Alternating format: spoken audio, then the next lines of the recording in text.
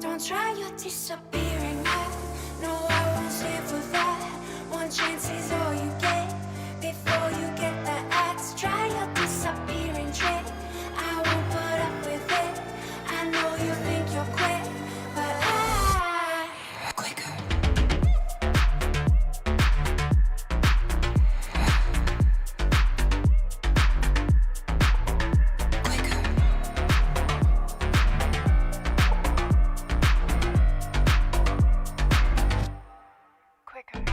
Don't forget, I know your weakness. Don't be so facetious. I leave you here in pieces. I know you know I care. You overlook my strength. Don't make me get my fangs out. I know you thought I stayed. Don't try, you're disappearing now. No, I won't stand for that. One chance is all you get. Before you get the axe, try your disappearing trick. I won't put up with it. I know you think you're quick, but quicker.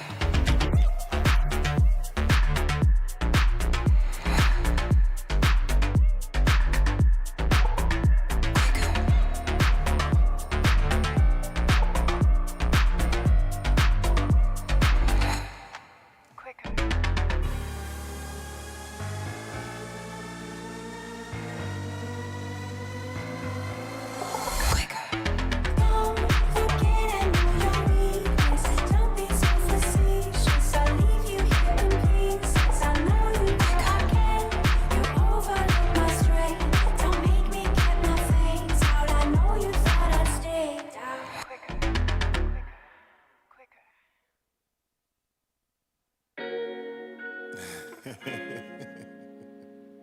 Man, I just want to lay in the shade, get in those shade, you know what I mean?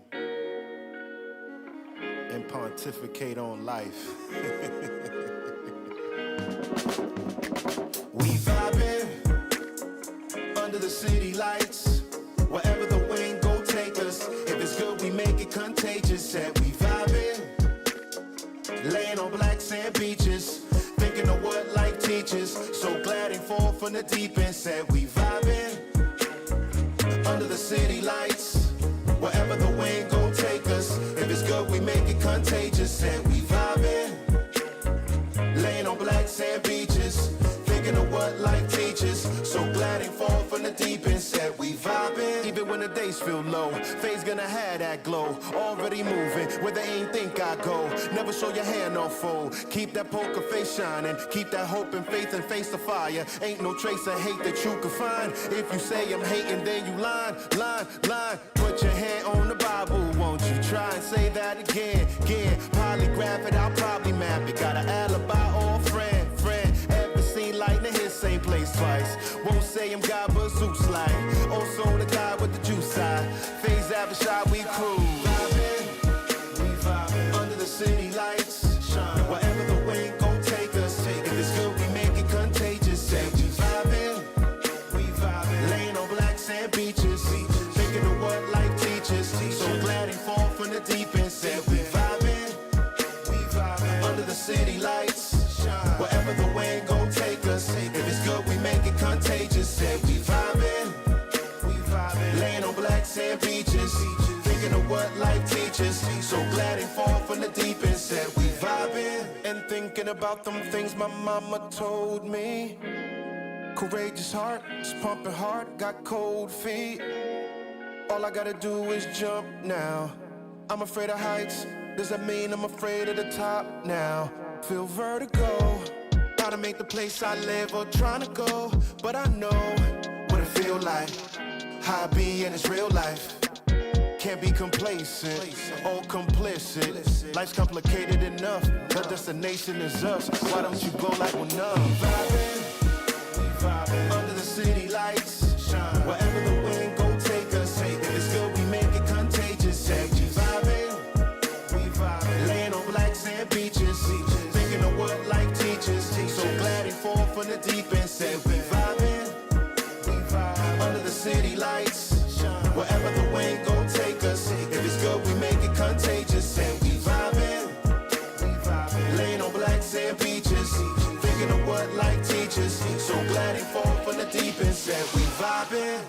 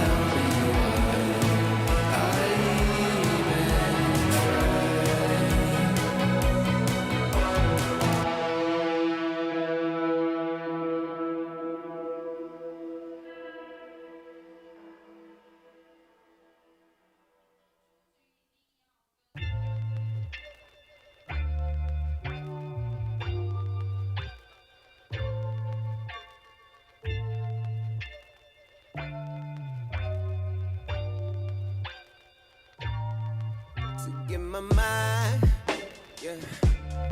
You gotta say something to get my heart back, baby. You gotta say something. My skinny jeans, your leggings, no two gon' do better. But you gotta love yourself first. Before I could be that brother, grow a little, gotta search. Get in touch with your feelings. No, you hate the 9 to 5. You live in the catch the spot. I'll be your Mufasa, I'm your Leo, I'm your lion. I don't really care about your hair length or your diet. No, you hate working and you working sick and tired. I can be the vibe, girl, the vibe that you tryna find. Get my mind, yeah. You gotta say something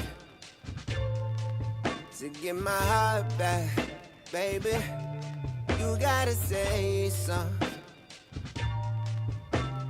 Say nothing, I'll find it through someone new. I close my eyes and I just hope it's you. Hope it's you, but you gotta say something. Whole house looking like a scene out of Insecure. Talking about dreams, but you thinking fit. Floating through life cause it's sink or swim. Take what you want by the horns and ride. You only want truth, but they told you lies. Get on your knees when you pray to God, and that's a capital G when I'm saying God.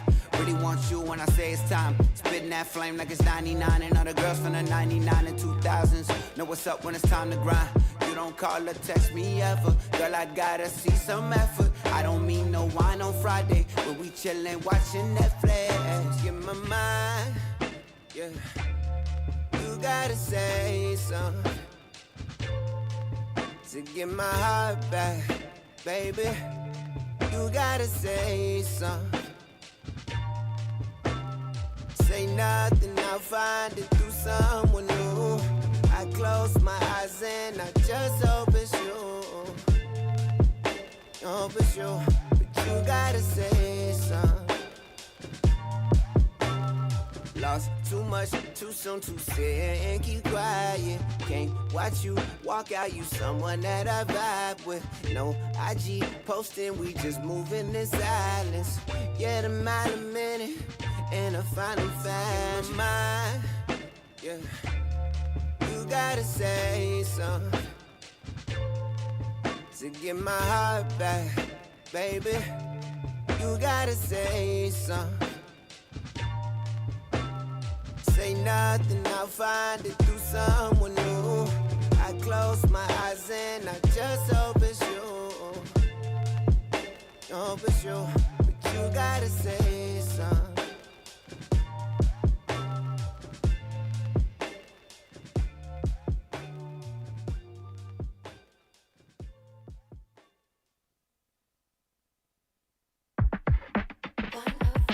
Ice, give me that ice, give me that cool girl, isn't that nice? You like it, right?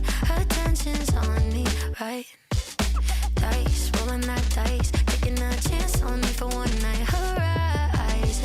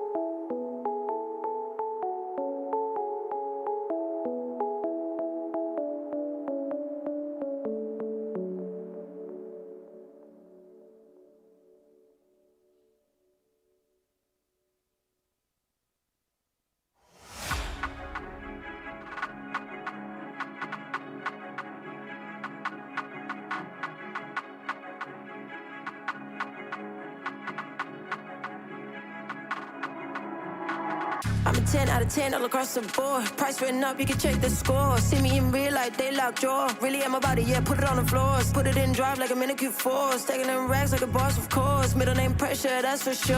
Bitch, I'm a dumb at LA, you know. CEO, got a boss energy. These hoes ain't all fucking with me. Everything nice, yeah, everything real. Talk to me nice, for real, for real. I don't play that, I've been in my bag, I stay there. I got plans on top of plans, and I do not intend to play fair. I'm going in, that's all I do. Standing on business, that's what I do. Phone blowing up, bands come through. I'm on top again, what's new? I'm staying here, I like the view. I got options, I ain't gon' lose. I'm a savage and I'm cute. Talk to me nice or you get the boot. Talk to me nice, don't talk to me crazy. Yeah, 10 out of 10. Yeah, you know I'm wavy. Yeah, talk to me nice, don't talk to me crazy. Yeah, bitch, I'm a don. Yeah, I'm not your baby. Yeah, I run it up, back it up, they just a fan. Look at me, bitch, yeah, I'm high in demand. I'm pressing play and they pausing their plans. Feel like a DJ, I'm running the bags. Catching the service, damn, look what I started. I'm killing shit now, they can't do nothing about it. I bet on myself, give a fuck if they doubt it. It's up and it's stuck, you know me, I be wildin'. I'm out if they ain't tryna pay me the fee. I'm bad as fuck, I got places to be. Look me in the eyes when you speaking to me. I'm knowing that they want the spot that I'm in. Hair, nails, everything did. Feel like a model, I'm out of your league. Drinking my water, protecting my peace. Just hitting the pinnacle, shooting them breeze. It's your bad, yeah, you know that. Take a picture, yeah, that's Kodak. I get in my bag, you know that. Been a girl, hit the throwback. It's your bad, yeah, you know that. Take a picture, yeah, that's Kodak. I get in my bag, you know that. You know that. Talk to me nice, don't talk to me crazy. Yeah, 10 out of 10. Yeah, you know I'm wavy. Yeah, talk to me nice, don't talk to me crazy. Yeah, bitch, I'm a don. Yeah, I'm not your baby. Talk to me nice, don't talk to me crazy. Yeah, 10 out of 10. Yeah, you know I'm wavy. Yeah, talk to me nice, don't talk to me crazy. Yeah, bitch, I'm a don. Yeah, I'm not your baby.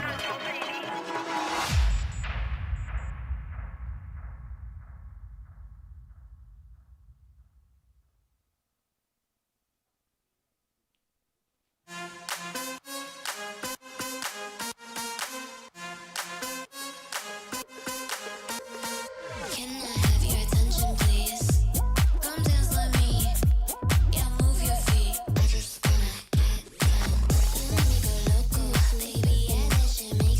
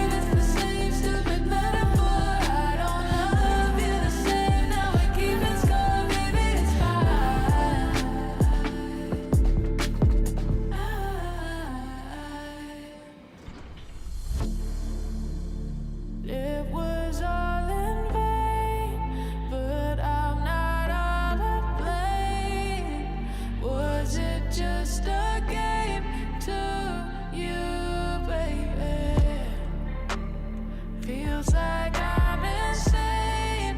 Got your heart on my brain. I see it as a warning. I feel it as I'm falling. And I know it's the same thing you did before. Made me stay, saving face when I needed more. And I'm holding a space, too good to ignore. Baby, it's fine. 'Cause I know how it feels walking out the door when I leave. It's the same stupid metaphor. I don't love you the same, now we keep it good. Baby, it's fine. And I know it's the same thing you did before. Made me stay, saving face when I needed more. And I'm holding a space, too good to ignore. Baby, it's fine. 'Cause I know how it feels walking out the door when I leave. It's the same stupid metaphor. I don't love you the same, now I keep it score. Baby, it's time.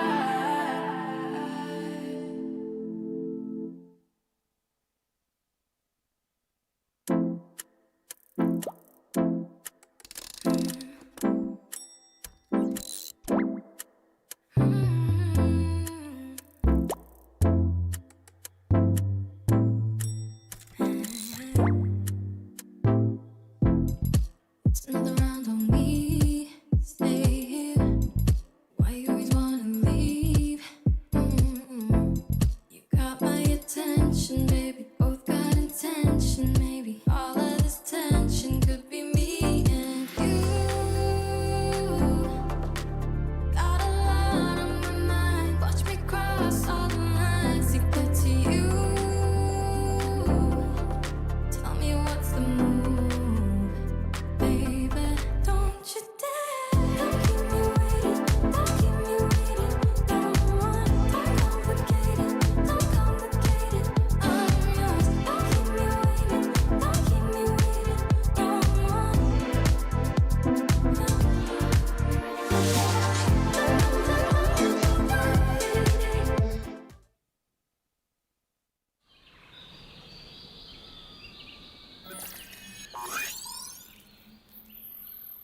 Welcome to Asia's largest online poker room.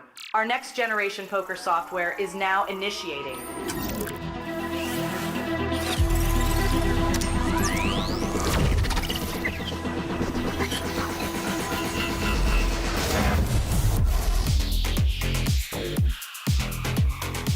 Elevate your online experience with a wide variety of poker variations to choose from.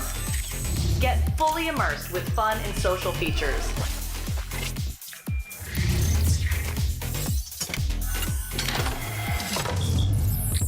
Level up your game with PokerCraft and Smart HUD. Unlock a wealth of rewards including cashback, bonuses, and jackpots.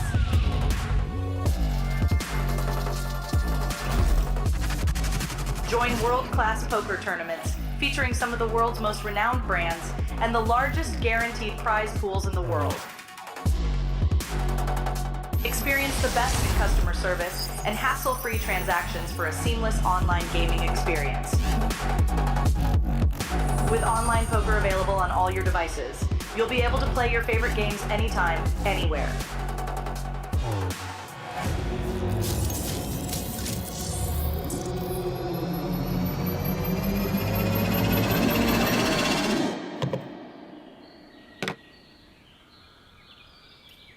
Sign up now and elevate your online poker experience today.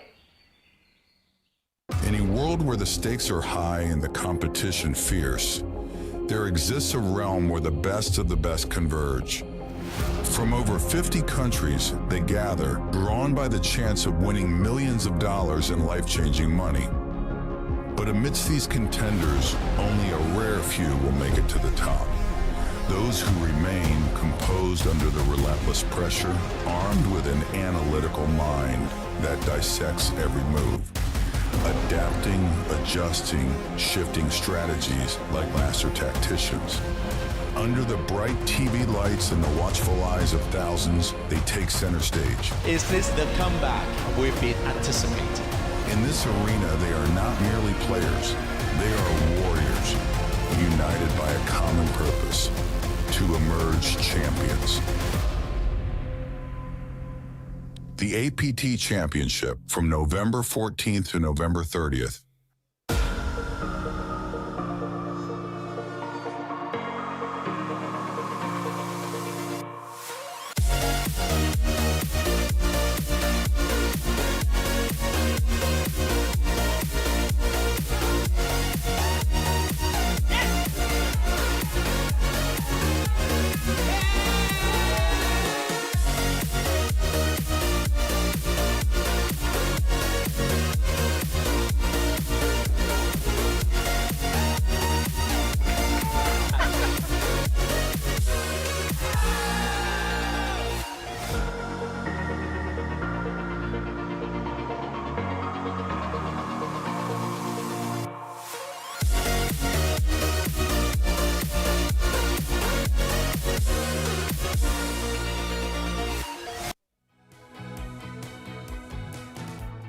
Welcome back, everybody, to the Asian Poker Tour here in Jeju, South Korea. It is the moment you have all been waiting for. It is the main event coverage. I am Pocket Kyles, and I'm joined in the booth by Sam Insole. Good morning, Sam. Good morning, Kyle. How you doing? Doing pretty good. So yes, like you said, we are covering the main event, day 2. I woke up early this morning. Looks like we're sitting on around 1,527 entries. That number is slowly climbing. We do have in live time another 45 minutes for players to enter. Looks like we're above 1,570 entries right now. Our last event here was 1,089 entries, which Shishang Luo did take down, and I have been informed he has returned to the field. Ooh, exciting. We'll see if he can make the repeat win. But for now, we are down to 581 players here on day 2, battling it out. Of course, we had some different structures on day 1. We're going to be down to 60-minute levels for day 2. All the same action, all starting on level 11. That will be 700, 1,400 blinds. And late reg is not even done yet. We've still got an extra hour of late reg today, and we've already shattered that guarantee by about $1 million. Absolutely breathtaking. Of course, there you see it on your screen right now. This coverage will be going on for the next few days. We are just starting with day 2 today, the first live stream, and then we'll be playing down to a winner over the next 4 days. Yeah, we will be rotating feature tables in and out so you folks can get a glimpse of the different types of players that we have on display here. Currently, we are going to be featuring our chip leader, Maxim Sorokin. He'll be our most experienced player at the table, sitting there with 687,000 on his hand and mob. We did see him in Incheon. We got quite a few glimpses of him in our day 2 coverage. He did not manage to secure a cash, but given that he has the chip lead coming to day 2, let's see if he can make a deeper run at this. This is a quick look at some previous winners, including Hee Junji, our most recent main event champion in Incheon, just a couple months ago. Back in Taipei, we had Akira Takasuki, Manila Ivan Govorov, and the last time we were in Jeju, back in 2024, it was Luo Shishang. But as Sam has just mentioned, Maxim Sorokin, the top of the chip leaderboard here going into day 2, 369,000 chips, starting from a 40k starting stack. That's almost 10 starting stacks. There's some notable names here, right? Martin Sedlak making a return, 7th place in chips, 277,000. It is not easy to grow a stack like that in just 10 hours of live play. That's only 250 hands to get up to, quick maths, 7 starting stacks, just shy of that. And of course, our chip leader with 9 starting stacks. That's not easy to do, is it, Kyle? No, not at all. And you got to remember, it's the main event. People aren't coming in here just punting away their chips like it's a hyper turbo at night. These people are putting some hard-earned money into this, and they are fighting for their lives to run deep in this tournament. As we said, 523 players remaining today, an average big blinds of about 83. Late reg still open, ongoing for the first level, so about 1 hour. And then we will finalize the prize pool and let you know how many entries we have officially. Hosts are going to introduce us to the main event live on the field, and we'll tune in to see Isara with the breakdown of what's going on live out there on the tournament floor. I don't think we're going to break 500,000 for first place, but I reckon it'll be quite close. Interesting to see. Last time we were here, it was just around 300,000 when Liu Shishang took it down. That was 1,089 runners here in Jeju for a top prize of 305,000 US dollars. We are going to absolutely smash that this time. Our biggest ever main event was 1,000. Where was it? It was Incheon with 1,281 runners.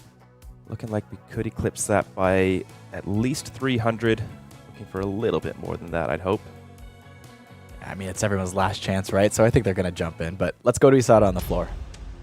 Sawadee Welcome to APT Jeju main event, the flagship event that draws in the most amount of entries at every series. And guys, believe it or not, we have already met the guaranteed 2.2 billion Korean won just by Flight 1B. Not only will the champion walk away with at least 500 million Korean won, the award-winning Gold Lion trophy, but also in this case, an APT Championship main event ticket that's worth 10,000 US dollars. Chinese players make up over half of the field, including former APT Jeju main event champion Luo Shixiang. 这一次对吧？一来就深深水下嘛，那就看后面会不会更加好运一点。挺好的啊，平常心。那希望看看能不能背靠背卫冕一下，因为我最近比较喜欢背靠背。We're also seeing first-timers to the APT from as far as the US. Hi, I'm Jess. I'm a professional poker player. I live in Las Vegas, and I've been traveling through Asia for the last couple of months. I busted one bullet in Flight A, and then I played Flight B, and I bagged, but I only bagged like 70,000, which will be 49 big blinds, which is pretty deep, but it's only a half or 2/3 of average stack, but it's manageable. And I mean, I think that the field is gonna be pretty large. So whatever money's up top is going to be good. My bare minimum that I want to reach is to play my A game. I mean, and that's like bare minimum is really hard. It's hard to play your A game 100% of the time. But I would be very happy if I could sustain my A game for the rest of the tournament. And of course, players from my own hometown, Thailand. What has been your biggest achievement in the APT main event so far? In main events only, I got third in Incheon in 2023, which is ages ago. But I'm proud of it, and the atmosphere on the final table was brilliant. I mean, it was fun, it was friendly, and it's kind of one-of-a-kind experience for me to FT in the main event. In main event Jeju this year, I bagged like 12 bigs into day 2, but I hope I can spin it up and hope for the best, prepare for the worst, right? And I'm like, just having fun, playing hand by hand. But I deeply, wholeheartedly believe I can get a deep run this year. For me, Asian Poker Tour was the best tourney in Asia, hands down. Everybody behind the scenes is working really hard to make this happen, and I just love the vibes here. It's kind of feel like home to me, and I get to see my family and all the Thai players here. We should also keep a lookout for the ship leaders from the respective Day 1 flights. So now that all of you are caught up, it's time for me to bid you farewell and pass it back to the present-day Isara in Day 2 of the main event here in APT Jeju 2025. Stay tuned for the live stream.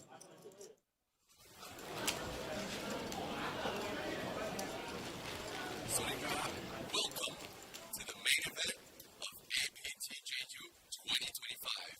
And here with me is Sarah, and I have with me both the president of the Asian Poker Tour, Neil Johnson, and Tyler Rusi, the tournament director. And let's start with you, Tyler. We have a lot of questions that I would love to ask you. Let's start with from a newcomer to a newcomer. It's my first time in the series here, and all these sort of mistakes. But also, I believe it's also the second time of the series. I would love to know what you're feeling about this main event so far. Our record-breaking numbers, we have 1,550 people counting. We have at least 40 countries represented, from Tunisia to China.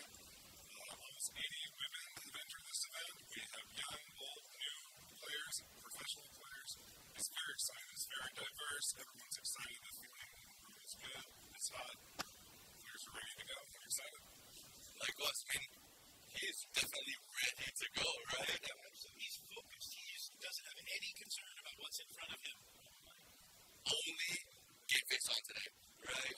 I do feel the same way. The room has been super energetic. energetic this morning, and of course previous days as well. And for you, Neil, I mean, as the president of the Asian Poker Tour, I would love to know, because let's take it a little back to Incheon in the previous series. We have literally broken the Korean national record for that, and it seems like we are doing the same thing in APT Jeju as well. How do you feel about that? Well, we made a joke in Incheon that we were hopeful that we were writing all the records in Insole because we had such a good turnout. Can we break them again in Jeju? Because we set many of them when we were in Incheon a couple of years back, broke them in Jeju the following spring. Now we set the records again in Incheon. Now we're breaking them again. And then you get today, as you said, we joke about the guy walking through, but today's day 2. Today is where we play the last of the cash-free poker. Because when we get to the end, we've got Asia's world-famous bubble coverage. You'll see me back here holding the mic, doing that.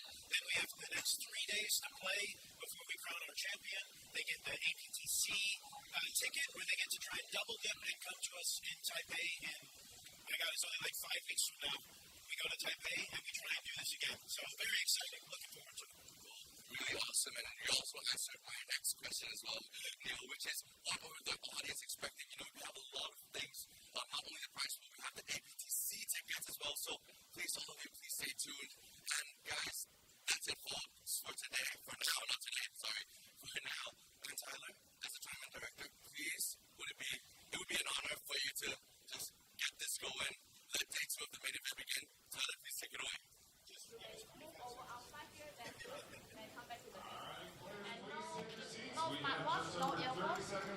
Please put that in your bag.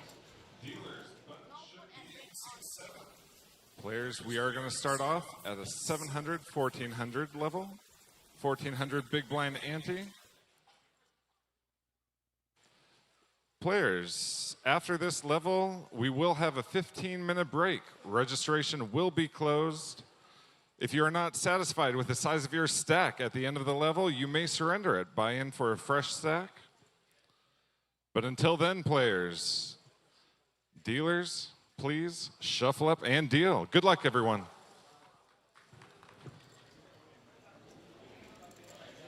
Thank you so much, Isara, Neil, and Tyler. Folks, you heard it. Shuffle up and deal. 1 more hour to go until registration closes. So very cool little tidbits of information.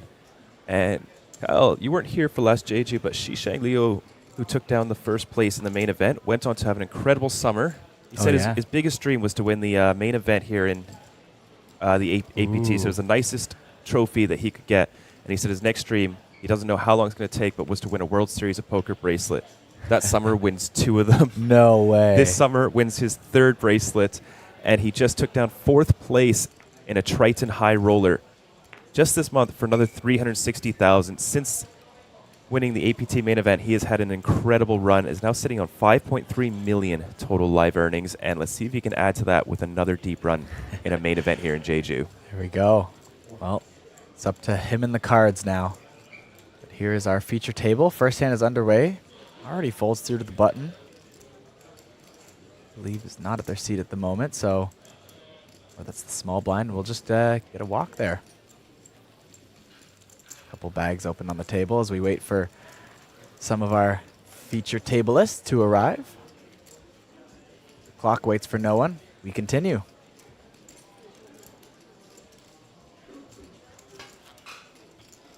We'll continue to update you on the player entries.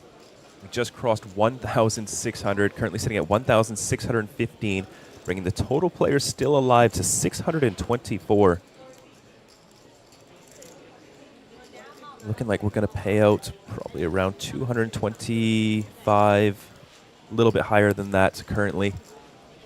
Still a little ways to go. As you can see on your screen there, 1,562 stream time numbers, but in real time up to 16:15 with still another half an hour to go real time. Hello, all of you joining us, and welcome back, Justin. It's been a little while. We missed you. Hello to Alejandro Ayala and JJ as well.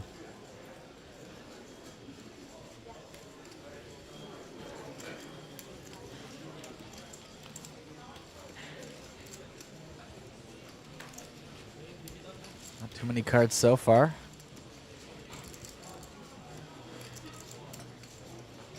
We have Maxime Sorokin, ace-10 of clubs. Was here in Incheon, got 3 small cashes, but unfortunately did not manage to cash the main event in Incheon. He was on our feature table quite a few times. I do remember that hoodie as well. You see Emi Oiki sitting down as well, just getting to the table. She's looking to cross 100,000 on her Hendon Mob, but she had an incredible Incheon series, Kyle. She's runner-up in the No Limit Hold'em Turbo High Roller for $12,000. Another second place finish in the Super Hyper Turbo for $5,000. A very deep Final Four tables run in the Zodiac Classic, which is good for $6,500. And most notably, she took down the women's main event for first place, good for $8,700. Just an incredible Incheon stop. Let's see if she can continue that run here in Jeju, the main event.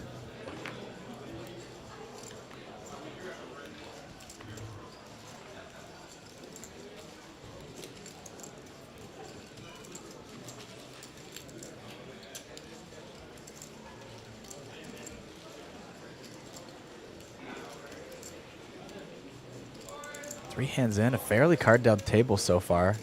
Only really seen that one hand from Sorokin.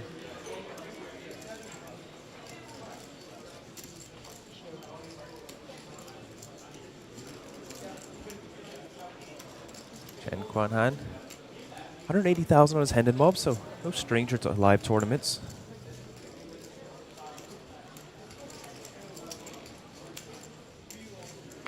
Just shy of the top 100 in the Taiwan all-time money list. Cash here might help bump him into that. We get our first flop of the feature table on day 2. King, Queen, Jack, all of hearts. That's top pair for Huang.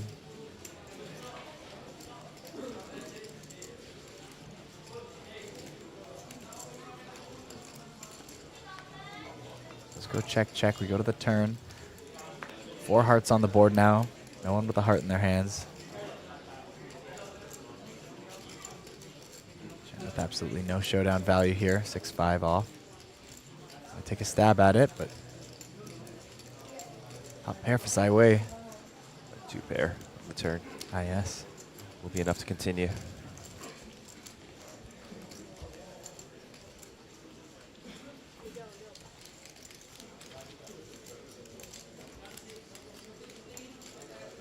Flop was a little bit better for Huang. However, the turn puts Chen's range back into the lead.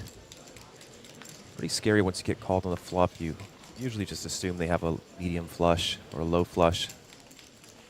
Typically don't see too many players go for the river bet after being called once. Looks like Chen is going to check it. Long checks back and we'll take that one down.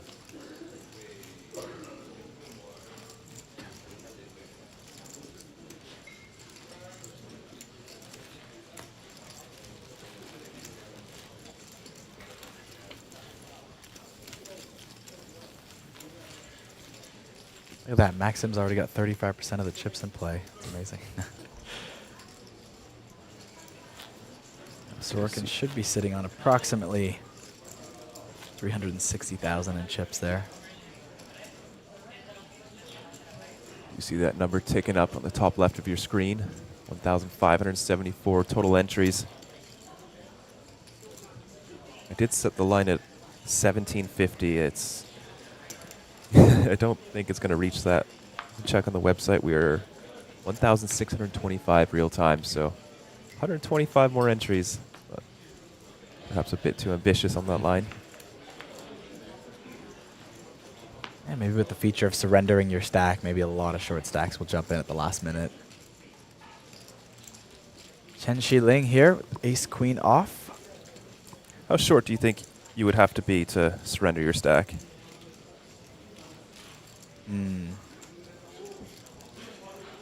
I guess yeah. At the end of this level, we'll be at the 800 1.6k level, so it would still be good for 25 big blinds. 40 bigs, or 40k stack.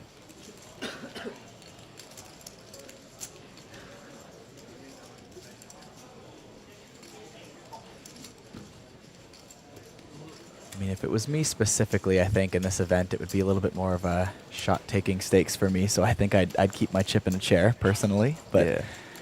Obviously, if you're someone more properly rolled for this event, I think maybe under 5 bigs would be a nice place to surrender for me. 10 I think would be too much. Yeah.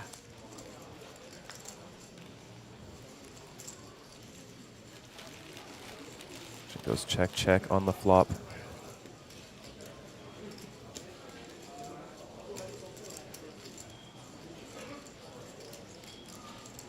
Chen looking to delay. Chunky bet, sizing up on the turn to 4,000.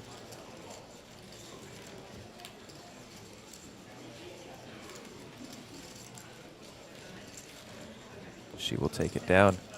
Chen Xianling, 50,000 on her Hendon Mob. Gets the best of Bao Fang Shang, who has 124,000 on his Hendon Mob and just hit his biggest ever tournament score only 4 days ago, taking out 3rd place in our 1.1 million Korean won buy-in Mystery Bounty Hunter, which was good for $62,000.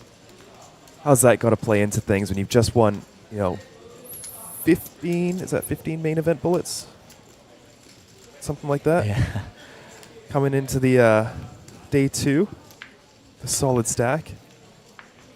Definitely feel a lot more focused on just the game at that point, if it's not less of a shot taking, you never try to think about the money or play scared money, but if it means a little bit more to you, it's kind of hard to get out of that mindset sometimes. You got a bit more to play with, you're probably just happy to be here and not afraid to take tighter spots, because if you bust, well, still got 14 of those buy-ins left behind that you just won recently. But Shu and Bin here with the pocket queens out of the gun. Going to run into Emi Oiki's pocket 8s here. Their call in early position. And your hand just might come along here with Jack 9 suited.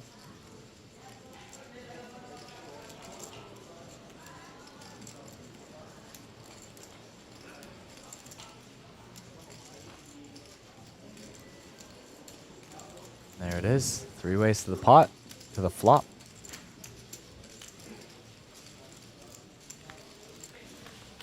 Speaking of the mystery bounty, Andrew Han, another deep run in the same tournament. Good for only $1,900, so a little bit above a min cash, which was 38th place. No one can be too excited with this ace-3 deuce flop. Shu and Bin still with the best of it.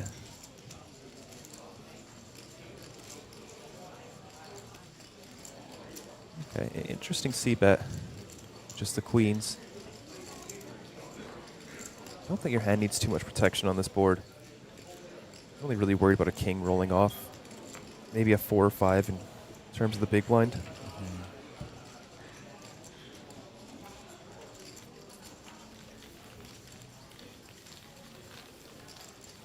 Shu Wenbin with just 20K on his Hendon Mob. No real major cashes. Best live cash was about 5,900 USD. We did take down second place in our Hyper Turbo also 4 days ago. Everyone at this table seeming to have a pretty big result just 4 days ago. Right. That was his best cash so far. So yeah.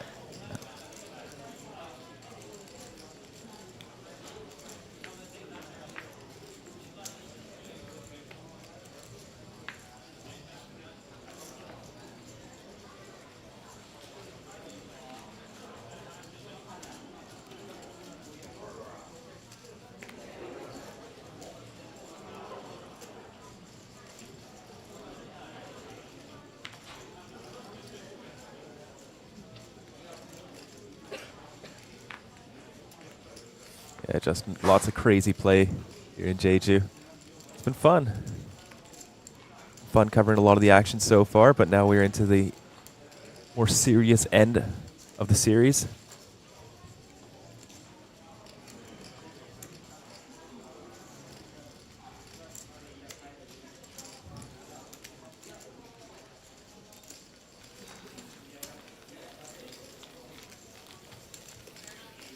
Currently 1,637 entries, about 15 minutes left to go.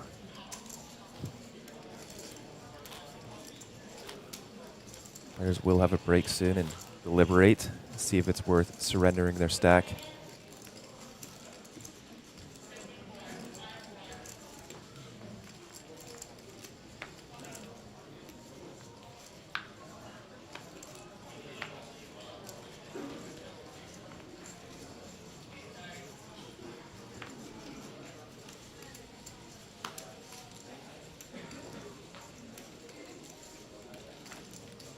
Ace-Jack suited for Chen Guanhan.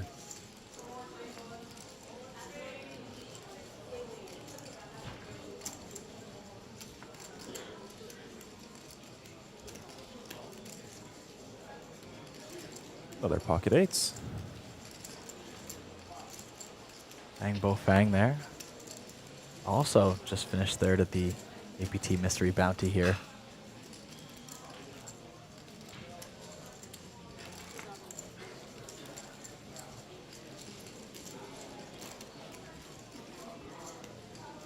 Chen not looking to give up her ace-4 offsuit in the big blind. Will be dominated by Chen's open.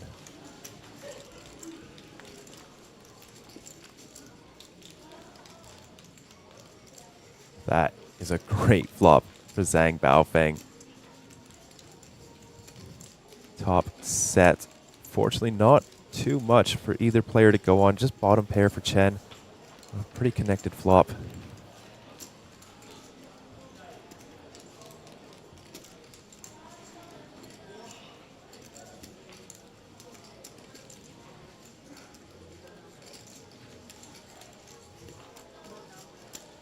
$4,000 is the bet.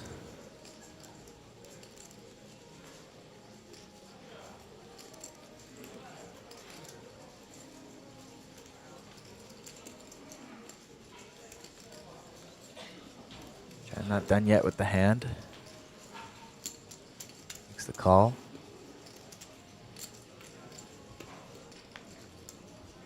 Go to the turn, and it's the 4 of diamonds. Trips now on the turn for Chen Shangling, but it does turn Zhang's set of 8s into a boat. That is a disaster card for Chen. She may even lead on this turn. Just 2 SPR behind for Zhang stack. There's the lead. Nice size as well.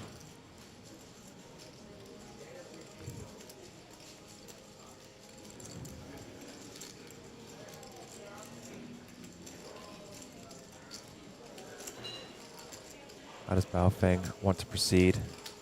You can raise, get a little bit more value from some draws right now. Just slow play, your hand is locked up. Off to the river, 1 pot size bet behind. 9 of hearts, so front door flush does come in.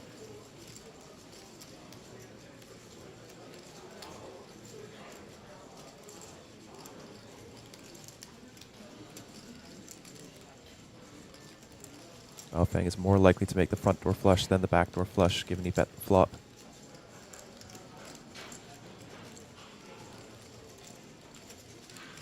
Chen will block bet the river. He's about to get some very bad news. In a tough spot with trips. I think the ace kicker is quite irrelevant. I don't see Shang ever making trips here. I suppose ace-4 suited, but that's completely blocked.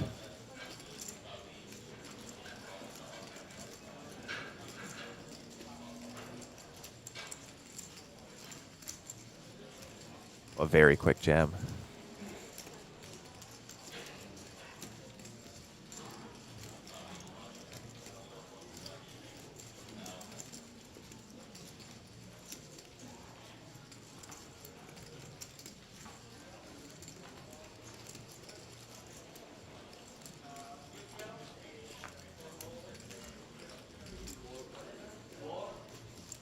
Very tough to imagine what Shang is bluffing with. Maybe something like ace. I don't know. Maybe 8-7. I think that takes a bit longer and thinks about calling. It's tough for him to have pair plus ace of hearts blocker, given he flatted pre-flop.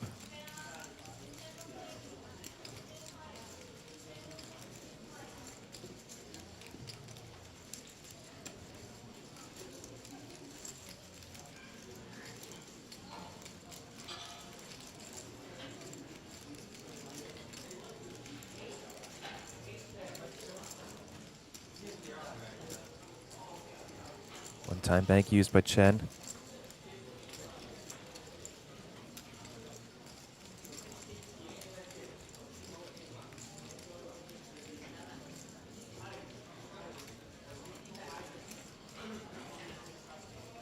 You know, she's losing to flushes, doesn't have any flush blockers, losing to boats.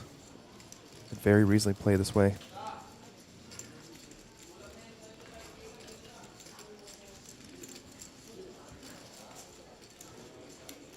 Not sure something like Jack 10 of diamonds goes for value.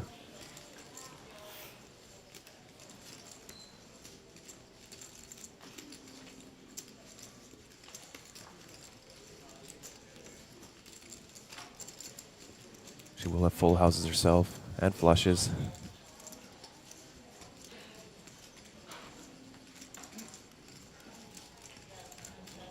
Such a good price too. Only 20K to call. There's 70,000 out there.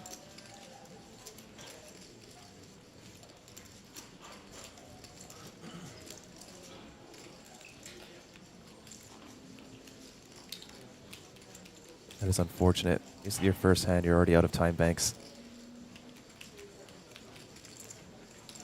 Getting close. Maybe 10 seconds remaining to make her decision. And there's the fold. Nice fold. At least she'll get the closure being able to watch it back on stream. Know that she made a good fold. Very tough to be bluffing in that spot. Quite easy to have value. But it's still very tough to lay down trips.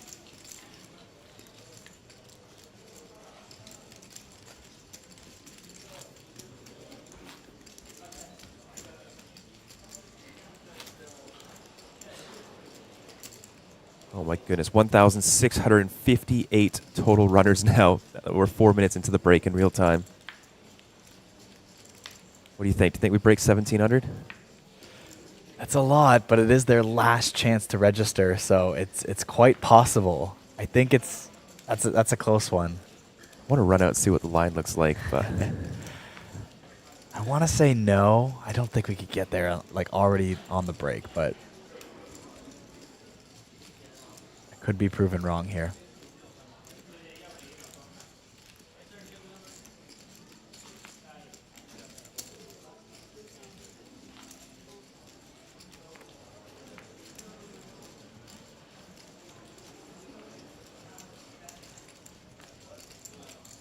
We opening in +2, but Chen Shenling with pocket queens in the small blind. Just lost a big pot. Maybe an opportunity to get some back now.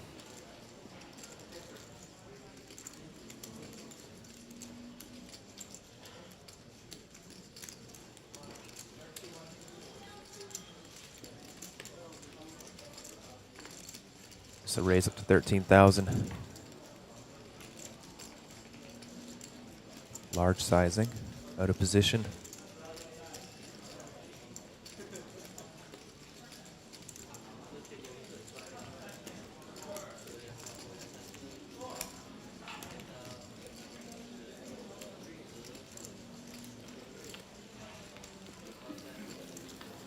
Very deep stacks for day two. Shu and Bin with 135 big blinds. Add your hand also over the 100 big blind mark. Just to note, players are going to come straight into day two. We'll be sitting with 25 big blinds, so very reasonable level of play.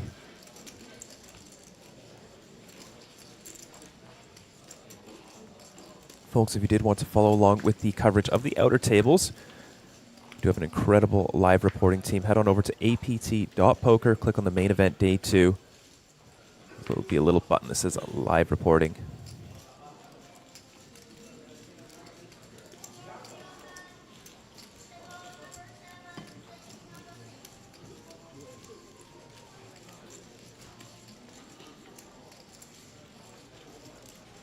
Pocket aces for Chen now under the gun.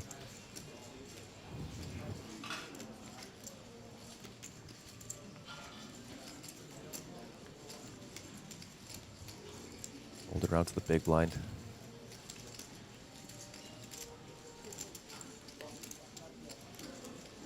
Wow, I didn't see that coming. That's a very tight fold. The queen nine. Interesting play from Sorokin. Not one to normally shy away there. Maybe thinking that his under the gun range is tighter than normal.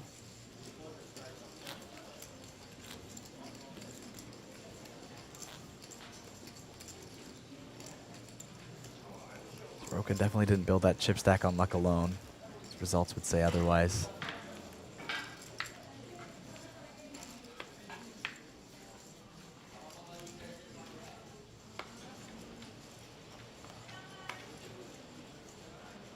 Deck's starting to heat up a bit now here. Wang Zaiwei, pocket eights under the gun.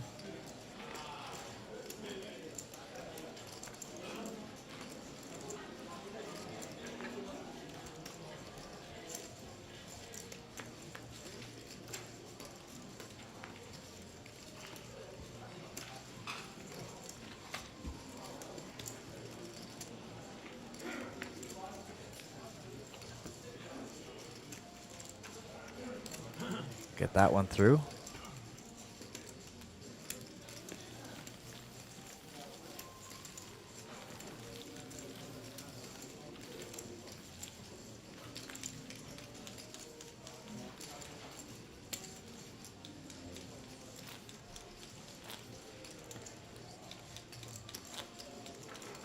Be very excited to see a first place prize of $500,000.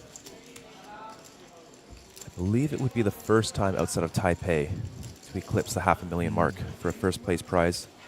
Currently sitting on a 3.7 billion Korean won prize pool. 6 minutes to go.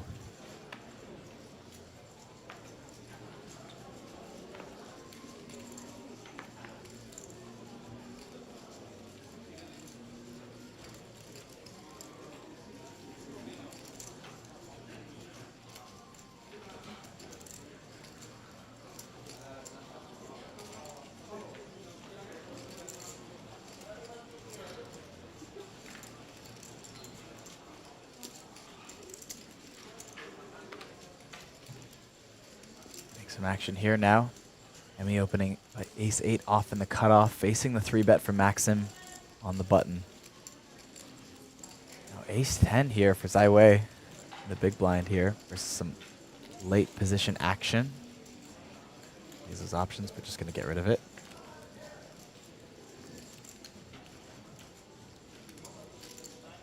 The 3-bet from Sorokin will take it down.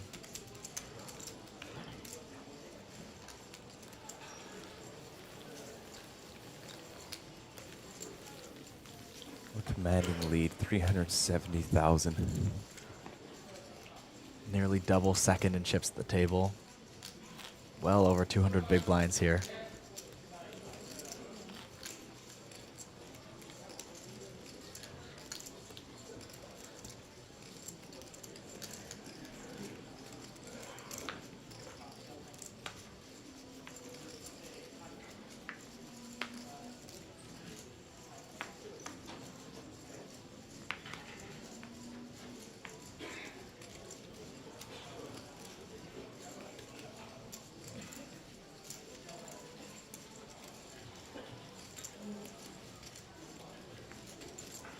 Three suited now for Chen on the button.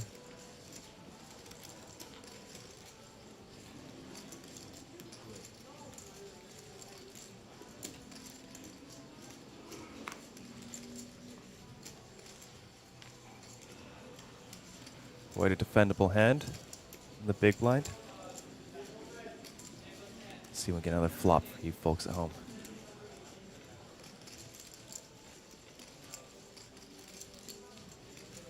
There we go.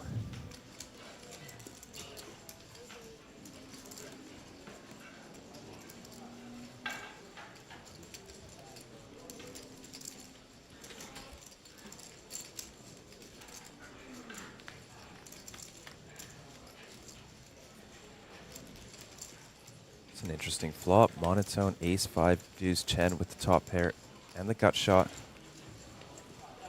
Not a great flop for the in-position player. Wisely checks behind. Will be a lock on the hand as Queen of Hearts rolls off.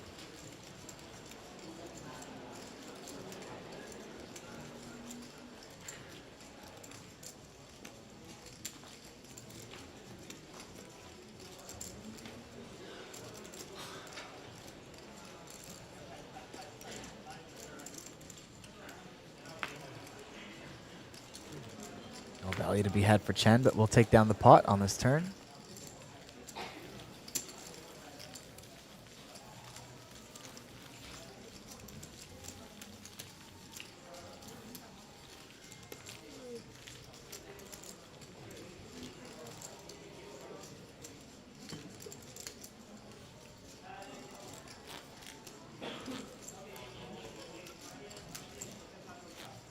You can see in the top left corner of your screen, late reg close in 31 minutes and 34 seconds.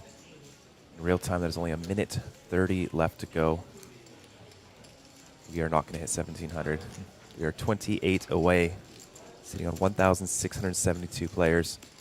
620 will remain in the field. It depends how quickly they update that, though. It's getting busy.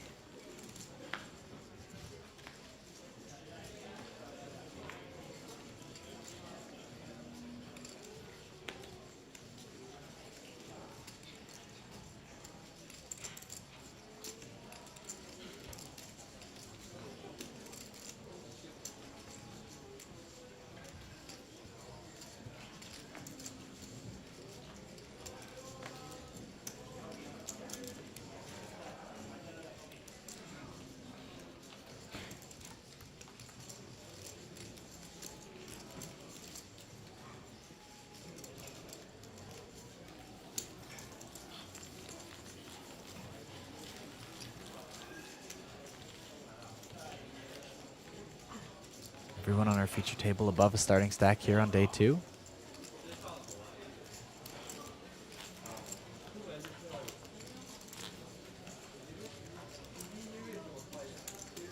And our shorter stack sitting on at least 40 big blinds here.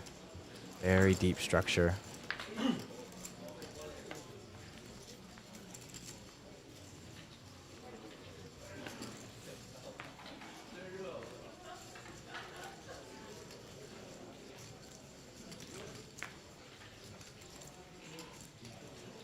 Sim Sorokin. King 8 suited there. Chen Quan Han now in the hijack with 9-8 suited. Gonna go for the open.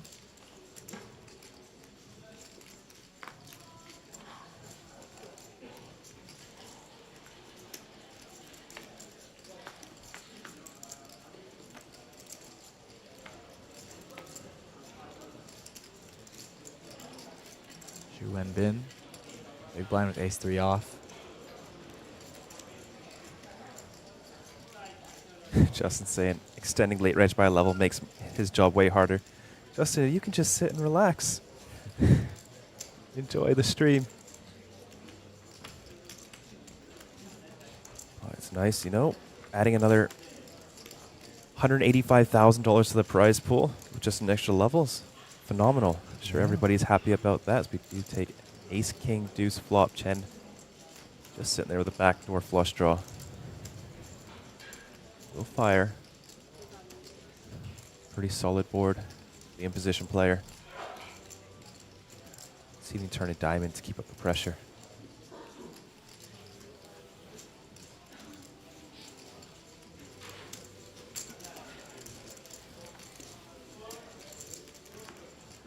There we go. The jack of diamonds rolls off on the turn. Not enough for Chen to continue firing. Looking like 4 SPR, so pot size bet could be in order here.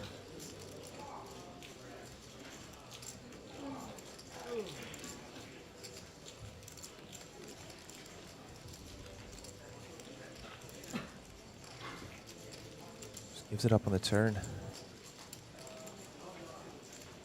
I think it was Chen that just fired once with a 6-5 of diamonds before flush board, right? Blind on blind. I think it might have been, yeah. Yeah, he's just looking to play straightforward, not take too many out of line spots. As Xu Wenbin tries to eke out a little bit of value. His weak ace. Trying to get called by a king or a jack. Fortunately, Chen just has 9 high. You know, with these main event structures too, you have a bit more time to find better spots if you think the spot is a little too close or... Yeah. Ace-king board is just so strong for you. I think I'd be very willing to bluff. You've got so much value. Yeah. So looks like we're going to get a proper final count for you folks, but it's looking like registration has ended. We're sitting on 1,682 players with a prize pool of 3.7 billion Korean won, smashing our 2.2 billion guarantee. That is absolutely incredible. I'm very excited to see that one.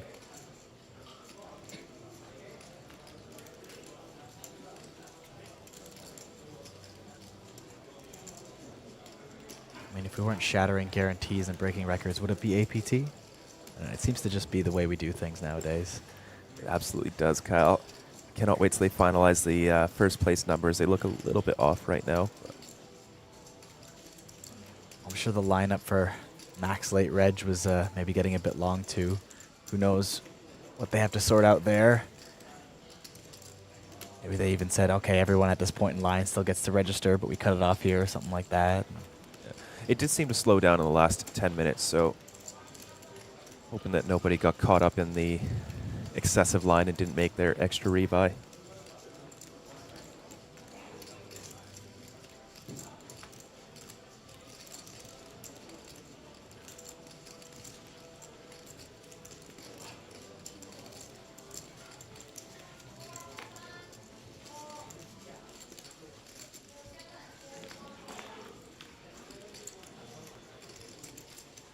Top pair, top kicker for Huang Ziwei.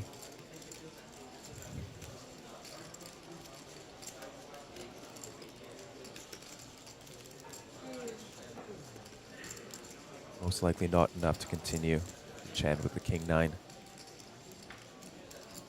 Backdoor straight draws quite weak.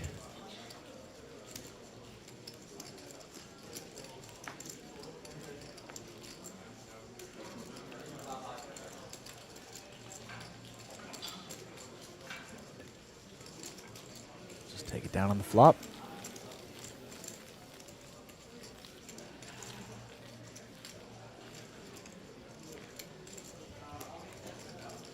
Quan Han, only player at the table under 40 big blinds now. Still plenty to play with here.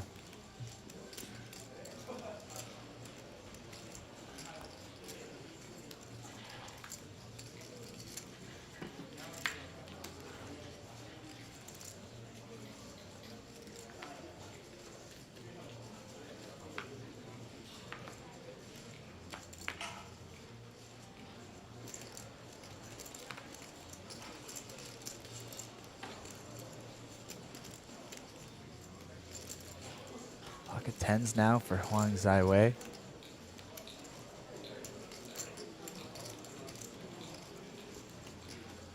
Ace King, Sang Baofeng. 40 big blinds effective. Neither hand really wants to get all in for this many blinds in these positions.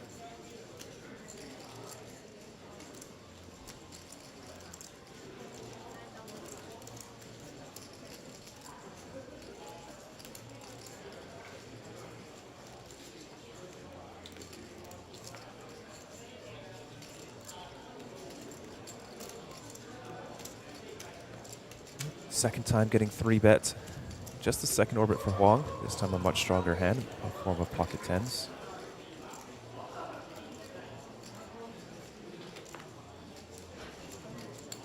We'll proceed with a call. Is ahead. Tens out of position. A very tough hand to play in a 3-bet pot. So take a flop. King 6-3. Shang Baofeng moves into the lead. He is running hot, making full houses, top pair, top kickers, and 3-bet pots. Third place in the mystery bounty. It's his week.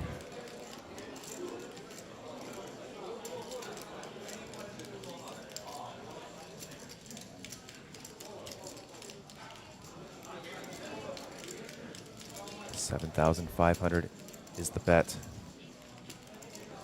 Long does have a little bit of backdoor equity with the 10 of clubs. Not folding just yet.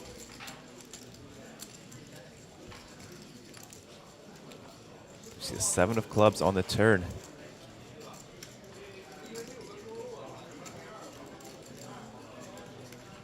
Baofeng does not have a club in his hand.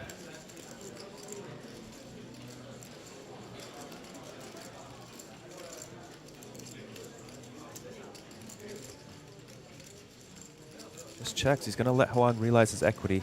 8 of diamonds on the river.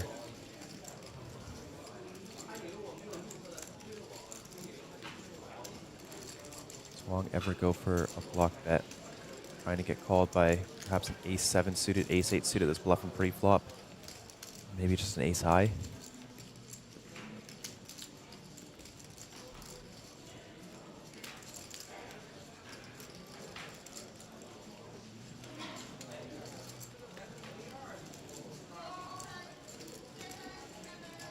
Sides against it.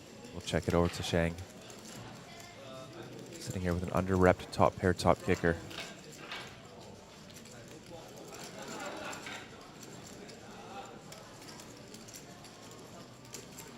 Goes for a very small bet, 12,500. This really leaves room for Hwang to come over the top, turn his hand into a bluff.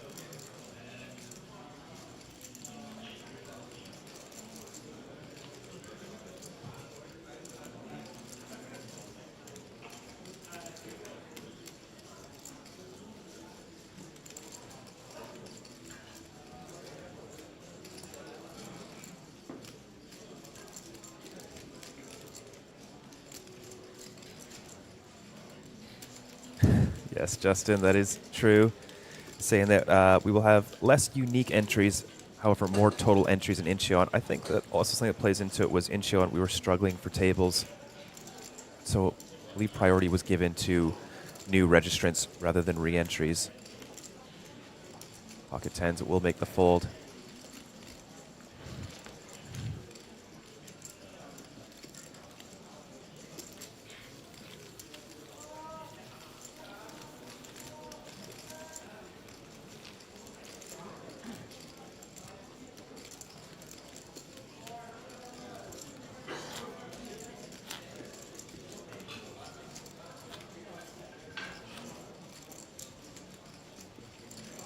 If you're tuning in, you haven't seen our live streams before, we do switch out our feature table on every break.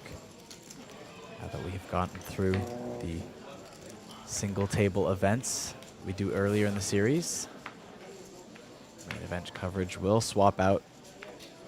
So you get to see a lot of different players, people who haven't been on the feature table before will get a chance to play some cards on TV.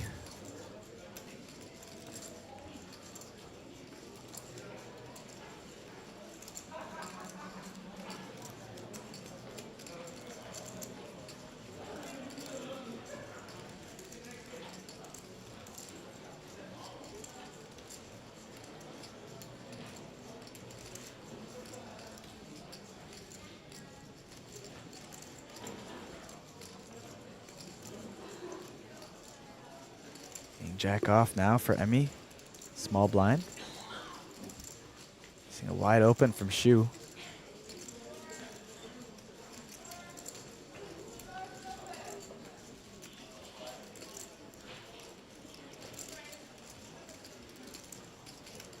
Goes for the 3-bet here.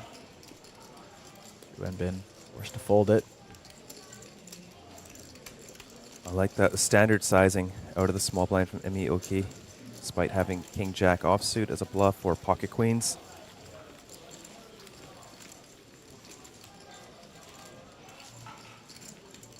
She's sitting there with 100,000 in her hand and mob. Very impressive. Of course, winning the first place for the women's main event in Incheon.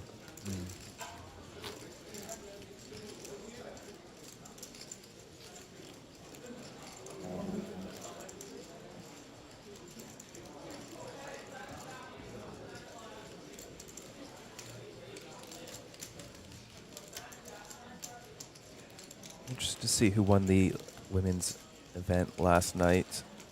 I believe we had the Thai actress play. Where is it?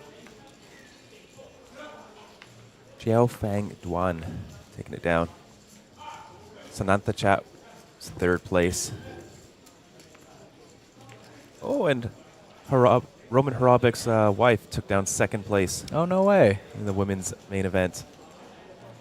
I'm assuming that's his wife, given it's a very uncommon last name. Chao Medi taking down 1st place in the single day high roller yesterday. That one played out till, I think, 3 in the morning. And I remember him coming in, he had the full sunglasses on, I believe he was quite hungover. And still wins a single day high roller for 170 million Korean won. Maxim Sorokin here in the small blind, king 7 of diamonds. Goes for a large raise. Chen Kwan Han with an ace in his hand in the big blind. Goes for the 3-bet now. Up to 15K.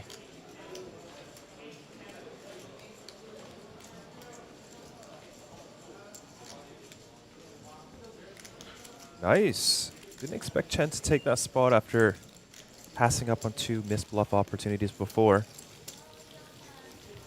Finds a very nice spot to take down 5 or so big blinds out there. Also, Kyle Daiji took down first place in the No Limit Hold'em Bounty. He was the runner-up in a super high roller. Yeah, almost was the shoe-in for the win in that tournament. Still a very accomplished second place win, of course, but glad to see him take home a trophy as well. Yeah, it's always got to feel good.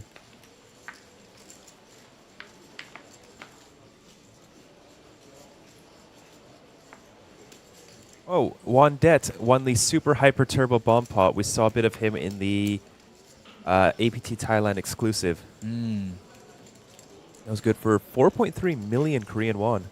Nice.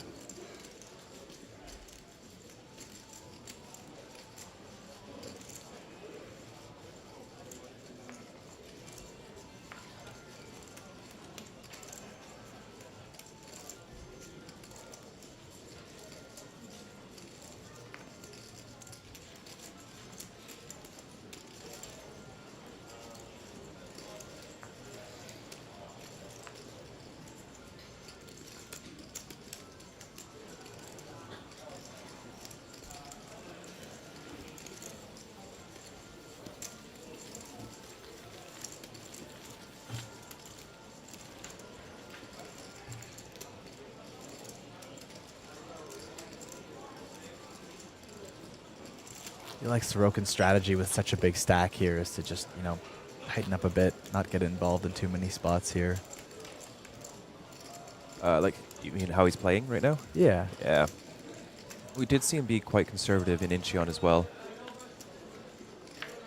Tries to pick just those above average spots.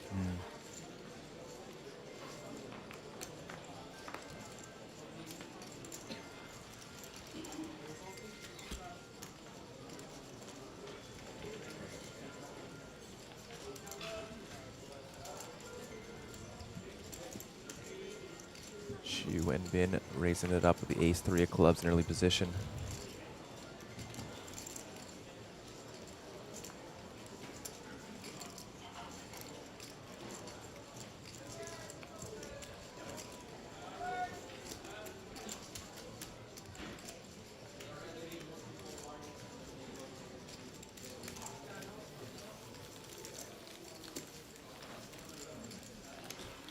Alright, once again for my players, English only.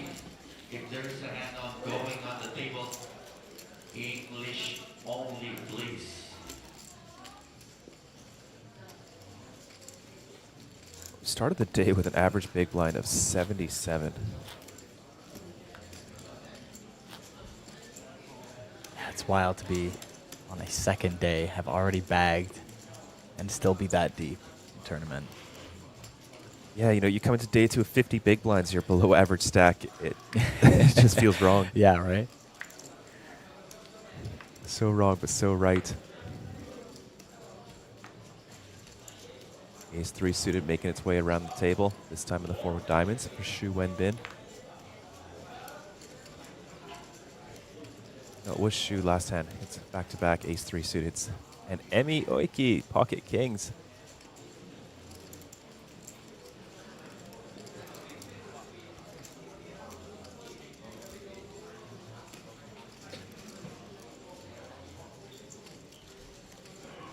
Here comes the 3-bet up to 10,000.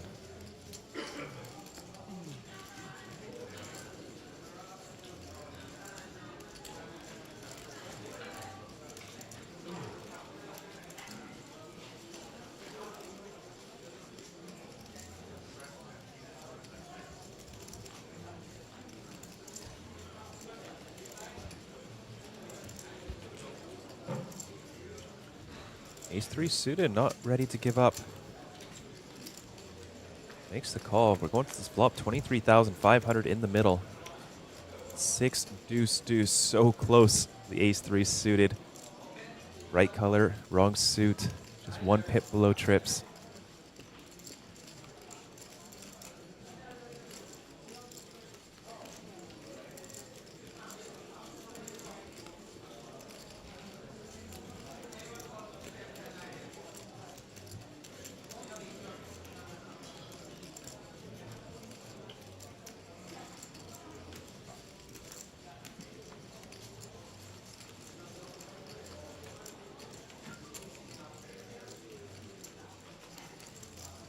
Chunky 17,000 bet.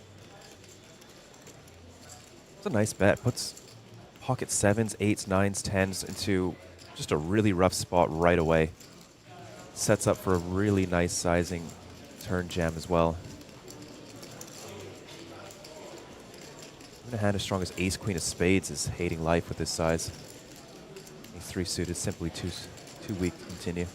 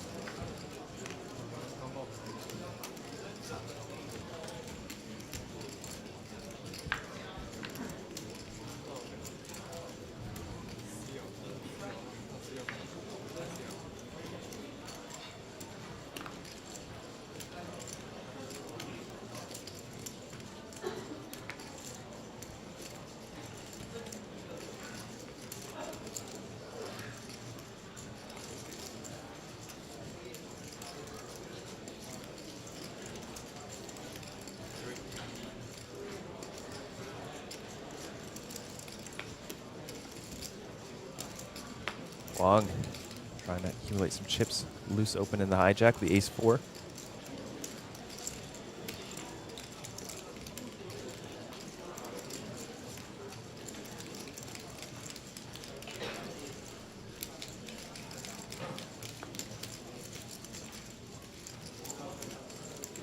Fang. Want to flat the Queen Jack on the button.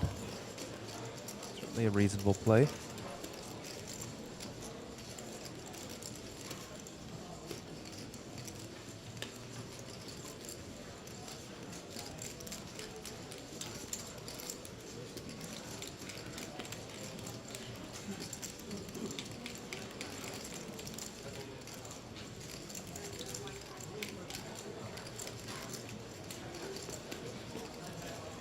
Bet. Putting on the pressure.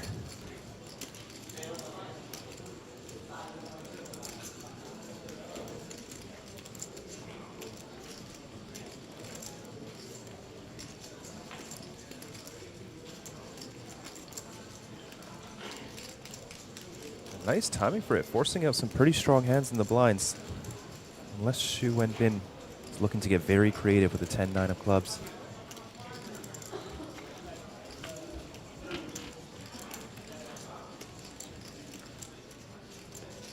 Back over to Wong, his rag ace. Getting 3-bet a lot at this table.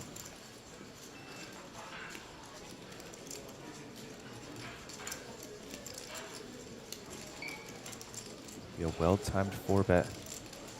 Even Bao Feng only has Queen Jack high.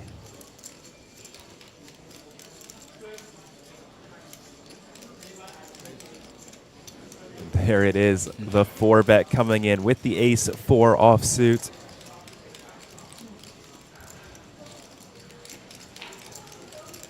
That looks big.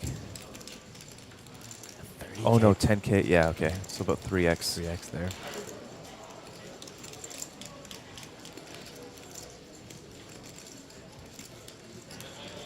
Gets jammed on, it's only 55K to call. Gets it. done. Look at that. Up to over 100,000. Just tired of getting 3-bet.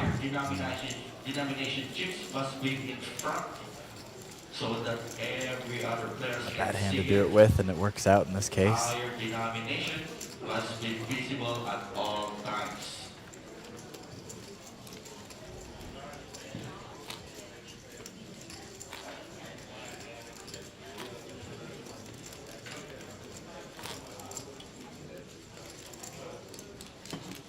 Wonder where he got that 25K chip from. Didn't realize we had added them in already.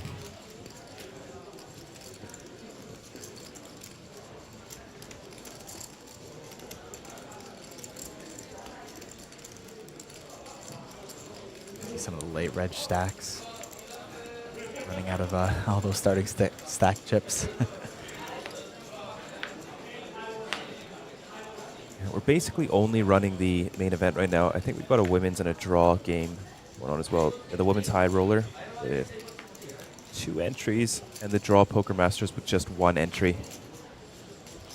We have a high roller day 1 coming up at 1 p.m. with a 4 million Korean won buy-in, roughly 3,000 USD. Got some crazy action here though. Maxim Sorokin, pocket kings and +1, running into ace king off from Huang Haiyu in the hijack. Is this Huang's first hand?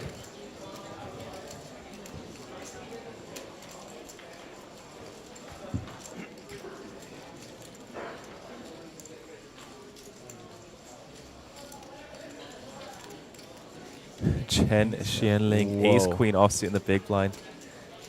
We'll be able to avoid disaster if she can find a fold. Certainly makes it easier to do so with Huang 3-betting the ace king.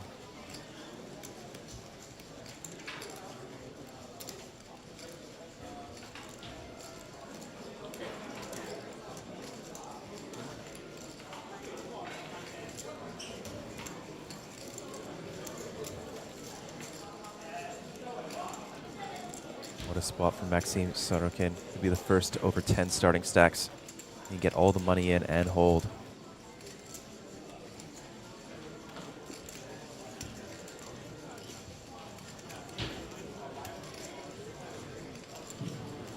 And main event players, in just under 4 minutes, we will be going on a 15-minute break.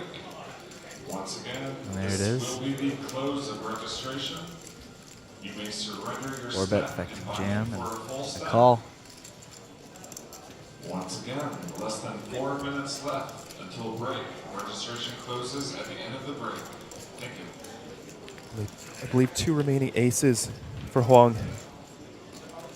That will not be one of them. Those suits do not help. And only one Sorry, only remaining one. ace in the deck, the ace of spades. Backdoor straight still available. Coming in now. 3 queens added to the outs on this river to stay alive. Ooh, the 10 of diamonds. Huang Hao-yu has been eliminated here. First elimination of our feature table on day 2. Certainly will not be the last, as we have got to get through a lot of people to get to day 3. That is so brutal. Given that he had exactly 40K, it looks like he just rebought. Got moved to the feature table, sat down, gets ace king, runs to the chip leader, stacked. It's an expensive $1,850 hand for Huang. Maxime is now eclipsed 10 starting stacks. I mean, it could have been worse. It could have been off of TV. No one believes you. I promise. I think on TV makes it worse. No? Oh, 1,693 entries. I'm not sure if we're still updating that, but might be. Could possibly eclipse 1,700 runners.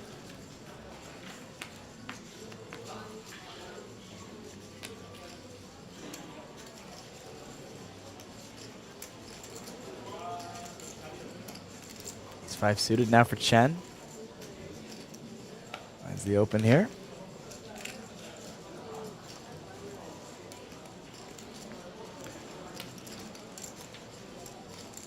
Pocket 10s for Zhang Baofeng. Running into some action hands here. This will be our largest main event outside of Taipei in the new era for APT.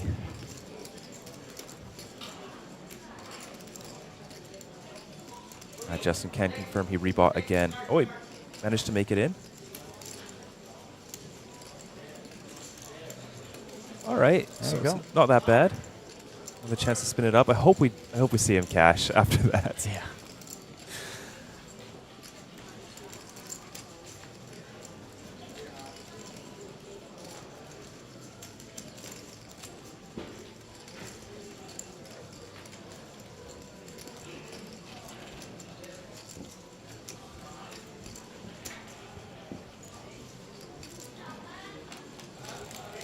Yeah, I'm omitting that one, Justin.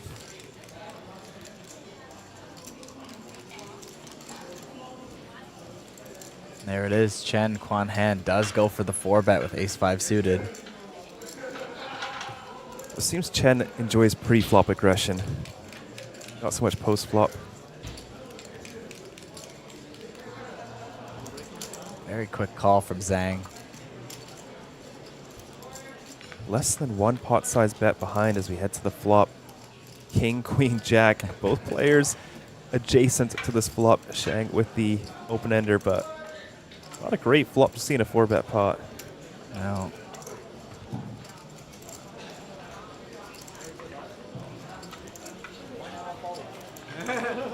It's Taiwanese. Of course, he 4-bets ace-5. Must have learned from Fan Chi Wei. I think you go for like a 10% bet here. I think your range is just so strong.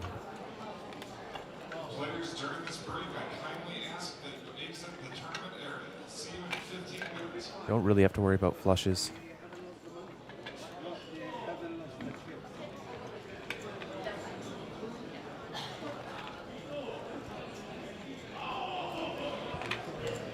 It's not the C-bet. It's 4-bet pot here.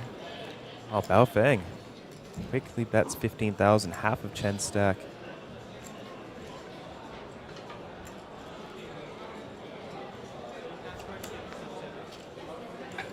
Baofeng will take it down. Wow. That'll be it. We are going to go to an early break here as it is the end of late registration as soon as this break is done. Everyone has the option to surrender their stack or maybe enter for the first time, potentially. Might have a couple of those. That was an action-packed first 2 hours. Yeah. Not exactly 2 hours, but I suppose an hour. 1 hour, but yes, it was, yeah, could have been 2 hours worth of action from what we saw. For sure, some nice folds, some nice aggression. But folks, we're going to take a short 15-minute break. We're going to shuffle up the feature table. We do have Punat Punsri coming in. So stick around, folks, and we'll be right back.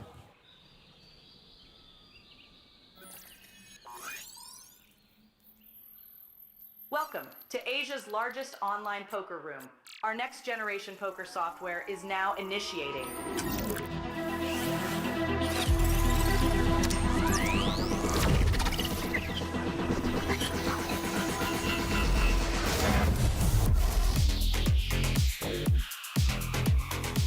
Elevate your online experience with a wide variety of poker variations to choose from.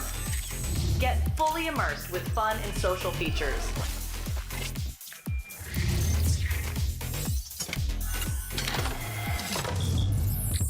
Level up your game with PokerCraft and Smart HUD. Unlock a wealth of rewards including cashback, bonuses, and jackpots.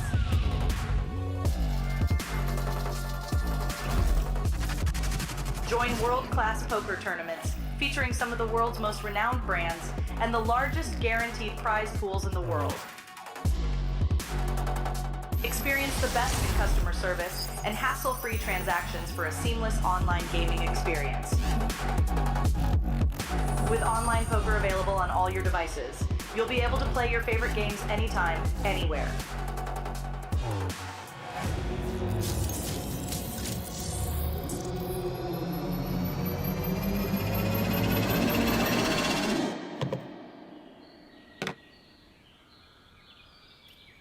Sign up now and elevate your online poker experience today. In a world where the stakes are high and the competition fierce, there exists a realm where the best of the best converge. From over 50 countries, they gather, drawn by the chance of winning millions of dollars in life-changing money. But amidst these contenders, only a rare few will make it to the top. Those who remain composed under the relentless pressure, armed with an analytical mind that dissects every move, adapting, adjusting, shifting strategies like master tacticians. Under the bright TV lights and the watchful eyes of thousands, they take center stage. Is this the comeback we've been anticipating? In this arena, they are not merely players. They are warriors, united by a common purpose: to emerge champions. The APT Championship from November 14th to November 30th.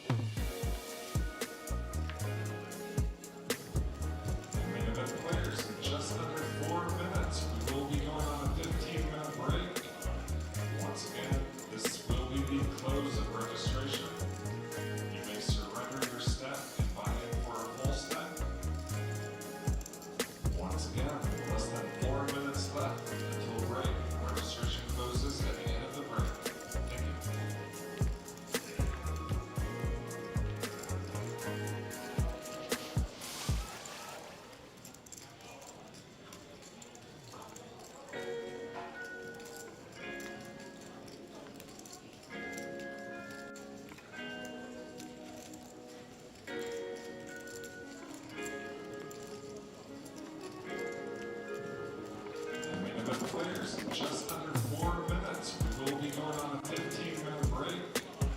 Once again, this will be the close of registration. You may surrender your stack and buy in for a full stack. Once again, less than 4 minutes left until break. Registration closes at the end of the break. Thank you.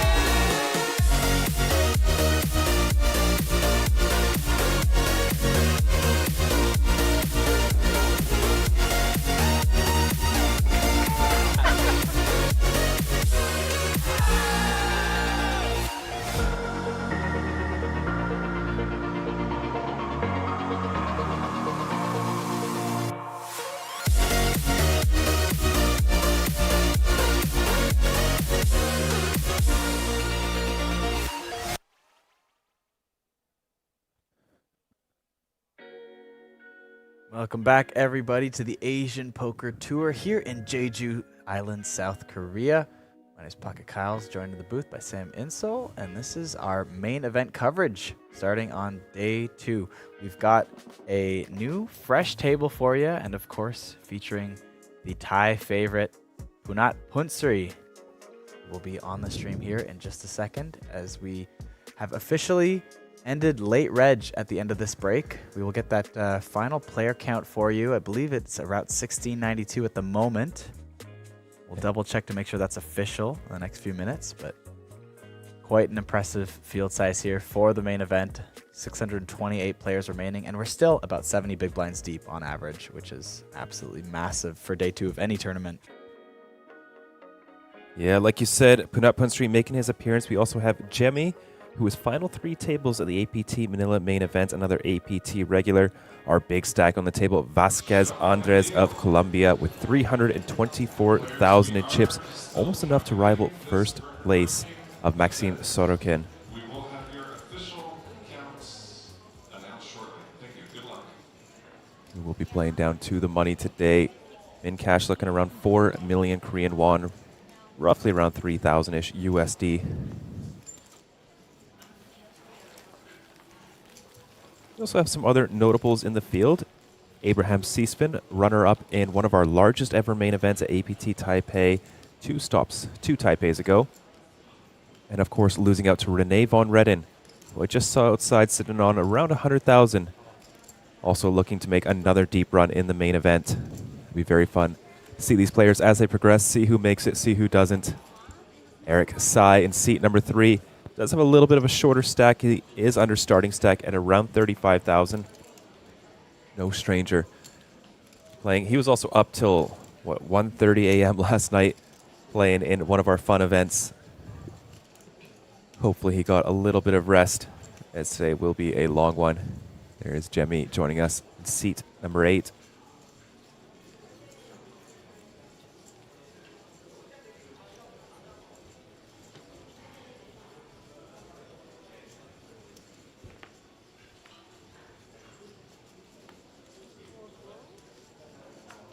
I like Andrea's sunglasses. Really cool style.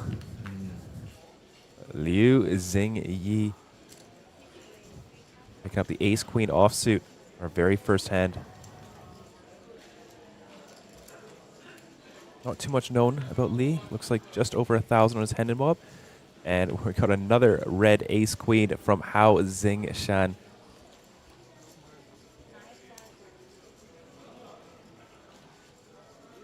He will choose violence, raising it up. Hao Zingshan of Hong Kong, only 20,000 on his hand and mob, so 2 relative newcomers to the live poker scene. Had a few cashes this year at the World Series of Poker. Nothing big, just a few low 4-figure scores.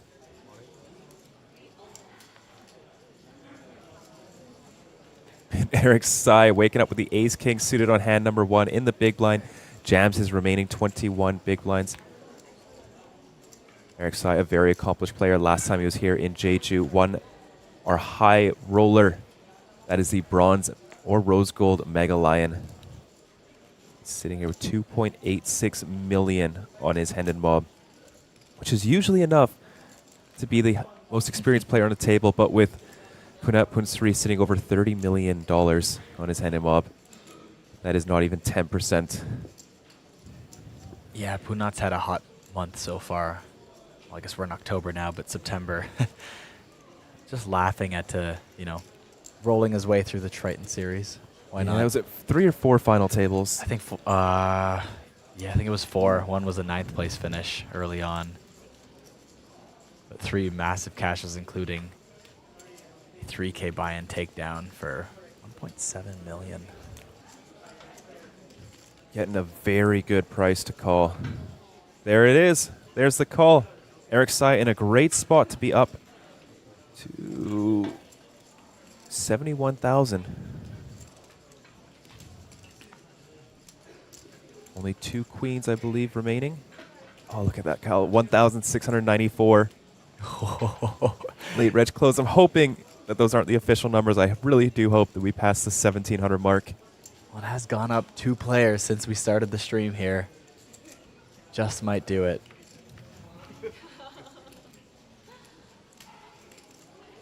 The run out. 7-3-8, 2 spades. Just 1 club there. No backdoor flush draws coming in. No chop outs. Needs a queen. No queen. Will be massive double up. Even more than that for Sai Ting Yi, aka Eric Sai. Rough start for how Zingshan 3-bets the ace queen. Gets too good of a price when Eric comes over the top.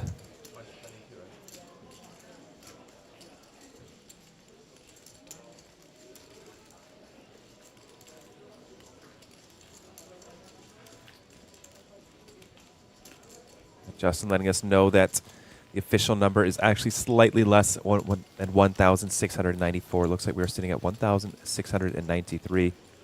We have 234 on live qualifiers, so the 34 of them that made it into day 3 in the money will be joining us tomorrow.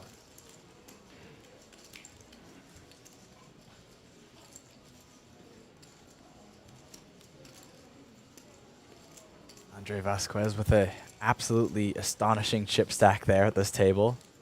Everyone with a bit more of a realistic average size stack. And Andre just boasting over 200 big blinds in front of him. Andre yet to surpass the 1 million mark. Total live earnings. Sitting on 850K. Could this series send him over 1 million? It'll take a bit to find out, but it is possible. Speaking of ace queen, Yu Zhangyi.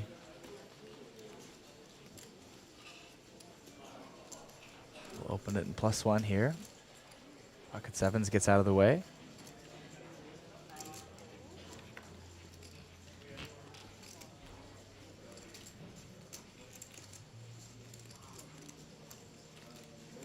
Justin saying, wondering if by extending late reg a level, will it push the bubble a day back? No, it will not. We always play down into the money on day 2.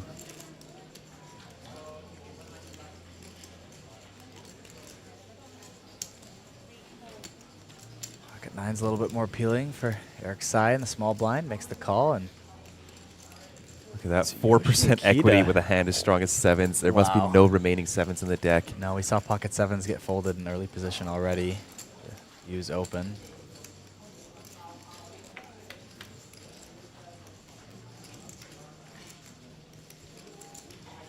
Jack 8-4, all hearts. Just Eric Sai with the 9 of hearts right now. Only one with a flush draw. So still ahead with pocket nines here.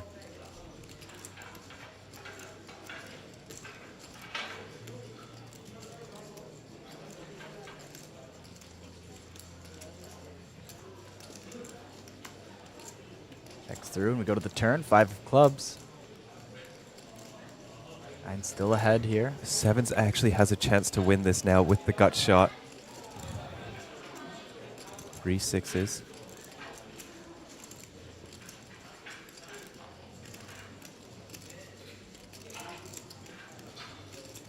I don't think we have all 6s in the deck either though, so it's still really low equity here.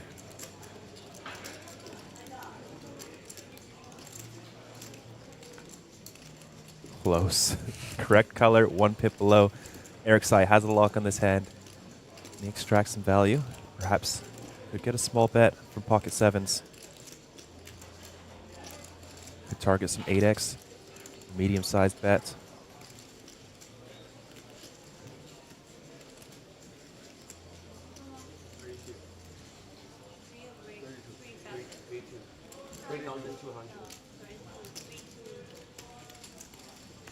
$3,200 is the bet. Pocket 7s get curious. Indeed it does.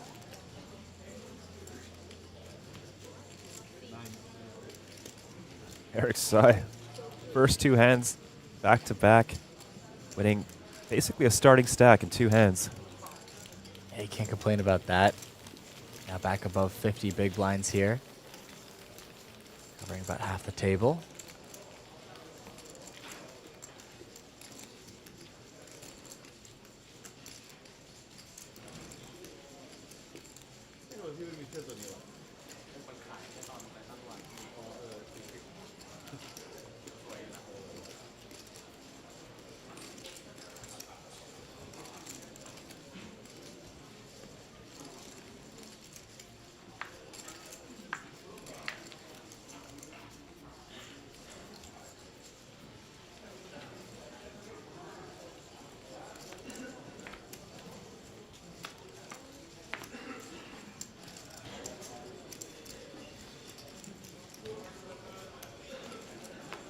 Not getting involved. King 8 of spades in the low jack.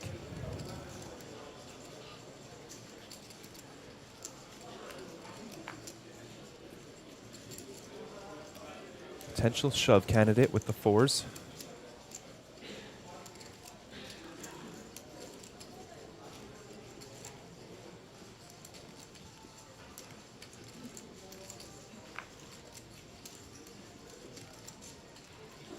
Quite risky.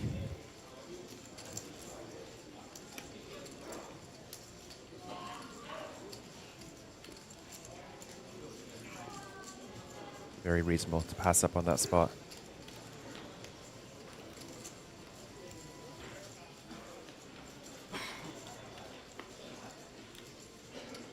Oh no, pocket 4s as well for Andres Vasquez. Not be flopping a set. Look how much the equity drops given that you can't hit a set. I did not realize it'd be 15%. Take a flop, ace 5-3, does flop a gut shot. So still ahead. Where's the moment?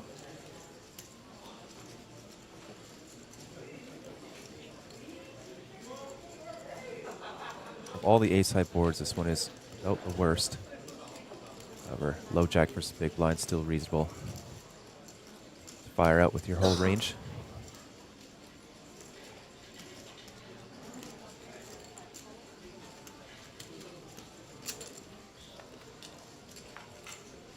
Turns the king. Andres down to just 2 outs.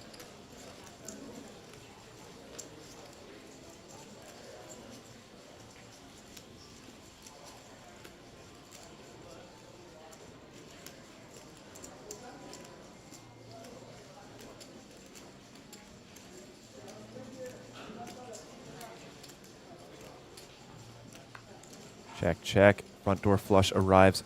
It's a queen of clubs. Rolls off.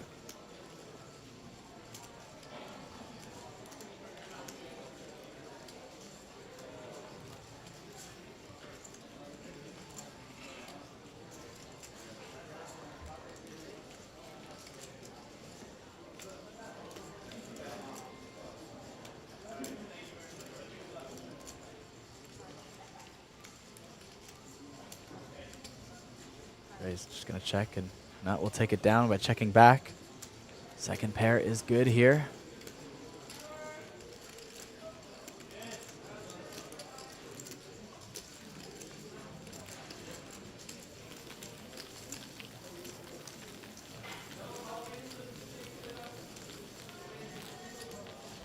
Andre Vasquez still a commanding lead on this table. Virtually 200 big blinds. No one else at the table over 100 big blinds.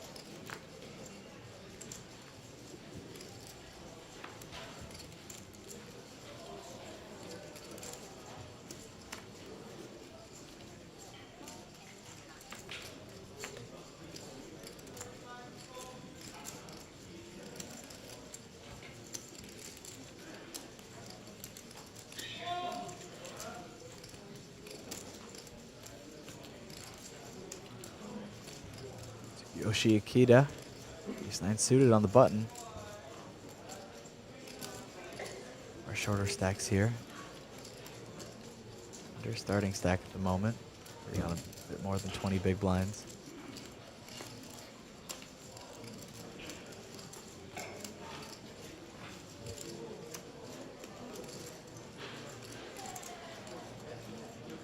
Amusingly, eye out a stack there before making the call. Go to the flop.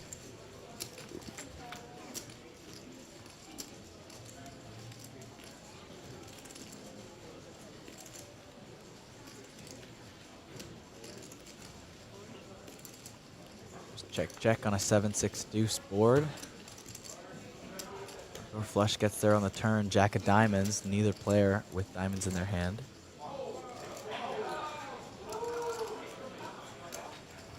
Good spot for some aggression from Liu.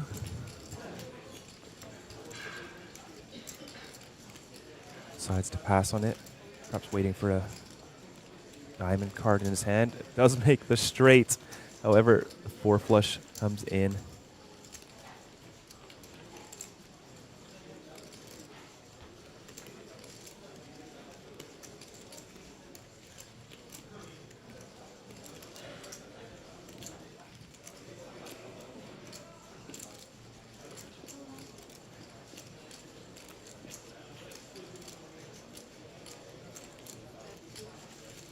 A tiny block bet here.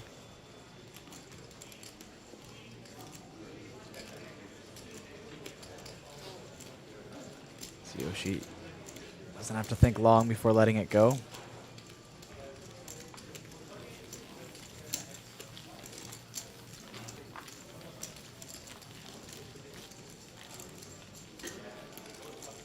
Looks like the field number is confirmed, 1,693 runners. So if we take a look in the money, the 247th, it looks like. Still a little ways to go. We're not at 30% of the field remaining just yet.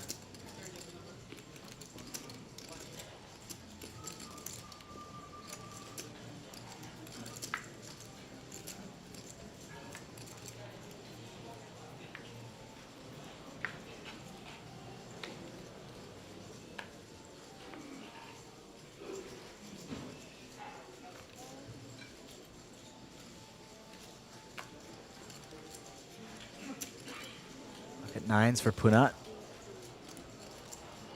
Open it up from early position.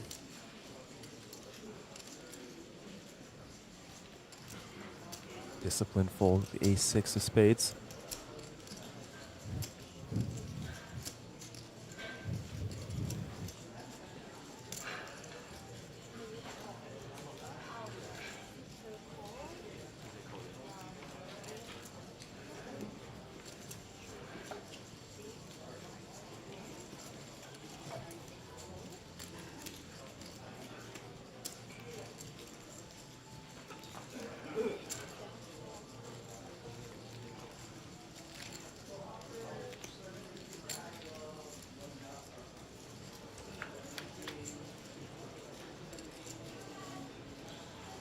Ten, 8-8. Xu Xian's ace-10 moves into the lead.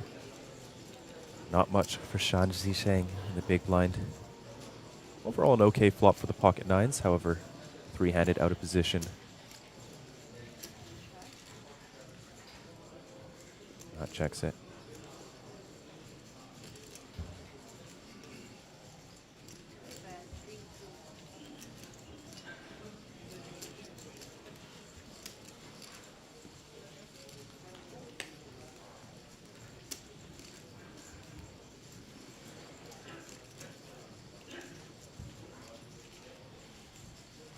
Yeah, thank you, Justin. Top prize will be 462,000 USD. I was really hoping we would get over the 500,000 mark.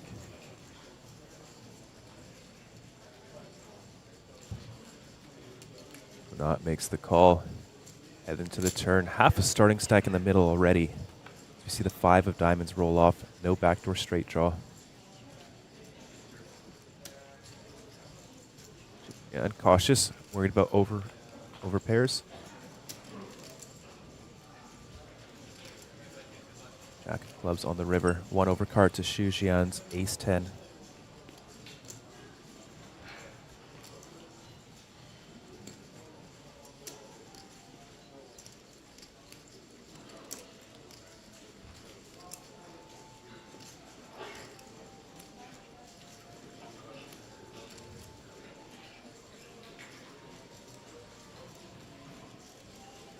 Very small bet, 4,000. But Punsri definitely capable of turning his hand into a bluff.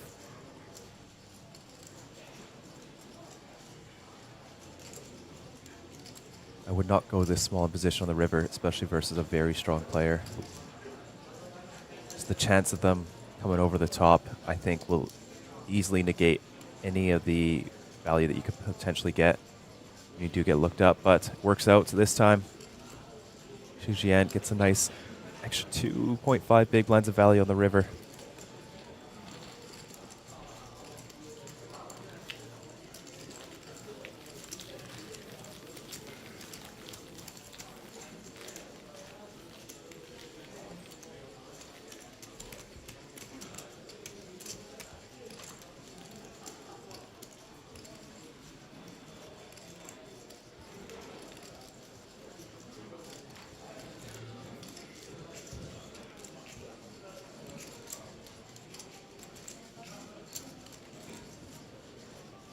Down to our top 600 players now.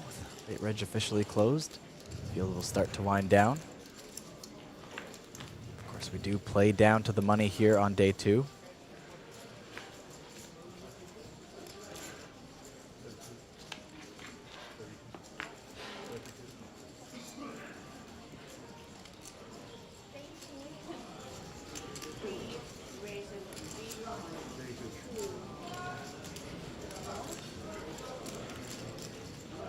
Out with another hand here, king jack off into the gun.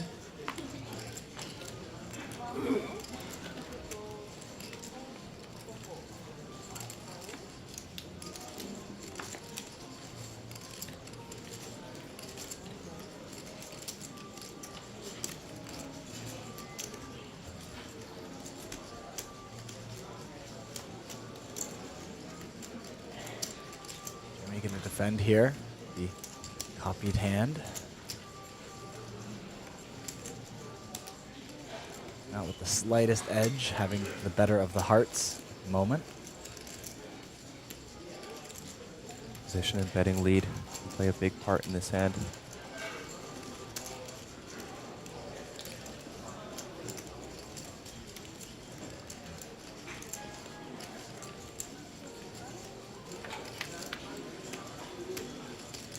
Off to a flop, queen, queen, jack. Both players making a pair.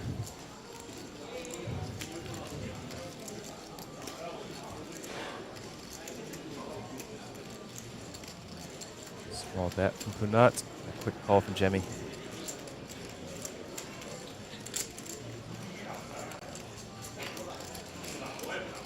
Interesting turn card. Both players fill up.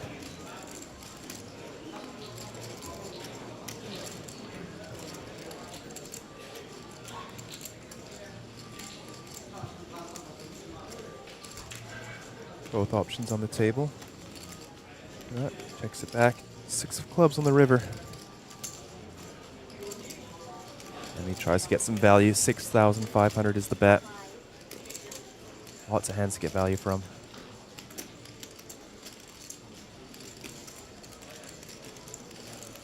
We see a raise for value from Punat.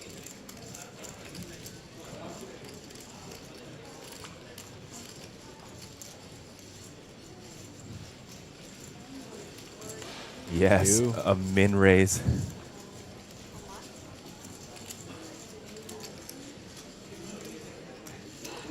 Good call from Jemmy, and they will chop this pot up.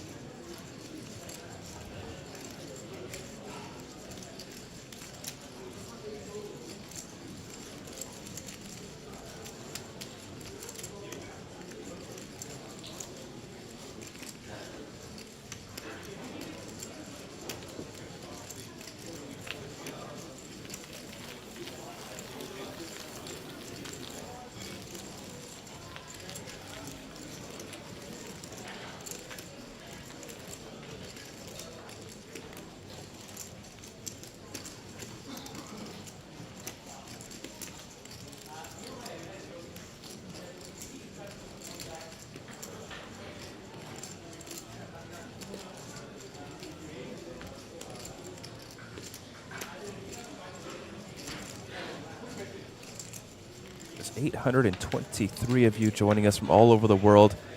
Folks, if you don't mind, hit that like and that subscribe button. Really helps us out. We really do appreciate it.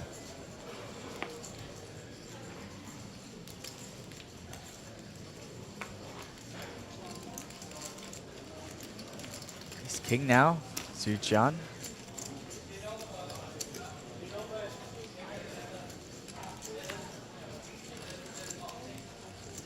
Up to 2.2 big blinds here, +1.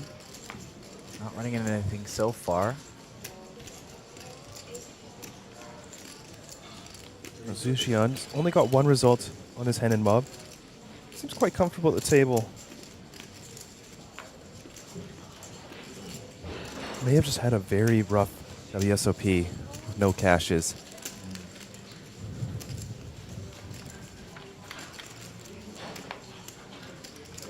To a flop, got shot for putting up Pun 3 top pair, top kicker for Zhu Jian.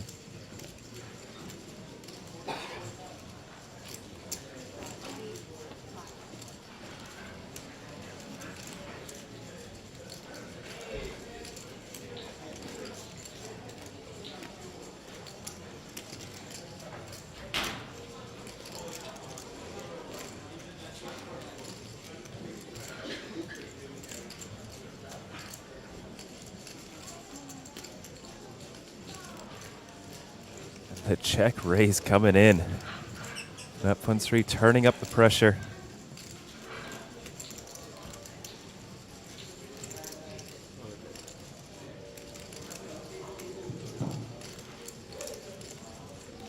Hi, Lola, day one.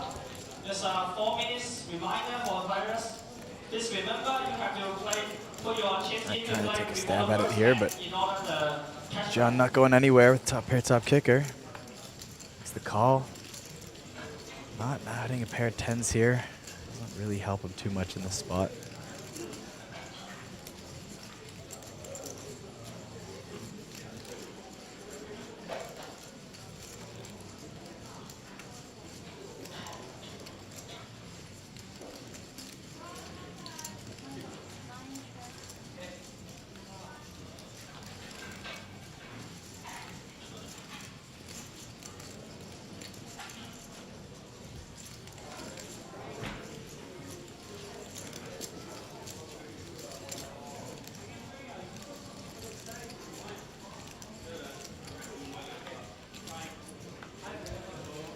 That 10 will.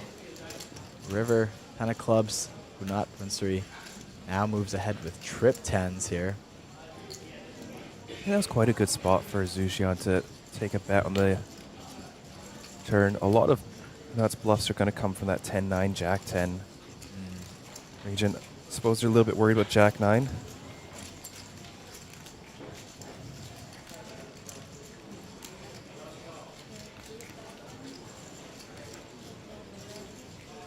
Big bet from Hunat Pun 3, 22,000. Zhu Jian. Bit of a rough spot. Every single one of Punat's bluffs got there. Ace 10, Ace Jack, 10 9, Jack 9, Jack 10. The only thing that didn't would be something like 7 9 of hearts. Potentially, but that might not even raise the flop. As your turn straight draws are very, very weak and likely to be dominated. I think Ace King, while it seems like a good hand, is just a little bit trivial. You do beat Queen 8. That hand may just check the river. It does pay it off. He's going to get the bad news in just a sec.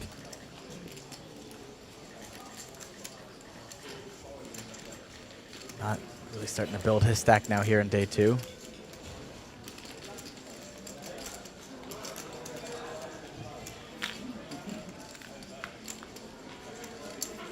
That was almost the size of a starting stack. He's now sitting on 4 starting stacks.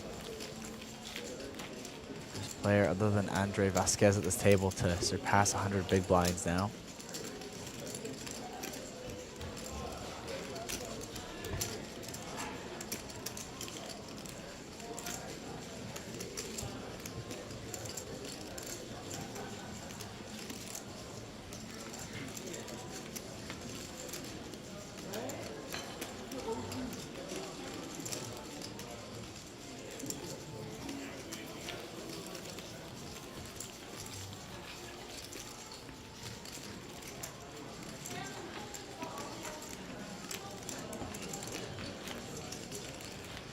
Lots of love for putting out in the chat.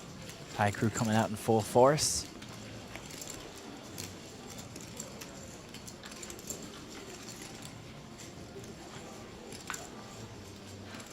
I wonder where they find out that he's going to be on our live stream. Let's see if he's got Twitter or something.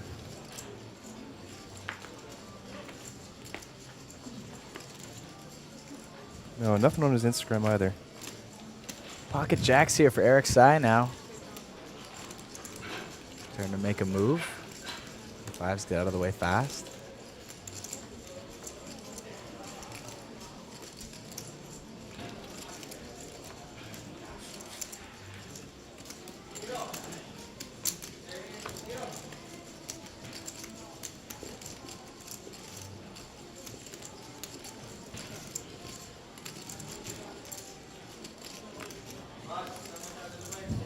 Low value for Eric Sai.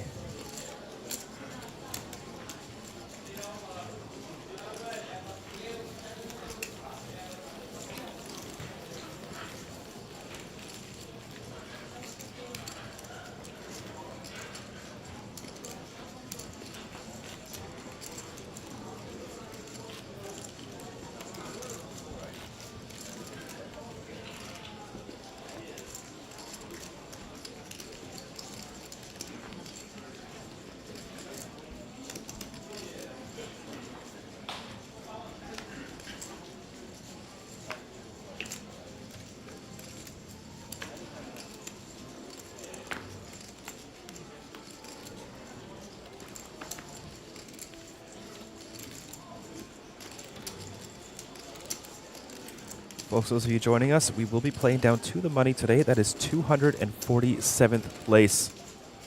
Around 250. We'll pause the clocks. Send APT President Neil Johnson out on the floor. We will continue bubble coverage until the bubble bursts. Going to be a long one today.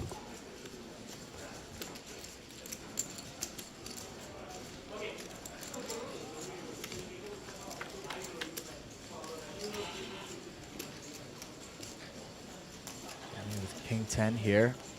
Flops middle pair.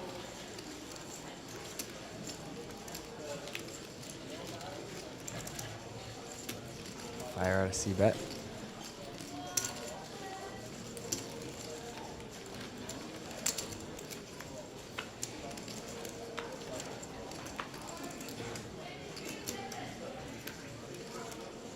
John continues with the ace of hearts here. With it turns 7 of clubs. Not help. Next it back to Jemmy.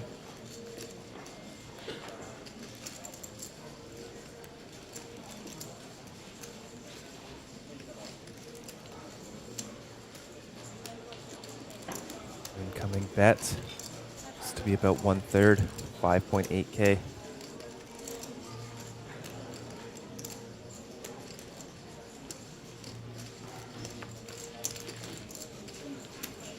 Opportunity to check raise the flop. Ace of hearts working. Backdoor straight draw as well.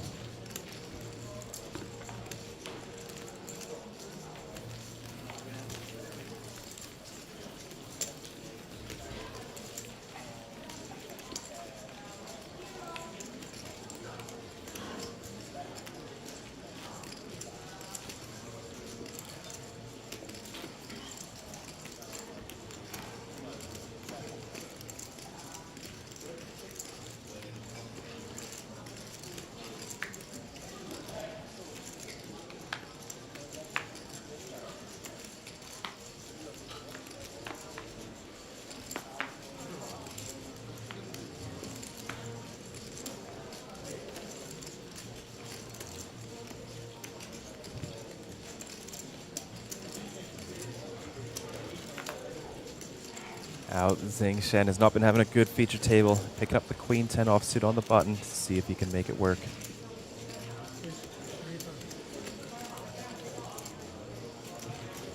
Someone in chat asking what does 5 mean in Thai. It's sort of like a let's go.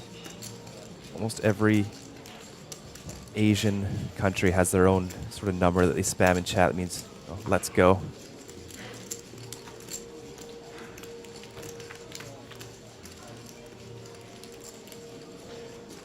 King Jack 3, that's an open ender. Hao Zingshan.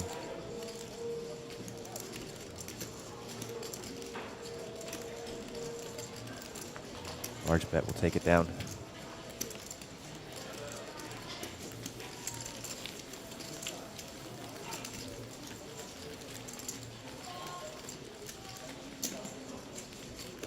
Lines going up, starting to run into a few shorter stacks here that are sitting around that starting stack mark or below.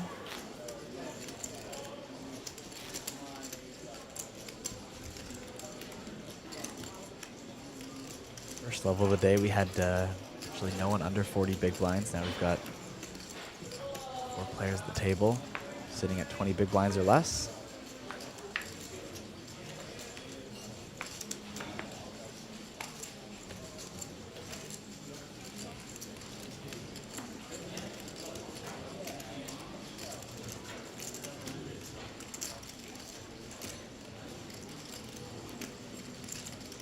Looking Jack 10 suited here for Yu Zhengyi.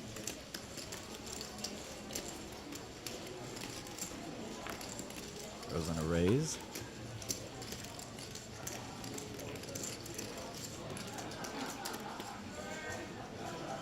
There we go. 5 is pronounced ha in Thai, so it means ha ha ha, laughing. So many of them to remember.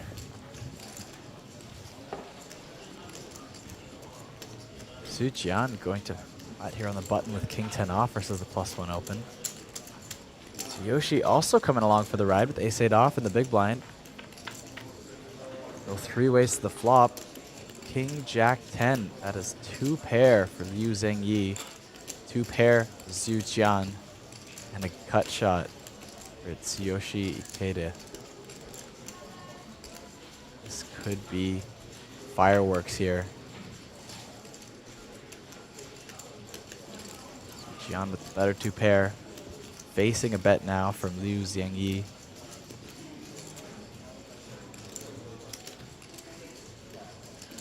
Just makes the call.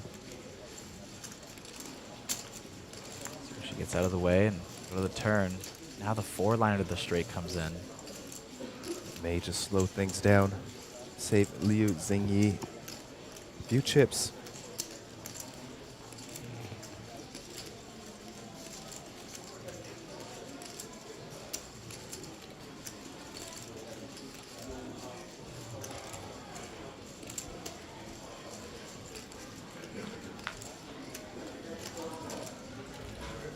That's a very bad river for the Jack 10. Yeah.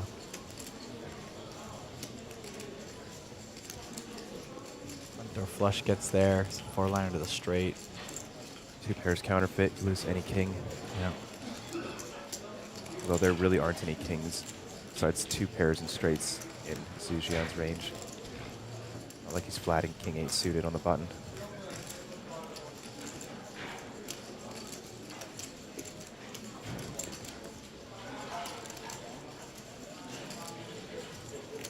I'm gonna try to get some value. May face a check raise. Jack 10, a very interesting hand to do it with. And the suits are perfect for it as well, unblocking all the 10-9 and Jack 9 of hearts. I think this is like nut combo to go for a jam. You still have pocket 10s and pocket jacks in your range. You have 10-9, you have Jack 9. Although it's quite unclear if you are going to bet those on the flop. But blocking them helps a lot. Throwing a time bank here while he decides what he wants to do. Spot.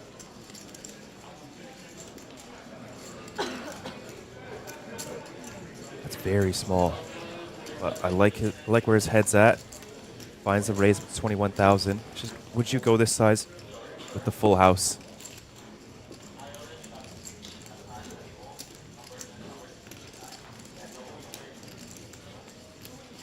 Now over to Zhu Jian.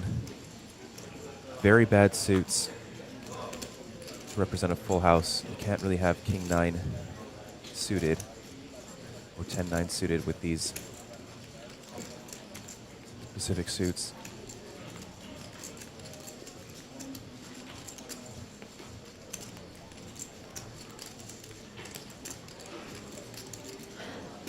Folds it, and Liu Xingyi picks up a very nice pot. 50,000 chips out there. Well-timed check-raise bluff. That's one of the reasons I don't like going small in position on the river. We saw him do it with good effect against Punat, but in this case, rather than getting value from a weaker hand, you just get check-raised off your winning hand. Yeah, so trying to squeeze out that 8K of value has cost you the 40K pot. Right. Just signals to the weaker hand, hey, you're beat, and I've got an okay hand. Yeah. Get some value with, and starts to almost scream, bluff me, bluff me. I feel like that's the line, it's kind of the line you got to thread a lot, where you're trying to get that thin value. You don't want to pass up on it too much either, because that can really make your tournament, picking up those extra chips when you need them. But when you find a spot like that where you just want to get a bit of that extra value, accidentally set yourself up into losing a pot that was just yours to take. Yeah, if your hand's not worth like at least a 50% river bet, and I would probably go at least 66% in position on the river, and it's probably just worth checking it back. You still need to get called by worse. Sometimes you get called by better, so you still lose that bet anyways.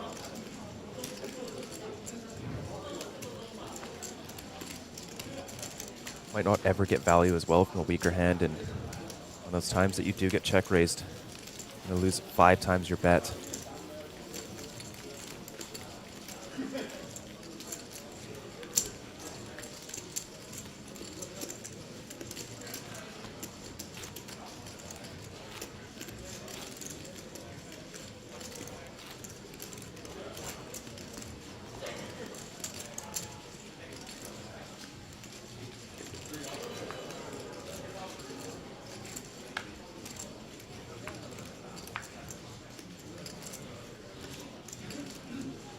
Starting to drop a bit now, down to 573 players.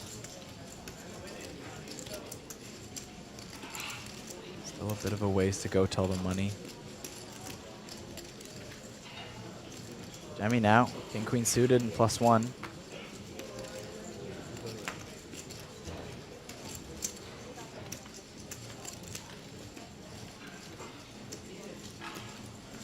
$3.8K in the middle.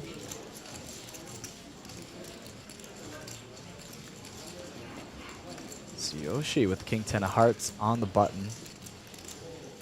Pretty short though. Just gonna muck it. Liu sitting on 4-3 here in the big blind. I mean, might just pick this up pre and does. If I had to guess, I think Liu may be an online player, given he's only got a single result. 1,324 in his hand and mob. Was from World Series of Poker Circuit event in February of this year.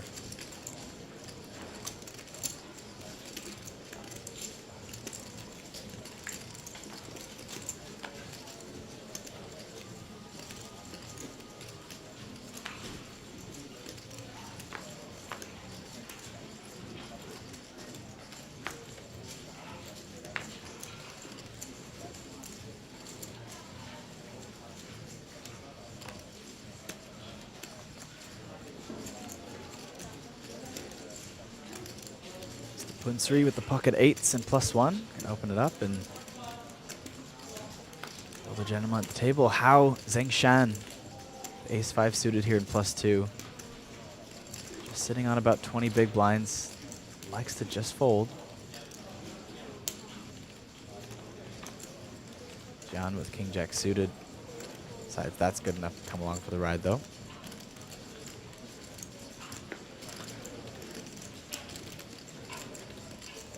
King queen suited in the big blind for Ziqing. A really nice hand to go for a jam. There's 10.4K out there. You get to add 30% to your stack without showdown a lot of the time. Very good removal. Decent equity when called. Besides just flat. It'll be tough to play this one out of position.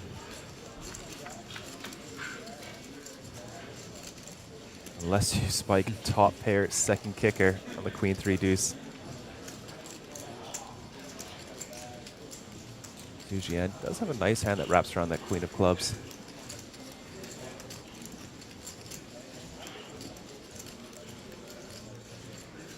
Very dry, fairly static board here.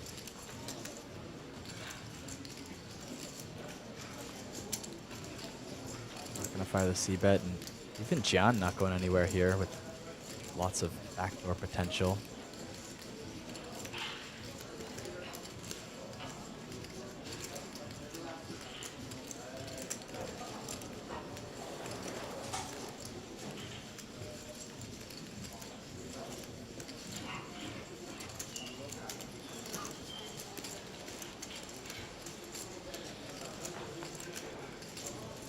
Check raise from Shan Zixing. It's quite thin given Punat bet into 2 players early position.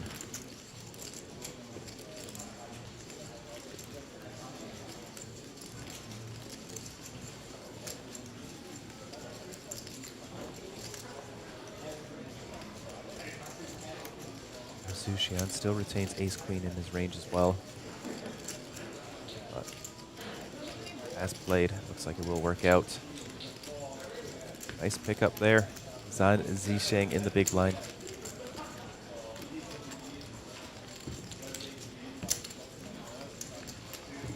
John sitting with $64,000 on his hand and wall from China. Looks like he went and played the WPT Prime in Thailand. One of the first series there.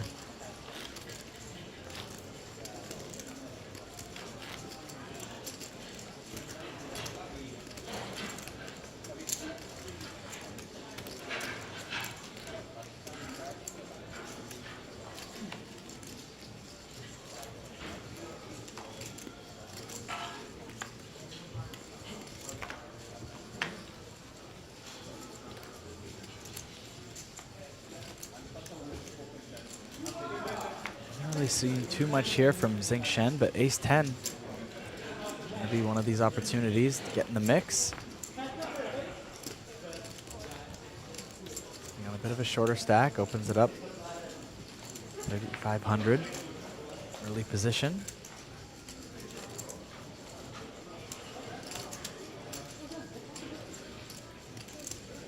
Even Jemmy gonna fold the Jack 10 here. Wow, it's surprising to see that. I had a feeling. I didn't want to say anything, didn't want to jinx it, but I think, you know, I don't know how long they've been playing with him so far, but definitely seems to be on the tighter side, not opening up a lot of hands here.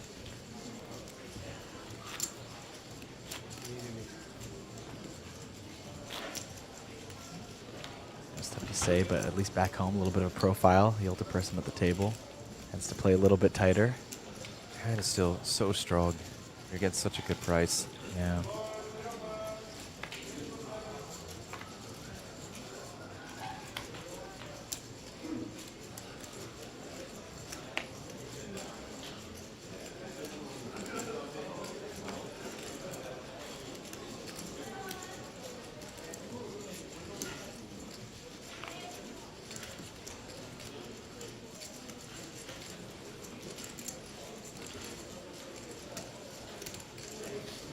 Eric will raise the queen jack.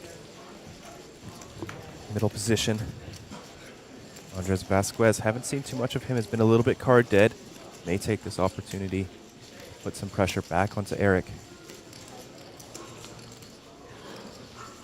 Looks like that is exactly what he is doing, raises it up.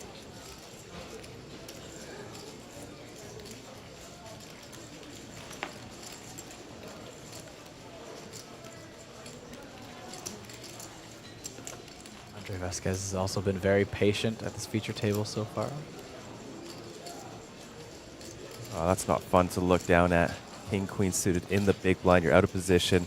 There's a raise and a 3-bet in front of you. Has to let it go.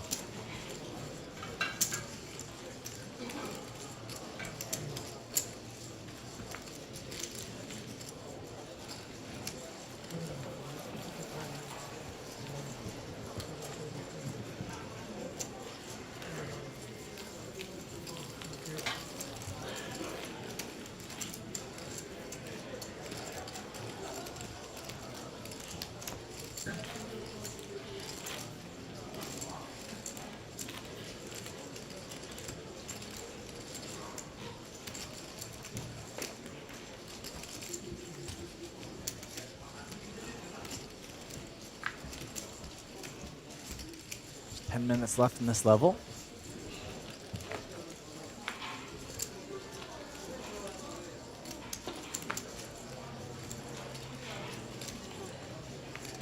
Pocket nines for Tsuyoshi. Apologies. Very short here.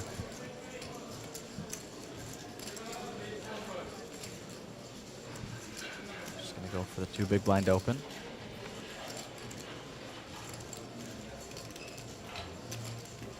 Run into Ace King, Zheng Yi.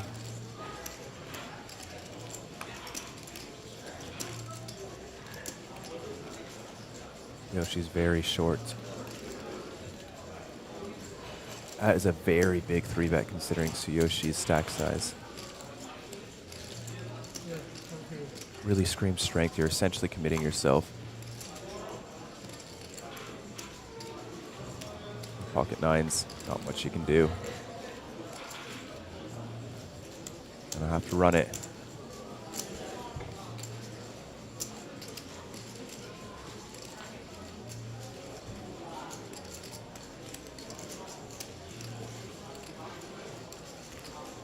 There's the jam. And we'll be flipping. Tsuyoshi at risk. 54.8k out there. This could get him back to above his starting stack. This could just extend Liu Zhengyi's run.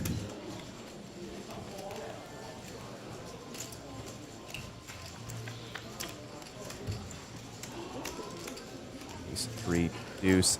That is top pair, top kicker for Liu.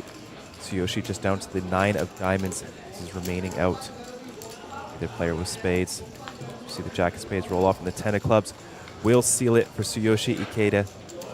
Eliminated in 553rd place. Liu Zhengyi having a very nice feature table run up to 3 starting stacks, 122,000. We do approach around 30% of the field remaining.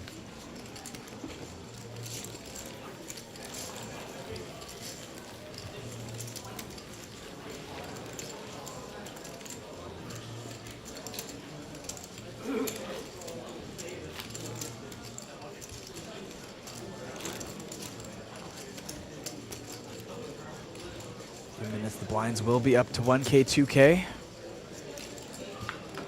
25% increase, not too much.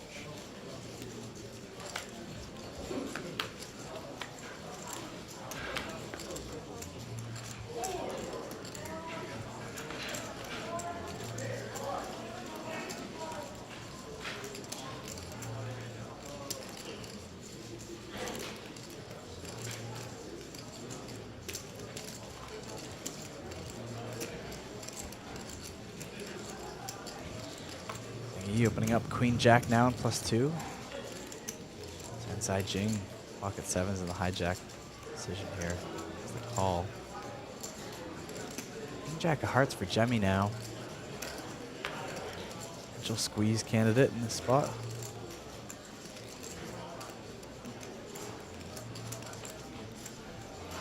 Don't hate a shove. A little bit worrying that it came from +2 and hijack, so the ranges will be a little stronger.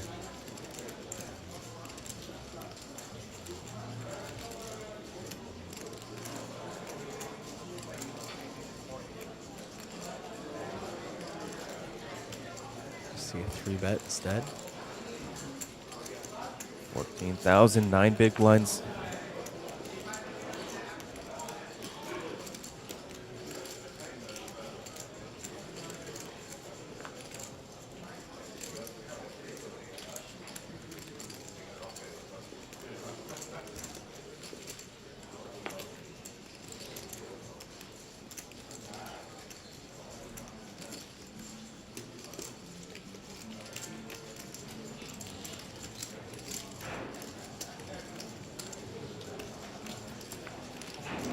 Seven's gonna get out of the way, and Jimmy gonna take it down with that 3-bet.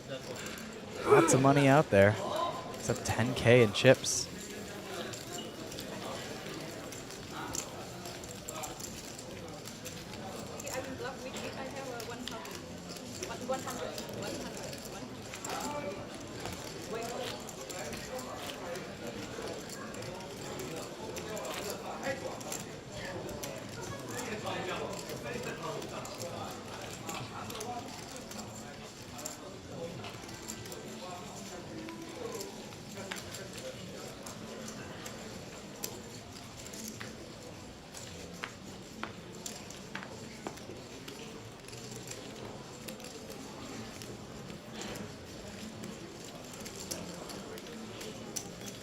King, queen suited in the hijack, raises it up 3.5 thousand.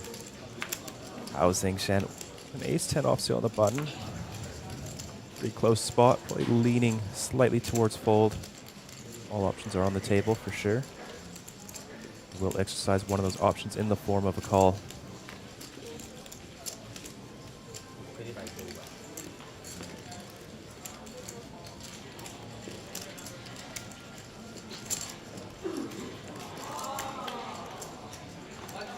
Off to a flop, 8-7-4 rainbow.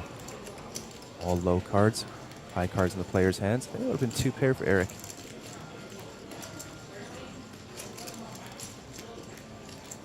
Yeah, 8-4 off, obviously not defending that one. Continuation bet from Jemmy. Oh, Zhengzhen not ready to release the ace-10. 3 of diamonds doesn't change anything on the turn.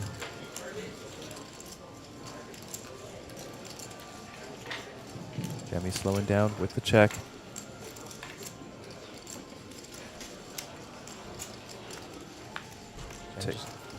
Take a river. The 9 of spades rolls off. Ace-10 still in the lead.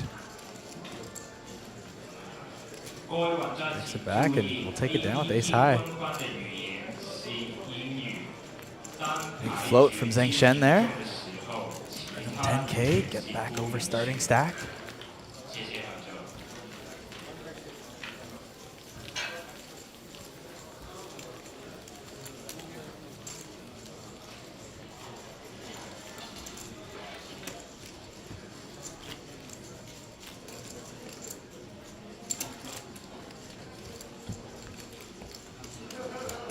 Folks, with that hand, I will be taking my leave, and I will be replaced by Vidur Single. We'll take you through the next 4 hours with Pocket Kyles. Thank you so much, folks.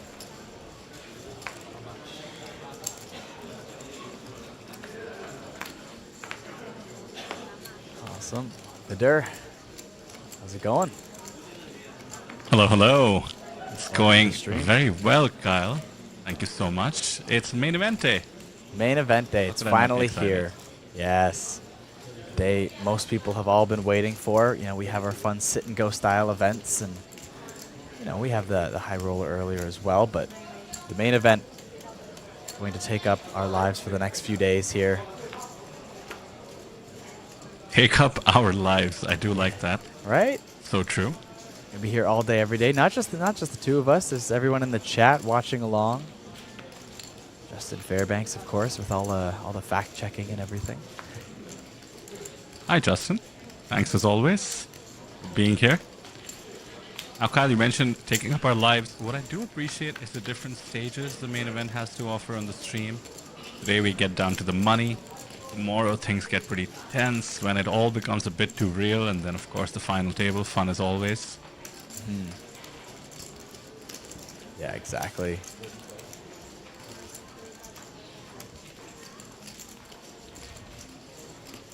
So I heard Sam lamenting we didn't make it to 1700 in the field. Bit of an arbitrary number in my book. 1693 is pretty wild.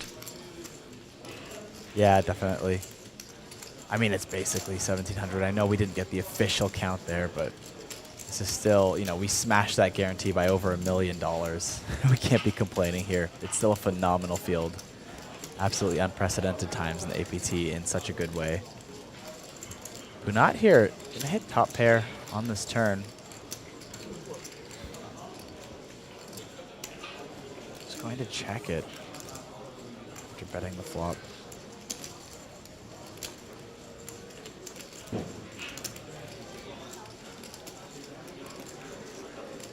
Jian now upgrading to that gut shot.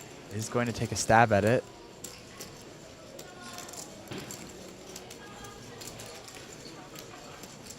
Alright, main event dealers, if we start shuffling, complete that hand. Lines are up 1,000, 2,000.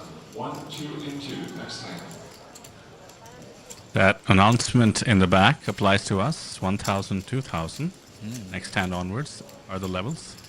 Yeah, not too much, just a 25% increase there.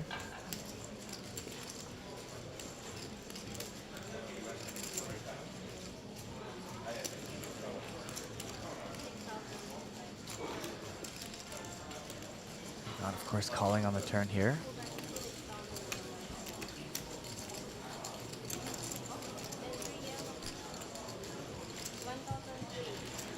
The dealer just checking the pot, making sure here before we go to the river.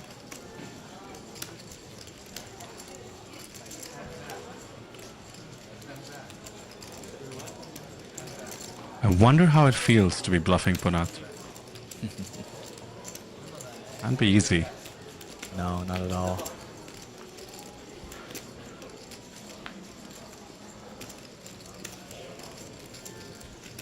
Oh, he's caught something. Should make life a little bit easier in terms of checking back on the river.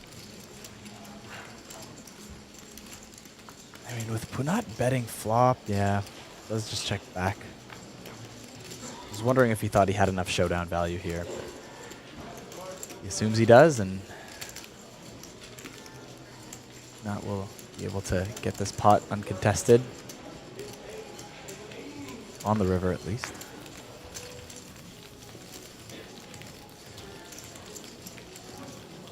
New player at the table as well, Wang Di.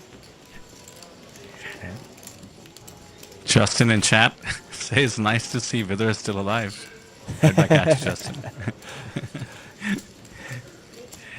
Well, alive and kicking, especially as we have this main event ongoing. And of course, the IP to look forward to. I know you'll be joining us, at least in chat, Justin, for the championship.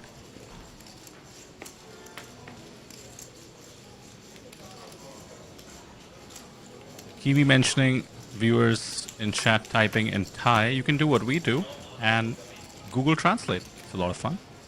Yeah. I think if you're using Chrome, you just right-click on the browser too as well. Just translate to English. Now, how good are these translations from Thai? I'm not sure. The language has a lot of nuances that direct translations don't help us completely. But oh, look at this hand building up here. Eric Sai with ace-king off on the button. Going to run into player just set down at our table. Long die with pocket jacks. Of course, going to be 3-betting from the small blind. Both players decently sized stacks.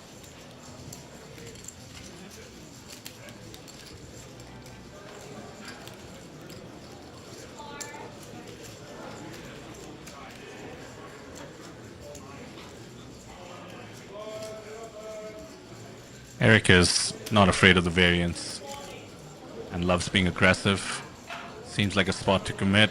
Goes for it. There it is.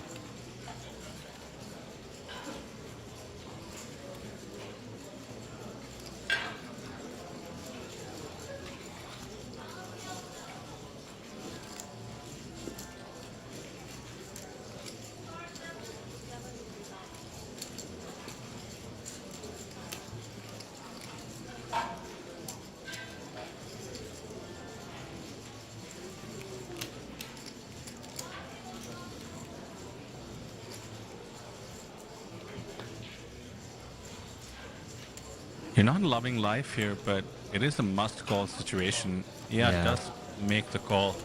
I think Eric will be jamming way lighter than pocket jacks, and 9s, 8s, good 4-bet jam as well. So we're in for a flip, crucial one for Eric, to state the obvious, and perhaps for his supporters in the chat.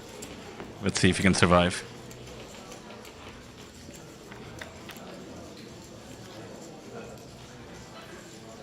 Ace high on the flop. All hearts, but neither player with hearts in their hand. And the casual look away and the sip of the coffee? My goodness. Is this a superstition? It's gotta be, whatever right? it is. I feel like he was sipping that coffee the entire run out. It must have been for good luck. So that's how you do it. 75 bigs or 6 poker, Eric Sai.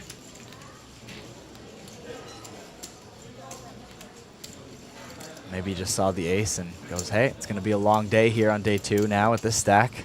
Time to sip the coffee and caffeinate. I love that. Just says, yeah, the run out will be fine. I'm not even worried. Chow in chat says Eric looks like he hasn't woken up yet. Well, imagine once he does.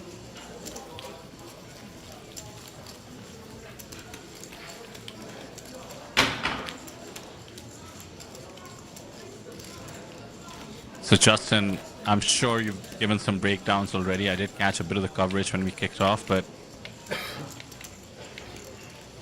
which nationality is dominating here coming into about 500 runners left? And also, if you could help me out, I'll go to apt.poker along with you, but any Indians in the field? Very curious. If I had to guess, I would say the Thais and the Chinese contingent doing really well.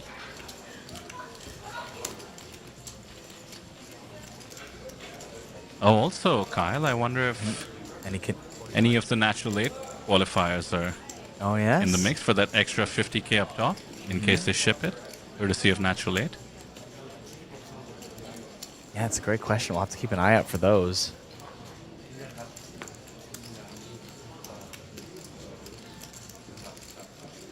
I did see somebody from the APT Thailand event. Isan was born to race or board to race, I believe. Okay, yeah. He was the chip leader for his flight. Oh, no way. Very impressive. Amazing.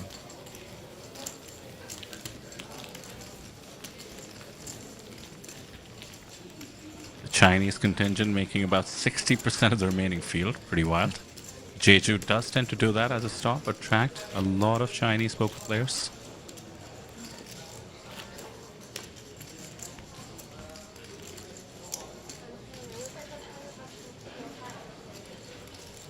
So Kyle, as we settle into this feature table, and of course one of my favorite parts about main event coverage, we will rotate feature tables every 2 hours, get to meet a lot of players. Give me a breakdown of the madness that occurred last night at the Natural 8 Tag Team event. Oh my god.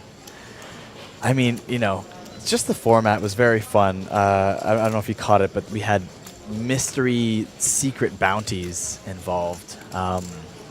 Not mystery bounties like as in the traditional you pull a mystery thing, but everyone was targeting one other team. And you only know who you were targeting, but you didn't know who was targeting you. I thought that made for a very interesting dynamic. And there's just something about 18 players sitting at one poker table. Yes, they weren't all playing at the same time, but they were all sitting next to them. And the camaraderie and the drinks, and you know, you just see even like Jason Chow just having the time of his life out there as well. And I don't know, it's got to be the most boisterous, loud, rowdy table we get in the whole series. Absolutely. So I think it's a lot of fun. You know, it's a free roll to begin with. Natural 8 putting it up, of course, and it was just, yeah, chaos was the best way to put it. And we saw a six card straight flush actually in that one, which was absolutely wild. Yeah. So I hadn't seen that live yet, I don't think. The overhead shot that we have from the jib, which looked fantastic, was just ridiculous. There were 18 people in the shot, as you said. Yes. Many of them had drinks in their hand. And I know it wasn't great for the booth, but scheduling it a bit later at night was quite the move as well. Everybody was way loosened up. Yes, definitely. Made for very, very fun poker. And those are some of my favorite streams, to be honest. I know we've got our poker enthusiasts who love these deep main events, and of course it's where you're going to see like the biggest prize payouts and whatnot. But I like the camaraderie. I like the social aspect of poker. So for me, those are some of my favorite streams.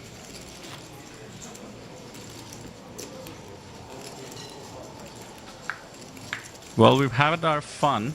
It's time to get locked in for that $460,000 prize up top at this main event.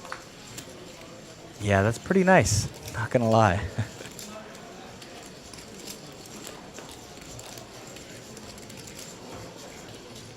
Did just look up. Here?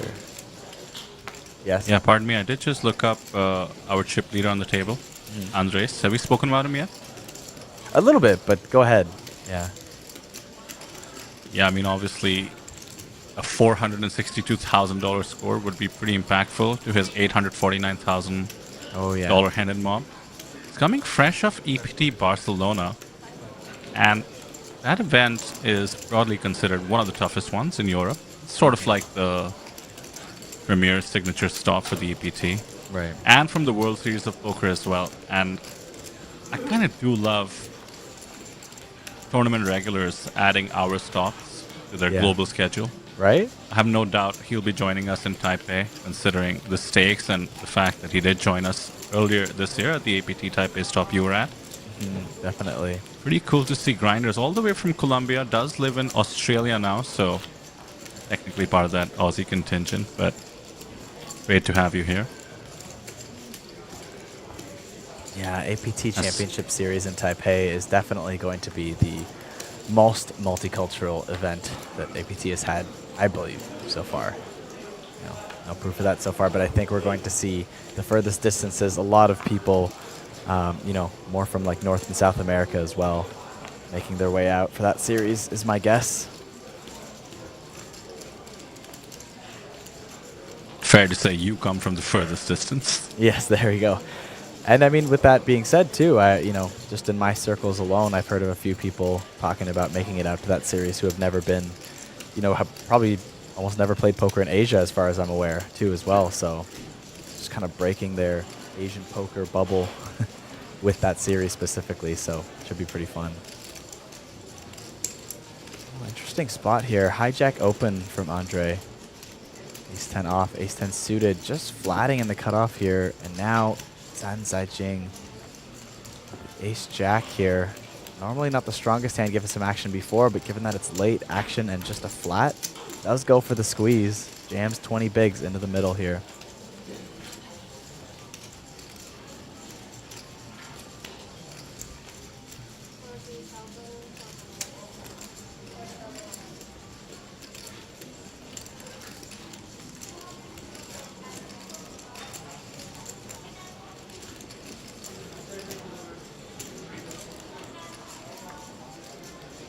Andre will be folding here, but Yu Zhengyi, ace 10 suited, might consider a call. It is pretty big, 20 bigs jam here.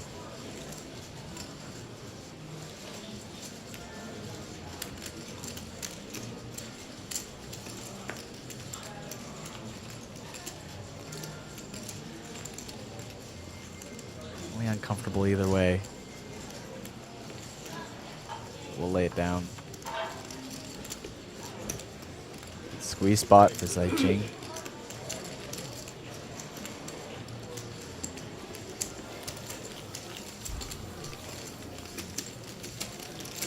I think on the next break, I would love to catch up on some live reporting to see how Vasquez got a 155 big blind stack. Right.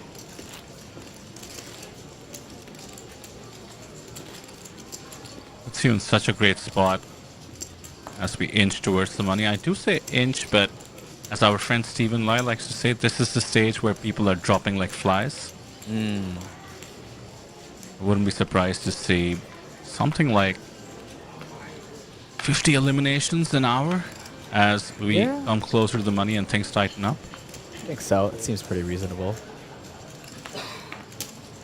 Oh, and Kyle, would love to know, with you being at the venue, 532 players playing right now out there. What does it look and feel like?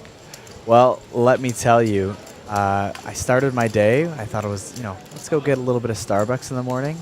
That line was pretty crazy, so I actually opted away from it. I didn't want to be late prepping for the stream, so I said, okay, maybe a little bit later.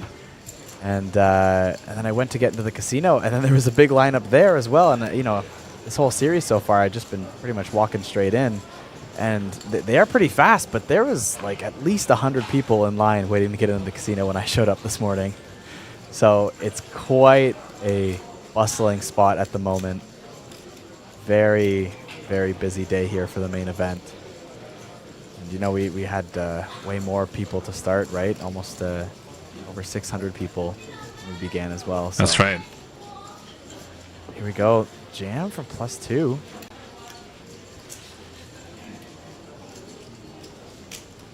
I believe it's a 4-bet jam. It's a 4-bet bluff jam. Wow. Or I'll double check here. it could be a limp raise as well. I think it was. Pardon me. As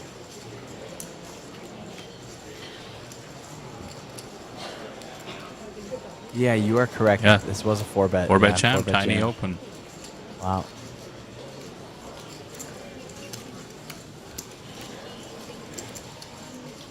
What a great spot to pick. gets the job done. Wow. Amazing.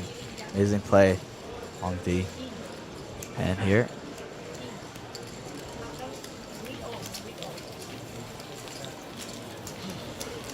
Making it look easy.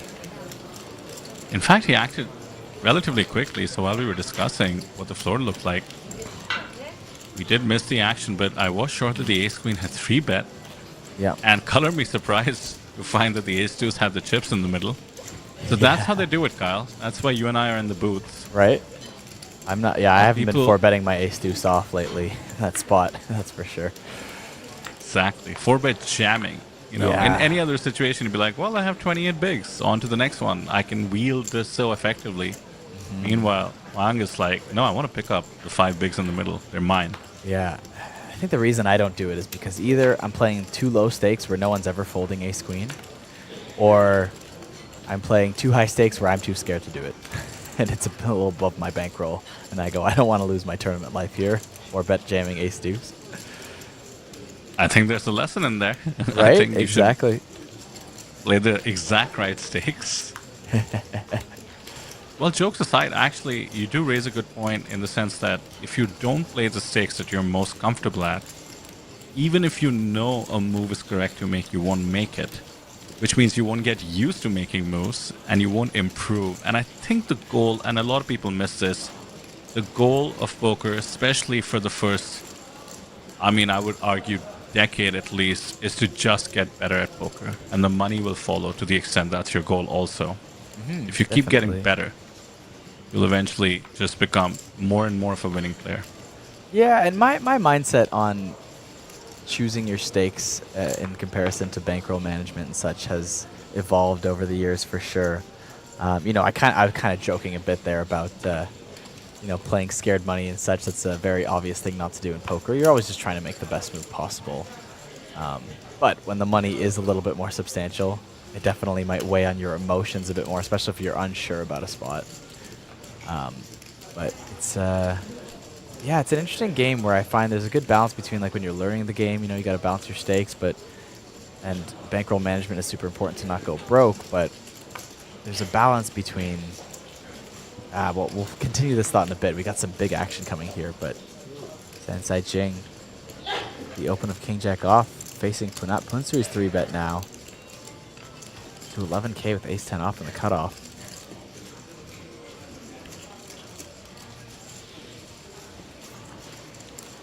I like the fold. Yeah. It's not the hand you want to be calling 3-bets out of position against Punat with. No, Going to be for dominated too frequently. Definitely. Kind of what I was getting on there about bankroll management is it's updated lately. My thought process on it could be that once you start calculating your ROI and your time, that there becomes a limit where your bankroll may say do not play higher stakes than this, but it's not worth your time to, even if you're getting good at it, or even if you think you're a winning player to whatever degree you know, try to correctly estimate it is. You start to realize, like, your hourly isn't quite enough for your time, and it's almost better to just work a job on the side and use that to support your bankroll to play higher stakes. Yeah, Agree? very interesting. Yeah, I think there's a line where that's more important, and instead of just grinding out smallish stakes for, you know, $3 an hour, which is something I've done, and I think looked back on and went, is that worth it? It's all part of your story at the end of the day. Right. And I think that has some value. But to your point about having a stable source of income, I think this is true for a lot of people who are trying to pursue something, let's say music, or something that doesn't pay in the early stages. It allows you to take more risks. And in poker, it allows you to be more aggressive, take more shots. And I think it might actually be a better way to move up. But let me pause on that. No. Are you seeing this flop? This hand, Liu Zhengyi opens pocket 10s in early position, defended by Huang Di. 7-4 suited, flops trips. And 10s look miraculous on that board, but a quick check back on the flop from Zhengyi might save him a bunch of money here, as board now comes king high. Does have the diamond flush draw with the 10 of diamonds. And make one call here. And now pulls back into the lead with the 10 of diamonds. Does not know how dangerous this could have gone had he c-bet on this flop. And Well, actually, he would have made money. yes, that's true. He would have backed into the flush and accumulated more chips. So, I mean, funny that's roller coaster there. depending how though. You bet that turn. You probably get check raised. Maybe you call, but then what if you're facing a ton of aggression on that turn there? You still make the call. You get to that river. Might be tough. True. True. Can't say how the trips would have approached the hand, but I do feel that a check raise on the flop, both players would have found themselves committing. Funny Yeah, how poker that's works. true. I'm That's looking true. at the river. He might have wished he checked. He actually did not check on the flop. Yeah. Woulda, shoulda, woulda. By the way, after all the fun events we had over the last couple of days, I'm still readjusting to the 1 hour levels. The absolute beauty of the structure here at the APT main event. Definitely.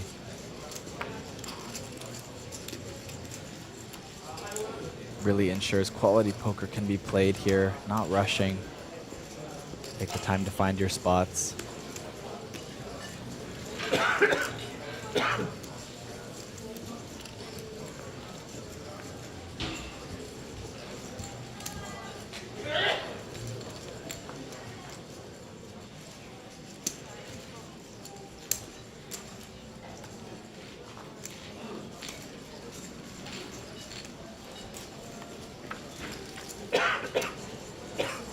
Well over 1,000 for you watching. Many in support of our Thai players. Perhaps Eric. Taiwan representation should be strong in chat as well, but would love for you to hit subscribe if you haven't. The main event is just getting started.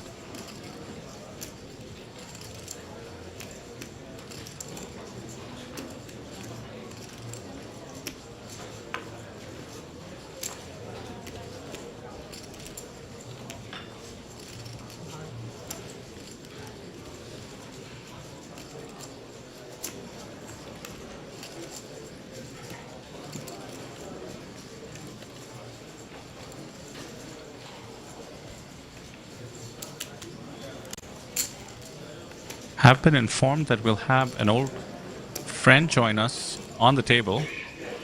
I mean that cheekily, of course. It's Julian from Romania. We saw him at the final table of Super High Roller, if I'm not mistaken.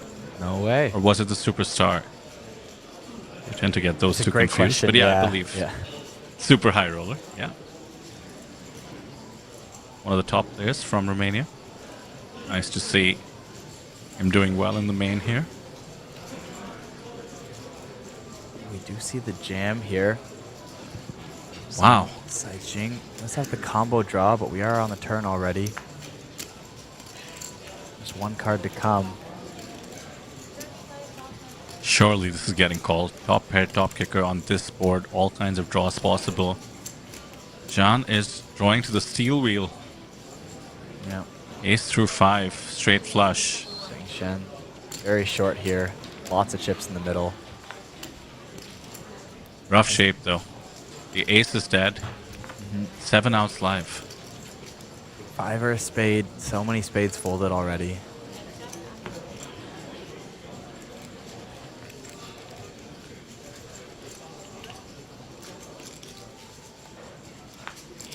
Oh, and There the it 5 is. of hearts. Oh no. How Zheng Shen gets it in with 77% equity, but is eliminated with the 5 on the river. Out in 505th place. Well played, Hao Zheng Shen. And Zai Jing now up to over 100K in chips. Good for more than 50 big blinds.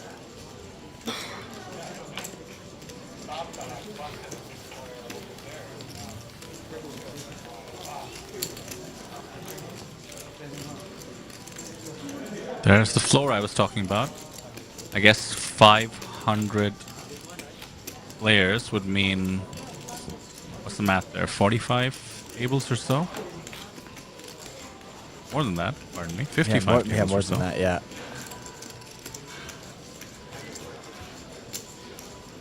I believe we'll have 34 join us from the on live. I guess technically the field would be shorter by 34. Right, right. Yeah. About 230 entries or so in the online day 1. And they make it straight into day 3, which is in the money tomorrow. Either way, still about 50 tables actively being played at the moment here in Jeju. Of course, that shot of the floor was the main area. We do have another side with tables running, should we need it. But got another short stack jam here. Su Qian with ace-6 suited, jamming, and going to be called off by Zheng Yi. Pocket 8s in the big blind. You could see eliminations at the feature table back-to-back. The flop 10-4 deuce. No help for John so far. Jack of hearts on the river, just gonna need to hit an ace now. Is not able to do it. Back-to-back eliminations now. Su Qian has been eliminated in 503rd place. Still far from the money. Late reg is over though.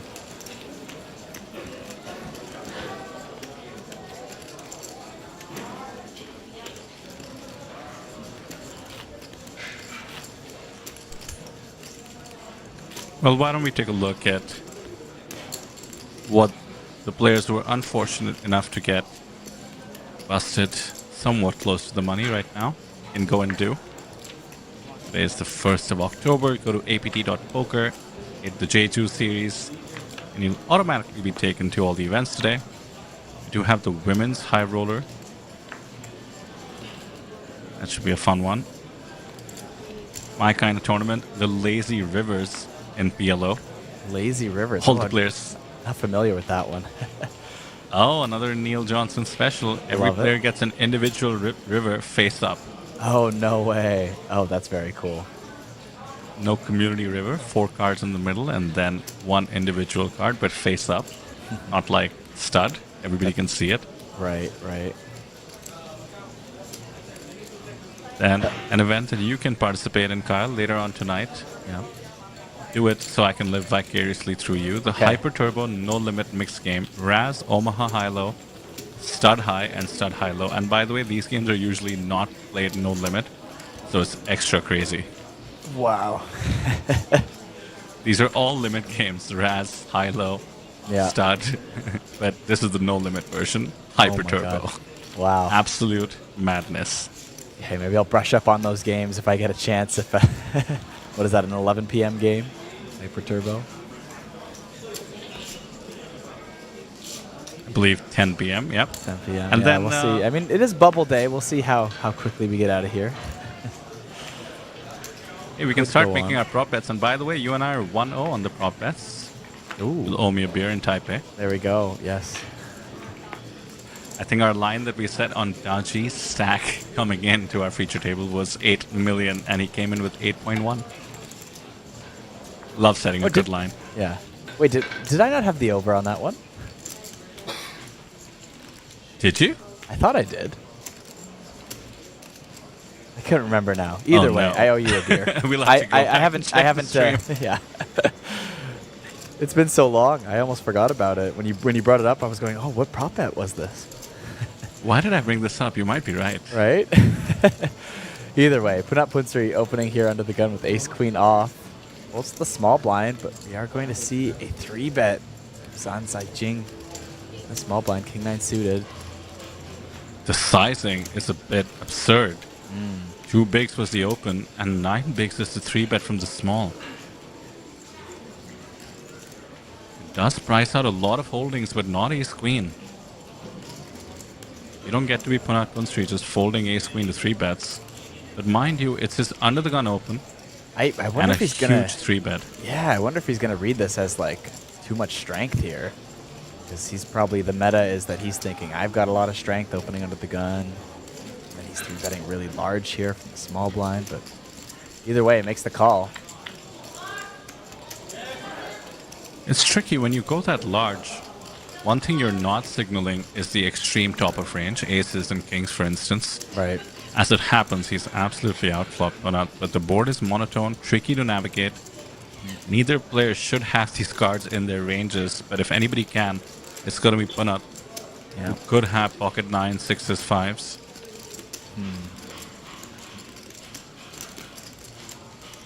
Love the check here. Jan is just going for essentially playing the range that he's representing. This is not his flop after he 3-bets from the small. Yeah. So he's checking appropriately. SPR is tricky though. And Punat, with not much to show for in the form of the ace-queen high, decides to check back.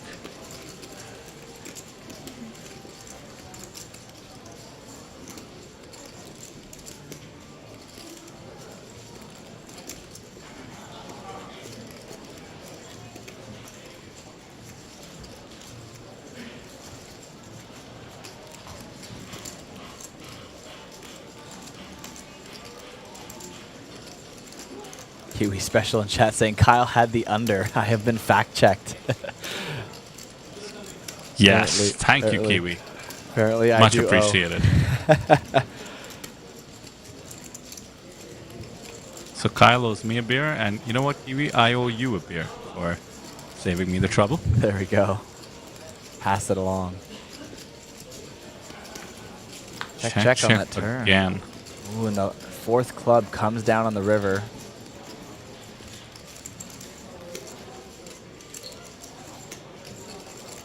I'll tell you something. If Jean checks here, Jonas is very likely to bluff at it.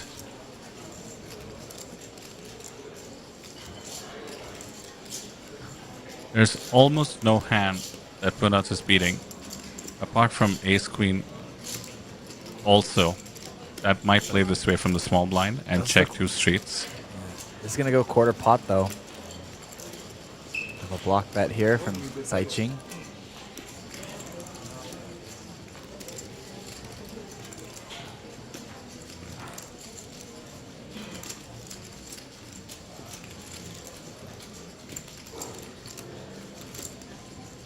Not weighing his options here, but I think he might just let it go.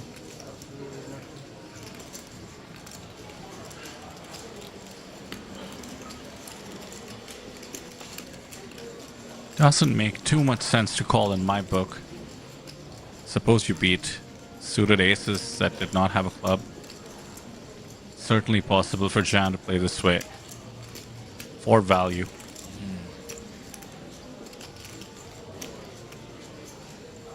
He is not a believer. Wow. Goes for the Does hero make call. the call. Look at the bad news. I think he did sense something weird was going on in that hand. Yeah. He betting to 9 bigs, 2 checks on 2 streets, but with that river, I think he leveled himself into a call. Gave his opponent a lot of credit. So a bit of value picked up there. Then unorthodox play. And look at this. We have Luo Shishang, main event champion from Jeju. That was quite a final table last year. And this man has gone on to some great heights, mind you, Kyle. Won 2 World Series of Poker bracelets right after he shipped the main event in the same series. He's become a global sensation since. Absolutely astonishing to have that sort of a run. And you know what? In his ending interview with Elfin, he suggested everybody should play mixed games. So a man after my own heart. Has been playing poker for a long time. Chinese national. Extremely skilled. That was a very crazy final table though. 4-handed, I believe, lasted hours. And then we had a double elimination where Luo actually came from behind and knocked out 2 opponents. Wow. Absolutely incredible. Well, he's looking to add to it again here with another deep run. First, he has to make the money, though. And let's not forget, we still have to break the record of 2 Mega Lions in the hands of the same person. Right. Could be him. 3 ways to this flop, though. Andre Vasquez still ahead with pocket threes here, but going to be hard to hang on.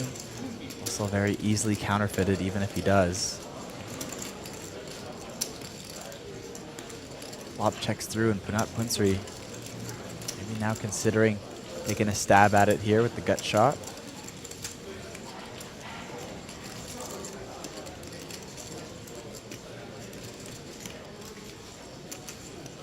There it is. 500. Can I just shout out Luo once more? I did not realize he won another bracelet this year. He won so 3 that's bracelets 3 this year? Ever Oh. since he shipped. There's been 2 World Series since the last Jeju event, I believe so. Yeah, I mean, what a crazy run. And I think if you add up his tally, including the 350,000, it's about 2 million in cashes. Meanwhile, another main event defender, Rene von Redden, I believe you guys were talking about him on the stream. Yes. Man from Germany who appeared out of nowhere, shipped the APT Type A main event while he was on vacation. One of the largest prize pools ever. I think we were discussing 472,000 USD, just short of our main event here in Jeju. Good to see him back in the mix. Another contender for those 2 golden Mega Lions.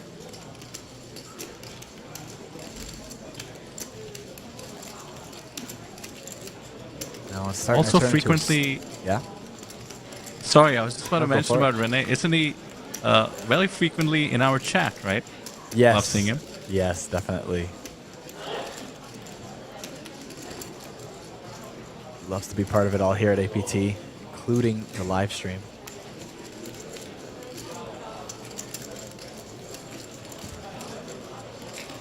Jemmy now facing a 3-bet from Punat in the small blind. Opened ace-jack off from the button. Not 3-batting pocket 9s.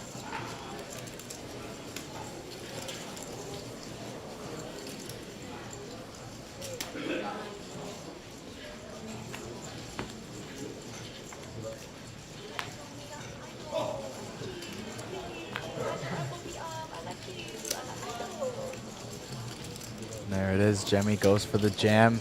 Snapped off by Punat. Pocket 9s. And an absolute 50-50 flip here. Jemmy's tournament life. 8 in the window. 10-10 to follow. Jemmy needs to hit. Backdoor straight no longer possible on this turn. Needs to hit an ace or a jack on this river. But the king of clubs will spell elimination for Jemmy, out in 489th place here on day 2 of the main event. Matt Punsri picking up another starting stacks worth of a pot, sitting on 200K now, surpassing that 100 big blind mark. Catching up to Andre Vasquez, who's had a monster stack this entire feature table. Eric Sai winning flips, Punat Punsri winning flips. It's just not fair. Yeah. Save some for the rest of us. Reminder from Justin Fairbanks that they both also have Mega Lions as well. True. Looking to get their second if they can. Punat also defending main event champion, won 2023 Type A. Eric, you've been mentioning, was the high roller winner. Kyle, I'm looking at one of the translations after Jemmy's exit, and it just says, "Give me a hug." And you know what? Give me a hug. Fair play. Fair play, I agree.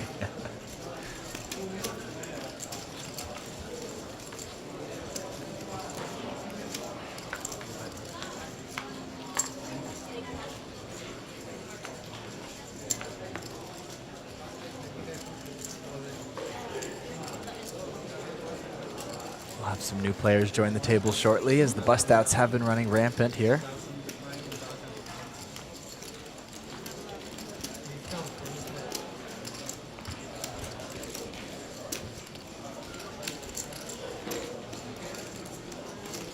King for Chen Chun.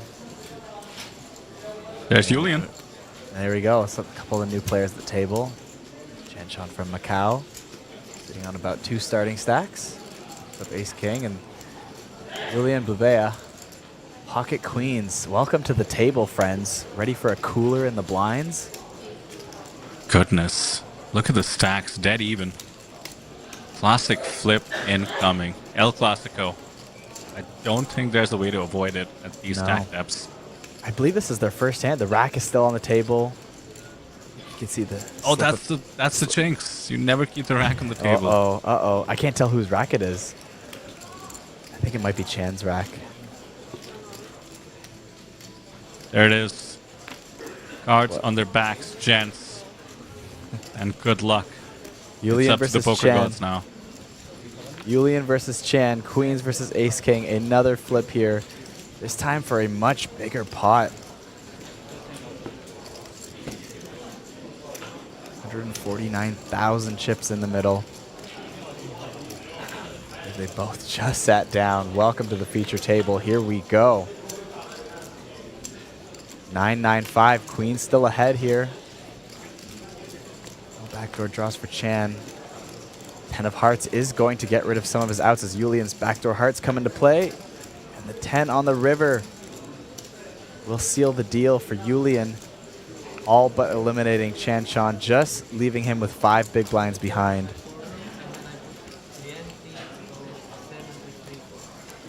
That's rough. Sometimes the poker gods just decide it's your time to get crippled. Absolute cooler.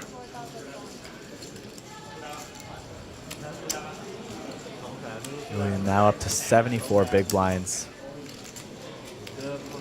Massive jump up here, one-handed into this feature table. So here's a question, Kyle. What would you rather have, all in, queens or ace king? Oh, that's a great question. I think I'd rather have ace king. I think I'd rather the excitement of hitting than the dread of being hit on. If that makes sense. Funny way to word it, but... Are we still talking about poker? Or? No, just get very uncomfortable when I'm hit on, that's all. No. But no, I think just like, you know, I don't want to call it getting sucked out on because it's not like you were just flipping. It's not like you got cracked or something really, right? But I think it's more exciting to see your card come out than to see your opponent's card destroy you, you know? Yeah, I hear you. Like Instead holding of just sweating. Holding is just a stressful part of it. It's just, I want to see an That's ace or a right. king come out, and then there's only 2 queens left. It becomes so much easier at that point. This is going to sound... I shouldn't even say it. It might disqualify me from commentating at the APT ever again. Yeah. But I'm convinced ace-king wins more frequently than queens. Maybe they got the math wrong. We've just been going with it. Kunat Punsri here, You know? pocket 10s in the cutoff. Scientists are wrong all the time. True. Mathematicians a little bit less. But not never. Oh, the clash of the titans. Look at this. Stans taking on 6-3 suited. And a 10 on the middle flop. set. Does keep a little bit of life left for Eric's side there, as there are backdoor diamonds with that 10 of diamonds, but middle set fairly impenetrable at this point.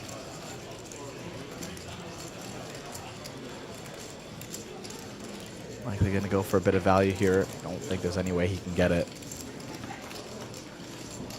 Yeah, you love having middle set in case your opponent has an ace. That's snap fold though. You think these two, having played with each other so often, they'll try to avoid each other a little bit, especially with their stacks? Target who they feel are the weaker players at the table. I mean, it is certainly part of main event strategy to sort of players select in terms of the spots you pick, right? Yeah, I agree.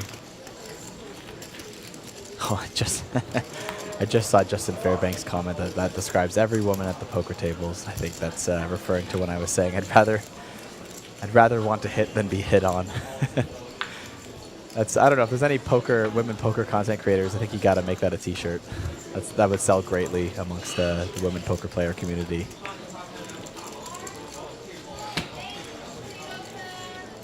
There's a women's high roller event today. There we go. You could go pitch on the break. Hey, ladies, I have a T-shirt idea for you. I don't know. Now it just sounds like I'm hitting on them too. I just become part of the problem. Oh, Stephen Lai in the chat. Good afternoon, Stephen. Hello, Stephen.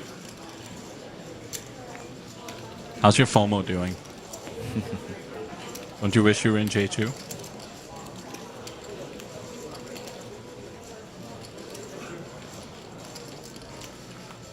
Julian here. The open, defended by Huang, the big blind. Huang gonna flop trips.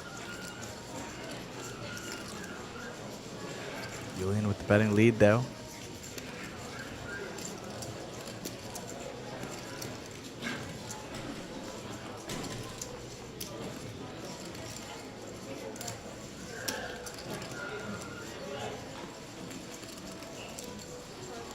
I like to check call. You don't want to check raise here. Your stacks can get in on later streets in case your opponents have overpairs. Right. You want to keep in hands such as ace-10.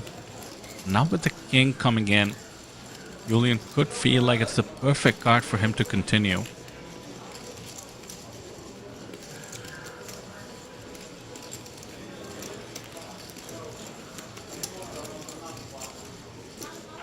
He agrees. There we Reaches for go. Some chips.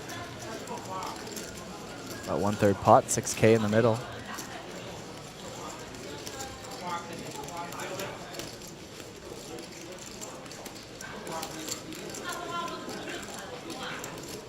There's the check raise. Huang on this turn.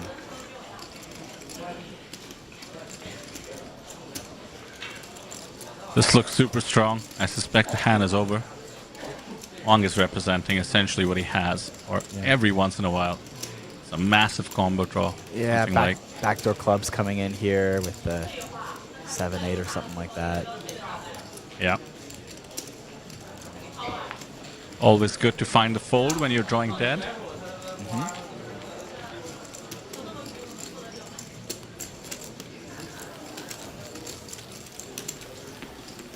And with Stephen Lai in chat, I must acknowledge. Look at the field, Kyle. Dropping like flies. Dropping like flies. 466. Wow. More than 1 and 2 players will make the money now. Ah, there's Hee Junji, our APT Incheon main event champion, our most recent main event champion. Always smiling. Look at him. Look at him go. What a lovely smile. Yeah. I love poker players that are happy at the table. You know, there's a lot of focus and thought process that needs to happen, and it can be very serious with the amount of money you're playing for, but as a wise friend once said, and I repeat it all the time, there are less expensive ways to be miserable.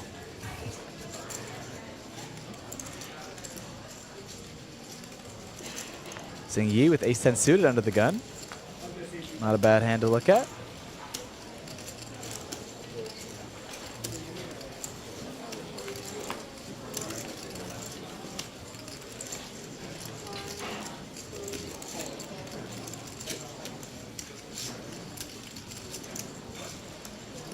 Sixes for 6 poker. Hey, there you go. It's a sign, right? Well, you got to call. No, he's playing them from any position. Yeah. He's committed now. And this is pretty ideal. 4-way to the flop. You want to flop a set in these circumstances. He doesn't flop a set, but has the best hand.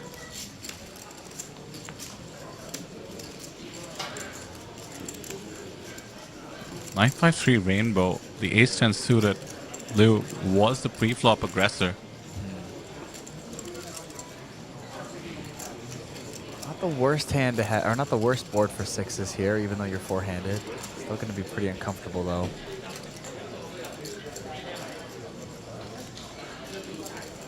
Oh, Justin Fairbanks with the ultimate pun. It's a sign. I see you, Justin. It was very good. Very good. Very nicely done. I applaud that.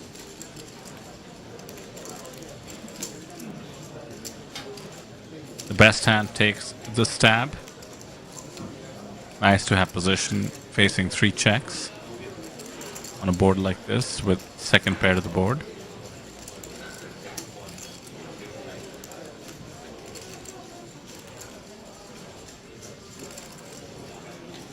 Not gonna get it through cleanly though. Ace-10 of hearts has 2 overs and backdoors. Gonna come along here. The backdoor straight's coming in here now. Turns into a gut shot. 2 overs. Little does he Not know a good that gut would be, shot, though. yeah, little does he know it would be a better straight for Eric Sai. Not too many wins as we see up top. 1 ace and 2 tens, and that's it.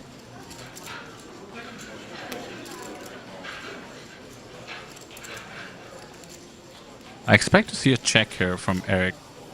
Not too many draws on the flop. And the way Lou's played it, he could have 8s or 7s, which would actually beat Eric. Does make the check, and now ends up with the check mark.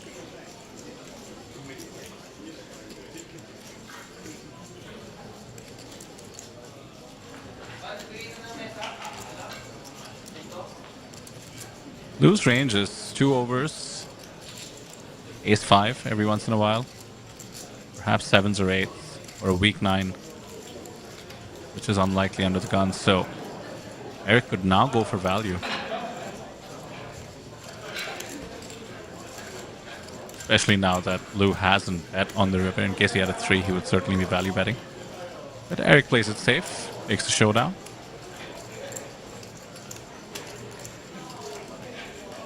No point value towning yourself against 7s or 8s, I suppose.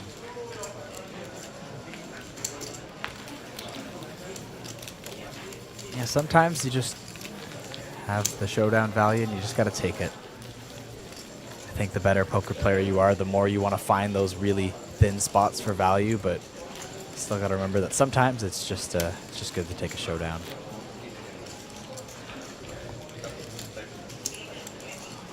So many decisions are also subconsciously what we might call future equity related, right? Like Eric might feel that the extra chips he's gained here do add something to his stack, but value owning himself and getting down in stack size would be more of a disadvantage. Like he wants to wield a bigger stack wherever possible.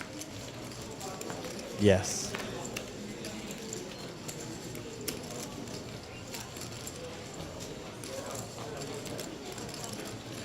I do think a lot of discussion goes into how plus EV something is, but you can also calculate with imperfect information, of course, but like the EV you're getting for your decision. That's what solvers do sometimes as well. They actually show you how much you're gaining in big blinds, and right. You have limited shots, limited hands. You want to gain the maximum. Something might be just a hair plus EV, but you might not want to take that spot knowing you'll get better ones down the road. Yes, definitely. I mean, it's so hard to find those spots too. You might make a mistake where you think it's slightly plus EV, but you end up making a slightly negative EV play, and those plays can compound as well. It's the feature table of trips here, Kyle. Look at this. Apparently. 3 queens for Zheng Yi. It's gonna be tough to get any value from this.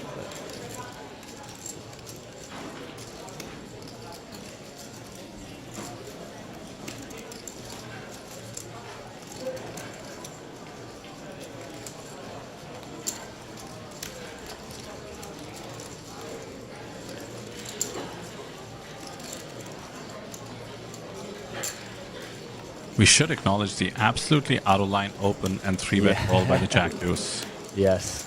And I think the absolute punishment or karma is occurring here. Yeah, calling a C-bet as well. So opens Jack Deuce off, calls the 3-bet, calls a C-bet here with just effectively Jack high, like not even. I assume if you're Huang, you're thinking you're going to bluff at this at some point, not that you're going to show down Jack high here. What is going on? Somebody in chat is asking if it's a problem with the graphics. It is not. This is poker and we are humans, and sometimes you decide to make a stand with the wrong holding. Wang decided to open Jack Deuce. Do not recommend that. All the 3-bets certainly do not recommend that. And floating on the flop, well, in for a penny, in for a pound. I do like the fact that he did have some nefarious plans, but the all-in will shut those plans down. Oh, yeah.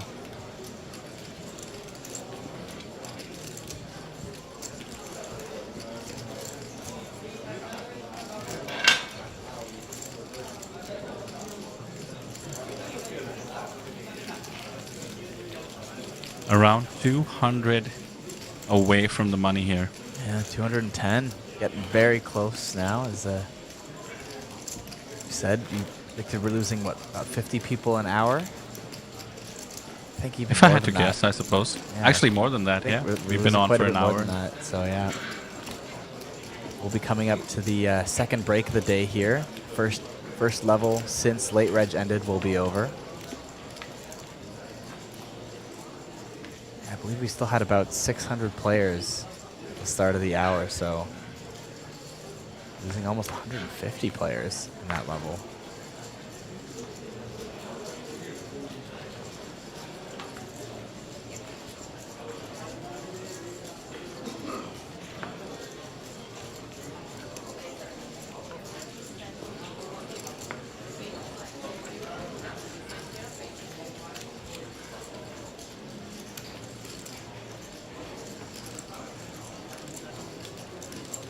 Now with the open here, getting looked up by Chan.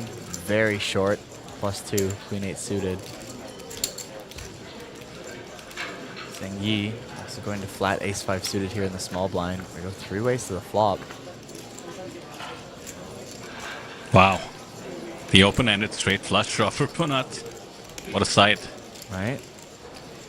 And I think the gutter might be good enough for Chan to go with this here. Only has 6K behind. Probably looking for some isolation here, and Punat might just give it to him. No, just gonna fold. Okay. Oh, he lets it go. Wow. He would have been in a great spot. That's interesting. Call behind and then fold on that flop. That's tough when you're so short. Now you give up even more of your stack. Now just sitting on 3 big blinds here. You're also gonna have to play the big blind ante very next hand. And oh, look at that. We got David Spade. Waving to the camera. Hello. Oh, with the love and everything like that. Filipino poker legend. Yes, of course. Dave Spade, also APT regular, and has joined us in the booth as well when we're in Manila. Was he in the booth there, or for the series this year, or was that previously?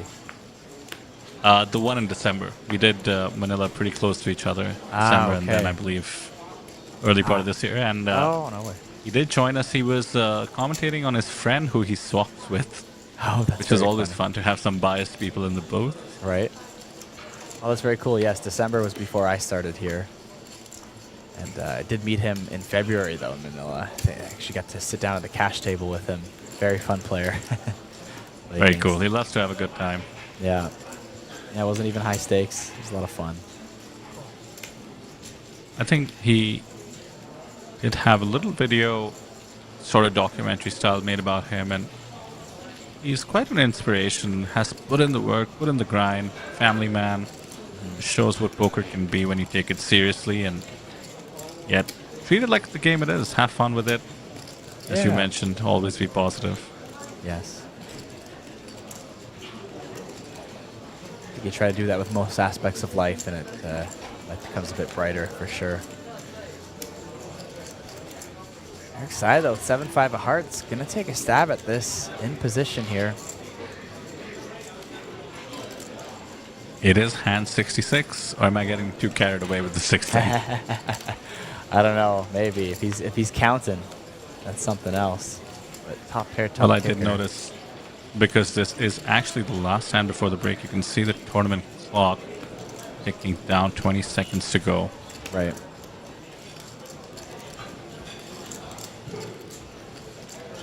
New feature table is incoming after this. We mentioned Dave Spade, the Filipino legend. We do have Mike Takayama, another Filipino superstar and APT superstar as well, joining us on the next feature table, along with 8 other fresh faces. 15-minute break. Players, I kindly ask that you exit the tournament area. Looking at the flags here for the next table, Kyle.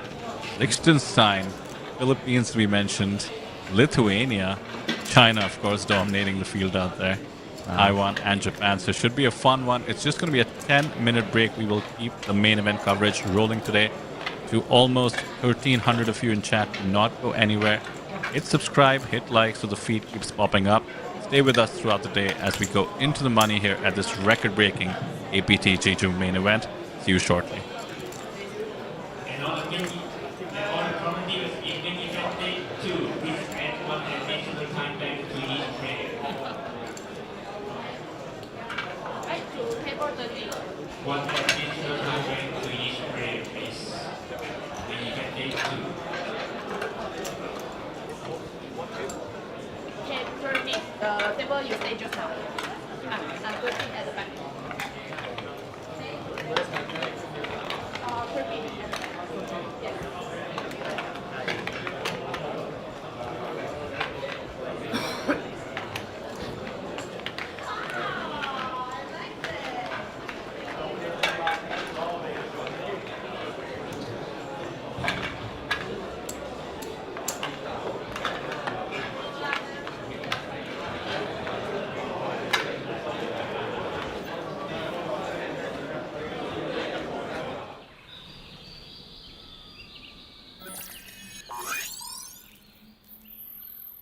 Welcome to Asia's largest online poker room. Our next generation poker software is now initiating.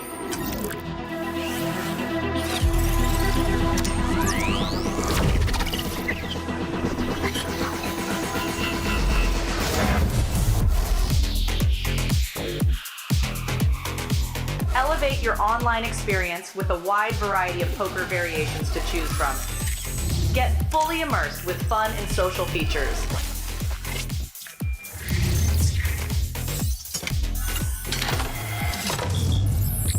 Level up your game with PokerCraft and Smart HUD. Unlock a wealth of rewards including cashback, bonuses, and jackpots.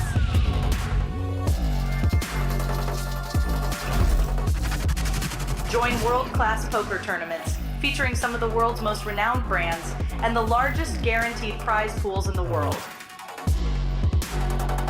Experience the best in customer service and hassle-free transactions for a seamless online gaming experience. With online poker available on all your devices, you'll be able to play your favorite games anytime, anywhere.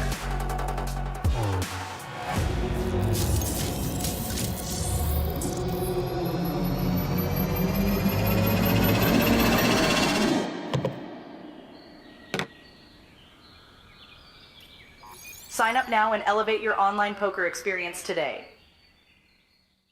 In a world where the stakes are high and the competition fierce, there exists a realm where the best of the best converge. From over 50 countries, they gather, drawn by the chance of winning millions of dollars in life-changing money.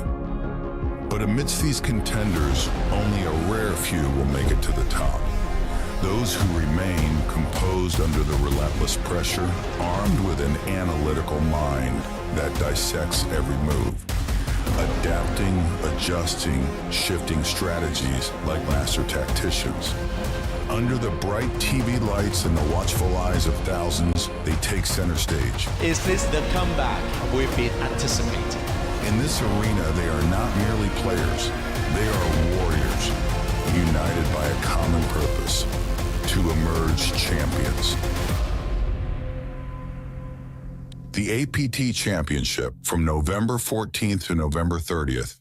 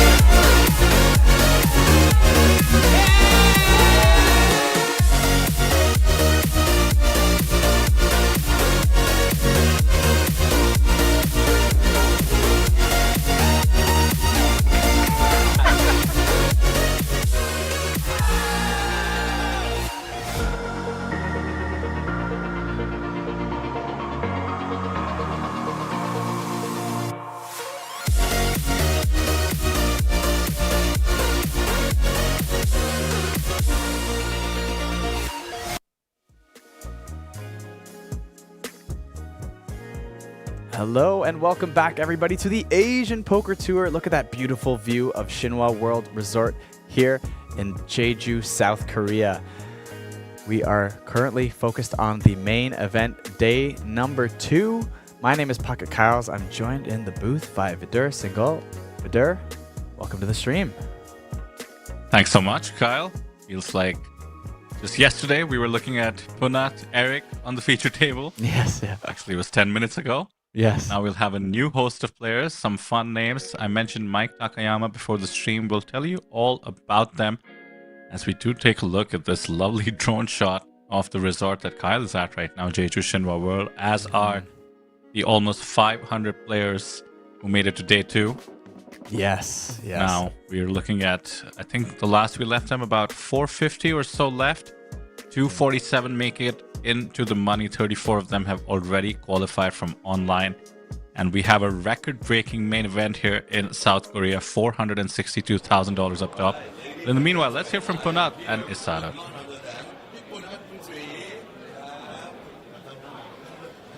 Well, first of all, congratulations on this feature table. It was really fun watching you play, as per usual. There's a couple of questions, especially the one hand I really want to walk through. And I believe that all of us want to know the same thing, which is the hand you're holding, right? 10-9, connected 10-9 to get to ace king.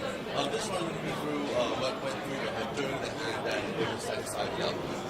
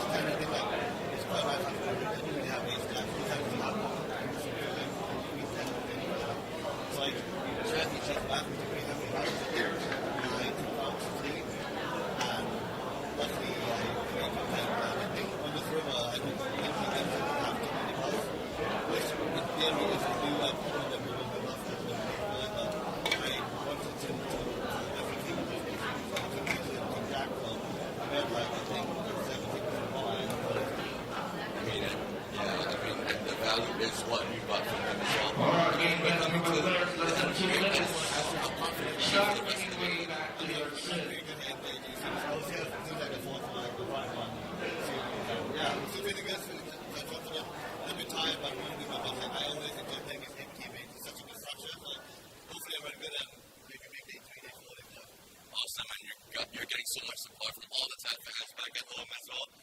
But Punat, thank you so much for your time. Good luck for the rest of the tournament. And ladies and gentlemen, we'll be back to the poker games very, very soon. Thank you.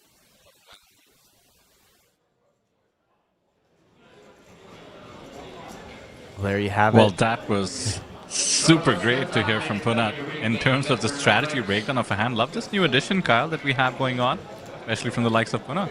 Yeah, that was very in-depth, and you know, that's our new host, Isara, that's going to be doing more of these interviews as we go. I think it's a very exciting way to bring the action of the feature table and our notable characters in this tournament more to life, and for our viewers to really get a sense of what they're doing. There's always so much speculation in the chat, and have someone like such a pro like Punat come and actually tell you what he was thinking in such detail in that spot is an absolute treat. Yeah, love it. He did mention how he loves the APT main event thanks to the structure, as to, I'm assuming, everybody you see on your screen. These are the 454 contenders still out there in the field, about 50 tables live, which is amazing here. at Jeju Shinhwa World. This should be the level where things get pretty serious. 1 hour levels. We do have 2 hours with this next feature table. I suspect by the time we wrap up, we'll be pretty close to the money. You want to stick with us throughout the day. The bubble coverage of the APT is so fun. There's going to be some running around when we get hand to hand. In the meanwhile, we do have a whole host of new players as promised. Yes. 247 players will make the money. 454 does mean, with that little nuance of 34 players already in the money from the online portion, courtesy of Natural 8, 420 out there in the field.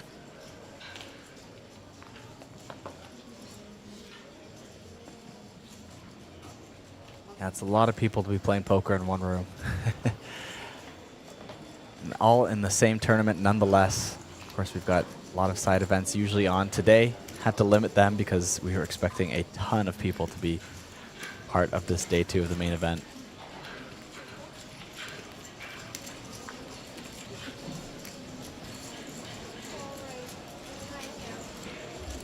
Oh, Mike Takayama is down to just 11k. Did not realize that. He could be on the verge here. Committing from the button with a king and an ace in the big blind for Song.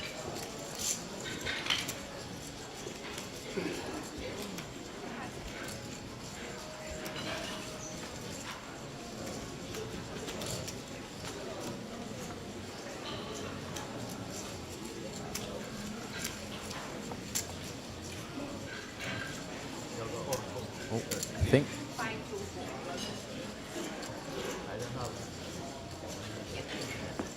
he just has 5 bigs total.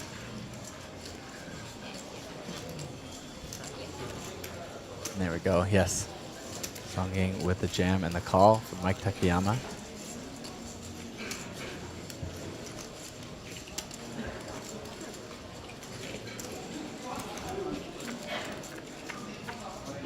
Go to the flop.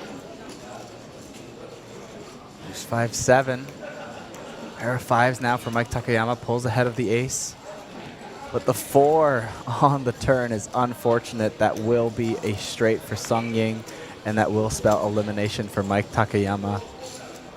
Came in short and was unfortunately eliminated in 455th place. Just one hand on this feature table. That's okay. I'm sure the Philippines pro will be moving on to the next tournament, and we'll keep on firing. Nice of him to grace us on the cameras for the fans for a little bit. He certainly does have a lot of fans. Yeah. Very, very accomplished Philippines pro. Yeah, I'm sure he'll be jumping in, do whatever he can. Got a massive Hendon mob of almost 4 million, but he has not had a big cash in quite a while, I think. All right, shots fired, guy. Yeah. Well, it's not shots fired, you know, it's just that's the variance of tournaments, right? Like, it looks like he was, his last kind of notable cash would be from APT Manila last year in 2024. Finished 3rd in the Superstar Challenge for just shy of 60K. Yeah, that was a great run. We were in the booth. I was mentioning Dave Spade also being in the booth. I think you nailed it. That is, of course, the beauty of tournament poker, the variance. Yes. Speaking of variance, wow. How's this for a segue? Perfect. Aces under the gun and a premium +2.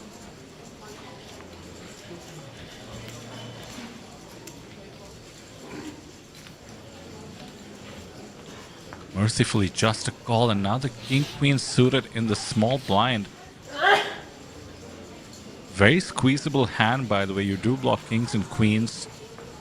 That being said, the raise was under the gun and it got the respect of just a call.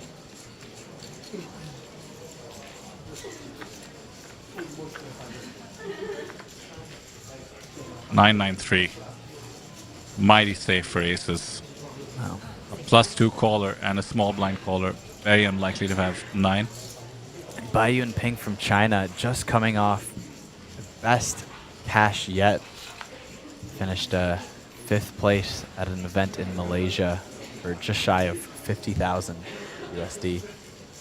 That was their best score ever, as their entire handed mob is just sitting on 130 grand at the moment. Not too shabby to be running hot like this, and now he made a fantastic check, knowing he's not really afraid of any card on the turn, but backdoors have come in. Decent size bet, 12k from Song with the semi-bluff. Little does she know kings and queens would be disastrous.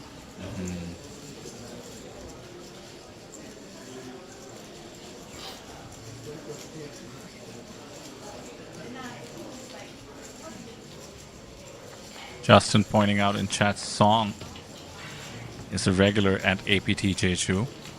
Very accomplished, approaching 400k on the handed mob. Tons of cashes in Jeju, APT, and other events. Yeah, Song did just have about a 20k cash at a Triton event here right before the series as well. Here at APT, though, just the one small cash in the National Cup event.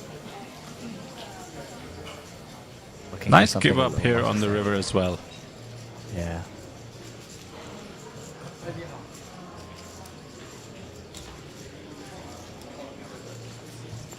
Well played, well played.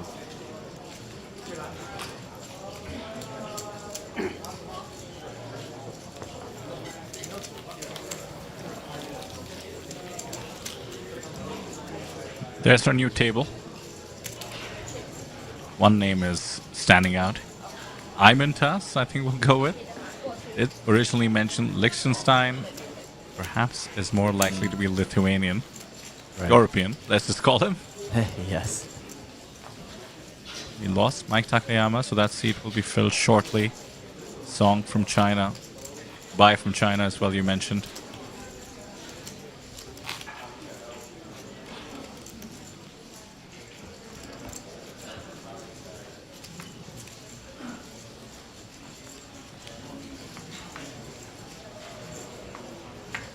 Yeah, Imentas.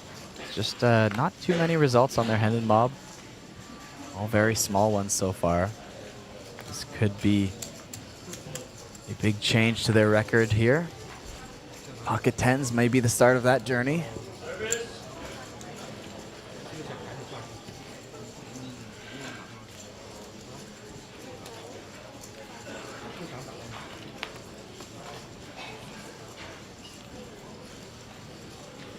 Getting it through so far.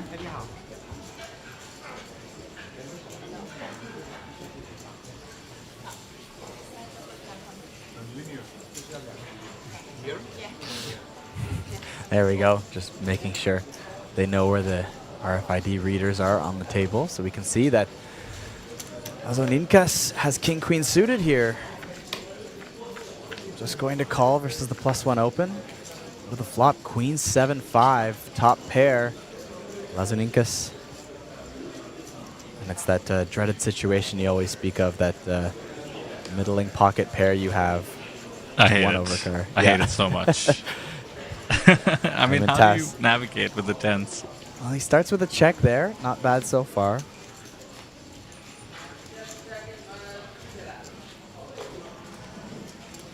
Certainly the way to go in a tournament at this stage with this stack depth. The reason I hate it is because you can play it cautiously, especially in position, where that's the whole advantage of being in position. You sort of get to decide how big you want the pot to be.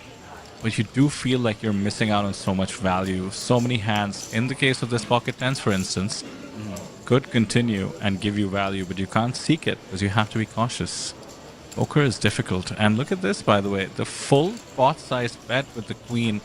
And thanks to the check on the flop, I think the tens will feel committed to one more street at least.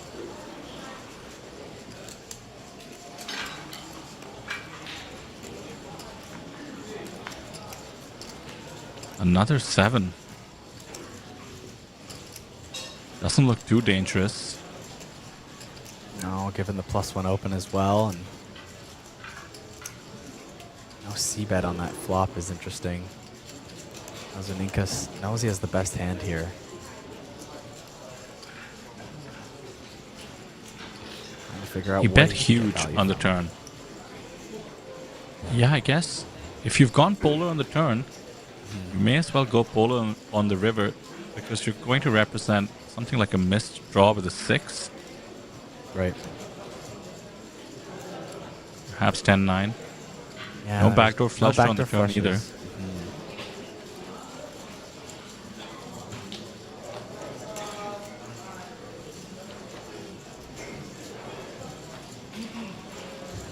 Not too polar at all. 18k. This looks like it's screaming to get paid off. Yeah.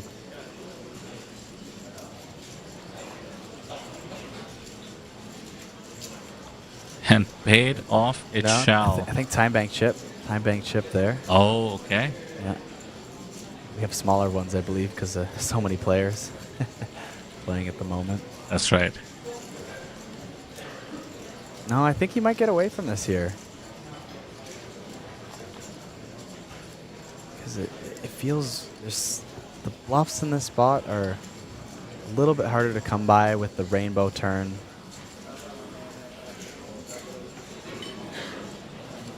In his shoes, I feel like I convinced myself my opponent can have an 8 and be block betting. Right. Does call it off. We'll see the That's bad the thing news. with poker, you're getting pot odds. He only needs to be correct 1 in 4 times. Yeah. This is not one of those times, and pretty big swing, 43k goes into his opponent's stack. Look at this, Kyle. The top 6 players have about 60 bigs or more. It's wild at this stage in the tournament to still be that deep of a table overall. In our short stack, still sitting on 20 big blinds here. Not short at all for a few levels into day 2. Approaching the money. Less than 200 eliminations to go, and when you started with a field of nearly 1,700 entries, that's getting pretty close.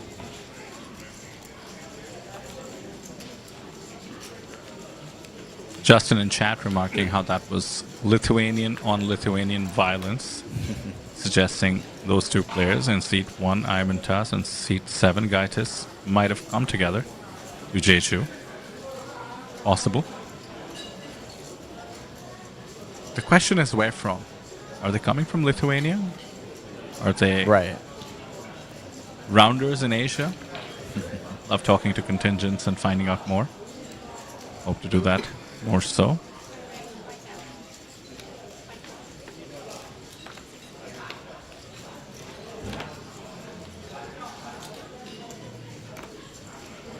Some newfound chips and a pocket pair for Lazon Ninkas. Is that what we're going with? I believe so.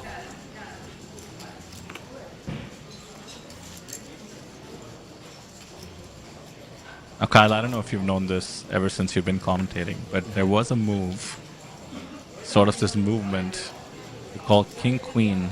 Queen? Oh, really? No, I have not heard that before. And I refuse to do it. It's too cringe. Yeah. Huan Ming going to 3-bet with Queen here in the big blind. How did it feel rolling off the tongue? Did Awful. it feel good? Awful. It sounds Well, like I'm trying to it's make decided. a sound effect. It's just, it's not a name. Squeeze will Yeah, work, it sounds though. like 1960s Batman. Kapow. Yeah, Queen. right?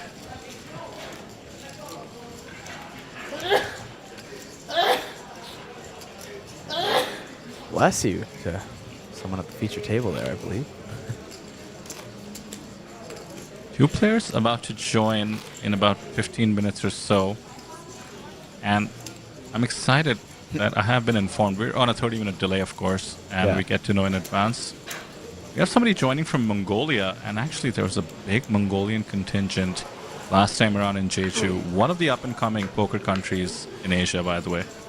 Amazing to see the talent Mongolia has to bring. They're super aggressive, super enthusiastic as well. And just like Justin was talking about potentially some European cohorts, they also tend to support each other, travel together, so looking forward to seeing who comes on the table.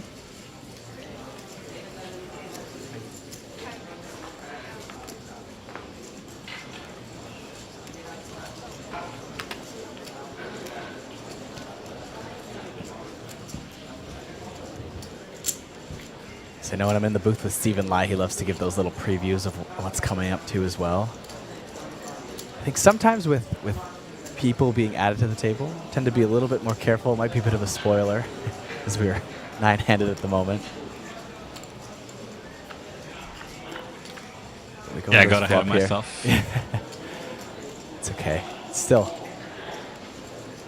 not too much. Well, there you go. Decipher It's a yet. tease. Some carnage is tease. coming. Some at carnage point is soon. coming. There we go. Saki Ushitani, ace-9 suited here. Defended by Ementas again. Queen it off.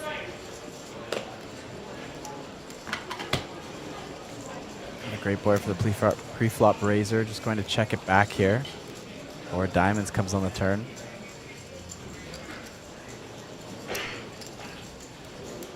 Toss with a chance to take a stab at it here. Doesn't have too much, just queen high.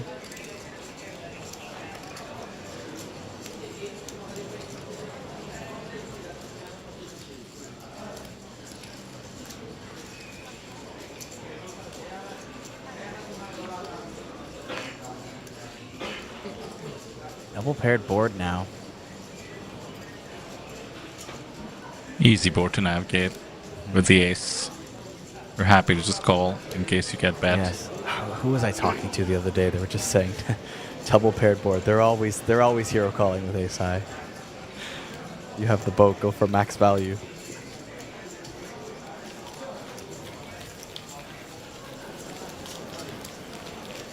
Justin in chat mentioning Quing was in poker commentary 15 years ago. It is making a comeback, ironically, at the moment. It's a very Joe Stapleton thing to do. Just yell Quing every time he sees the king queen. I mean, we do Shout live out in the to era. Joe Stapleton. We do live in the era of memes.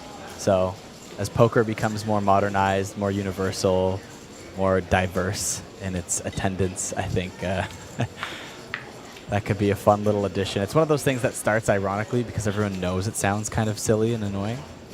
And then everyone just starts saying it because they thought it was silly, and then now it has unironically caught on as a trend. There's so few hands that have names. Jack 4 recently, the Robbie. There's one of them, Ace King, Big Slick.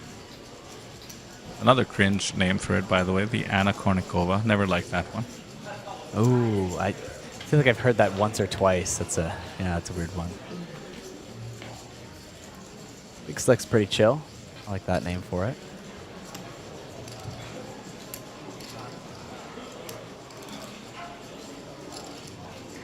Tricky spot developing. Nines in the small. He just lets it go. Big fold, big fold. There's 2 early position raises. Ace King will take it down pre. Song Ying picking up another pot here. As the entries start to dwindle down. Ementas is our short stack on the table. 16 bigs.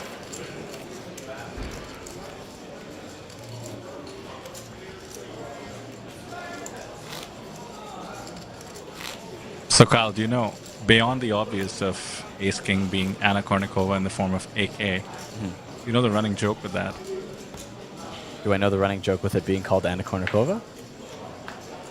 It looks good, but rarely wins. Oh. Wow.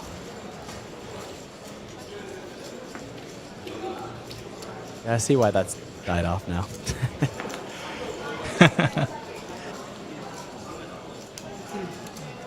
I think she should be proud. It's always cool to have a poker hand named after you. Right. It's only her and the Robbie, really. Oh, another situation developing. Shacks, and now Ace Queen. Ementas has been having a rough go of it. They just fold the nines. I suspect he's had enough.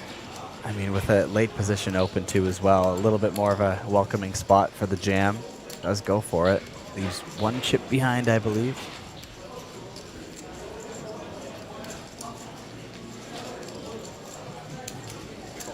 Surely getting called. So now the question, and I truly don't know the answer, is this the carnage? Can Ementas survive?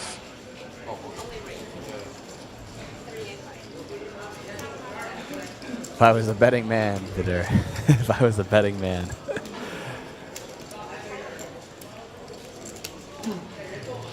I would definitely take the over on carnage happening in this spot. But let's see. 5-7-4. Clean. Running diamonds is good for Imantas.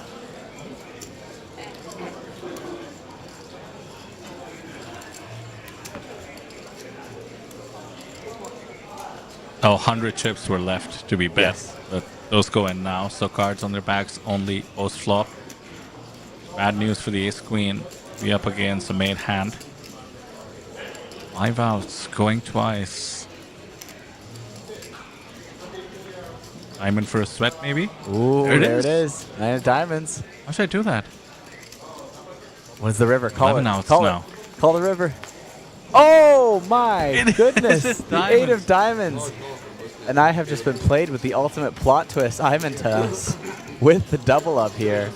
I thought for sure he was a goner. Wow. Running diamonds to save Imantas' tournament life. Big smile. The only thing I fear is the river card, says his hat. He's going to have to get a new hat. Are there diamonds on his hat right now, too? What is this premonition going on? No way.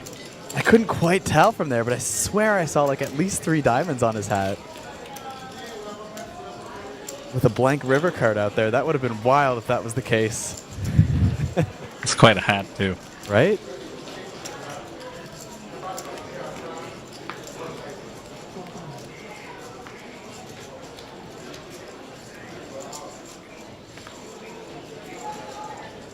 So there you go, no carnage. No carnage. And I did think I saw one of our seats open, so maybe they're just balancing the tables and then a table might close in the meantime. That could also be the reason for the new players. Yeah, the ultimate anticlimax could happen. Yeah.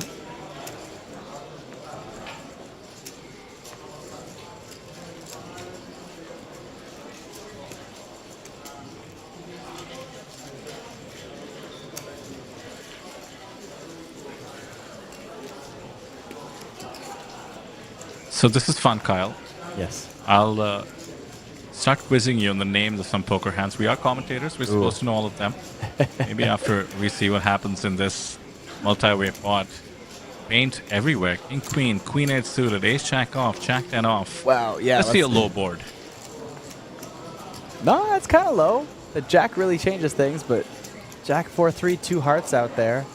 No one with an immediate flush draw, believe it or not. Top pair for both Lazuninkas and Peng. Top kicker for Lazuninkas, though. Could spell trouble for Peng. 2-1, SPR. And it's Sue with the king queen taking a stab. Wow. Ambitious. First to act, just bets into 3 players. Sue is the only one with the backdoor hearts, has 2 overcards and also backdoor straights available. She could have changed the trajectory of this hand. Now the ace jack decides to 3-bet it, or rather raise it to 18k, yeah. And now Peng could feel his hand is no good.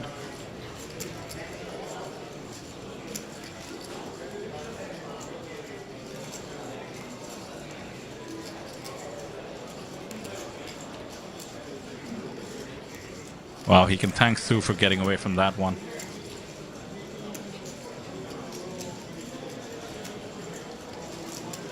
Sue losing 6k with the stab, but potentially saving 54k for Peng. Pretty crazy how poker works out sometimes. He's gonna love watching that on the stream. I suppose by extension, Gaitis is gonna hate watching that on the stream. Right. Wow.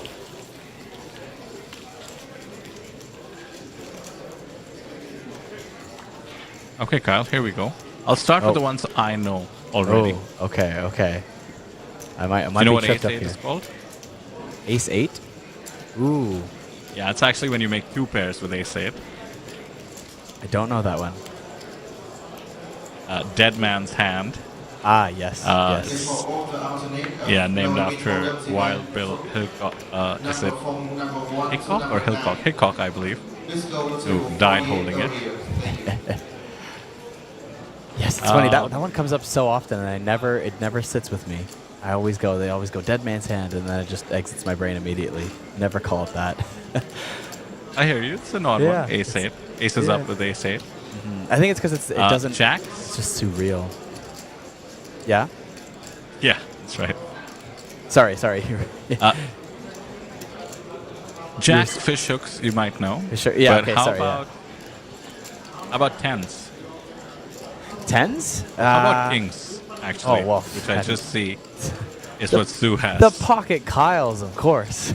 That's what that's known worldwide. That's what everyone calls them. Exactly. Pocket Kyles.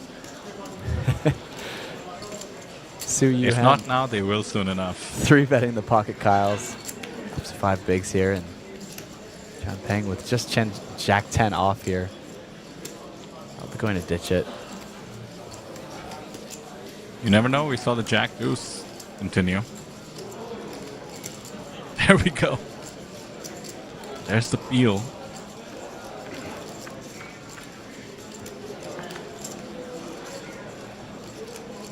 Ace, always an ace, as they say.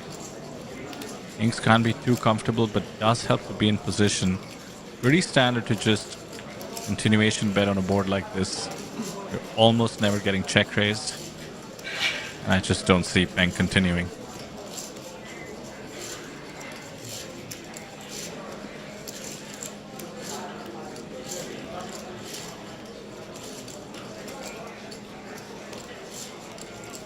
Let's go. Justin reminding me in chat, pocket jacks are jiggities now. Definitely. Shout out to Brad. Cowboys for the Kings. No, Frank. That was a trick question. It's pocket Kyles. Kiwi insists, considering Kiwi is from New Zealand. She insists it's killer kangaroos. She does I think love that's a the bit of a killer local kangaroos reference. thing. Yeah. All right, here. I'll and Frank says one for you. Oh, sorry. Go ahead. Okay. I was gonna say, how about? Well, I did see Frank say aces magnets, which is very appropriate given what the flop was. But I think that's a bit of a, when you've been burnt enough, you start calling them those. Right. I'm curious if this one is a worldwide reference or not. It's just something I grew up with in Canada. But hockey sticks. For jacks, right? Yeah. No. Not for jacks. Don't jacks look like hockey sticks? They kind of do, but it's not. It's never been the hand I've called hockey sticks. Sorry. You know what? Sevens, yeah. It is sevens. I do know that. Yes, yeah. Okay, I was able to trip you up a little bit on one. Take that. No, I'll tell you why. And this is kind of funny and a bit embarrassing. I know when you say hockey in India, when you say hockey in Canada, rather, you obviously mean ice hockey. Yeah. But when you play hockey in India, it means field hockey, and hockey sticks in field hockey look very exactly curved. like jacks. Yes, I can picture those sticks that you're talking about. Whereas ice hockey sticks look exactly like sevens. Oh, and ladies for the lady on the table. Song Ying with the queens in the small blind. Going to 3-bet versus Masaki's open here with queen 8 suited. Saki not even going to entertain the idea of a call, just folds it.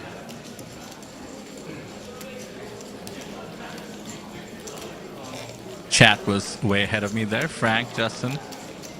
They all knew got it was the the hockey sevens. sticks. Yes. I hope Justin would get it, fellow Canadian in the chat.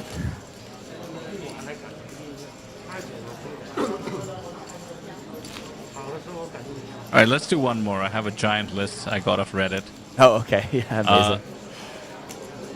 Do you know? Well, let's do an easy one in my book. Pocket threes. You know those? Pocket threes. I've only ever heard them called like trace, I think it's like the Spanish name for them or something like that. I'll wait for chat. Chat, pocket threes. You know what they're called?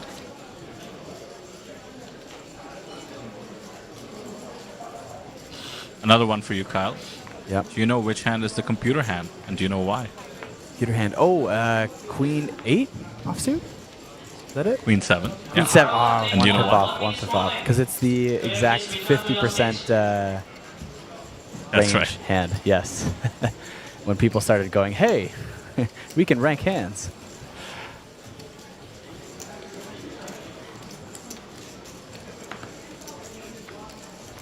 And it's so funny that it's called a computer hand because there was no way to know that without a computer. Right.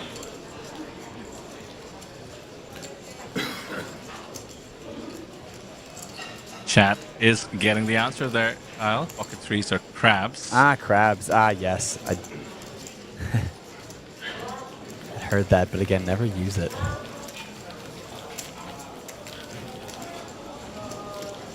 You know, it's interesting as a commentator. I think with some of these names early on when I was playing, I found a lot of them to be ridiculous, and I started disliking a lot of them early on. I'm not using some of them, especially for the worst hands out there. But yeah, I think naming a hand makes you more likely to play it as well. So yeah, I remember better to stay away from naming some of the bad ones. I think when I was a teenager, just playing with friends or my uncle's home game, I would always play King 9 off, or any King 9 really, just because it was a dog's hand K9. K9, there we go. I don't know if that's okay, actually here's that another popular, one. but ooh, snowman. Do you know what? Snowman on screen? Oh, sorry. Those are snowmen. That is true. Sorry, I got all the Canadian ones down. That's my that's my That's game. right. Anything winter related, Yeah. you're on top of. Exactly. I have one that I'm sure you know, but I don't know if you'll be able to recall. Do you know what 9-5 off is called?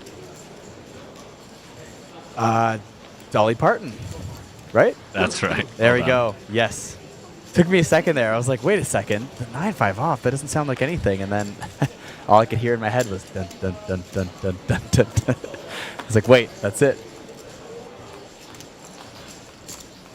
Also, when I was saying hands named after people, actually, I missed a few. So there's Dolly Parton. There's, of course, Doyle Brunson. Of course. Shout out to That's got to be legendary the most Dolly. famous named hand, is the Doyle Brunson, I think. Absolutely. I'd have to agree there. I mean, the Robbie was getting close for a minute, but did not dethrone Doyle. It had its moment. Yeah. I still call it the Robbie every time I see it. Maybe just because it's so fresh to me. And, you know, I've just been commentating this year, so it's been a little bit fresher to me as I talk about things more actively, talk about poker hands more actively. I'm going to close out this chapter with one that I wonder if you'll get, but let's just observe what happens here once more with that 1 overcard situation. 2 overs, but more so Huang seems a bit frisky. Nah, he's letting it go. All right, this is the last one, Kyle. Really think about it. Okay. And tell me what 9-6 off is called. And chat, go ahead. If you know, you know. I would just call Any it. guesses? I would call it nice. If I had to name it, I would call it nice. Okay, I like where your head is at, and the answer is in that direction. Right? Ooh, But I mean, much more aggressive. much in more terms of naming. aggressive. I mean, I Chat, feel like, you know what I'm talking feel about? like you would just 9-6 call off? it. You would just call or it 6-9 off. the 69, but yeah. All right. Oh, is it? Drum is roll? It, wait, hold on. I have a guess. Is it akin to Ace King? It is. It's You got it. It's Big Lick, isn't it? That's right. Oh man, I haven't. There. You know what? I used to play online with a bunch of people on the Quebec side in Canada during the pandemic. We were playing online poker, and yeah, this is where most of the hand names started to come out that I had never heard before. And yeah, I can picture the host of that event going, "I got Big Lick."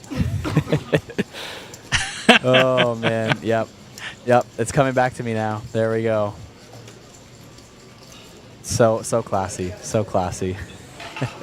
Safe to say we can't top that one, so we'll end it there. I think so.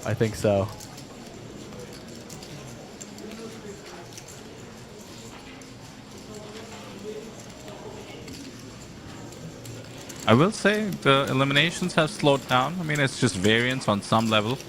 But yeah, a lot of the shortest stacks tend to take a stab early on here on day 2 and see where they end up. We only have the 1 stack below 20 bigs bang on our table. Yeah. Not sure if that's representative. Let's take a look at the average stacks, which we can do on the website, apt.poker.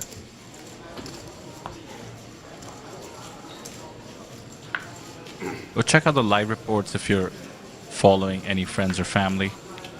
excellent coverage, including hands, eliminations, seed draws, and more. Average stack. Of course, we are on a 30-minute delay, so this is into the next blind level, but it is 56 bigs, which is plenty deep. Does explain our chip count as well. Right.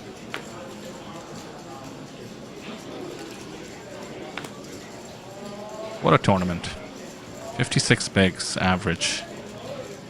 Talk about skill.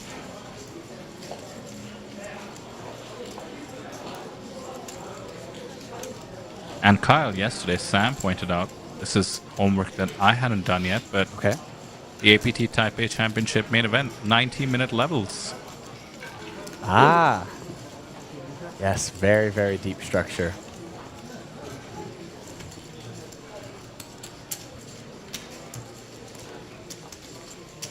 I like that too, that it's kind of like a 90-minute levels is a very fun spot between like your typical main event 1 hour levels and like your like milestone events like the World Series main event that are 2 hour levels. It's nice having that kind of in between there. Yeah. And some people don't love the 2 hour levels. Sorry, wild hand here though from Jian Ping. Trying to go for a steal from the big blind with 6-3 off. Goodness. Runs into ace-10. Gets called off, and here comes the flop. Ace, queen, queen. Nearly drawing dead. Just running spades. Yeah, that's it. Deuce of diamonds will be elimination for Jian Ping. Rough. Tried to go for it there with 6-3 off, sorry. Way too frisky. He had plenty of big blinds. Maybe picked up something incorrectly, of course, that the open was way too loose, but this is the math of poker. You want to take that spot. Of course, the button opening range is going to be wide enough. It's going to be, let's say, as wide as 50-60% of hands. But when you jam, you want to make sure, in case you get called, you're performing at least a bit decently with 6 high. So misfire there, a costly one. Leaves us from the feature table, and there's that carnage. There it is. I didn't know it would be like this. No, I couldn't have predicted that one coming. So we have new players joining us. That's seat 4, the man on the left of your screen now. Bo Yang from China. Nice stack here, 140k or so. We'll be replacing seat 2 as well. That would be the Mongolian gentleman we mentioned.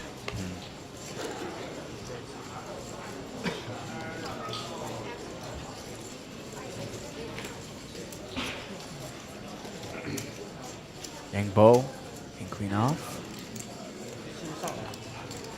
Getting busy as soon as he sits down. Yeah. How do you think that comes off, by the way, to the rest of the table? I mean, I think at this level of play, almost everyone here is pretty of the mindset that, you know, we're still just playing poker. It doesn't matter whether you just sat down or have been sitting there the whole day. The cards are the cards, the spot is the spot, and the player is the player. I mean, you say that, and then we see the 6-3 get it in. Well, that's why I added the player as the player, because I think that's where that part comes in. Because it doesn't, nice. You know, that's still just part of his plays there, right? He's the kind of player that thought, I need to find these aggressive spots. Button opens wild.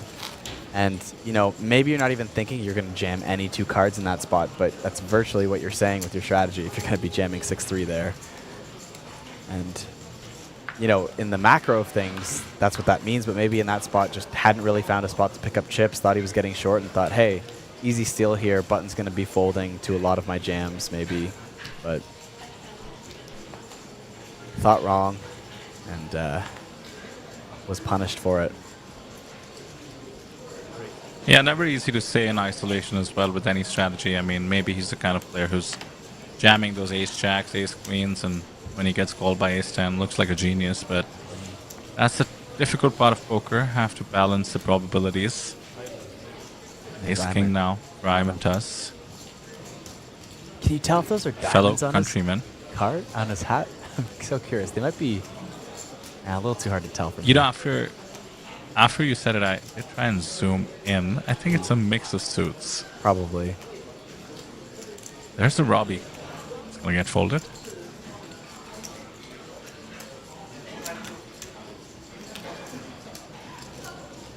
A 10-8 suited plus 2 open gets 3 bet.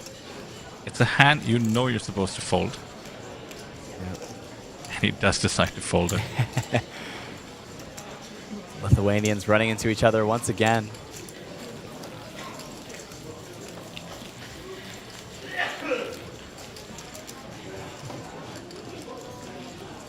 $40 bigs is the shortest stack. You don't see that every day. Definitely in the middle stages of this tournament.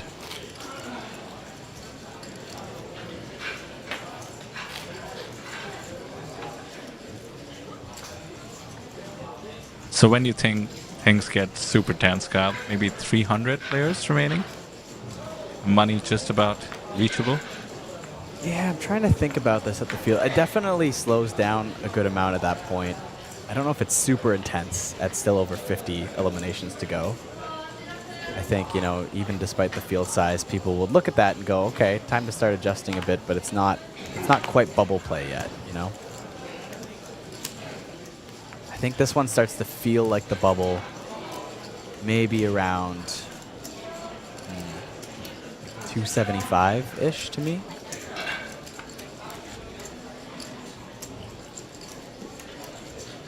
Yeah, that sounds about right.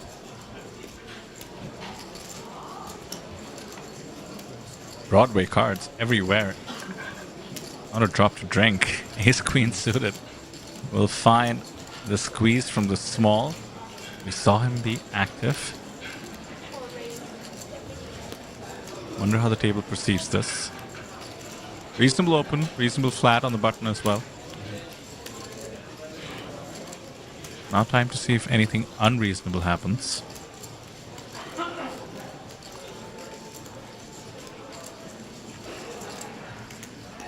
Believe it or not, King Queen suited is a great 4-bet candidate in this spot. Unless you're up against Ace King or Aces, you do tend to block a lot of the continues. Goes with the call though. It is suited. He's going to be in position. At least the pre-flop 3-better. It is possible Sue comes along, although it would be pretty wide. Queen 10 suited dominates so often. Good discipline here, folding on the button with the suited Broadway. Now watch it come clubs. Yeah. I think I'd be more inclined to call if I'm in toss for to fold. Just kind of some dead money in there, heads up, in position. But 3 ways with Queen 10 suited. Equity goes down. Ranges are a bit stronger there.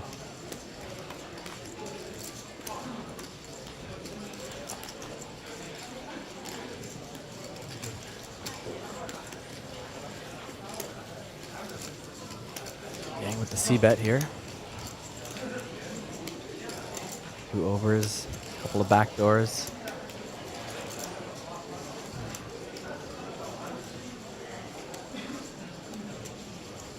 The spot is scarier than it looks. With Ivan Task continuing, you could have a lot of pocket pairs that would continue at least one street on a board like this, but Yang will be happy to take it down considering the King High cannot continue. Yeah. Your Yang, I think when you fire that flop though too, you're going to continue on any diamond. Of course, any ace or queen becomes for value now. Even a king. Possibly a 10, but king for sure. Fire that on the turn as well.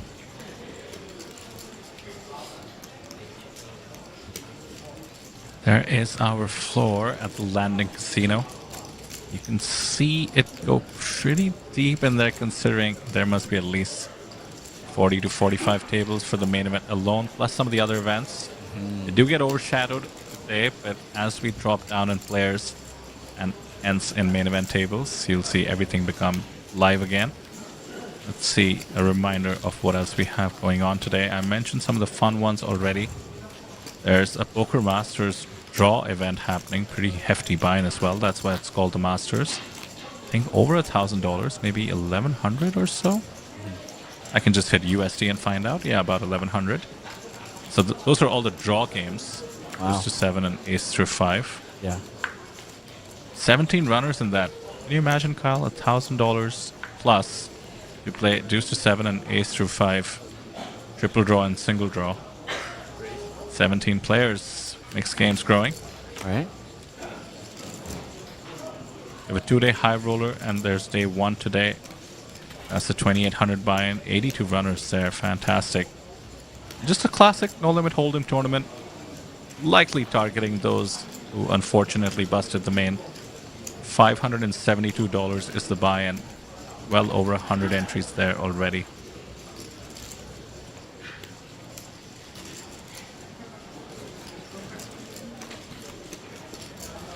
So reminder of the schedule, day 3 tomorrow, day 4 the day after that, and then the final table. We do have to have a day 4 thanks to the fantastic turnout here. Yeah. But along with day 3, if I'm not mistaken, comes the players' party. Yes, it does. That will be tomorrow evening, here in Jeju at the Shinhwa World Resort. I believe the venue is called, I gotta double check it here, but I believe it's called I see it here. Yeah, you see it? iZone Act. iZone Act, that's it. I was like missing a piece of it there. But I looked it up yesterday while conversing with Sam about it. We have bowling, amongst other things, and darts. Yes. Which to me, when you were talking about a poker player party, is just ripe for prop bets.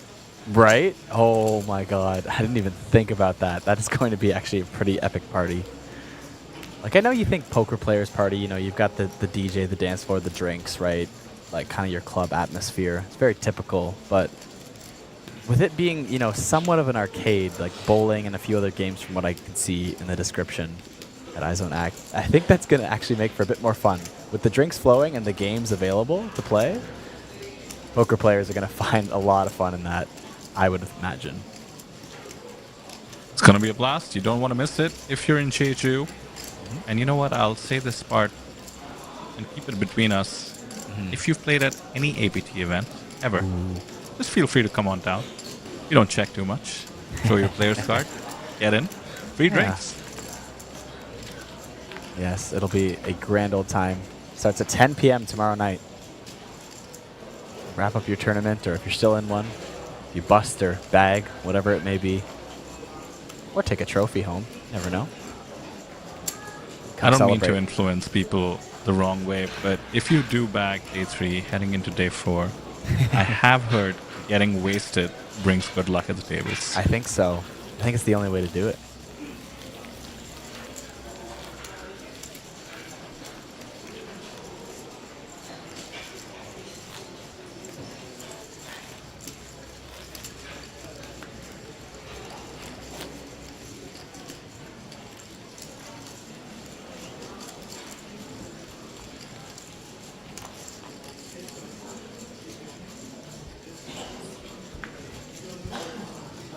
Down to 410 players now.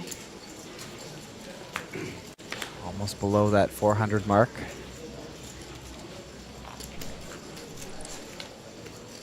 $163. We're full ring on our table, by the way. We had C2 get filled. Buyer Saran, I believe. There we go. Yes. Ace King for him. Man from Mongolia. There he is. Oh, but he's going to run into Masaki's pocket queens.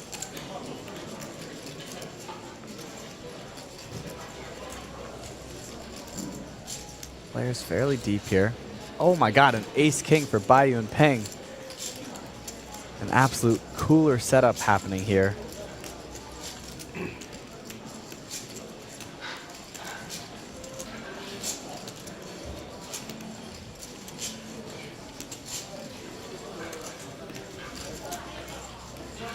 What a glorious situation for the queens, with these two having each other's outs. That being said, we are very deep. Shortest effective stack would be the man who has 3-bet from the big blind, Yum Peng. Had about 110k to begin with. Oh. Interesting spot here. Bayar limps ace-king. Saki Raises the queens. Bai Yunpeng with the 3-bet, and now Bayar Saran with the limp 4-bet. A limp 4-bet is ace king or queen's minimum usually, but Masaki doesn't care. He has pocket queens. 67 big blinds find their way into the middle. That is a 5-bet jam, ladies and gentlemen. And how do you feel about ace king now? It's a 5-bet with a limp in early position too. So it almost feels like a 6-bet at this point. And wow, gets one of the ace kings to fold.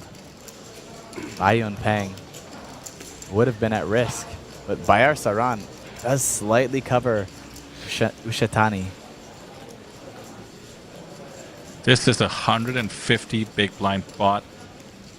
It's a flip, but one ace king folded, so it's actually 70-30. Very favorable situation for the queens. Oh, and there's set the of queen. Queens. Wow, Bai Yunpeng gets away from it here. Bayar Saran nearly drawing dead. But the 3 does bring in the backdoor straight draw. Can hit a deuce now. It is possible. Bayar Saran does not hit on the river. Masaki Ushitani in a wild pot here, starting with the limp from Bayar Saran, ends up being a 5-bet jam. What effectively feels like a 6-bet in my mind. Absolutely wild. And Bai Yunpeng is just, must be all smiles on the inside right now, as he was able to fold ace king and get away from this. That was a big swing, and it resulted in a huge chip leader on the table. 145 bigs. Wow. Bayar Saran down to a big and change.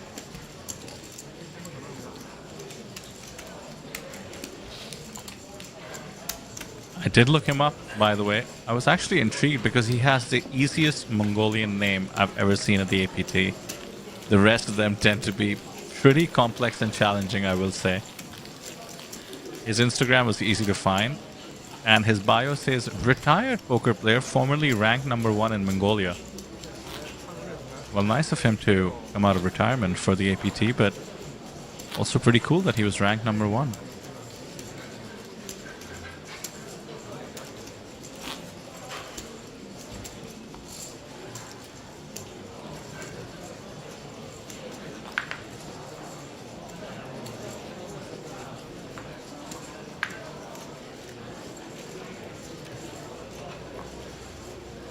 Kyle, you gotta love how many chips Bayar has in front of him, or what is effectively 1.5 bigs. Yeah. Looks like a stack. Right? That's cute. 1.25 bigs. There it is.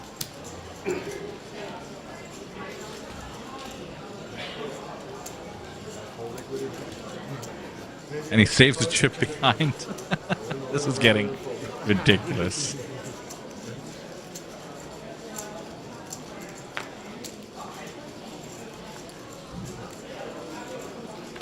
I'm not the biggest fan of the saving the one chip behind. I know it's generated a lot of controversy. I don't feel too strongly about it as well. But I think this one was a bit unnecessary. Yeah. And we see the jacks flipped up. 2 live ones, but against an overpair. Oh, is it pocket 7s actually? Strong hand running into the overpair.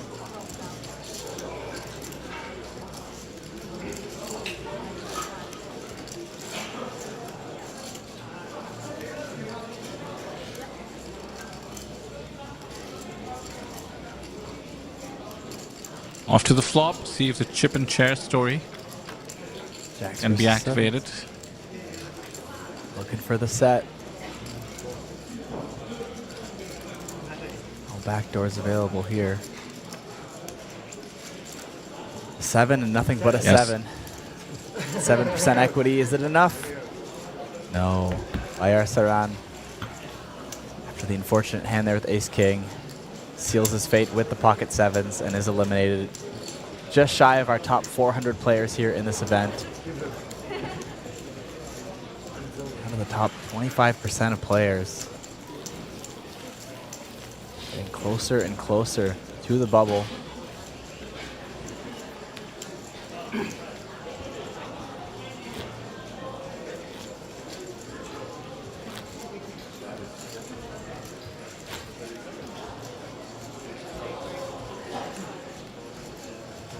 So once we hit the money, the prize pools come out. Once again, you can go to the website, take a look, or the current series, of course, in Jeju, or anything related to the upcoming championship. Taking a look at the payouts here, Kyle. 650 million Korean won, which we mentioned was about 463,000 USD or so. Yeah, about there. You want to take a guess at second place to the extent you haven't seen it yet? Ooh, I have not. Let's see. Is it, I'm going to guess somewhere. Oh, it could be a really big pay jump, couldn't it?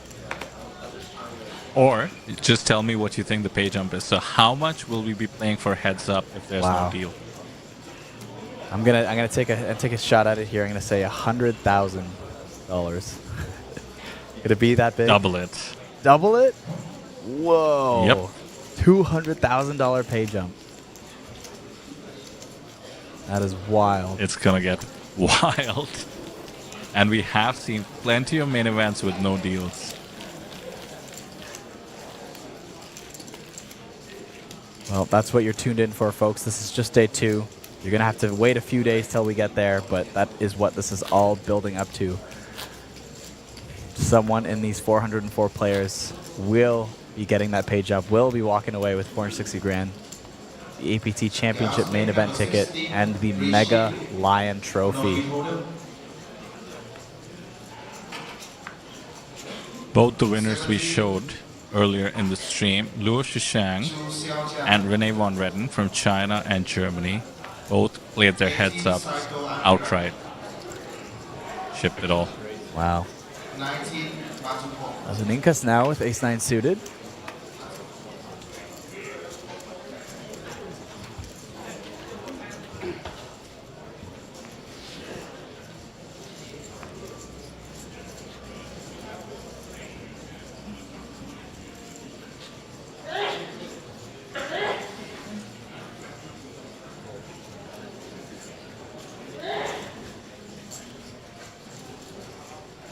Tess going to come along for the ride here in the small blind with pocket 2s.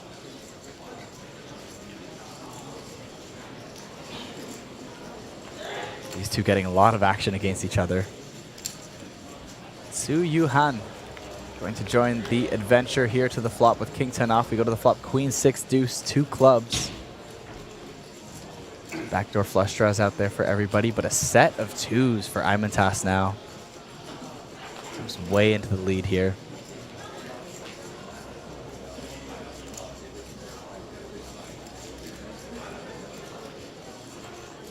Imantas just goes for the check.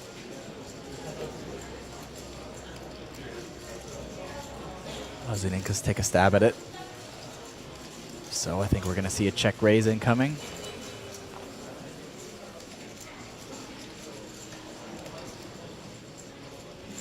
There it is. 5K bet.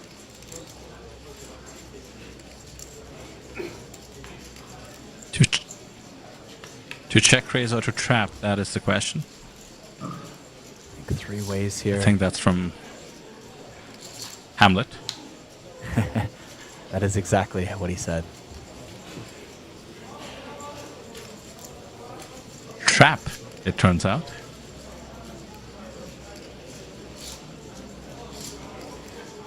And good time for it too, with 89% equity, and Sue is interested.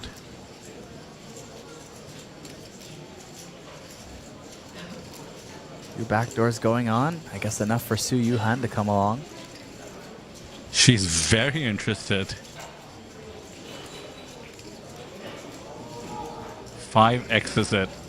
Music to the ears of Imantas.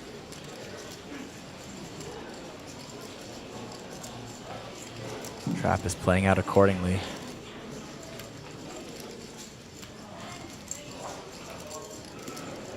And Kyle, I must say, as far as the acting performances go, this one's pretty good.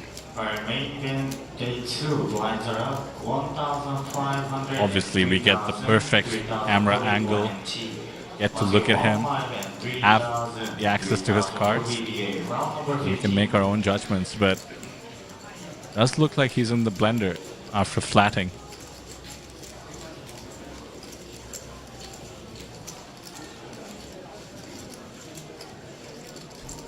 I must say I do love the aggressive line from Sue as well.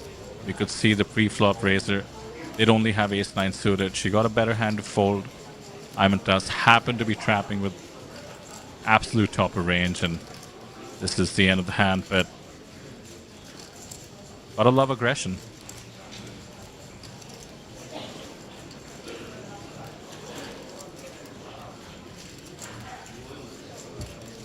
Let's hope it's the end of the hand.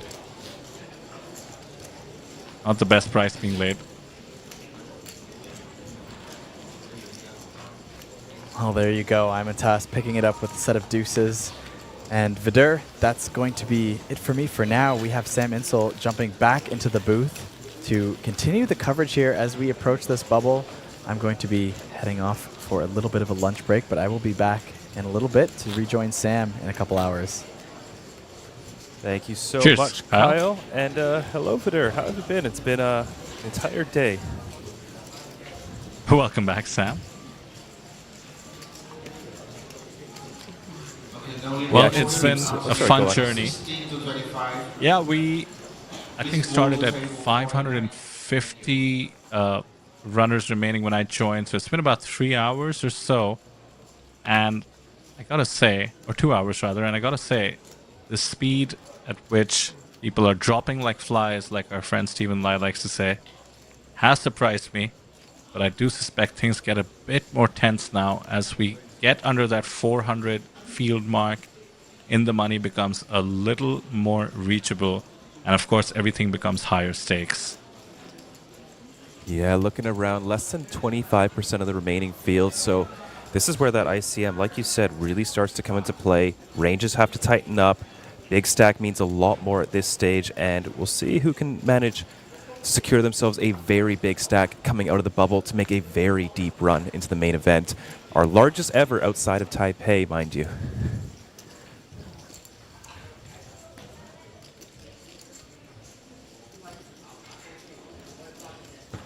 Situation developing here, but I did ask Kyle this question. Sam, do you know what the heads up is going to be for?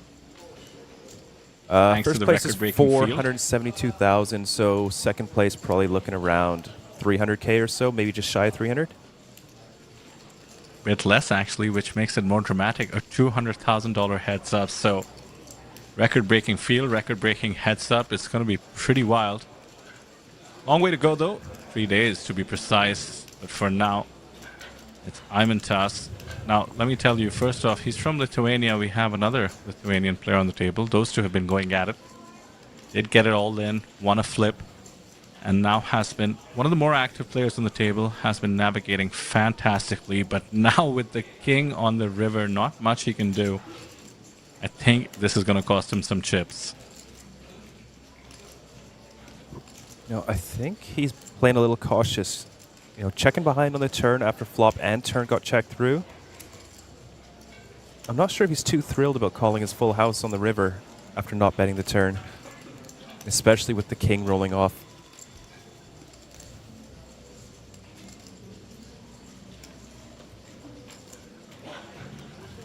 Nice fold. I find in this spot, ace high is so reluctant to bluff this river, and anything that's worse than ace high would have taken a stab by now. That's just how I think about that spot. Perhaps You might be right, Vicious but still thinks the same. Impressive though, nonetheless. Very, very impressive to lay down a full house. Even more impressive to do it correctly. Yeah, much less impressive when he's facing the jack high. Of course. Just about to break that 400 player barrier.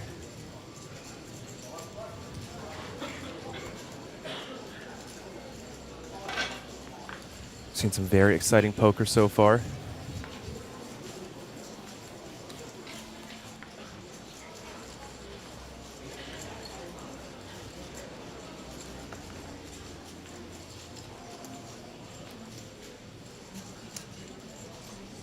Jack 10 offsuit. Etis. Was that pocket kings or that happened really quickly? There's no way, right? Pocket kings didn't fold. Let me watch that back real quick.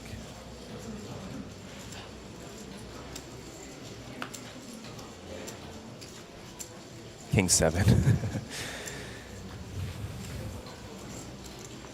Jack 10 offsuit, raises it up, runs into the king, jack of diamonds in the big blind. It's going to peel this flop. Saki Yoshitani with the dominating hand. Pretty interesting flop. Both players with straight draws. Masaki with the stronger one. Good board for Gitas. You do see a very large bet. Pretty typical on this board.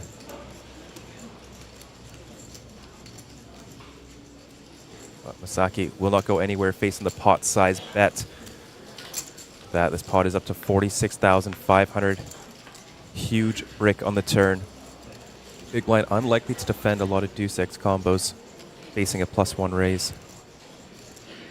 Even ace deuce offsuit. Not feeling too great about defending versus such an early position open.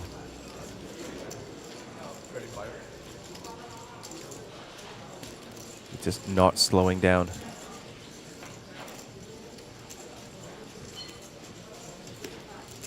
That's the king, jack of diamonds with 87% equity to hit the muck.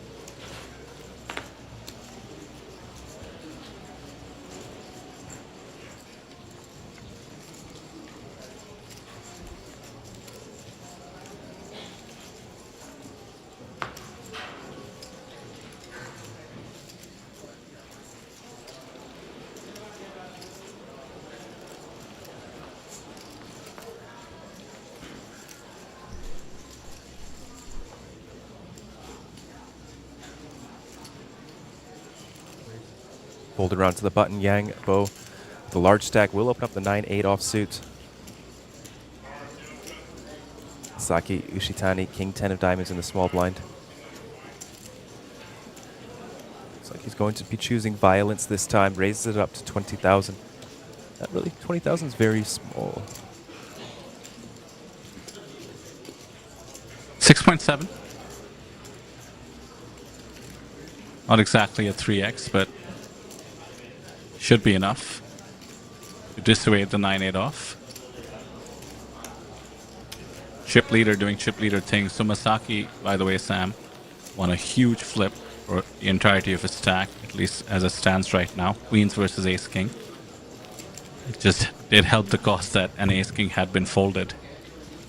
It was a 5-bet pot in which there was a limp with the ace king early position. And then by the time the action got back around, there was a 5-bet. Oh, that is fun, let's say.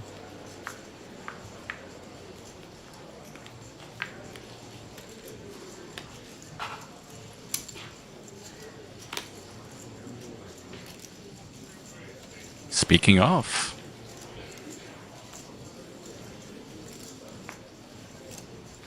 ace king raises it up. 2.2 bigs under the gun.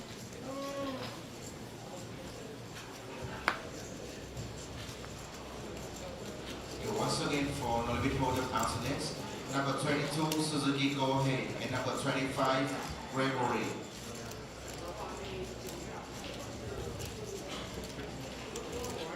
The computer hand in the big. I don't love playing this, I have to say. No, you can't make a straight draw. Like, it's yeah. What are you even hoping to flop with Queen 7? Yeah, right. Queen, It's more queen, just 7. you're getting a good price. And speaking of Gitas Lazavnikas, only 2,600 on his hand in mob. I reckon he's an online player, and that result is from 2018. Just judging Yeah, from we did his... have Justin in chat mention that Lithuanians, which he happens to be, tend to not have hand-in mobs too frequently, or updated ones at least. I am seeing something here that says he's a Lithuanian professional poker player and currently boasts total live earnings of more than 717,000 on a website that isn't There we hand in go. mob. And the picture of him is hilarious. It looks like he's like 8 years old in this picture. It looks like you went to ChatGPT and put in make an 8-year-old look like a Lithuanian poker player. He's got like the over-ear headphones with the sunglasses, but looks very young. Here, I sent you the link. It's hilarious. And he's got the little Groot thing as well.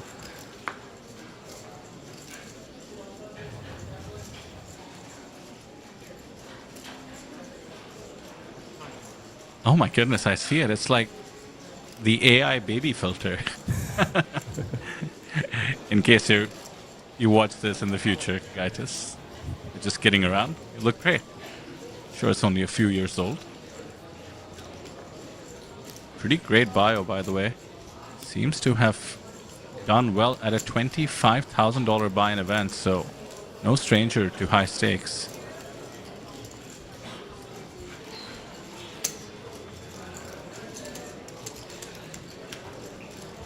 And considering the website is toppokerstreamers.com, where he's featured, looks like he gets up to creating some content as well. Yeah, perhaps. It could be pretty cool to check out.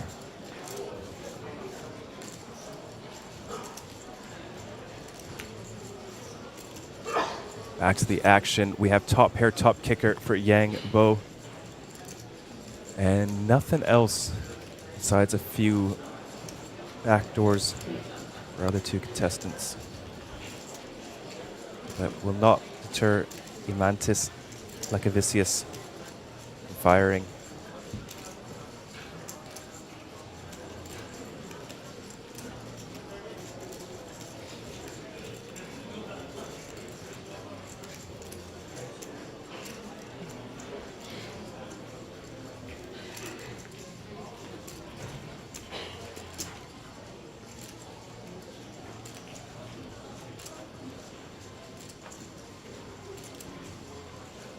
Raise from Yangbo. Top pair, top kicker.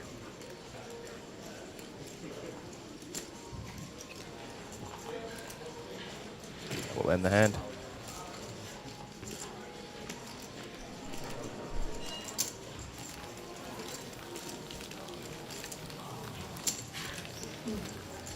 Pretty wide stack distribution, going from 26 to 119 bigs. Pretty much what I expect to see at this stage. The field size, by the way, 388. It is getting into that zone where every elimination seems to get you closer to that huge milestone, the one you've been playing for at least 2 days.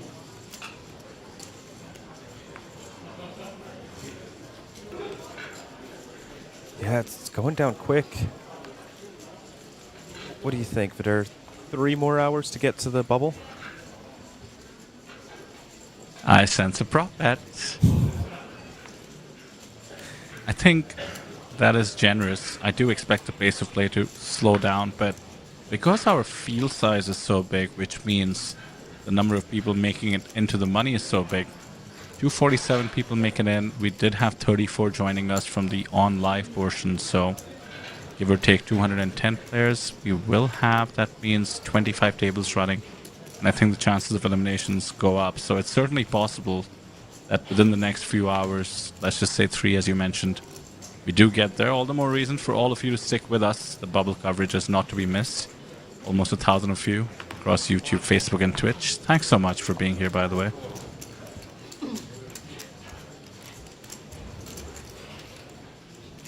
We have our chip leader picking up Pocket Kings.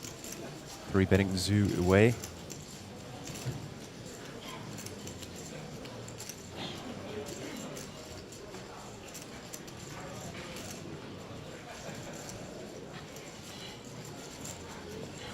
Oh no, Shu Wei chooses the wrong spot. to fight back against the chip leader, moves all in with the King Jack offsuit, and has 5% equity. Masaki Ushitani could be up to well over 400,000 chips. 95-5 pre-flop. You don't see that every day. That is rough shape. And look at that. The Jack, Queen, and a 10. Plenty of chop outs, including some wins in the form of a Jack. He 5x'd his equity. He'll certainly take it. Still, though, needs to cash to survive. The 10 doesn't change much on the turn, and the 5 will seal the deal. Bit of a sweat, but a misstep as well. The 4-bet jam leading to the elimination. And we have a huge chip leader, I suspect, of the tournament. 150 bigs in his stack.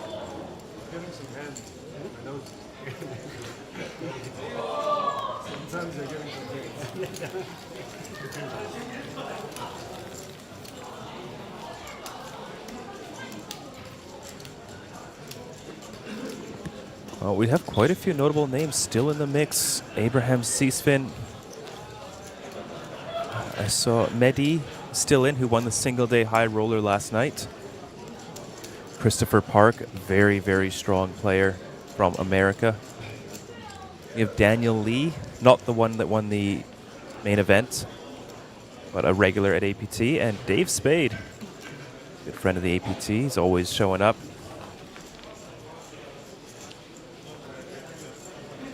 Perhaps another notable name, which I happened to catch, was Luo Shishang. We did show him. I do wonder if he's still in. Let's take a quick look. You can just go to the live seating. No, he has busted. We also have Hugh Zhu, winner of the main event, as well as Abraham Seasfin and Renee Von Redden. They are all... No, Hugh is busted, but Abraham Seasfin and Renee Von Redden, one main event winner, actually. Abraham was runner-up. Still in the mix, fighting. Dave Spade, of course, final tableist at the main event in Fukuoka.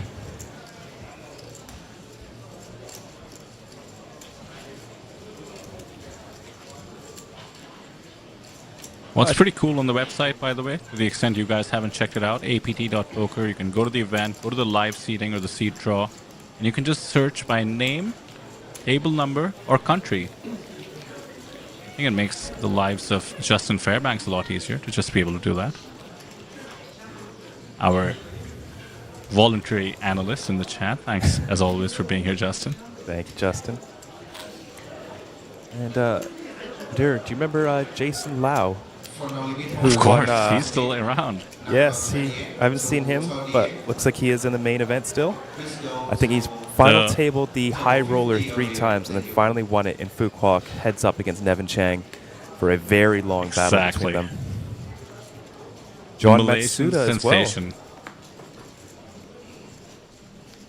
Joseph Chong still in. Sorry, go on, Vidur. What was his laddering story against Sam? You'll have to remind me. I think he grinded like 1 big up to 3 spots or something like that. That was in Manila. He didn't win it that time.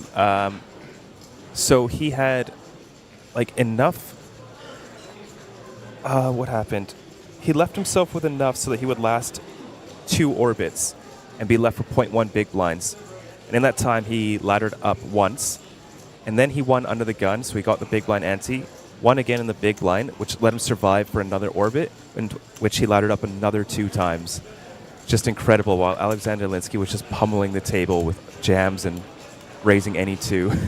It worked out so well for both of them. That was fantastic. The ladder god, and if you remember, Manila and Fukuoka, those 2 stops were back-to-back. So he pulls that off in Manila and then comes to Fukuoka and actually ships the Mega Lion.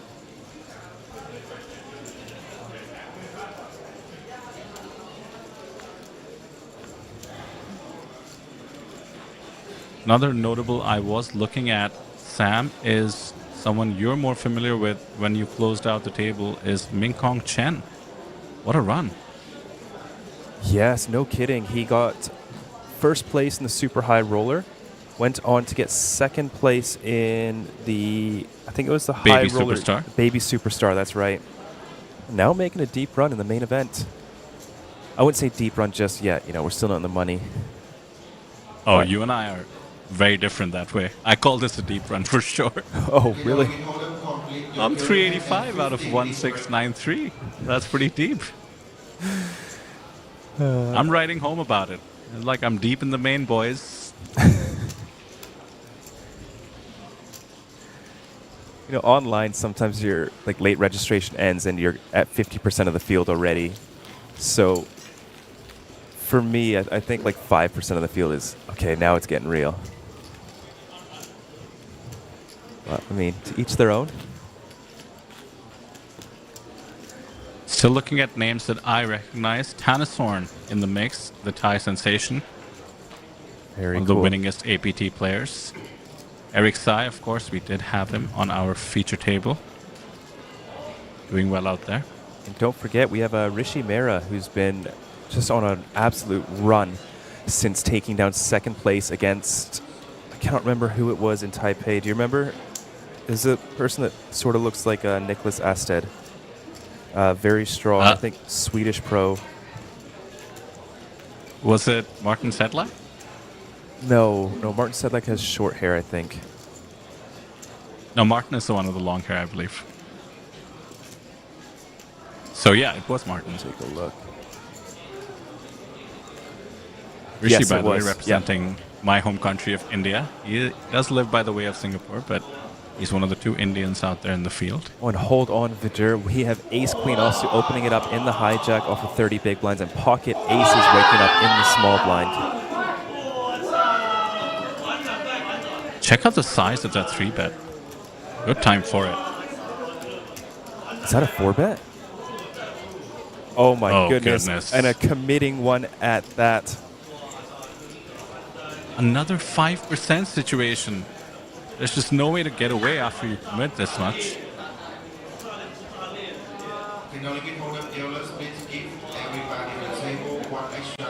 There's the rip. And there's the call. And yet another brutal showdown. Let's see if he can flop way more equity than you would think, just the way the King Jack did. Aces versus Ace Queen, about the roughest shape you can have in Hold'em. Let's go for a Jack 10 something all spades. Okay. Help buy out. It's a start. Well, never mind. The equity shows 1%. Runner straight only, but how about a 10 now? This is rough. And that's that. All she wrote. 31 bigs go the way of Su Yu-Han with the aces. 10 is a bit too late. No ocean card here. Buy will leave us. 100k picked up for Sue. What a time to pick up aces. Second in chips on our table. All right, Vidur, I've got one for you. What do you think is going to be the biggest stack at the end of day 2? Well, it could be the gentleman we see, Chen Khan. There he is. Nice of our team to shout him out. Let's see if it's about 150 bigs now. How about 1 million? Nice round number. Oh, that's short. I think the largest stack to begin today was 360k. We had 650 runners, so probably I think we're gonna 3x. I think closer to 1.4. 1.4. Yeah, I think that'll be the biggest stack. That does imply a lot of carnage on the way. Actually, that's gonna be tough. That's implying where the chip leader is gonna gain more than average. I like your number more actually. I've rethunked my idea. So where are we setting this? 1 mil sounds good, 1.2? but I'll Meet in take the the middle? over. All right, let's do 1.2, and I think it's gonna be under, but I'll be generous. I'll take the over. Yeah, that's okay. Root for some carnage. Still looking down the list of these remaining players. You mentioned Rishi, which made me reach the P's, Q's, and R's in our alphabetical list. Punat Pansri, of course, still out there. Roman Drapek in the mix. And what a series he's having as well. Deep runs, including cashes and final tables in the Superstar and the Super High Roller, the two toughest events. Battling it out in the main. And I would say that those two events were, I think, quite a bit tougher than normal at this series, simply because it's just following up from Triton, and you could tell a lot of the Triton guys did hang around. A lot of them have left now. You know, I was taking a look, seeing if any of them were in the field, but it looks like they may have just extended for those two events and taken off somewhere else in the world with their millions in cashes. Right. But yeah, great points. Stacked field.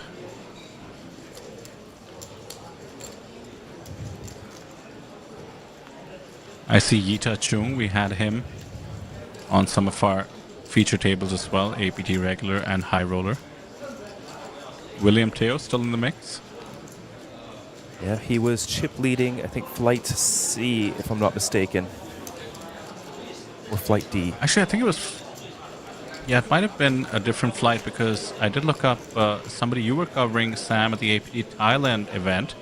Is Pisan, Board to Race, I believe he goes by, was the chip leader for Flight C. Okay, then definitely Flight D. Flight D. Because Sorokin was Flight A. Actually, it might be B now. I will take a look. But that does mean... Yeah, I think I'm off about that. Maybe Pisan was second in chips, but it does mean that at least a few runners active for the extra $50,000 offered by National 8 to the extent you ship an event using their main event ticket. Yes, very true. Okay, so Flight B was William Teo. Flight A, Maxime Sorokin, who we saw earlier today.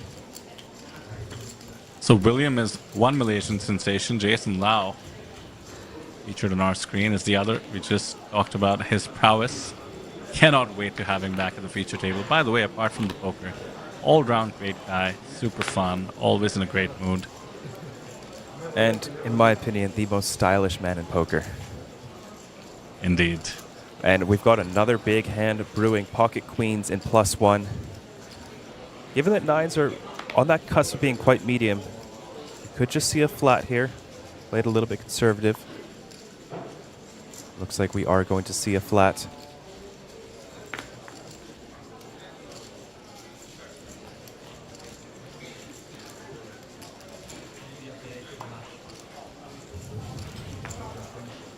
Alright, ticket number 30 for no limit holder. This will invite the big blind in. Song Ying with 8-5 of diamonds. Pocket 9 surprisingly has the lowest equity out of these three hands as we take a flop. Queen in the window, middle set, the best set on the King Queen 8. Bottom pair for Song. Nine's not feeling too hot on this board.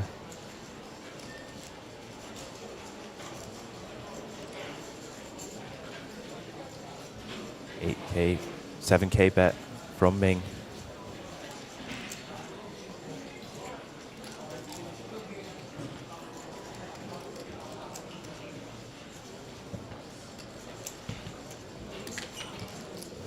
Nines find the muck, and so does the 8 of Song Ying.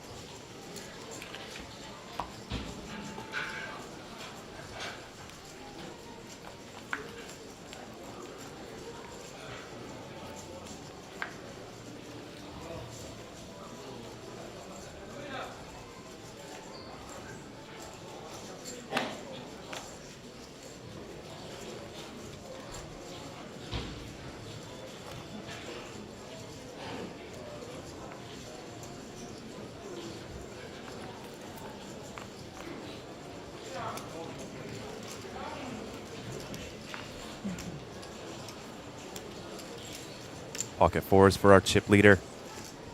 Looking to grow that chip lead.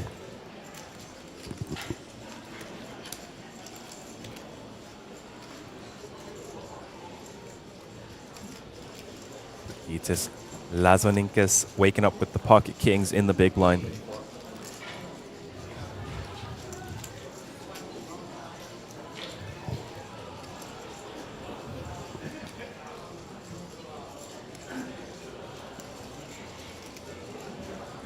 Three bet up to 8 big blinds. Saki just going to give up the fours.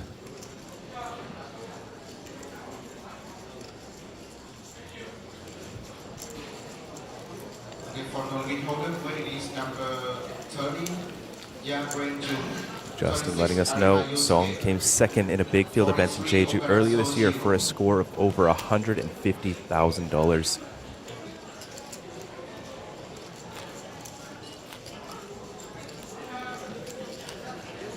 You see that field ticking down 375, 374.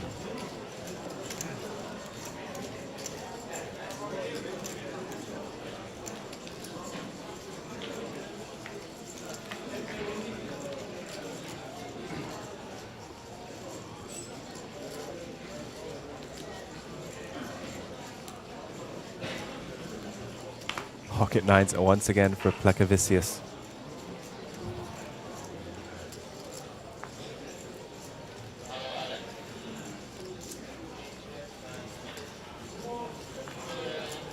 May I just say, Sam, very valiant pronunciation of the Lithuanian name.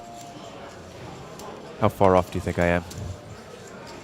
I think that sounds pretty good, but I hope you'll tell us at some point. I've been going with Imantas. I hope I'm close enough as well.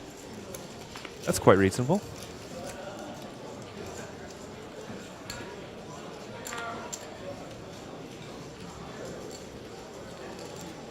Oh, chip leader opting to fold the ace-3 of diamonds in the cutoff. This allows the ace-7 offsuit in and spikes one of the 2 remaining aces.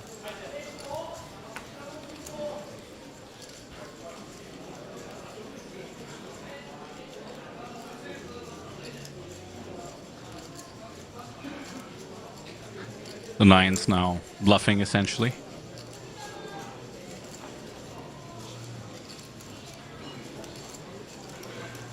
It's not going to work out.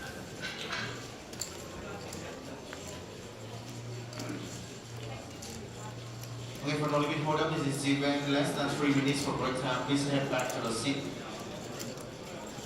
And after that number from 30 to 49. It's a pretty good card to truly convert your nines into a bluff. Please go to table 49. You can represent a lot more of this range. You block a heart and some other continues. There's another heart. What's wrong with the ace of hearts? With a check on the turn, the effective break on the river considering he's holding nut flush blocker. Would have expected value. Yeah, I would have too, but opts for the conservative route. We'll take down the pot. Ace-3 would have made 2 pair on the river.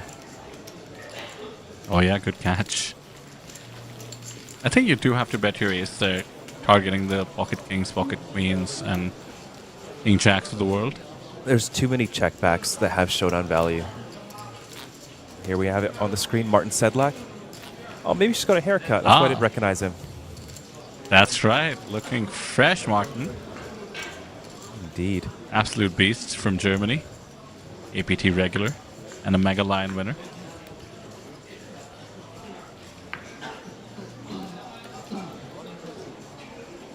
Looks a lot younger with that hair, I have to say. It does.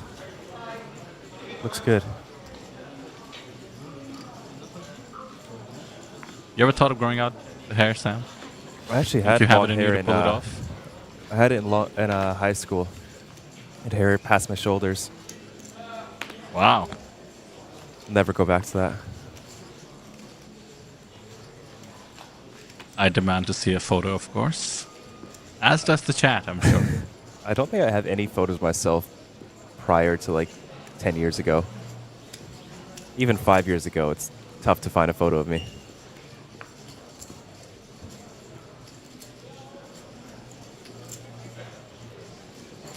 What a mystery, man. just not too big on social media. Don't care to save anything. Do you have photos of you from your? I got like some baby photos, but that's about it. But I believe, yeah, you are the same way. I am certainly when it comes to the social media, as my many, many fans have found out as they look me up. However, I did come up in, when I was in college, was the heyday of Facebook. I went to college 2006 to 2010.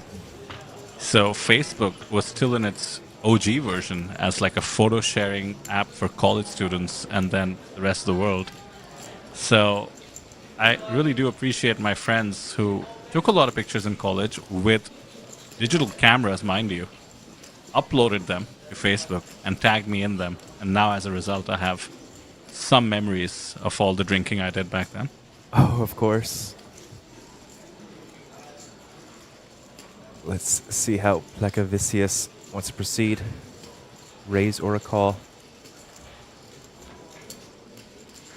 Small raise up to 11,000.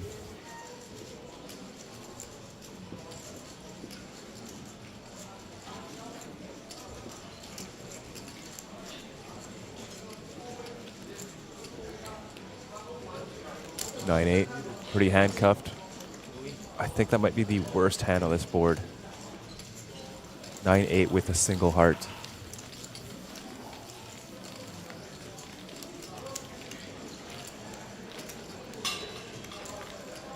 So Sam, now that Justin laid out all the Mega Lion winners still in, I believe 6 or 7 of them. We just did see Martin Sedlak is one of them. That's another William Teo. I've been mentioning him, man from Malaysia. Hyper aggressive. Never afraid of putting chips into the middle. As a result, becomes pretty feared once he's on the table.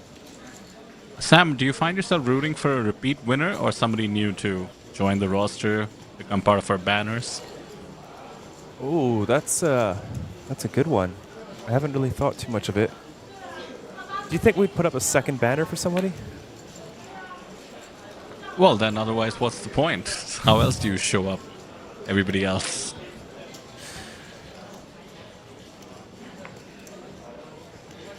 You know, I think it would be a very cool story to see a repeat winner.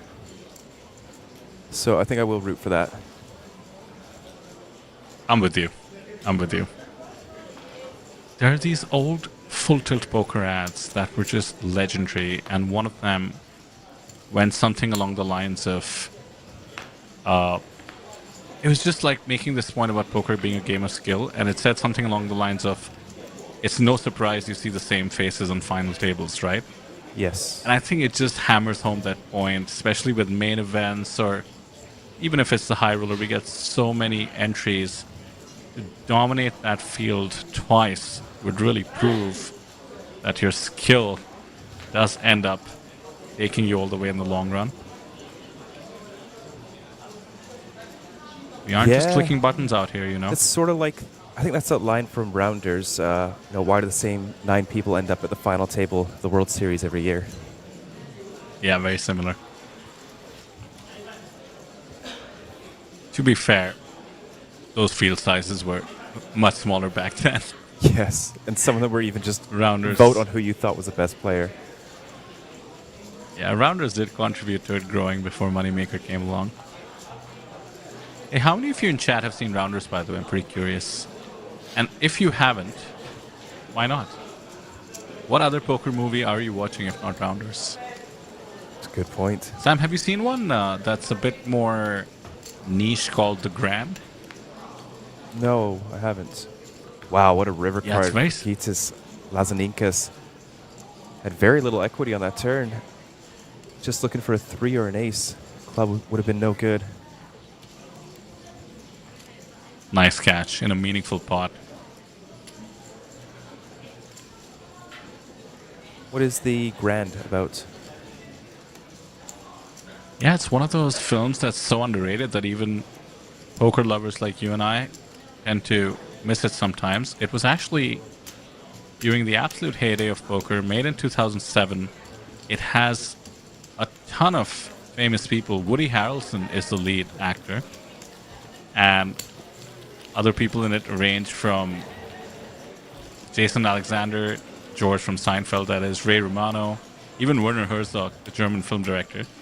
And they actually improvised it such that they just had decided who's going to win and played it out. By the way, not to miss Abraham Seesvin getting featured there. Not a Mega Lion winner yet, did have a runner-up, regular at the APT from Singapore, never lacking a smile. Very, very accomplished player.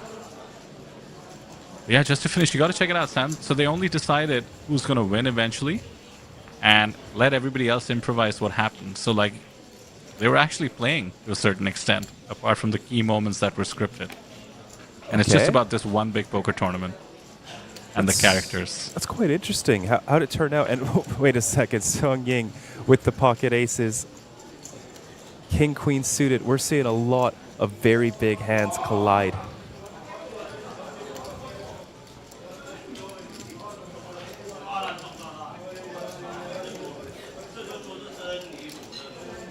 So many times in this spot, we've seen a hand like the King Queen suited fight back. Now it's the chip leader who has it against Song, which could make him want to do that even more so. It looks like he's just peeling.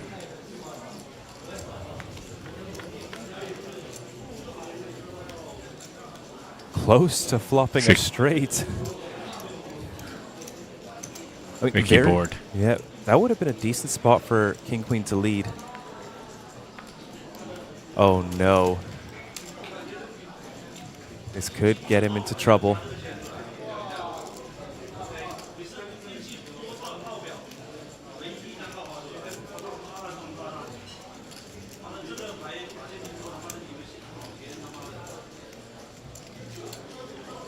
Pot control from Song on the flop, given the board texture and the fact that all kinds of sets were possible from Masaki.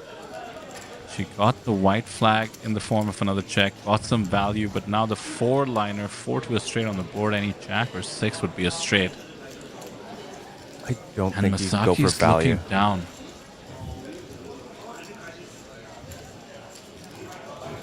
Yeah, she'll take it after that board.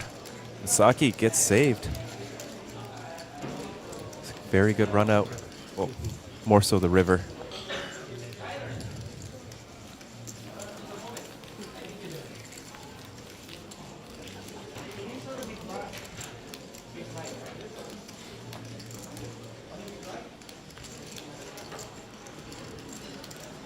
That's Fabian Gums.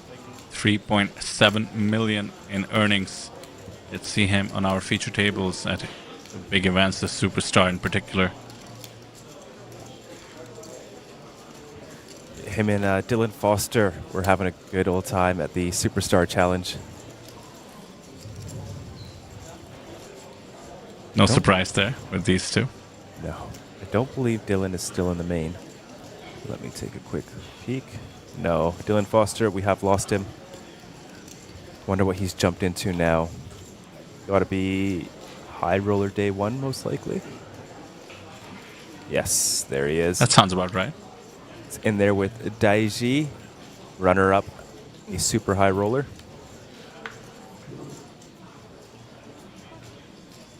Junji Hee, winner of the main event, is also in there. Kunal Putney, Murley.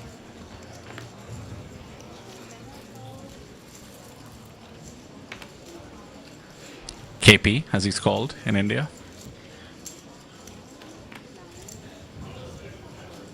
He had an amazing run at the World Series of Poker.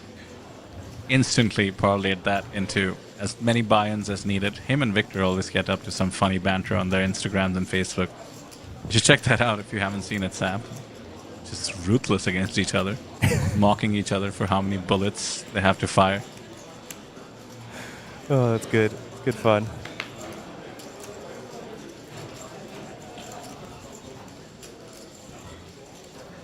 Yes, JJ, I think ace is getting pretty close to the bottom of your range there. Even, I think queens might be a better call than aces. And I think aces block the natural bluffs that are sort of like the ace 9, ace 8, ace 7.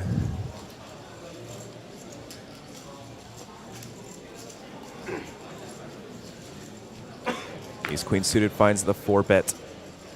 Gets Plekavicius off of the Ace-8.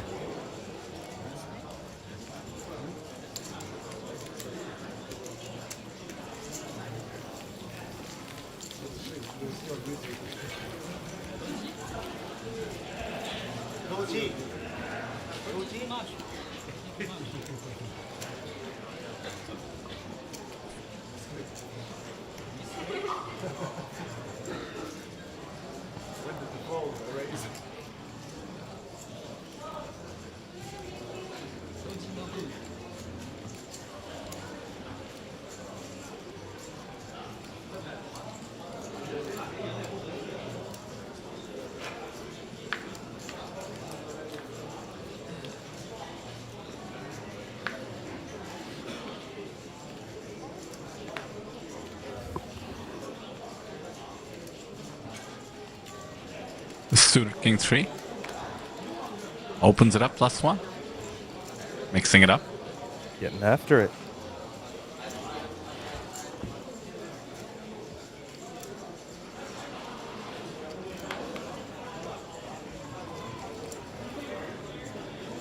Let's see where the chip leader is. Usually these kind of opens keep chip leader position in mind. Oh, I see. It folded already, right? Under the gun? Yes.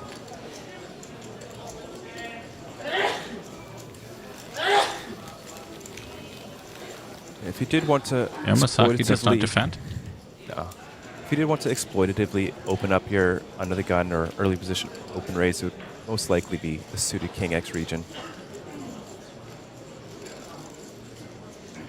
Decent blockers, good playability. We have Fabian. Easy to let go if you get 3-bet. For sure.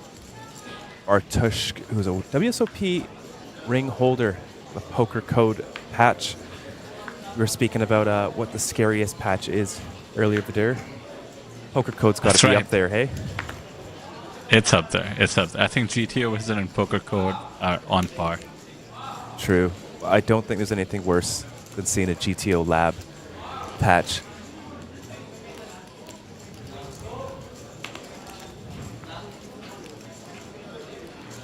Those players are terrifying.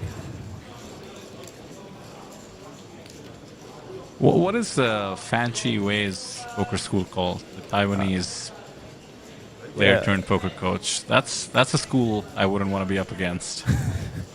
Yeah, that's Overbank rule. Probably the most aggressive poker school there is. When in doubt, raise is their motto, I believe. It's a good one.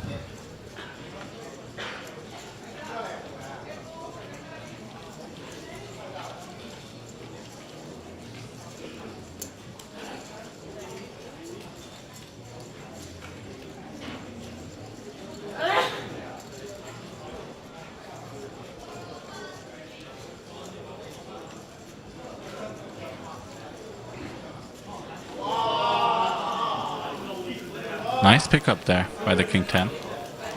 Not letting anybody get away too easily.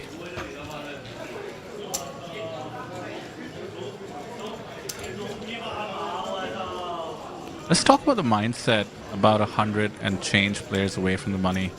Oh, before we do that, I have to acknowledge a legend amongst our mixed. Michael Wang. Not just a WSB bracelet holder. He has 3 WSB bracelets, approaching 9 million in career earnings. That is a very impressive resume for there. Speaking of WSOP bracelets, Luo Shishang, who won the main event last time he was here, if you remember in his player interview after winning the main event, said it was always his dream to win the APT Mega Lion, and his next dream was to win a World Series of Poker bracelet. He didn't know how long it was going to take. That summer, took 2 of them home. This summer, got his 3rd WSOP bracelet. Absolutely. I was actually following along. Of course, I'm biased in favor of all Mega Lion winners, especially the main event, and he did shout out mixed games in his interview when he won, so he has a soft spot in my heart for sure. And what an incredible performance. He's truly announced himself on the global poker stage as one of the top players from China. He's added millions to his lifetime earnings in the past, essentially since we saw him in Jeju last to now. I was looking at his hand and mob. He might be approaching a couple of million in that time period, including his main event win. Yeah, it's been a very good 2 years. Sung Ying picking up some monsters pocket queens now. Finding another large 3-bet.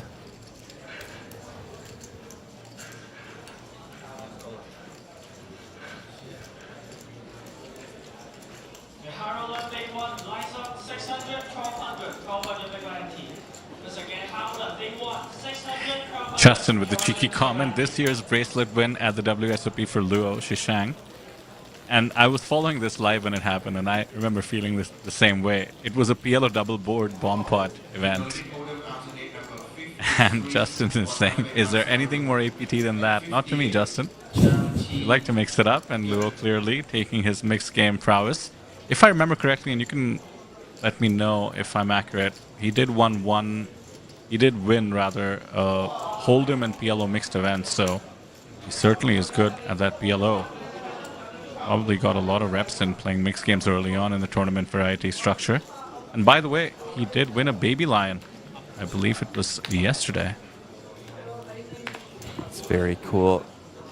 Always nice to head home with some hardware. Lekavicius, ace-10 of hearts in early position.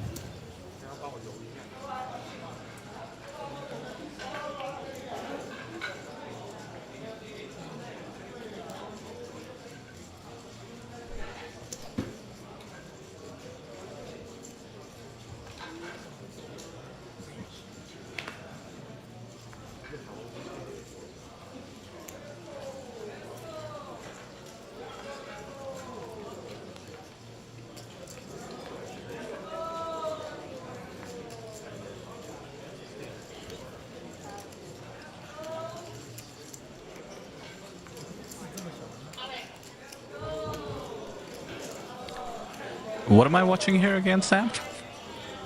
The ace-10 suited, the diamond variety, has to let it go, facing the 3-bet from Yang.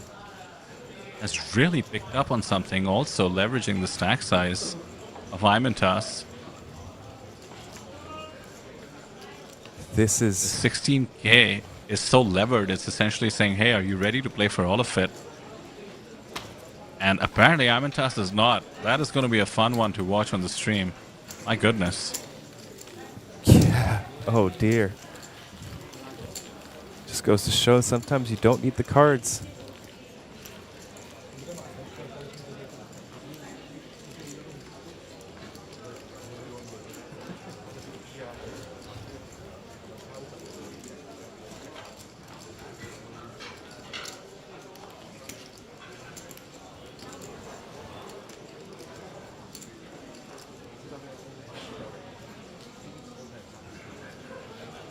You were talking about double Mega Lion winners, potentially.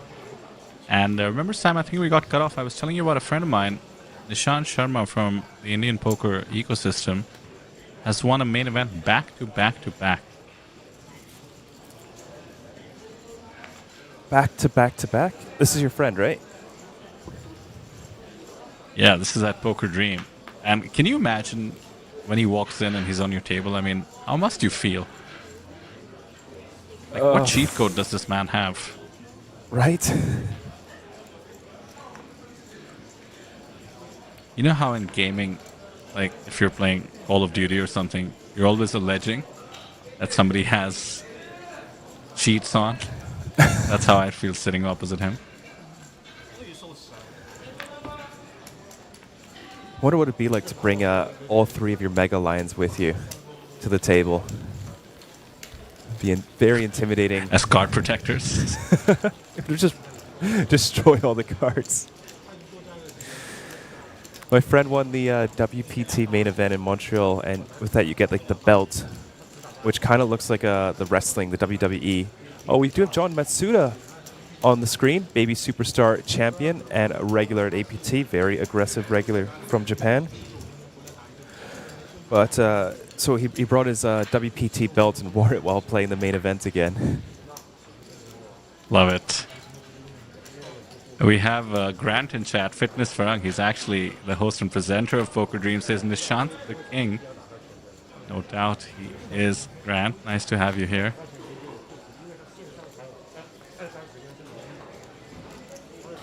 But the expectation on you is just so high. So whenever we do have somebody win 2 Mega Lions, I think we need to run it up the chain, Sam. We need to do something special. The ordinary confetti won't cut it. What do you think we should do? Fireworks at the minimum. Okay. Inside the venue. That is an interesting idea, Vitter. Oh, JJ with the correction in chat. John is from the Philippines. Yep. Right. Japanese passport.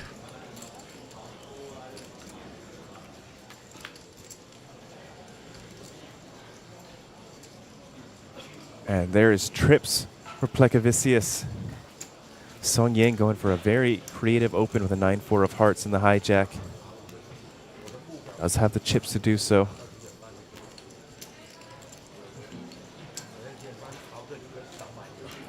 Plecavicius 9-4 suited. Looks like he was considering... He's about to get the lesson. Yeah, he's going to run into it here. Looks like he was considering a lead out of the big blind, but given his stack and close to the bubble, I don't think he has enough offsuit 5 to go for the lead.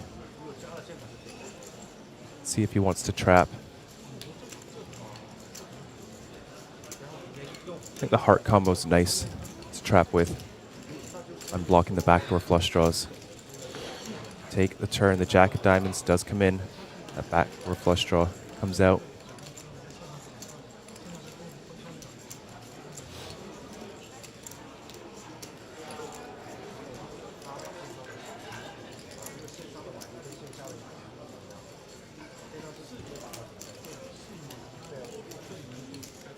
Well, you open 9-4 suited. The board is 5-5 deuce. You take one stab, it comes a jack. I suppose you have to take another.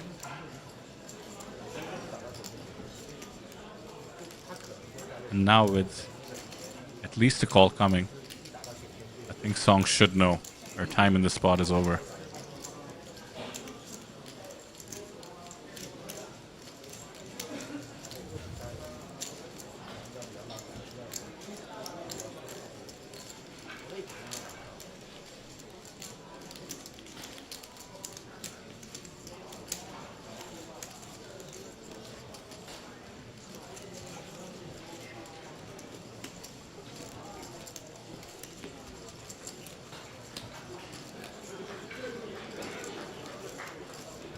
There's the raise. That should be it.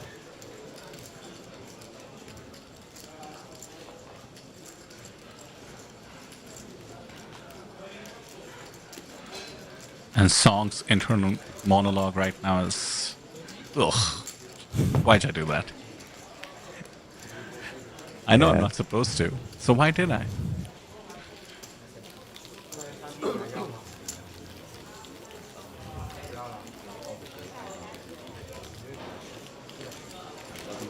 Manuel Fritz on your screen, 3.5 million in live earnings. Just won $500,000 2 weeks ago at the 50K Triton 7-handed event with a 5th place finish. Another 5th place finish in August for a score of $360,000. And a few 6-figure scores at the WSOP this summer. He's having an incredible year so far. Let's see if he can continue.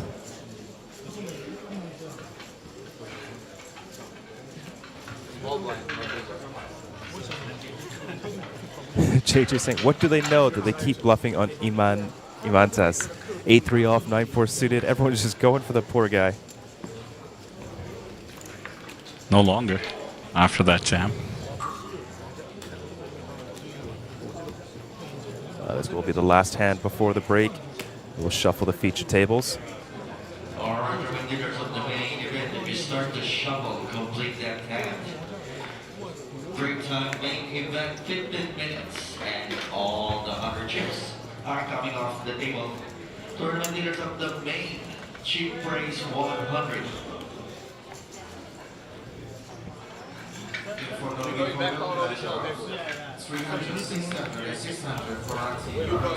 Ace King opens up the button. 2.5x. Yang still interested in continuing. That is a king in the window, followed by a jack and a 5. Nothing for Yang.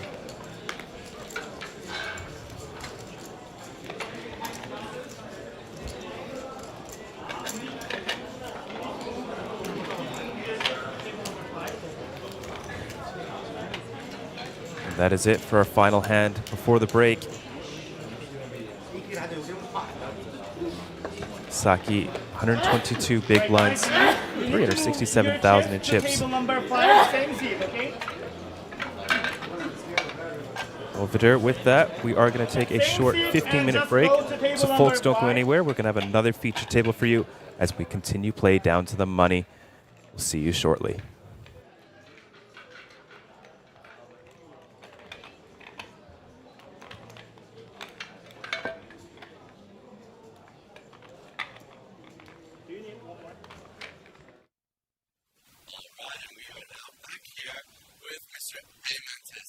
First of all, there was a really intense action just before the break by you as well. A lot of the fans watching back home also want to ask a lot of questions, but we still have very limited amount of time and we have to go to the break. First things first, I, and of course the APT team, really wants to go back to that hand where you had ace queen and you went all in.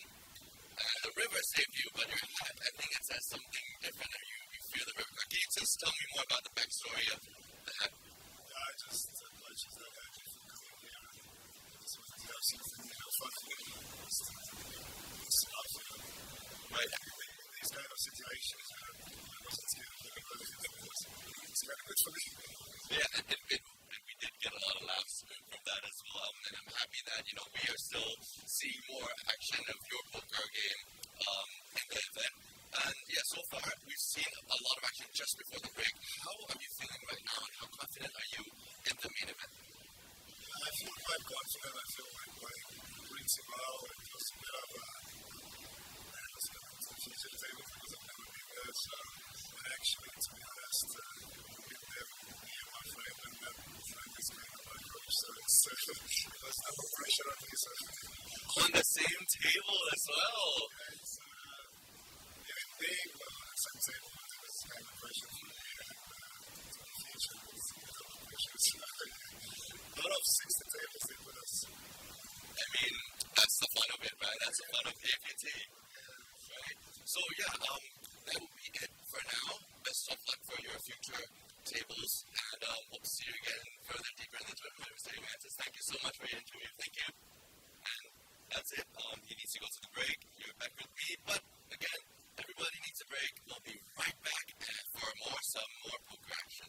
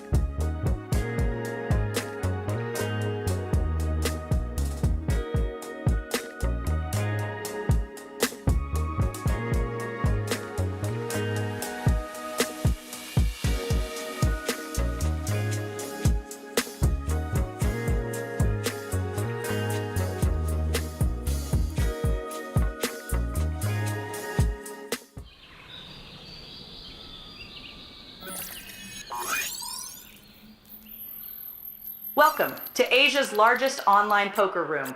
Our next generation poker software is now initiating.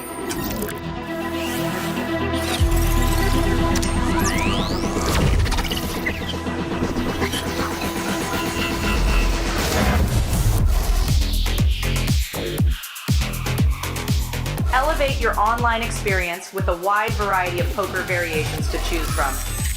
Get fully immersed with fun and social features.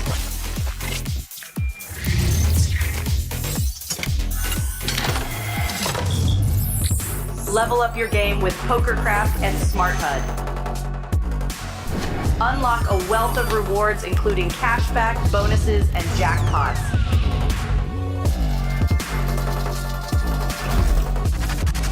Join world-class poker tournaments featuring some of the world's most renowned brands and the largest guaranteed prize pools in the world. Experience the best in customer service and hassle-free transactions for a seamless online gaming experience. With online poker available on all your devices, you'll be able to play your favorite games anytime, anywhere.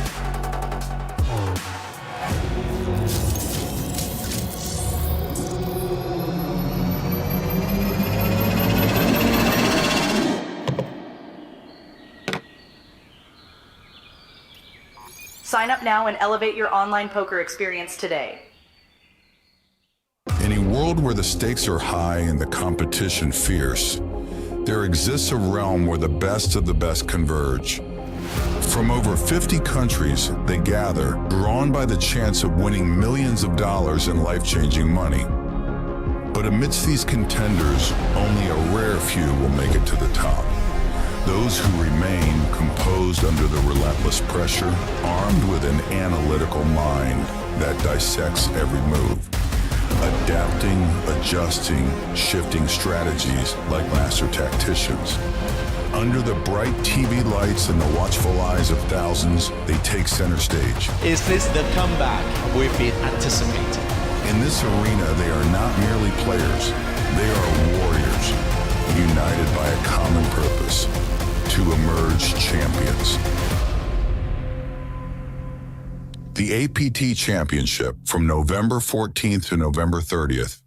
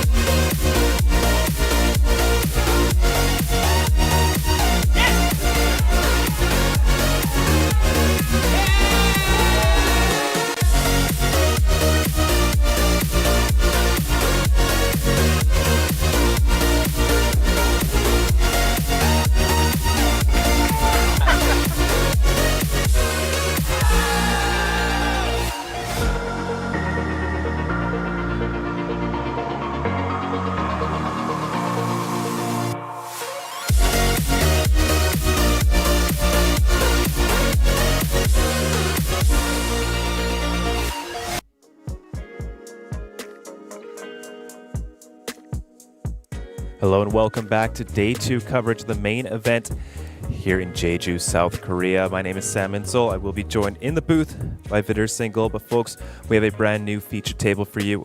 We have some superstars coming into play. Our most experienced player, Nang Kwang Win, regular at the APT, sitting on 1.9 million in total live earnings, and claimed a 6th place prize just earlier this month at the Triton No Limit Hold'em 8-handed event, good for $475,000. Hello, Vidur. How are you doing today? Doing very well, Sam. Quick break is always welcome, but I'm excited to get the new feature table on the road. But more exciting, perhaps, is seeing the payouts that have come in on the stream for the first time. We did discuss it's going to be over a $200,000 heads up. In case there is no deal, of course, that's over 300 or approximately 300 million Korean won, 182,000 for third place, and plenty of action needed to get there. First milestone, though, has to be making the money. 247 players looking to do exactly that. Yeah, as the camera pans across, we did see Rene Von Red in there. Looks like his stack, I did a quick count, looks like 450,000. Last time I saw him, I think he was sitting with around 75,000 earlier today. Done very well to build his stack. There's Chen Min Kong, looks like being eliminated. Nope, just sat back down. Oh, there are the chips. No, Chen Min Kong still in play. There's Henry Girard, or sorry, Michel Girard, seat 9. I believe he was our bubble boy for the super high roller. Very, very unfortunate. Let's hope he makes a deep run in the main event to make up for one of the worst things that can happen to you in poker. Definitely monetarily one of the worst things that can happen at the APT, but that's what main events are for, to make up for all wrongs, turn them into rights.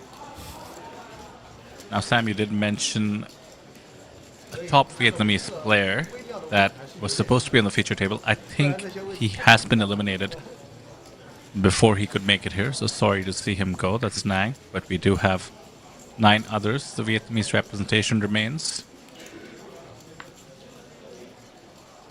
in the form of Calming. Oh, pardon me, I think he'd be from Hong Kong. Let's take a quick look at who all we have here, starting with Ping Fang. Mentioned him earlier, one of the many Chinese players left in the field. He's shorty on the table. He's quite experienced, 277,000 USD on his Hendon Mob, and had a very deep run in the main event. That's the WSOP one this summer with a 251st place finish, good for $52,500. Very nice. There we have Nang Kwang Win. Looks like, unless the graphics are just off. Oh, you might be right.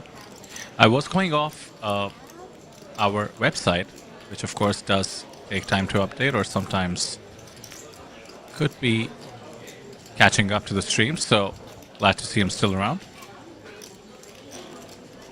We're off to an explosive start. Ace Jack offsuit 3-betting the button. Wang with a very big stack. Will be opening quite wide. Sang Ka Ming takes it down.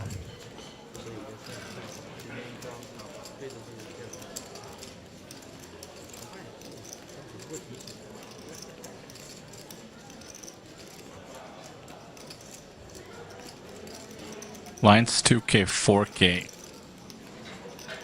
Over 100 bigs in Wang stack. And look at that average stack, still 49 big blinds. As we are getting closer and closer to the money, less than 100 players away.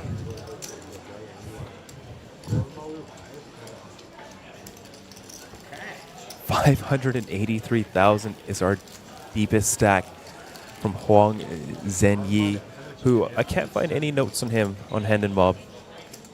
Perhaps we'll find out more as the day progresses.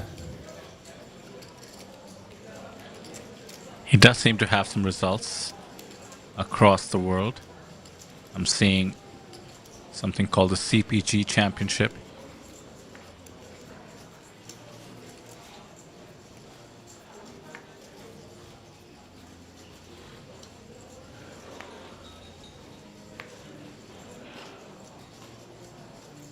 Yeah, looks like he's been playing for 4 years. This could be a real run, a real shot at leaving his mark on the poker world here.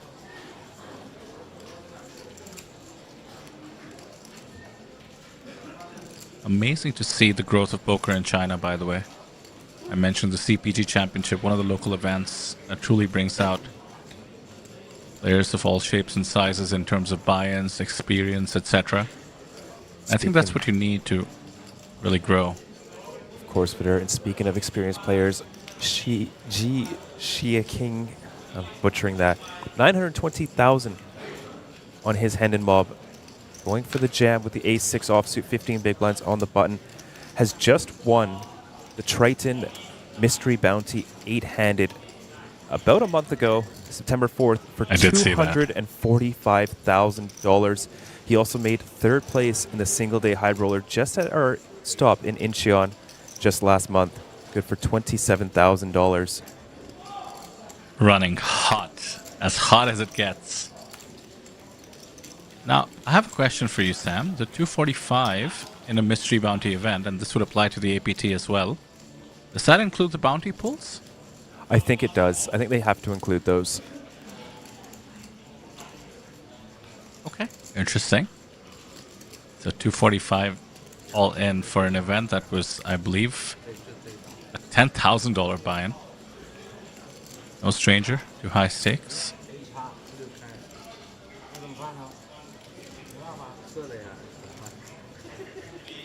Yeah, 10K buy-in, 25 buy-ins for first is very nice, especially in a mystery bounty where he may have not spiked any big bounties.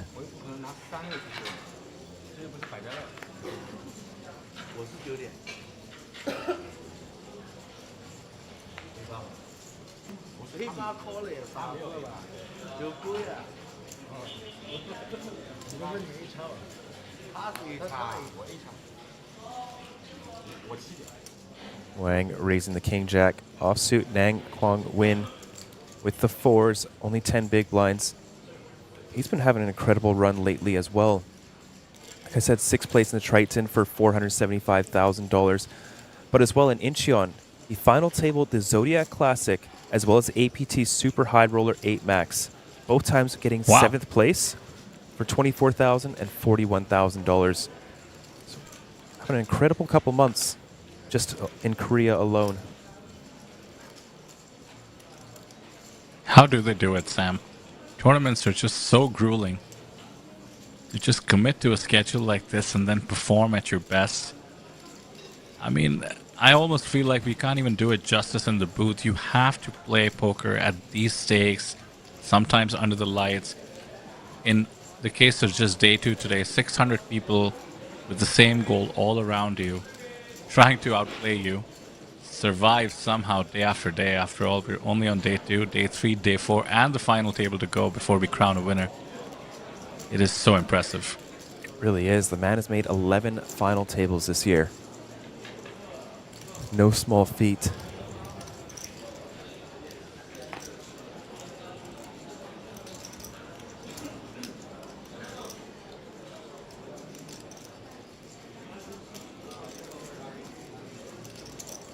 Getting a nice price with a nice hand. Jack 10 suited will come along. Actually ahead in equity versus the King Jack. Not anymore though. King on the flop.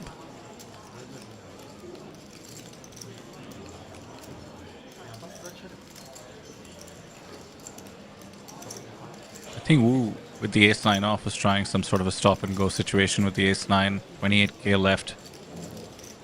About the exact size of the pot, so I think he can just sort of give up, having not hit. I think so.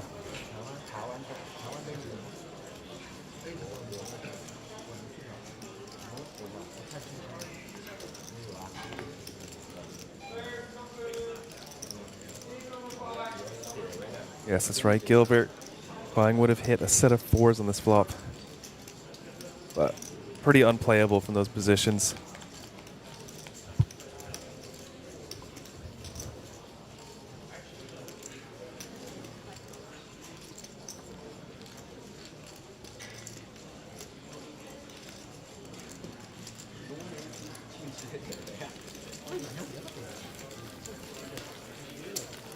Sam, we are on a 30-minute delay, and in an attempt to just take a look at the field, I unfortunately glimpsed at how many players will be remaining 30 minutes from now.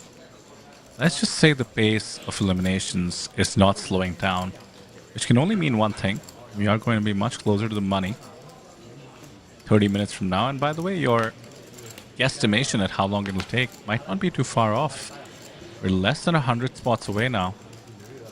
1/3 of this field, give or take, will walk away with nothing. Always.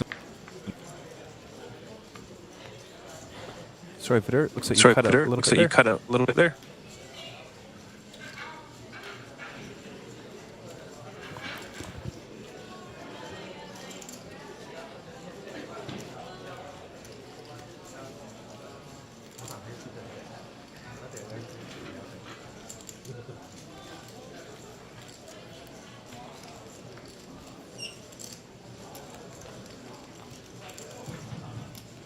.95 entries away.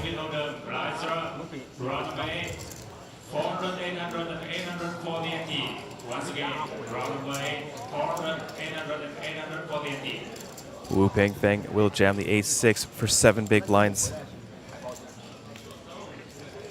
Doesn't run into anything in the small blind.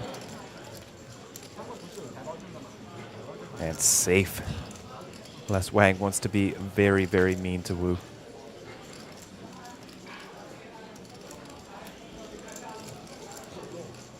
Considered it.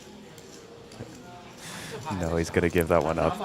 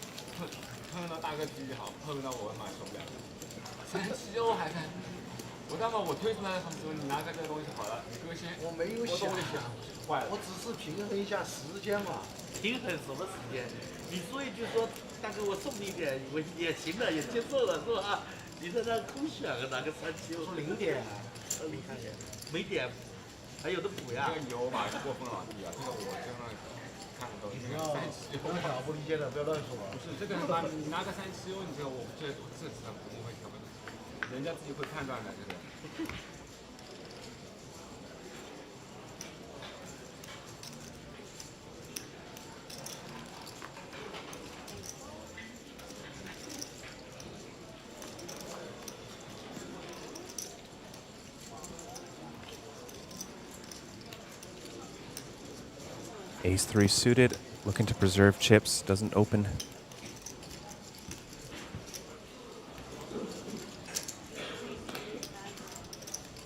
Sam, I just noticed chat.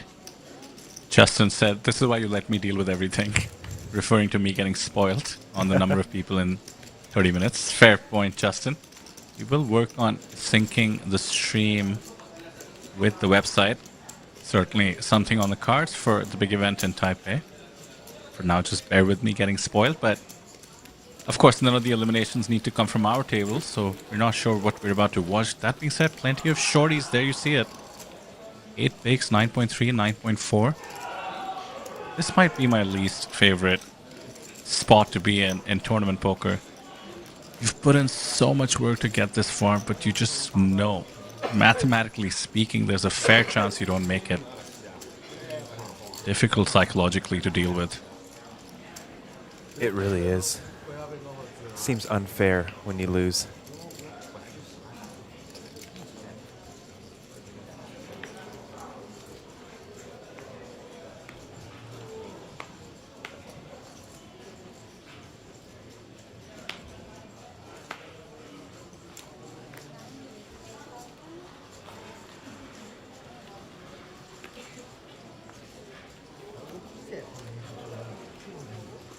Frisky open, king 9 suited, and go both ways under the gun.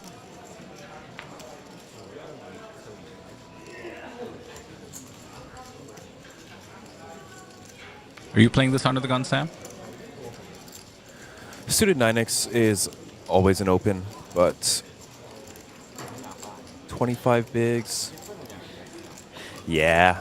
If I wanted to fold a suited 9x, it would be probably the queen 9, jack 9, 10 9. King 9 suited, just a little bit too strong. You could probably get away with king 8, but I wouldn't recommend it. And that is middle set for Bao Shuang.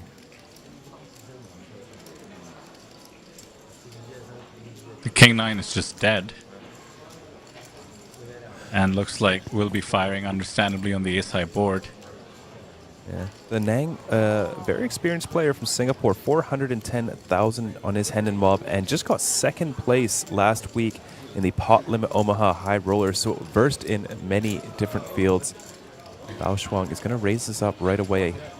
15,500.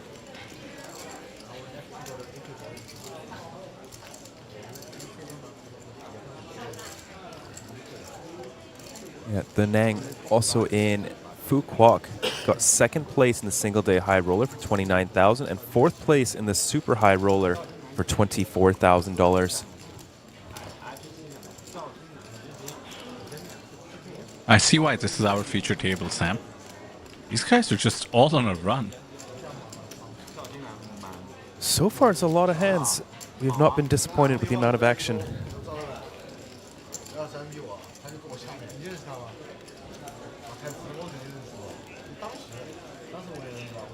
So I remember reading about this sports theory back in the day that I believe got disproven. It was one of those Matthew, is it Gladwell books?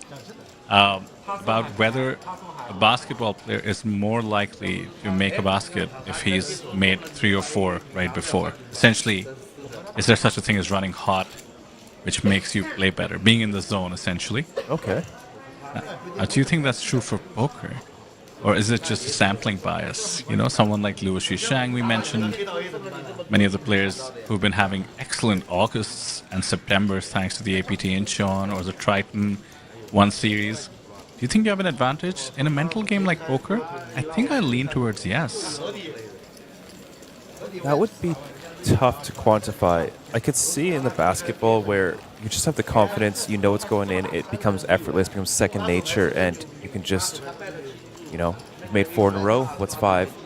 But for poker, you can play perfect and lose money all year long, right? Very rare to happen, but I think it's definitely a thing where you play better if you are running good. That's what I meant, yeah. I mean, variance, who can control that? But the poker gods themselves. But do you think you are playing better if you're on a winning streak? I think for the most part, yes, but there's definitely some winner's tilt that can come in, which I don't think is too much of a factor in other sports. I think winner's tilt is quite unique to poker. And would you mind explaining winner's tilt for those in the audience who might not equate those two terms as going together? Yeah, you know, you're just on a big run, you've won a bunch of money, and you start calling 3 bets a bit lighter because you haven't been missing, and you know, maybe instead of cashing out with that $4,000 at a 1-3 game, you cash out $3,600 and you think nothing of it. But you know, that is more than a buy-in at the end of the day.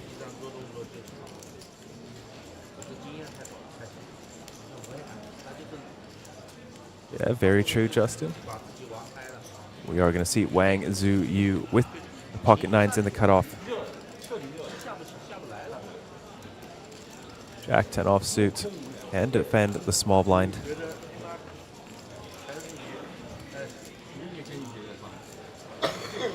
Especially versus the chip leader open.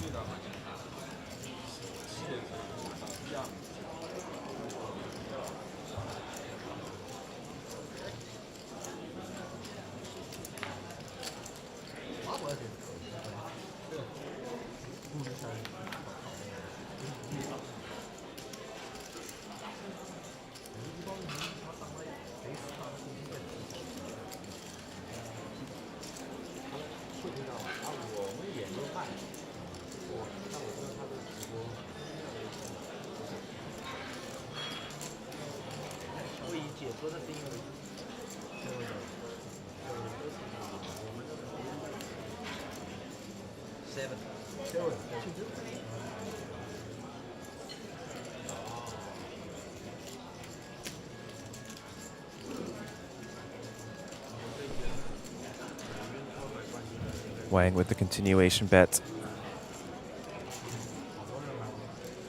Nang not going anywhere, makes the call. Backdoor flush draw. And turns 2 pair on the queen. Wang down to just 2 outs.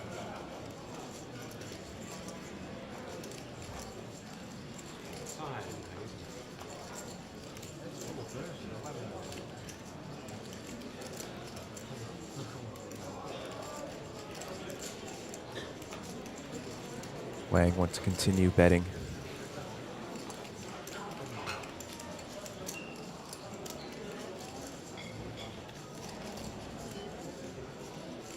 That was a time bank that went in. No, there's the bet, 11.5K. Looks like one of these small bets so that it can check back the river and not face a big bet on the river. Yeah, we were trying to name that yesterday. Buying a cheap check, sometimes I call it.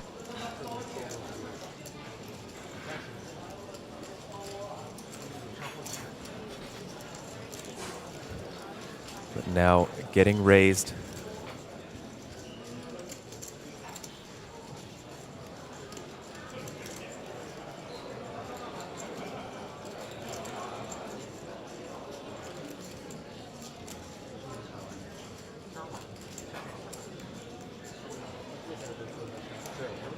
And now you have to think, was it because I bet 20%? My opponent is now turning a hand into a bluff, or? No, pocket nines will make the fold. The Nang up to over 135,000 now.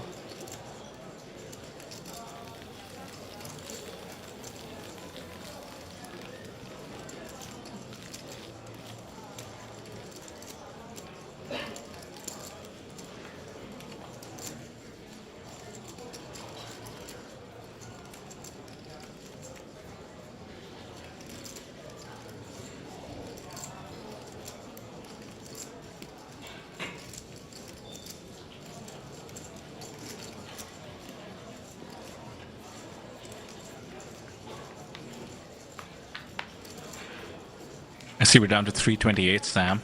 I was asking Kyle this. When do you think things become super sweaty in terms of people trying to fold their way into the money? 300? I was going to say, I think that's when it gets sweaty, but fold your way into the money at 300 is... No, it's too far. 270, I think. It starts getting to people's head with like 20 big blinds.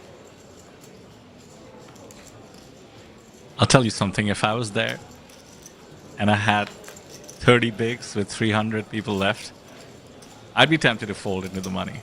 I mean, what a grind it's been.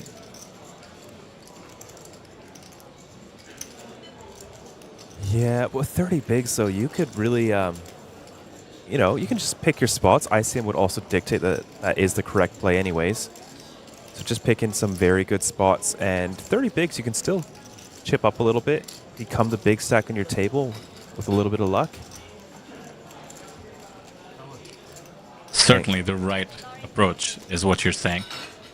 And by the way, I think this is getting called. King Jack, 29 bigs, or 29K rather, left in his stack.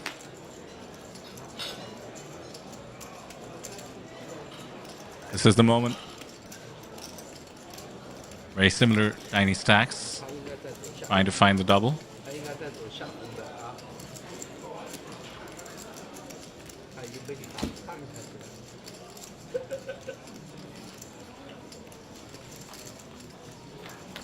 Crucial flop incoming. King in the window and another one. 6 and a 6 only, and one of them is dead, so 6 of hearts needed.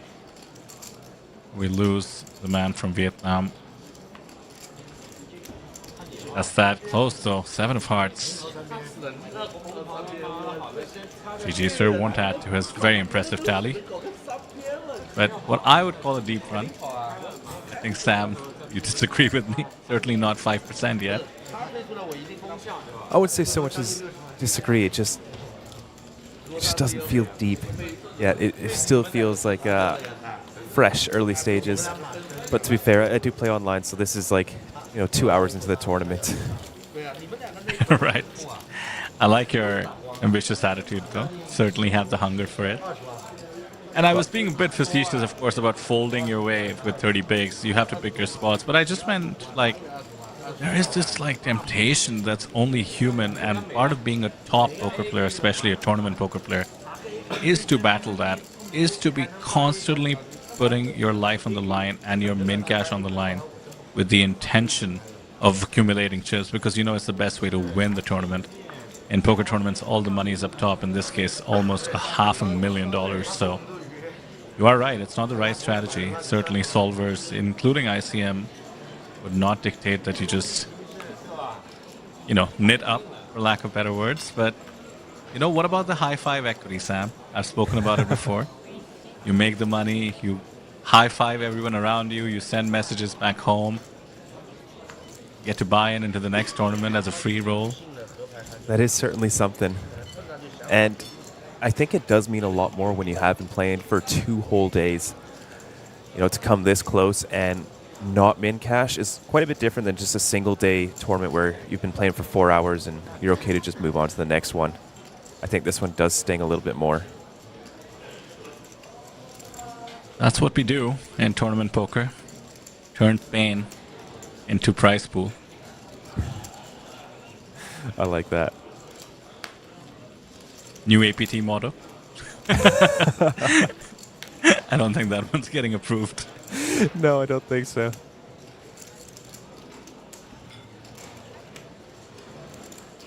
That shot for the 9-7 Ka Ming Shang, I believe.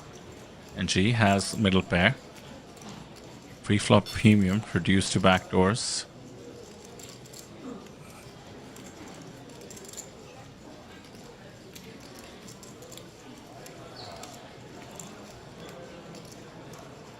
Will fire at it. Does have the 2 overs as well.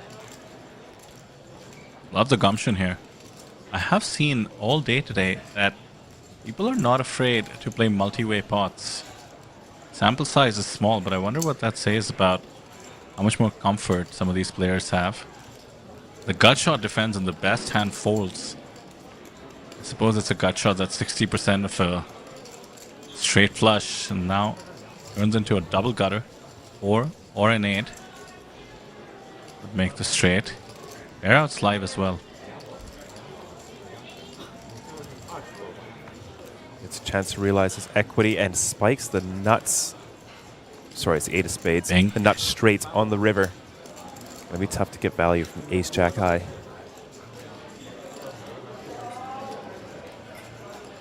Still though, that's an endorphin rush right there. Binking it. Pure nuts.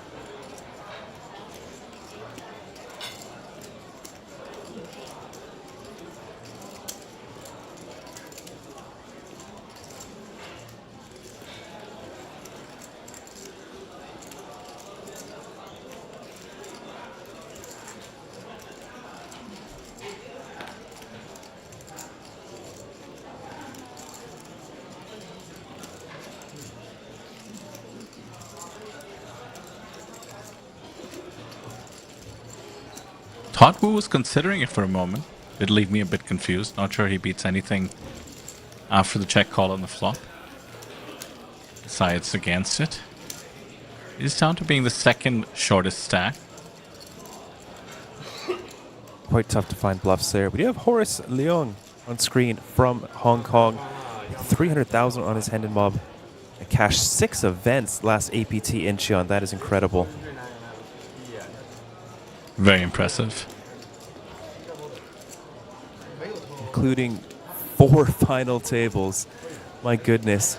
With a final 2 tables in the APT main event. And almost a final 2 table in No Limit Hold'em event as well. 19th, just shy of the final 2 tables. All his cashes were 19th place and up. That is a deep run. That is a deep run.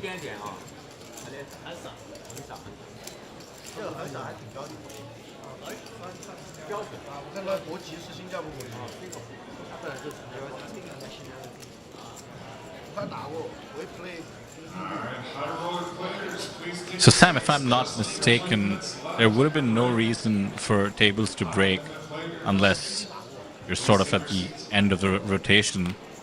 So, barring eliminations, a few of these players have been battling each other for the entire day, correct? And perhaps could explain some of the camaraderie and the table banter as well.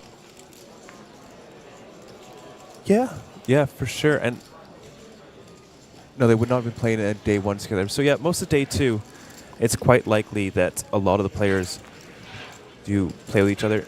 I remember Renee von Redden said that he and Abraham Seesman were at each other's tables from day two all the way down to heads up.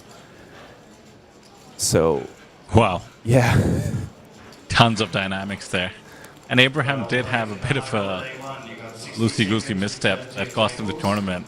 And I actually can relate to that as well. I had a similar truly deep run in a tournament where somebody had just been pummeling me from the blinds, and I ended up 4-betting him way too light. So sometimes when we commentate and see some moves with cards face up, there could be 3 days of history behind it.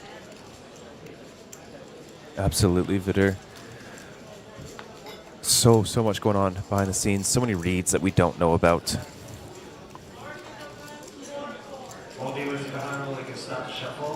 I remember meeting our friend Henry Kilbane in APT Taipei, where he was actually playing the main event. Met him on break, asked him how it's going, and he said that he was so in the zone that he got one of his opponents. He induced a 4-bet jam with the intention of calling it off with King Queen, and was correct. That's impressive. Sometimes the reads are just on point, and you have to change how you play. That's why exploitative poker is still considered a pretty reasonable way to make a living playing this game. I'd have to agree. Nice bluff from Huang here. 8-4 of diamonds in the big blind. Knows he can't win at showdown. Decent removal. And gets the dominating ace-6 to fold. Extending that chip lead up to 610,000. What did we say, Vidur? 1.2 million? Just has to double up off somebody with a comparable stack. Yeah, I don't see it happening. We did see was a super high roller with Zhu Ji, who was chip leading by about 2x to start the day at 2.4 million, and somehow managed to grow his chip stack to 4.4 million in 7 hands, despite nobody even having half as many chips as him. So we have seen it happen before.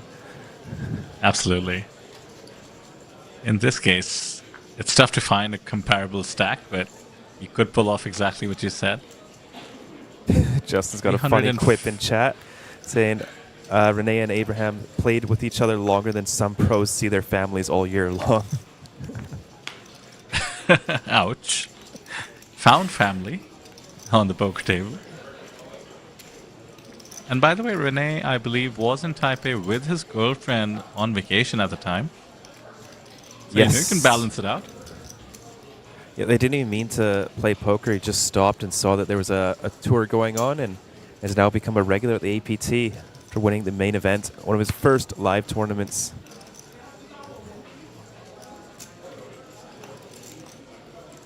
The chip leader trying to steal from the small. That's the punishment from the Ace-Queen champ. That is the golden lion that we will be fighting for over the next 3 days. 4 days, actually, pardon me. Final table will be on the 4th of October. What a beauty.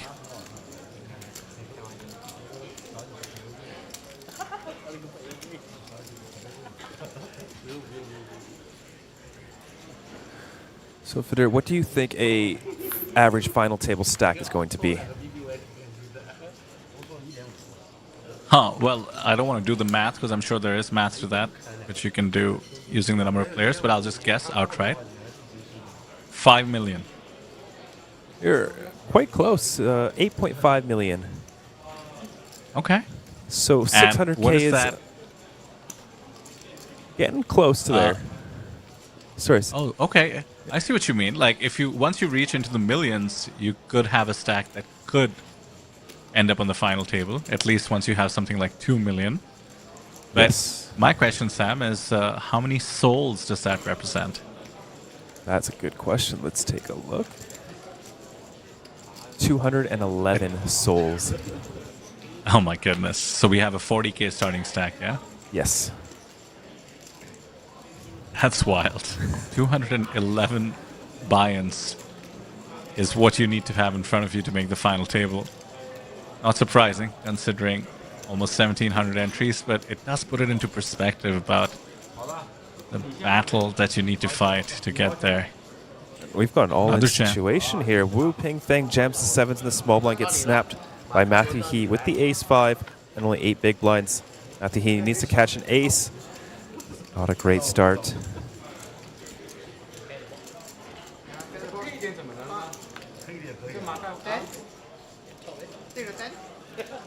Opportunities? Wasn't meant to be. GG to Matthew. He eliminated in 312th place. Close, but unfortunately, no cigar. Wu Ping Feng up to 104,000. A little bit of breathing room with 26 big blinds. Not quite an in-the-money stack, I don't think.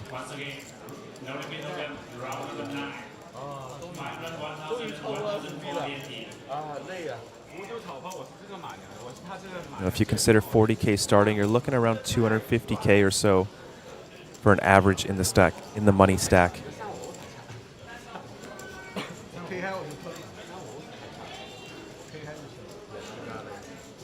We're getting to that 300 in the field number. And even though I will be taking your leave in a bit, cannot wait to follow the action on the bubble. For those of you in chat, you do not want to miss it. Running around as we go hand for hand. Always the most fun part of day 2. I'd have to agree with that. Love watching Neil run around, get his steps in, and his funny quips. An ace-queen offsuit, Shi King.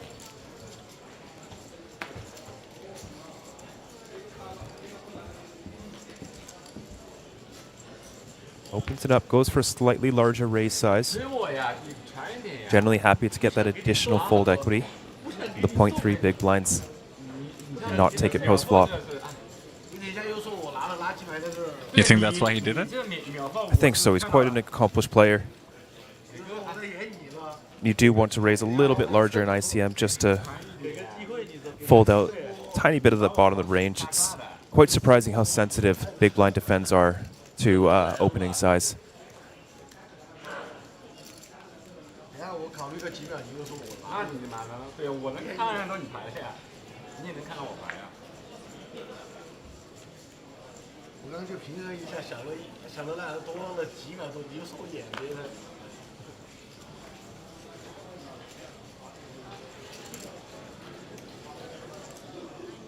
Now, our friend from Singapore here, I have a feeling his first name is likely not pronounced the, but on our graphics, it looks absolutely baller.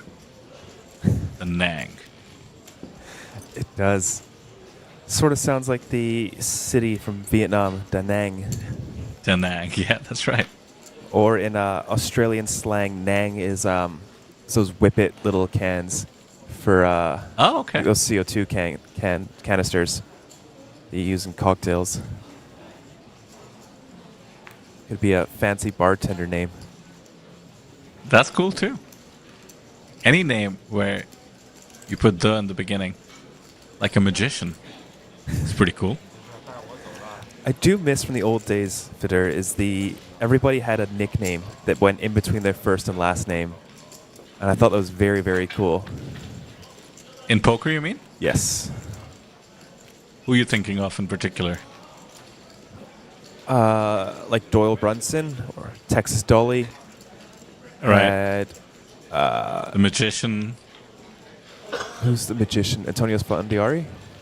That's right. Yeah. He used to be a professional magician, I believe. Yes. Phil the Unabomber Lock, Daniel the Kid. What was it? The Kid? No. The Poker Kid, yeah. Kid Poker. Kid Poker. Yeah. Was he really the Unabomber? Phil Lock? Oh yeah, Yeah. because of his getup. Oh no. Sunglasses hoodie. Yeah. But the names started disappearing around, Tom Dwan time, where they just started becoming sort of your online alias. Ah, that's right. Does Phil Ivey have one? The GOAT, I guess. But no, I don't think so. Not originally. They probably asked him what he wants to be called, and he just gave them a stare. Like, are you kidding me? Yeah, I could see that. Phil did have a nickname. It's a bit of a deep cut, but they used to call him No Home Jerome. Oh, Because that's the yes. fake ID he used to use in Atlantic City. And the no home part came from the fact that he never went home. Yeah, he would sleep under the boardwalk or something like that, as the story went.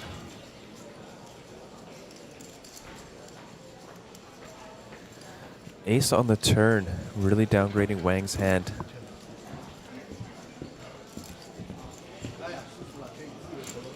$60K in the middle. Does King Queen want to go for it? Try to put max pressure on a hand like, say, pocket eights perhaps. 7-8 suited. A jack. Look at the SPR though, it's 0.8. He needs to just rip it. If he really wants to rep the ace here. Wonder if this is the hand for it, or do you want to choose something a little bit more equity driven? A flush draw to back you up.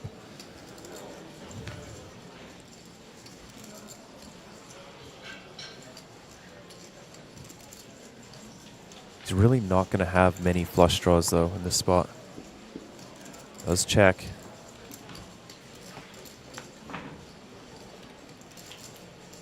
Five of diamonds on the river. Wang with a quick check.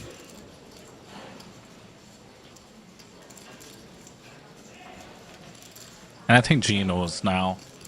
Can't really bluff at it. Has enough showdown value. He'll check and get the bad news.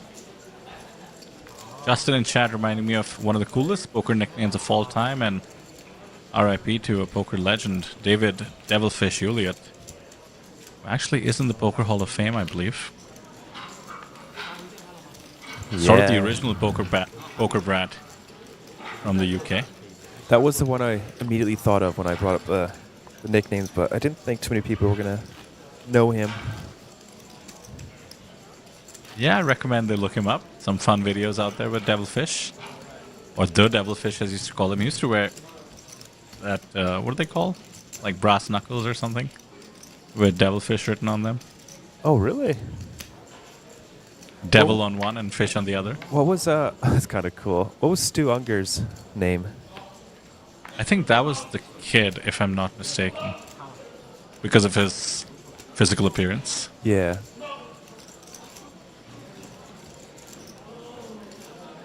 There's an excellent documentary about him, by the way. I would go check that out. Yeah, Doug Polk also did a very cool video documenting his life with some of the very big hands.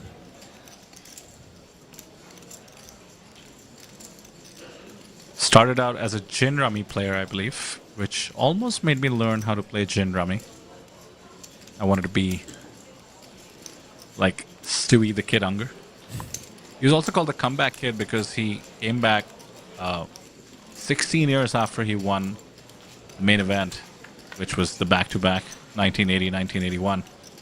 He managed to win in 1997 in a whole different era of poker, so very, very impressive. Yeah, truly impressive. Amarillo Slim's a cool name. Yeah, those names are just unbeatable, man. Those were old school rounders. Amarillo Slim was basically Doyle Brunson's best friend. And they used to literally go around playing state to state until they'd get kicked out for winning too much. Imagine being that good. Casinos kick you out for taking too much from other people.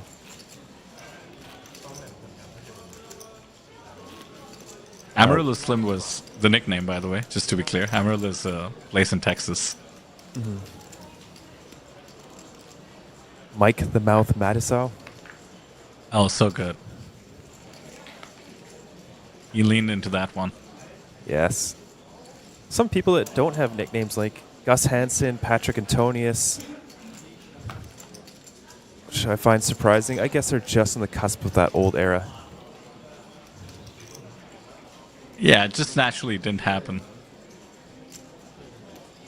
Gus Hansen did have one, if I'm not mistaken. Something to do with being Danish.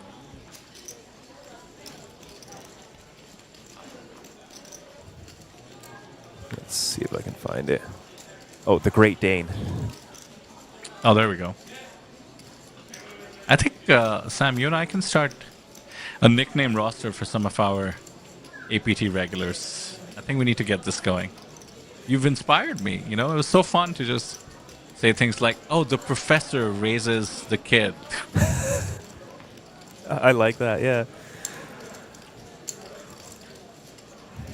What have you got? Have you got anything locked and loaded, ready to go? We'll get there by the end of the series, I think. Let's see. Let's commit to nicknaming some of our final table lists to the extent we get a good read on them. If we end up knowing how they do on the feature tables, their journeys, etc. Or if there's any familiar faces. Wang, Jack 3 suited. I love that open in the hijack. Using that big stack. King Jack not ready to fold. Really good board for Wang to continue barreling. They have a lot of very strong hands. They are getting close to the money. The bluff frequency does get to go up a lot. And look, he is reaching.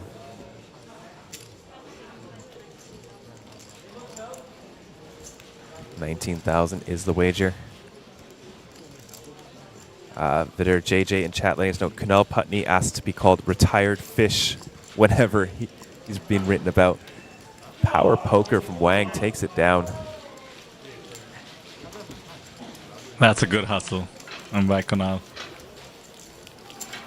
He is neither, but if you want an image in poker, I think retired fish is a pretty good one. Joseph Sublime Chong is valid as well. You know what? We should call Joseph Chong Sublime. I think it's a sublime nickname. For sure. That one's sort of like the new era where your nickname is just what you chose as your online moniker.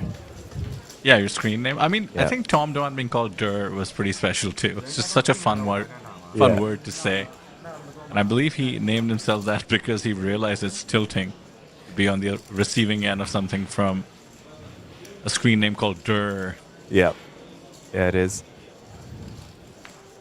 I think I told you this earlier, but I played on a live stream where some guy was he's just so funny. Every time you'd make a bad fold, he'd flip over his cards, he'd go, Hodoi!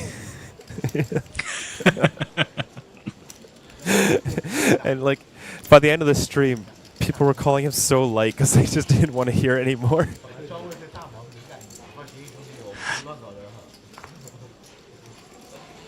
I do miss, more than the nicknames, I think characters on the poker table. We do end up with a few. We were mentioning Dylan earlier today. I think we have our fair share of personalities at the APT, but there was this era of poker, especially early era of TV poker, where, you know, being noticed could lead to a lot of good things in the poker world. Arguably, that's how Phil Locke made his way up the chain, by doing push-ups next to the dealer while the board ran out. Really understanding that it's a... Yeah, he just realized, you know, the WPT used to have a live audience, and he realized he's playing as much for them as he is for himself, and obviously having good results helps as well. So if he made a final table, you were in for a show. He wouldn't let the dealer open the cards. He'd insist on peeling them and do these push-ups. Of course, Phil Hellmuth realized that as well, although that's more his natural personality. And yeah, I think people realized that EV can go a long way, so it ended up having more personalities being showcased. So we could encourage that a bit more at the APT, I think. Let's try and do that for the championship series. You and I can be like TV producers and really get into the heads of any feature and final tablists and be like, you know what? you put on a good show. You might get invited back to some big event.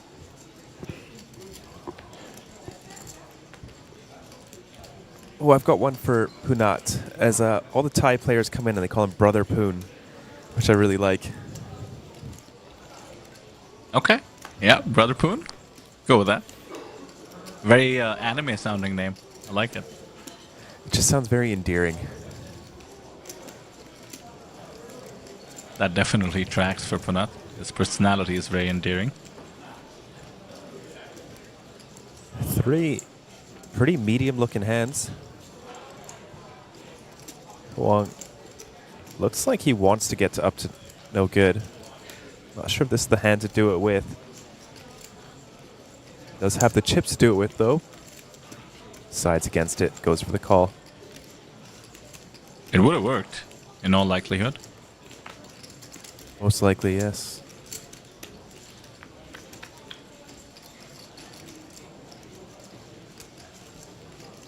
Only Sang Ka Ming connecting with this board in a very strong way. Top pair got shot.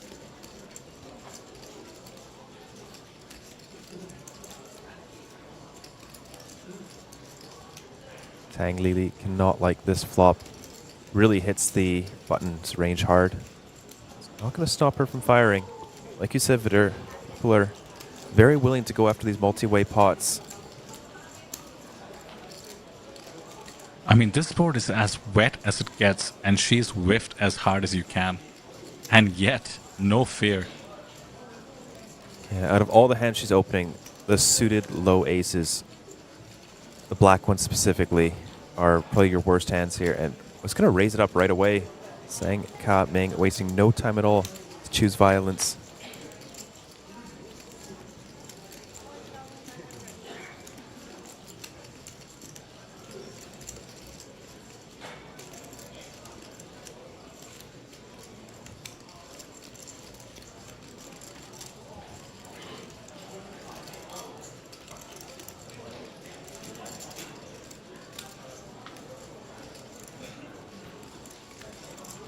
There's the fold.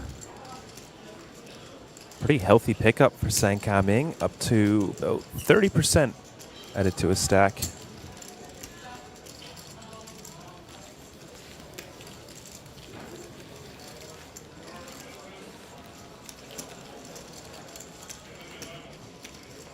$299, Sam. We're in the 200s. Field size. Very much making its way towards that in the money zone, which by the way would also signal the end of the day. So what are you thinking, Vidur? How much longer? Oh, Sam. You know how it is. If I say a number, it's going to be 3 times that. Don't jinx these things in the booths. But I think realistically, with plenty of tables running, thanks to our glorious field size, maybe an hour until we're hand for hand. Okay. And then it's truly up to the poker gods. What was the longest bubble, you think? I'm certain you and I covered a long one. Taipei, maybe? Yes, Taipei was very long. I think 2 hours. There were instances where there were 3 all-ins happening on 3 different tables, and everybody would survive, and the groans that would accompany Neil announcing the survival were just too funny. Yes, it was. JJ saying Dylan Foster is the Thunder from Down Under. Dylan Foster is actually Dylan Rebuy or Die Foster. Ah, that's right. I have seen that in chat. Yeah. I don't think I've ever seen Dylan Foster punt. He looks like he should be punting every single day, but he plays so well. Very happy to see him do well in his first 25K buy-in as well. Cashing the Superstar for 65K.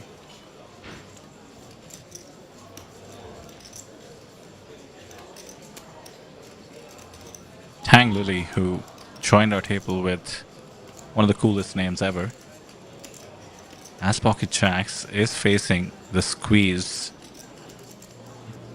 I think with that 20 bigs remaining in her stack. She could commit. You don't love it, but you're very likely flipping or better, as in this case. I think Wang, although he can afford the chips, is not getting quite the right price. This is assuming Bao folds, of course, which would be prudent.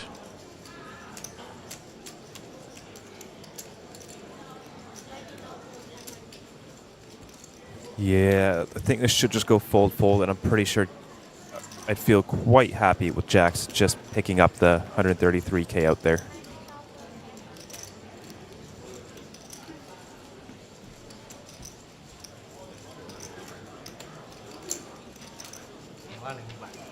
Getting 2-1. Are you ever tempted here, Sam? Ace 10 off?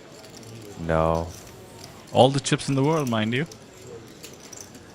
No, I like the squeeze and, you know, preserve your stack. You're going to find a lot better spots.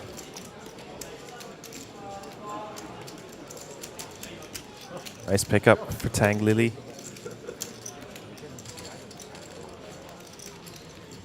Love that name. Tang Lily. No nickname needed. No.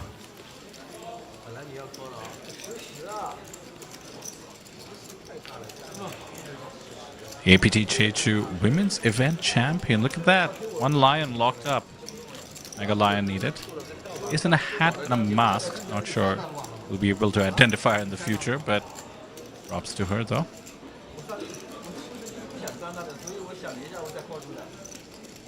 Just looked her up. Approaching 40,000 on the Hendon mob. Wow. It's very high for a female competitor. I believe Kristen Foxen just overtook first place for the women's all-time, passing Vanessa Selps. That's right. She had some great results at recent Triton event. In fact, who were we mentioning, Sam, who had that mystery bounty win? Kristen Foxen was third place in that. Oh, really? That was a Quang Nang win, I believe. Ah, gotcha. Did lose him a few minutes ago from the table, but yeah, props to Kristen Foxen, simply one of the best to ever do it.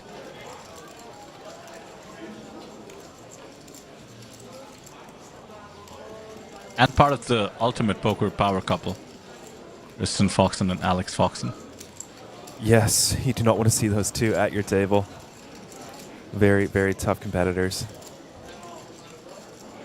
We're in for a flip here, it looks like.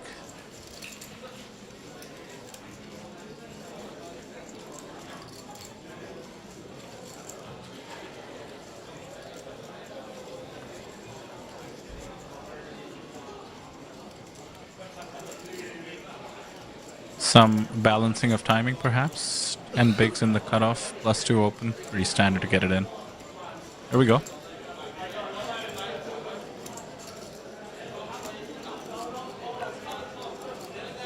And folks, it is not a pleasant feeling. And by the way, another ace king. We saw this earlier. Queen's ace king, and the queens held up for a nice little double up. In this case, Pink Fang has to be wondering, is he just getting the best situation ever? Yeah, the cold all in. Pocket fives rendered meaningless. I think Bao, having the 2 stacks covered, will not need to think about much. Fantastic spot for the nines.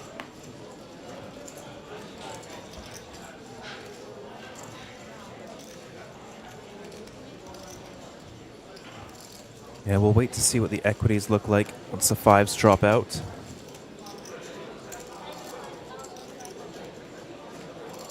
I'm guessing 70-30 for the nines, with the other two having each other's outs. That sounds right, yeah. 70-30 for a triple up, mind you. Wow, ace king just folds. Whoa. A good decision as it turns out, results-wise. Very surprising. Sam, I think that was the exact situation I was talking about. He had over 30 bigs and decides not to put a chunk of his stack at risk before the money. Meanwhile, a crucial flip for G was at risk.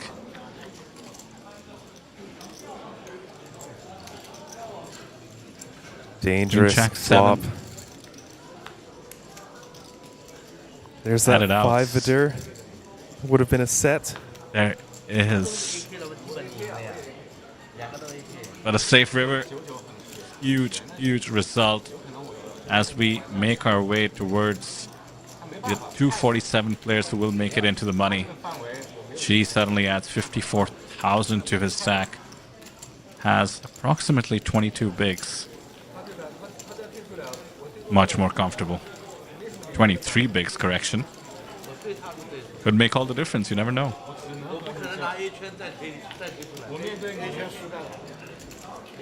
Vince saying, wow, imagine 4-way all-in. We didn't even get 3-ways, which I was quite surprised by.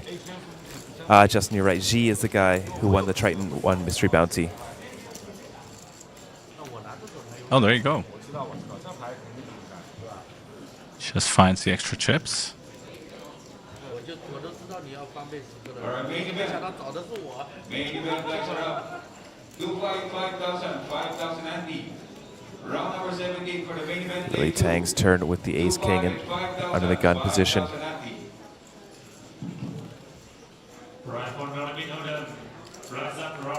Ace 10 of diamonds, middle position. Not a fun spot on 25 bigs facing an under the gun open. Would not be unheard of to fold this close to the money. Lands on call. So Sam, Justin in chat just mentioned the player who came second at the Mystery Bounty, and the name rang a bell from the APT Vietnam days when we used to look up a lot of similar sounding names, to be fair. Are you familiar with this female player Justin mentioned who came second in the Mystery Bounty?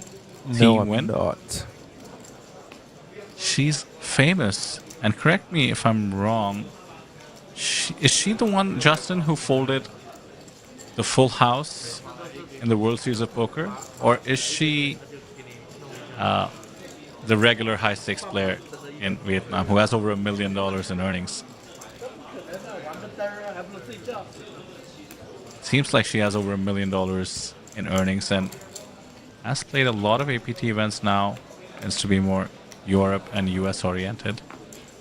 But it's pretty crazy to see a lot of the Vietnamese and in general Asian names pop up at these extremely prestigious and, dare I say, high-stakes events. Look at this flop working up for the Nang. Top pair, top kicker.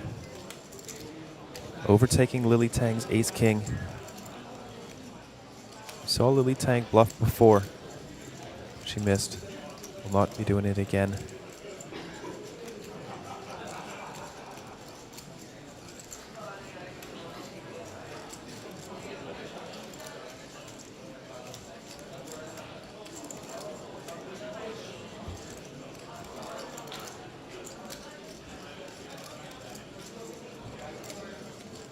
Half pot bet. It's a decent candidate for Lily Tang to go for a check raise with the Ace King.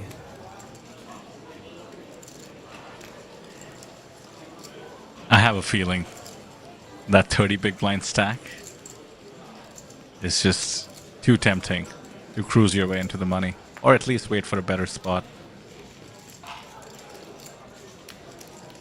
Yes, it could be the case. Does look incredibly strong when you check raise as the pre-flop raiser. Especially on these 10 high boards, it just screams overpair.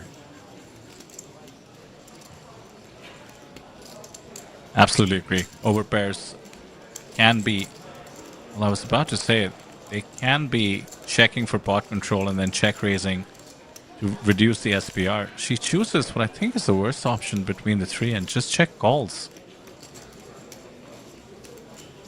Yeah, the Nang's range is so strong. I don't see him betting a hand like Ace-Jack or Ace-Queen. Maybe you're ahead of Well, some lucky for her. Queen-Jack, King-Jack. of hearts, but blocking the king of hearts as well. Yeah, but those hands have a lot of equity as well, and you're out of position. I was going to say lucky for her, she doesn't catch an ace at least. That could have been the end of it. And I think Nang has had enough of mucking about. He just asks for a commitment. And surely this is the end of proceedings. I like how you worded that better. Sounded a bit more relationship heavy than I intended, but yeah. Lily Tang should be looking to escape out of this one.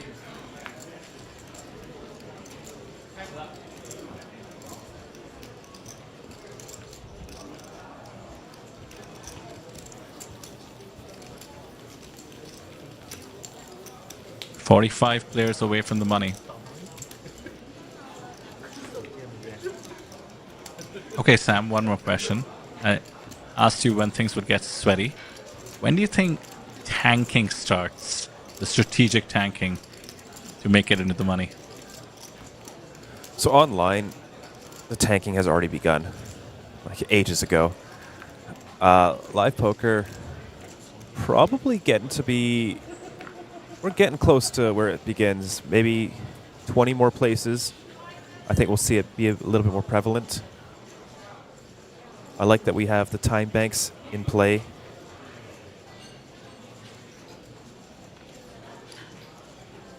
Yeah, keeps things fair.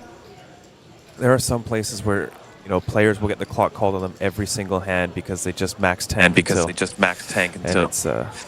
it's yeah, it just kind of ruins the game for everyone else.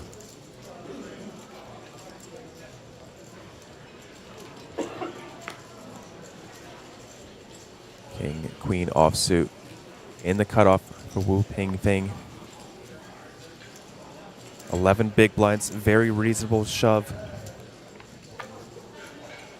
And he'll take it.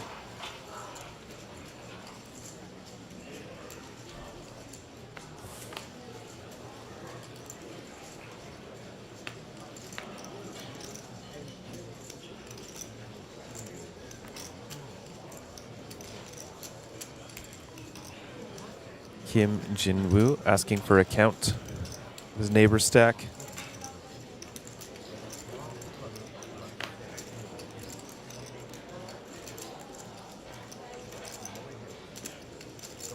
And we will be saying goodbye to Vidur. Thank you so much for joining us. We will see you tomorrow for more main event coverage, and we welcome back Kyle into the booth. How you doing, Kyle? Doing great. Got myself some pretty tasty Korean lunch. What'd you get? And it was a bulgogi pork bibimbap. Oh, okay. Yeah. Another one. Any good? Yeah, pretty good. Pretty good. Side dishes weren't exactly my cup of tea. Didn't know what to expect. Thought it was like a nice warm soup on the side, like something like a miso soup, and then it was like ice cold. And I was like, oh, didn't see that coming. Threw me off a little bit. But the actual bulgogi and the bibimbap, pretty tasty. Nice. Yeah. We are approaching the bubble. 43 places away, if my math is correct, which it usually isn't. 43 looks right to me.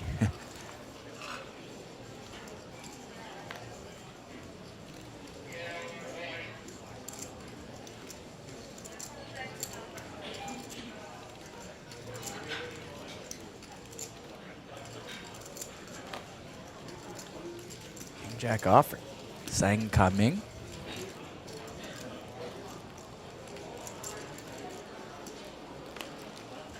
I think I might pass up on this shove spot in Kim Jin-woo's shoes. It's a +1 range. Who's opening off 25 big blinds near the money. Can't imagine it gets any worse than King Jack offsuit.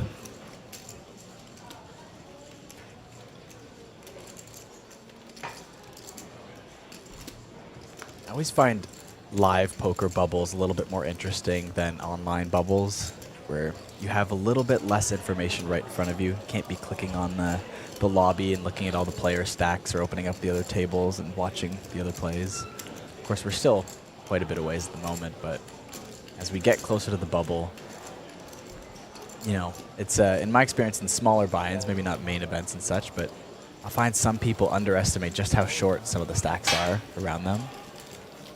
Yeah. And some ICM mistakes start to become a little bit more prevalent live than online, just as a rough heuristic. I don't know. Would you agree or do you disagree with that? Yeah, I think that definitely rings true. But Justin let us know about an update 15 minutes ago. You can check our live updates. Punat Punsri has pocket kings and Eric Sai with the pocket queens. And a big pot. Eric Sai 3-bet all in for 230,000. Punsri called, putting Sai's tournament life at risk. And Punat Punsri manages to hold and eliminating Eric Sai, a very fierce competitor. And Punat Punsri up to 610,000 in chips. Even the pros not immune to coolers.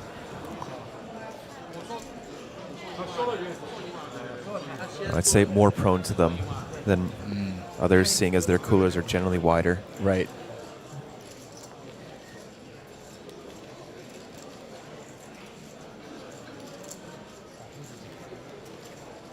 Like we saw those massive heads-up battles between Monarch and some very formidable opponents. And, they're playing for $15 million and just going, oh, pocket 8s, pocket 6, heads up for 100 big blinds. It's a cooler. It's all right. 15 million gone. Just. I think you could tighten up a pip then at that point. It's a lot of money. Still want to play good. Yeah.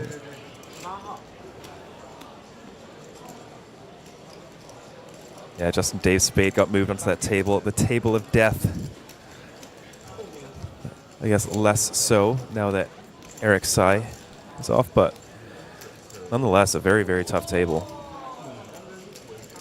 Take a look who's on it. That is table 13. Andre Vasquez. Yes. William Teo did have the chip lead coming in from flight B. Oh, I didn't even see William. So I just walked past this table while walking to the booth, and I saw Andre and Punat for sure. I missed Dave Spade and William Teo. Didn't realize they were sitting right beside them. Yeah, and with Eric Sai, who had been eliminated from that table. Very, very tough.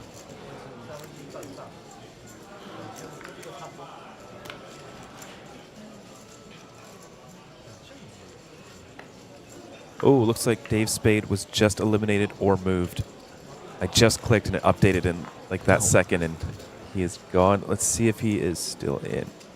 No, Dave Spade has been eliminated, unfortunately.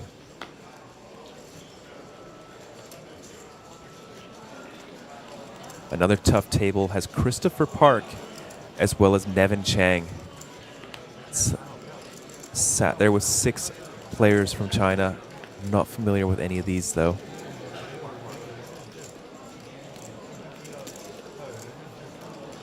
Still a few Canadians in the mix as well.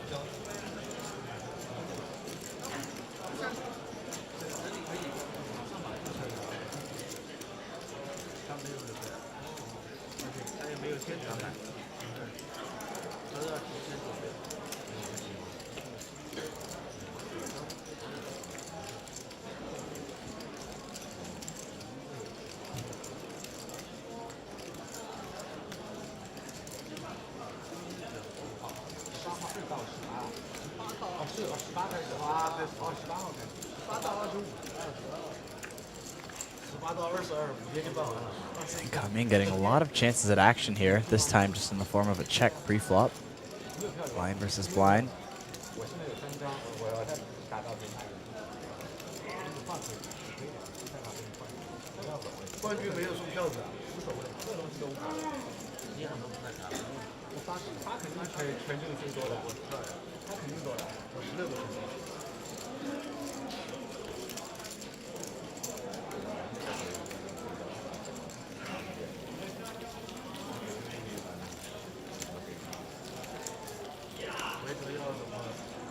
Middle link stacks there, sitting around 150K. Of course, as this bubble approaches, some of our larger stacks there get a chance to put on the pressure. Another tough table. We have Roman Harabek, Tom Verbruggen, and Nan Chen. All up to the seat draw. You can get a table full of people with not too much experience, or you could get some disgusting high rollers on your table, putting you into tough spots every single hand.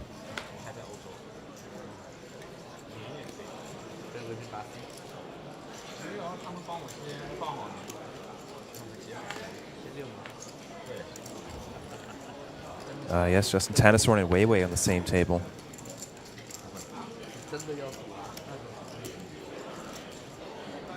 All right, one of our big stacks, Wang Zhu Yu picking up ace queen here. We're down to 282. Bubble is fast approaching, and pocket kings for Bao Shuang. Bao made a very good fold with ace king pre-flop. Managed to avoid losing a big chunk of his stack.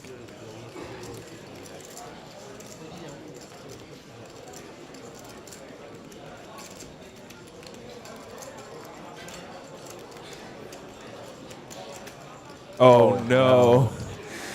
Kings into queens. We just saw this with Eric Stein put up Punsri at one of the outer tables. Sitting on 50 big blinds for the Nang. However, effectively, only about 25 total.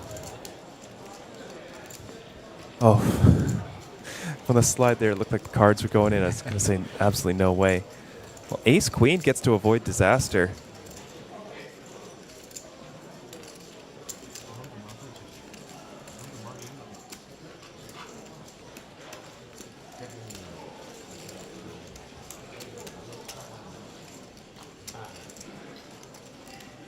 Always just need a second to think about it here.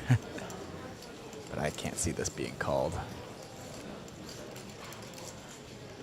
Maybe too many chip syndrome. Goes, I can afford it. Take the chance.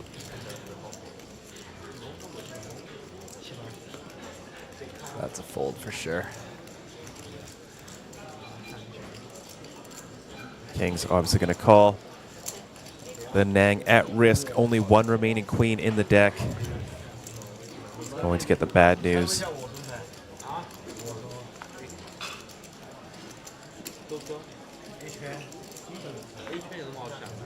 Looks like he's already left the venue. Just walked off. There he is, just off camera. Needs to find a queen. Both of his suits are live. That is top set for the pocket kings. Needs a running 10, 9, or an ace. That will do it. GG to the Nang. Bao Shuang. Cruising up to 280,000 in chips. Ace queen would have made it straight. Would have been no good.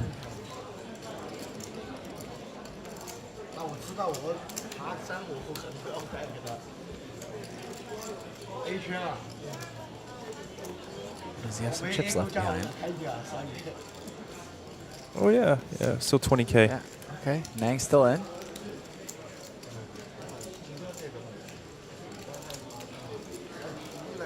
Not dead yet. I mean, if there's any consolation to running queens into kings, approaching the bubble of a main event, it's that you still have a chance to stay in this thing. It's not a lot, 4 big blinds, but it's better than walking all the way home at this point.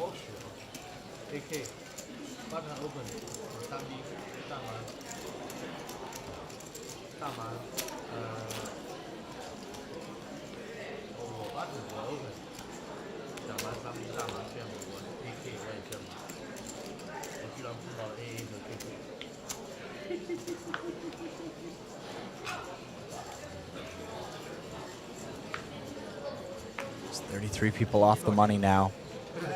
Pressure is building very quickly here.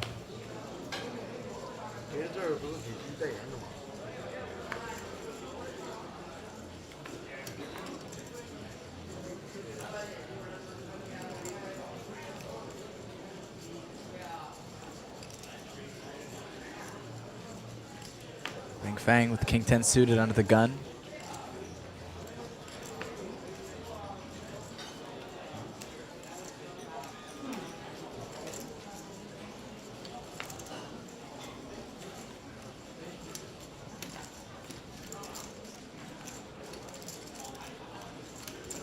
Lily Tang, ace 5 suited.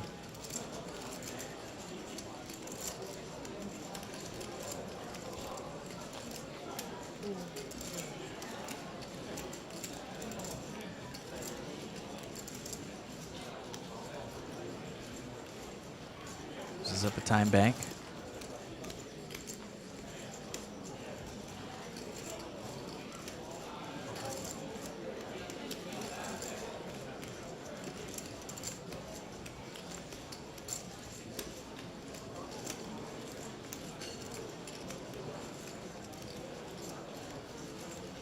Gonna let it go at this point.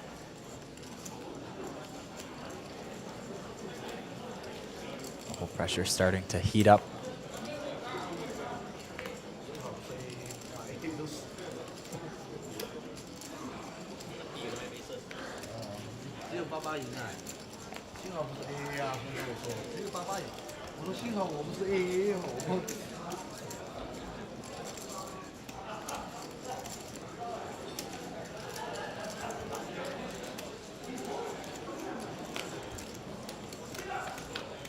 Alright, Sang Ming and Huang Xinyi both come along for the ride here. We go to the flop 6 deuce 4 rainbow.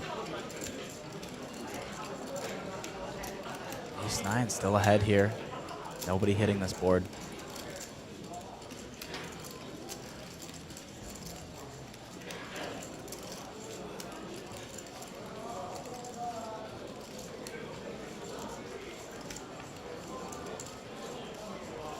Checks around for the turn. The 8 of diamonds.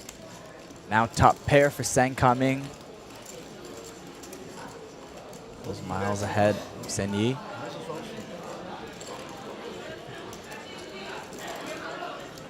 Now Xinyi gonna take a stab at it.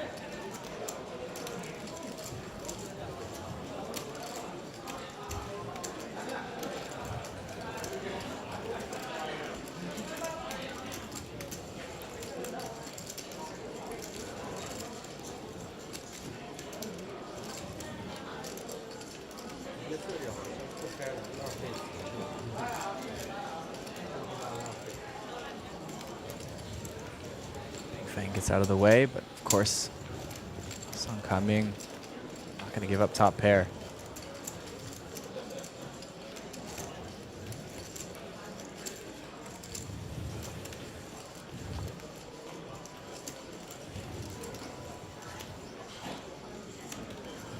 He's just going to give up here.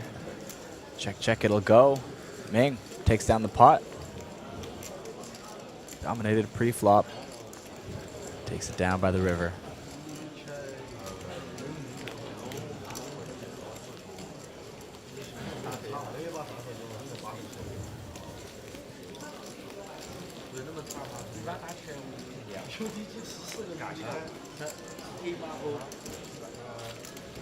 There's a look at our Mega Lion Trophy here in APT Jeju, South Korea. Smooth little fade there. A little focus work from the cameraman. Down to 276 players now. Just 29 to go as this bubble is fast approaching. Pressure is building with each hand.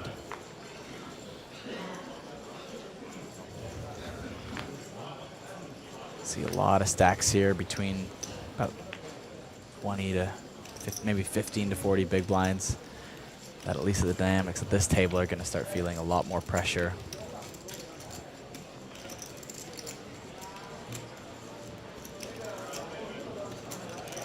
Players like Zhen Yi and Wang Zuyu, some massive stacks that they can use at this table quite effectively. They have been trying. It's just been facing a lot of resistance. I think it might just be playing into it a bit. You know, they're getting 4-bet a lot. Their check raises are just not getting the respect that they hope. Jamming the small blind into the short stack. Looks like there might be a decision. Queen 8 suited, 10 big blinds. Usually way ahead.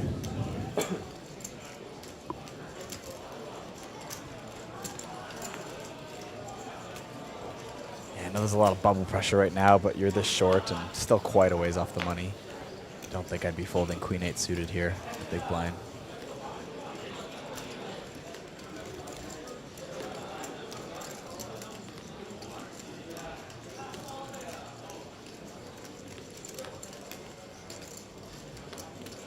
It's hard to make it this far to the second day though and just decide to flip for your tournament life emotionally.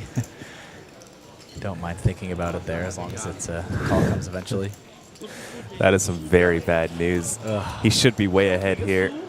You know, Huang should be jamming something like 60%.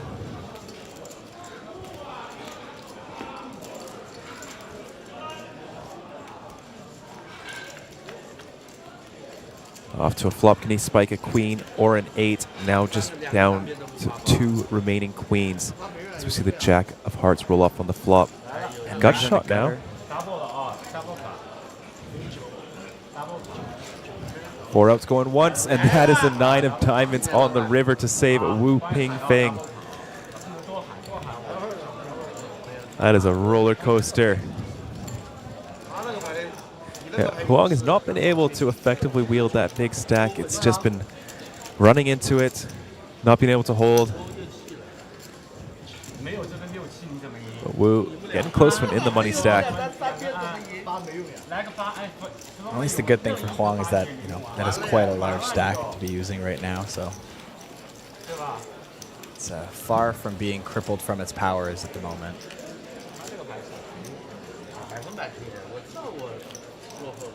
Even with doubling up a short stack, still remains at the top of the table leaderboard.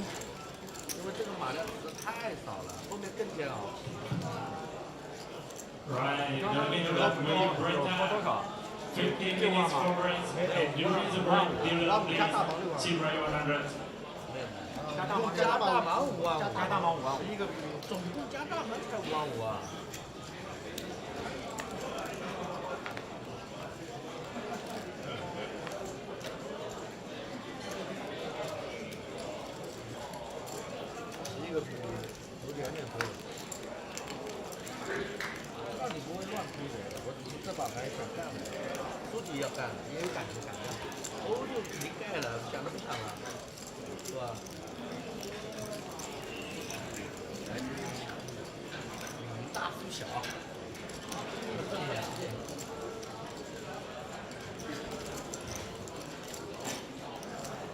Five deuce suited, getting very wild in the cutoff. On that stack, surprised by this.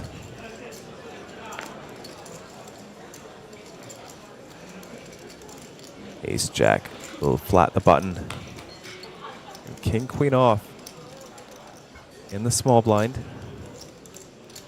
All options on the table. Call, re-raise, jam, fold, everything. Gonna be pretty close to the same value.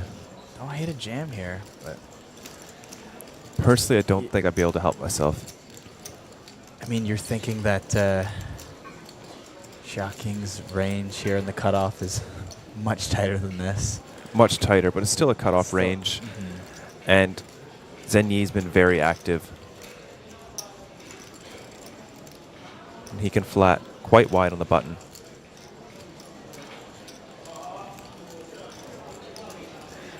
Well, Justin, they haven't caught up with the stream, so they don't know what's going on. You know, they don't know they're getting 3-bet with 8-3 off and facing 9-4 suited raises from under the gun.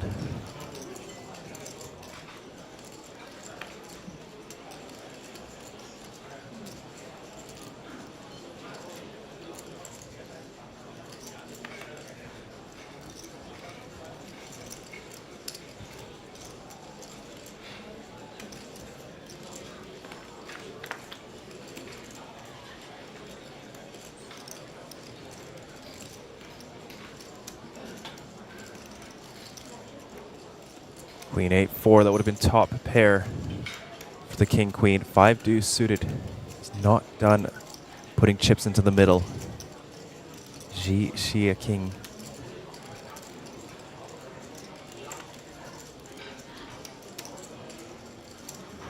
$7,500. And gets ace jack to fold to a single bet in position, getting like 60-1, and lets him know that he folded ace jack as well. Maybe that's why he wants to play 5 deuce suited. No king queen squeeze. C-bet easily take it down. If you're following those dynamics, maybe you do want to be opening wider on this table. No kidding.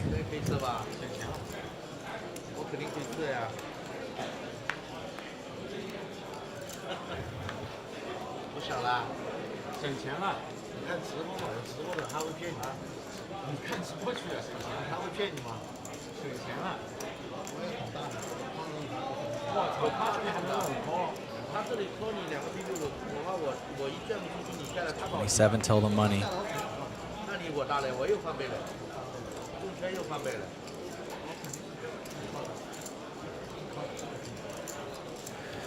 It is true, Justin. I just think you're into territory of massively overfolding too much of your range. Hey, he's got an upgrade, 6-3 suited, 1 pip up, 1 position down. Makes sense. Worked last time. Sure did. Why not go again? 7-8 hits the muck.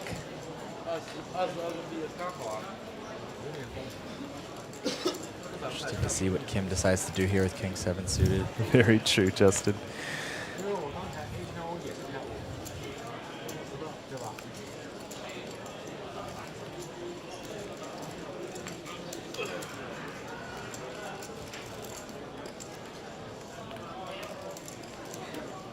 I'm going to call in this big blind here with ace 10 off. Call the flop. Ace, ace, jack. I think a c-bet's going to take this one down. How far does G want to take this? Ooh, quick call. The 1 big blind c-bet there. That might save him. Picked up a little bit of showdown value. It's beating hands like king, queen, king 10, queen 10. Pocket 5s. No, he is not done firing.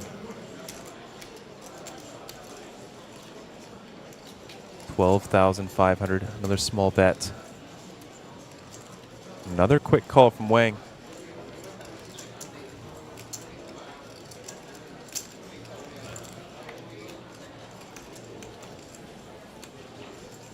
Check, check on the river. Ace 10 will take it down.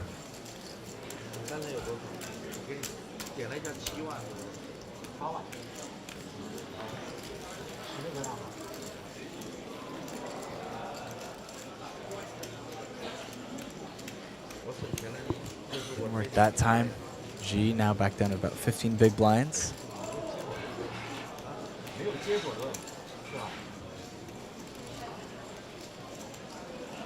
Zhu Yu adds to that big stack. Just neck and neck with Zhen Yi here. It's just shy of 100 big blinds. Eliminations are still rolling off.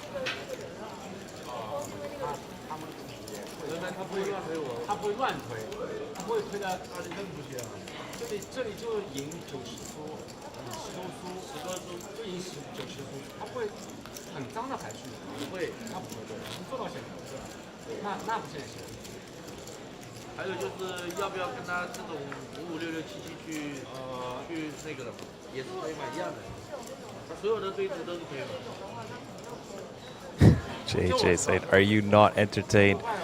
We are. This has been some fun poker. A lot less bubble pressure on this table. See if the Nang can pick something up. He is down to 20K. We'll have to post half of this in just 2 hands.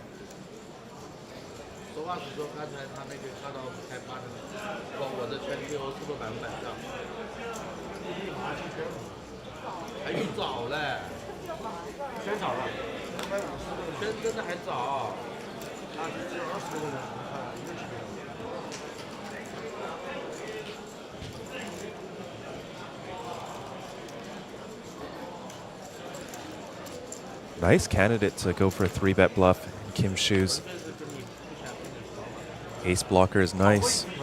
Blocking the pocket 8s. Sides against it. Very reasonable.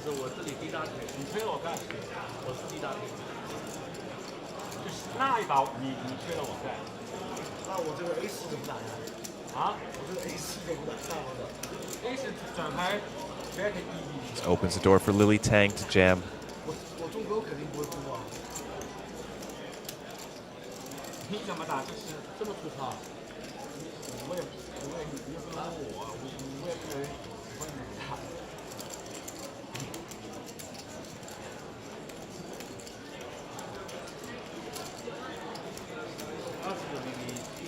think Wu's going to fold this one. Played the queen 8, but this is more expensive. It's slightly worse. 也是这么个行动嘛？你没人之前我不是说嘛，对吧？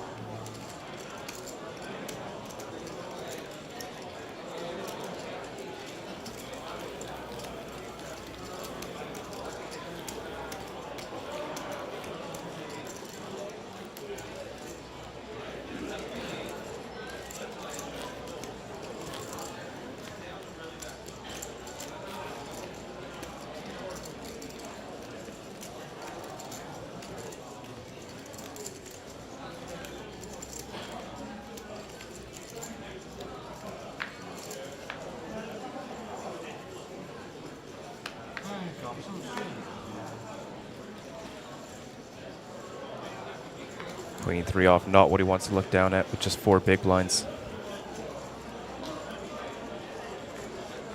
我刚才主要还考虑的一个点就是，我这里推你盖掉，他这里大概率他的牌不会差到哪里。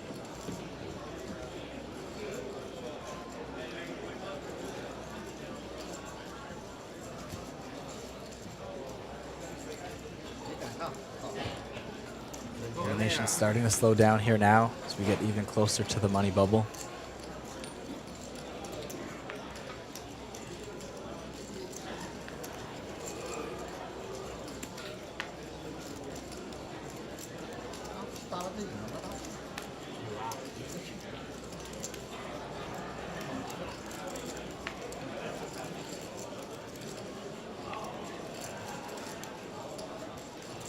Seven deuce offsuit on the button. Let's go. Wang is taking it to the streets.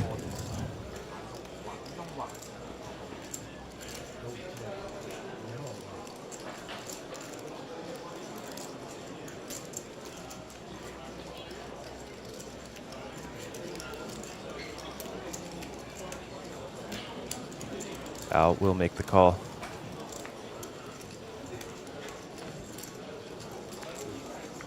And Wang pressure him enough. Good flop to do it, especially against the holding the Bao has. Big question, Kyle, is will he show? I don't think so. It would be so much fun to show, but you want to keep that image that you're staying somewhat within the lines of reality here with your aggression, I'm sure. Let's see. So that's going to be very profitable. Doesn't look like it. No.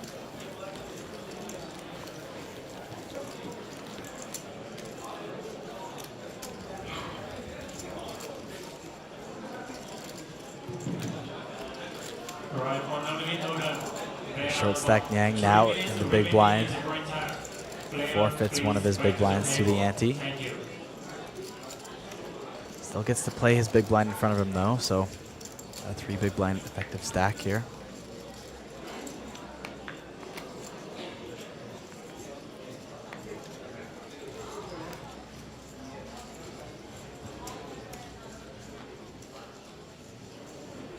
Just 24 players away from the money now.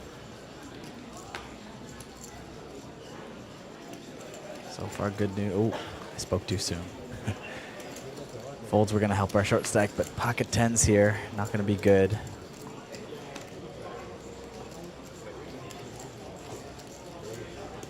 Jeju sitting on about 19 bigs.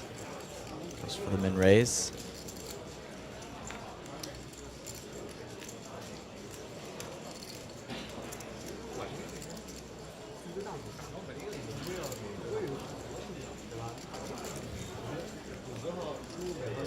It's just getting through, but our short stack in the big blind has 8-5 off. Stop and go. Seems ever so slightly connected enough, given that you've only got 3 blinds. I mean, you only have 2 left behind, though, to stop and go. Like, are you even getting any fold equity ever on that flop? Like, well, it's not about the fold equity. It's about you being able to fold if the flop comes ace-king 4. So then you can check fold rather than just jam. But you definitely want to still stop and go if the flop comes like 8-3-3. You don't want them to check back with ace high.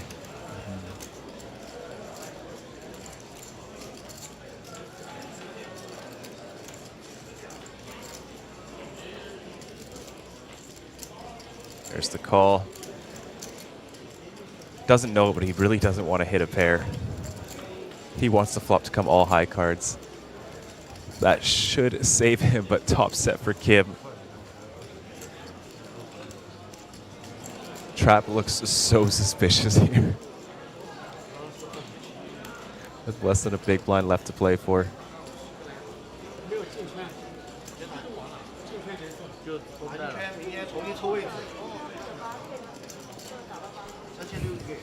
Here is the trap.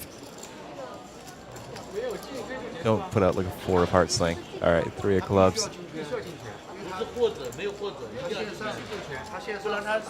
No backdoors coming in for the Nang. 1,1540 dealers bleach shuffle and deal.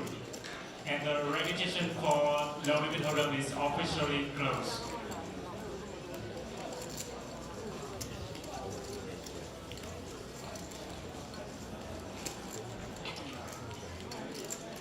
Kim continuing with the trap. Deuce of diamonds on the river. Check bet fold.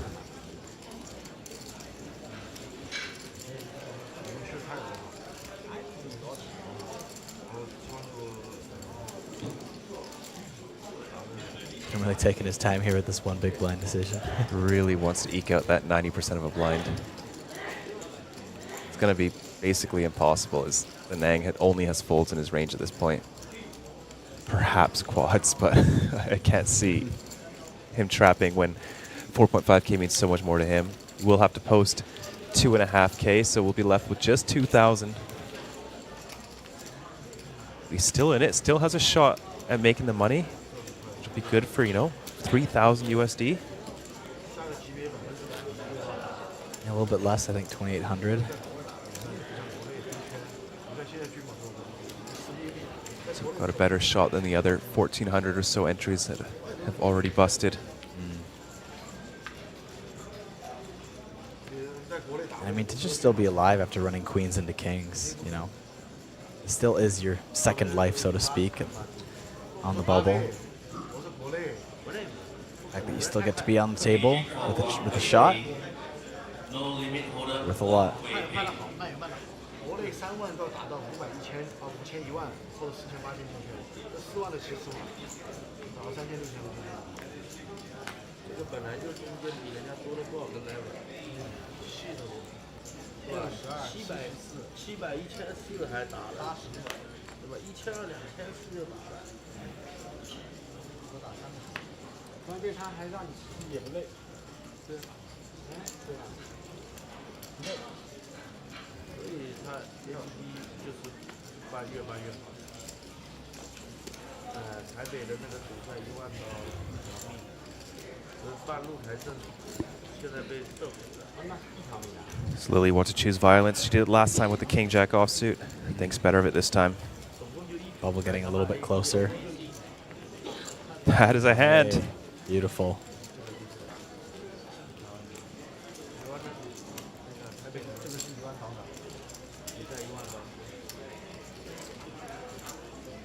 It's a lot of kings missing from the deck now.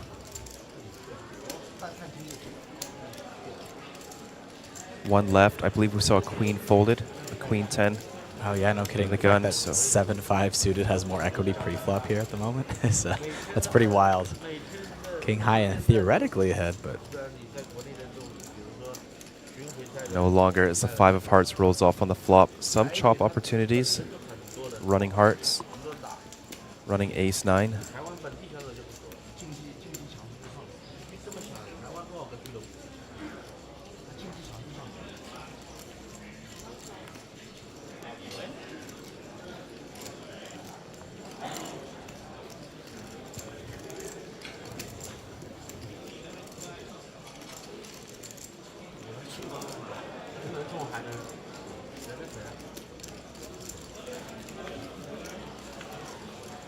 That he's going to be drawing dead for the Nang. Unfortunate run, so close to the money. Cannot eke in. Wang chipping up a little bit here. 500,000 nearly.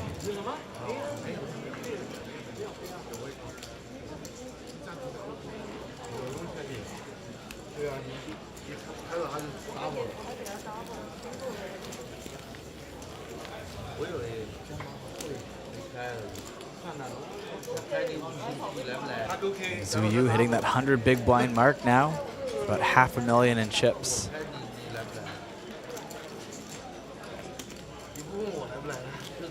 It's the golden mega line they're all playing for. Might be the heaviest trophy as well. If you've ever picked it up, yeah, it is shockingly heavy. Everybody is very unprepared for how much that thing weighs when they get it handed to them.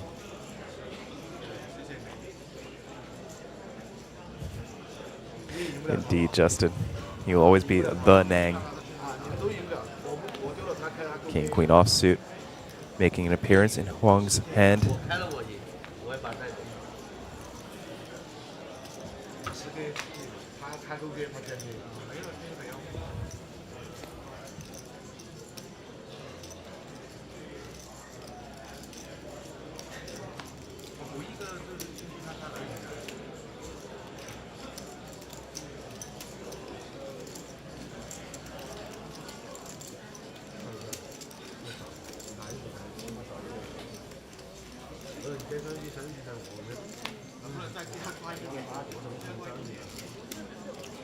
Wow, 5 deuce suited is good enough for a raise, but just for an additional 1 big blind, 6 deuce of hearts won't defend.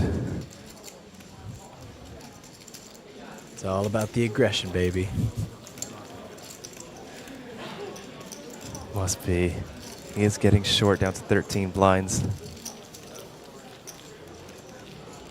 The field's also getting short, just 19 away from the money now. Maybe even 18 if that's been updated in the back there, I think. Hard to read the screen. But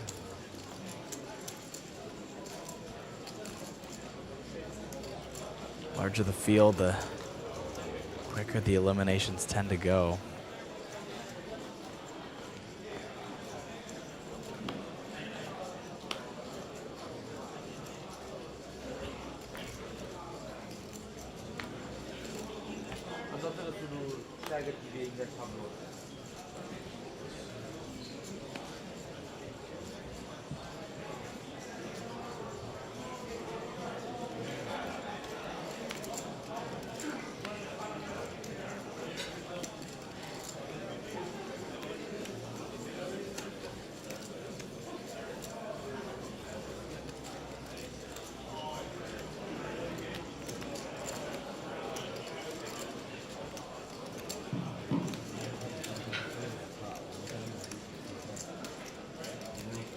Schwang going to go for a raise here with an ace in the cutoff.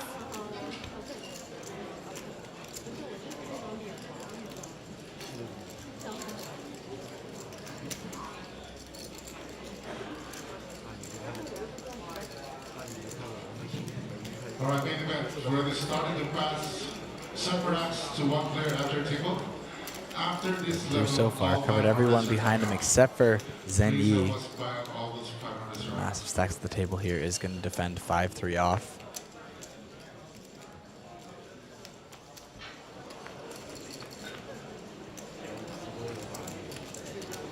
It's King 7. Ace high still ahead.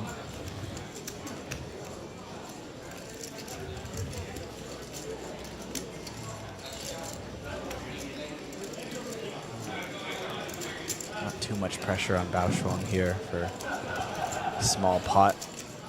Still about 50 bigs deep, a little bit more now after taking this one down.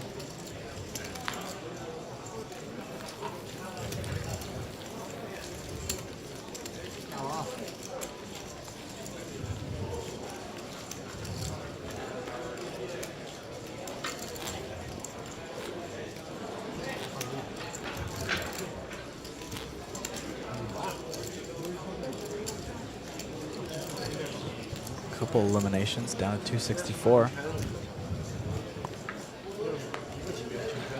getting tight. Those 10 big blind stacks must really be feeling the pinch.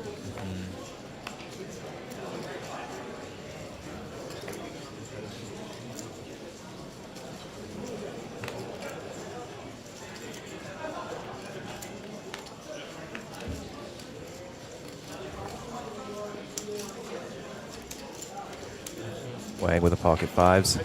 Opens things up. Early position up to 10,000.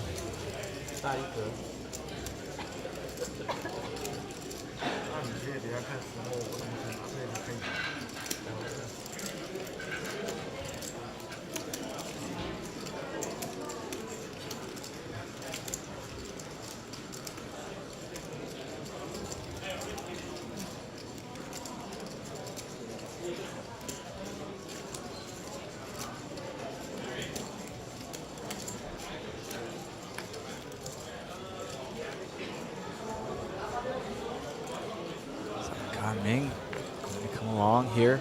Jack 8 suited in the cutoff, and that is super loose. Bang.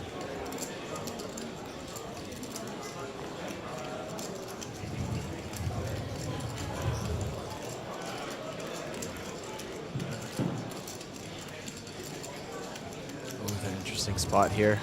Could choose violence, but again, it's that bubble pressure. Too much. Just goes for the call. Go to the flop. Ace 7-3. Top pair for Wu.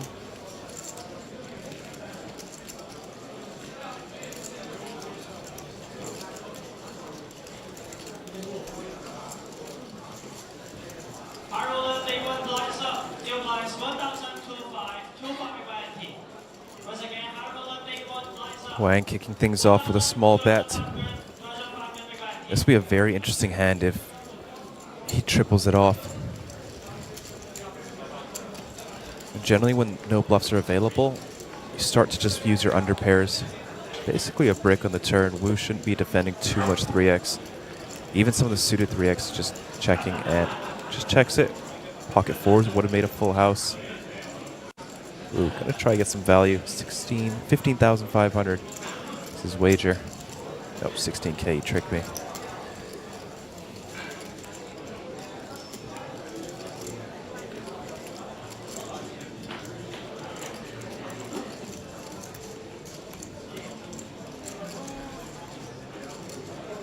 That's good to hear, Justin. The guy who busted 2 minutes before the registration closed with a single hand is still in. I really hope he at least cashes. Wu Ping Fang takes it down. Ace Jack is good. Up to 133,000.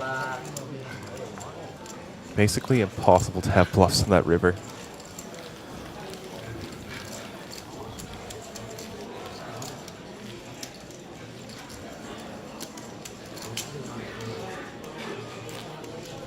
Ping Fang, who's on the ropes there, now sitting with a decent stack.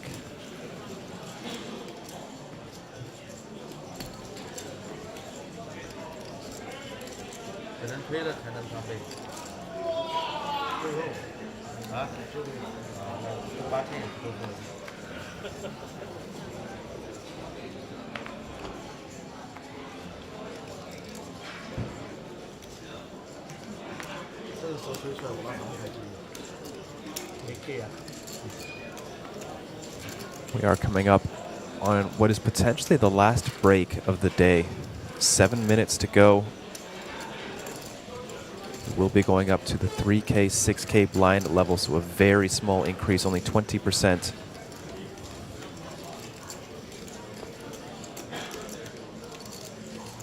No, if you could late reg right now, you would still have a decent stack. 20 big blinds with a 40K stack, is that right?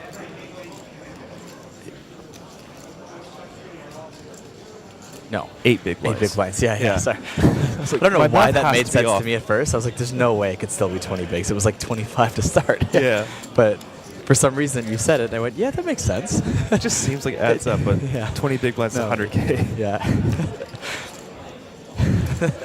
I saw us both reach for our fingers there, and I was like, that's embarrassing. Anyways. She making use of the short stack now. With a much more reasonable opening with ace-queen suited. Trying to get a defend from King Jinwoo, 9-10. Flop comes queen, 8-4, top pair, top kicker for Ji. Probably not enough to continue in Kim's shoes with the nut gut shot. You're going to have 10-9 with a spade. Makes it a little bit better if I continue. Yeah. 10-9 of hearts even.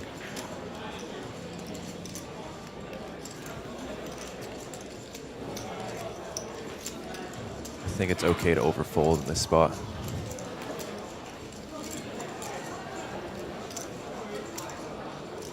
Does call. It is a cheap price. Needs a jack. Improves to an open ender. This could cost him a little bit more. Just a little bit more than one SPR here. Ooh, it goes check, check, and to get free equity on this turn. Pair of tens. Does he block?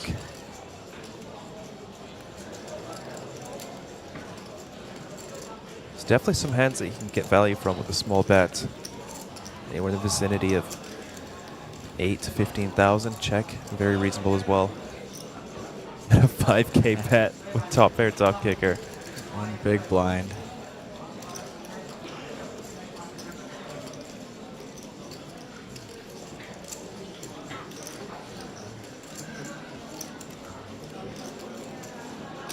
Gets jammed on. It's such a gross spot.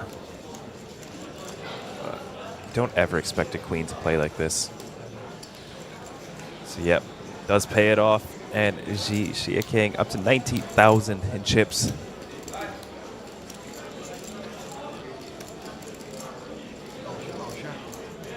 That is really funny, Justin. Ace King is big slick. Ace Queen is big chick. Which reporter was that? I want to know now, yeah.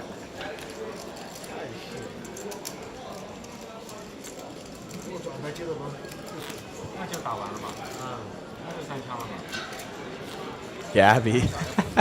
Amazing. Well done, Gabby.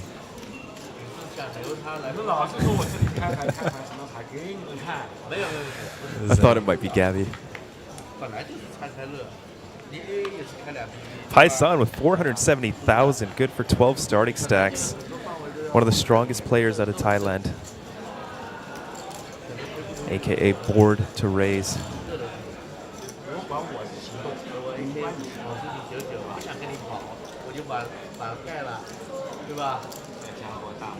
Song Kaming just letting that suited ace go as we approach the bubble.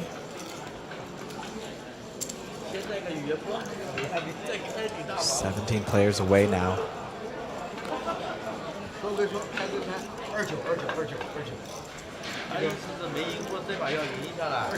Make that 16.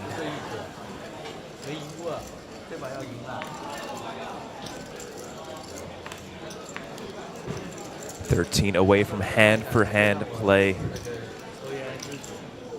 I'm so excited, Kyle. Are you? It's the best part. Really is. I'm sure Neil's doing his stretches right now. He was born to do this. Doesn't need to stretch. Not even a little jog on the spot before it gets going. No, just wakes up ready. Just yeah, it's in him.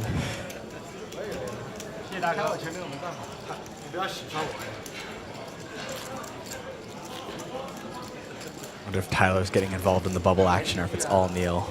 It's all Neil. All Neil. Well, Tyler might make an announcement here or there.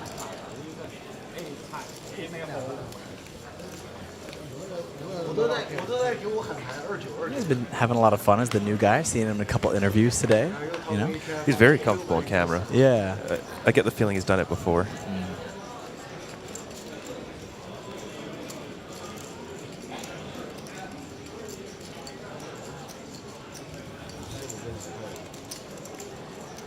So is Neil, actually. Neil's very comfortable on camera. Yeah. I don't even think he's ever done a take two in his life.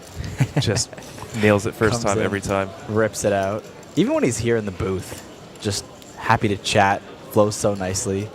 The amount of time I trip over my words when I'm in the booth, I go, wow, jealous.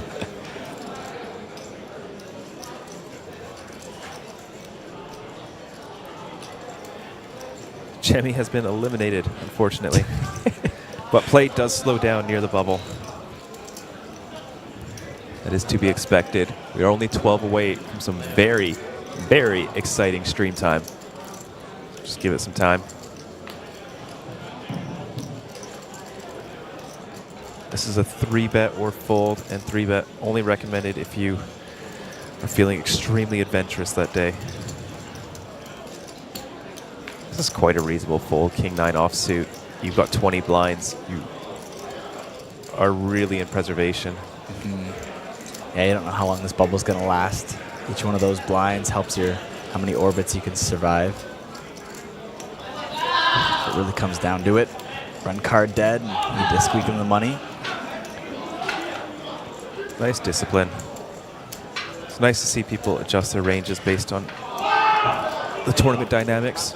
I think King 10 off would be where I'm drawing the line. I wouldn't bring myself to fold King 10 offsuit against a chip leader. Against one of the 20 big blind stacks, certainly can become reasonable once again.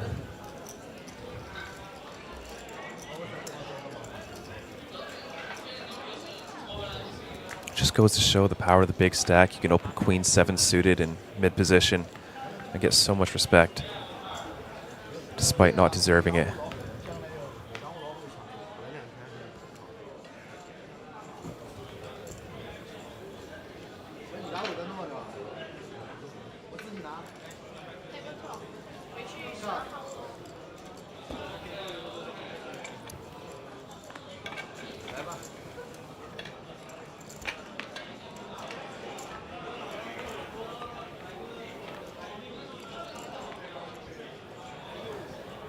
As we approach our final hand of the level of this table, Sang Ka Ming will open up under the gun.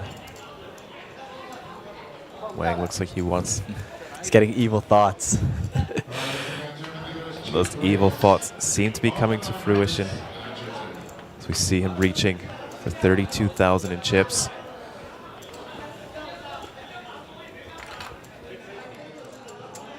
This should work.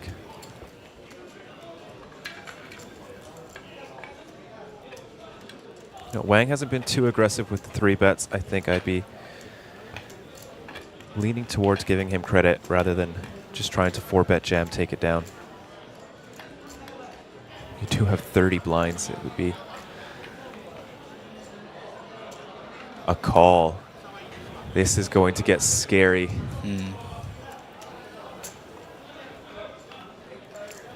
75,000 in the middle. Ace Jack ahead. Flops a gut shot.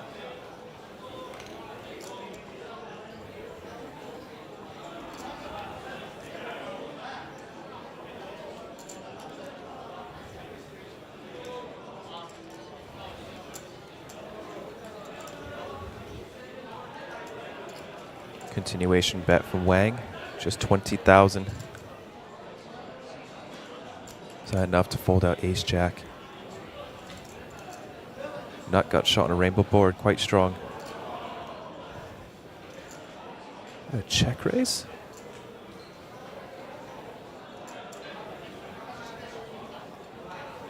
Oh yeah, about 50K or so?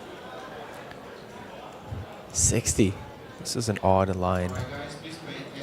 Saying you have, I guess, 8s or 10s? King 10 suited?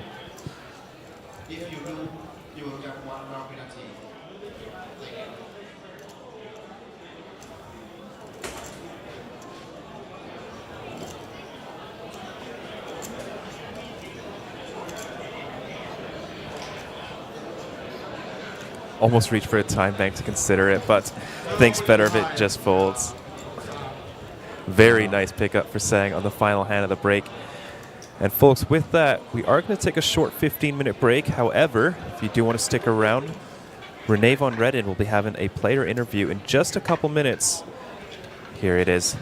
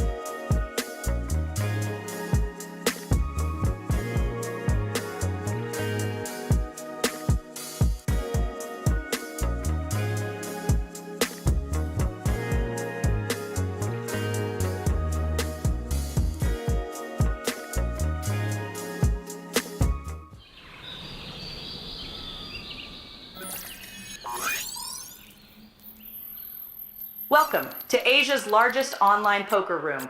Our next generation poker software is now initiating.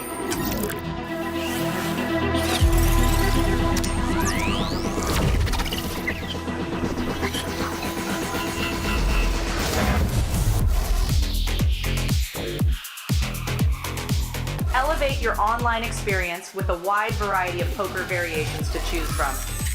Get fully immersed with fun and social features.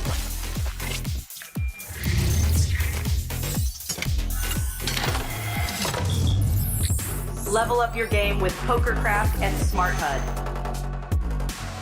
Unlock a wealth of rewards including cashback, bonuses, and jackpots.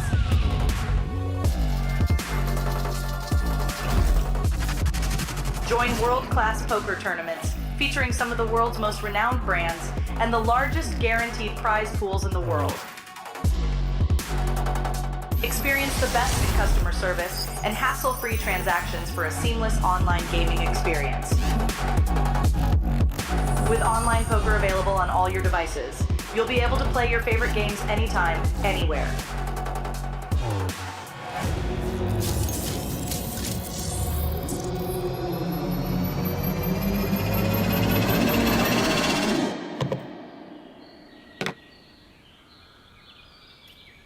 Sign up now and elevate your online poker experience today.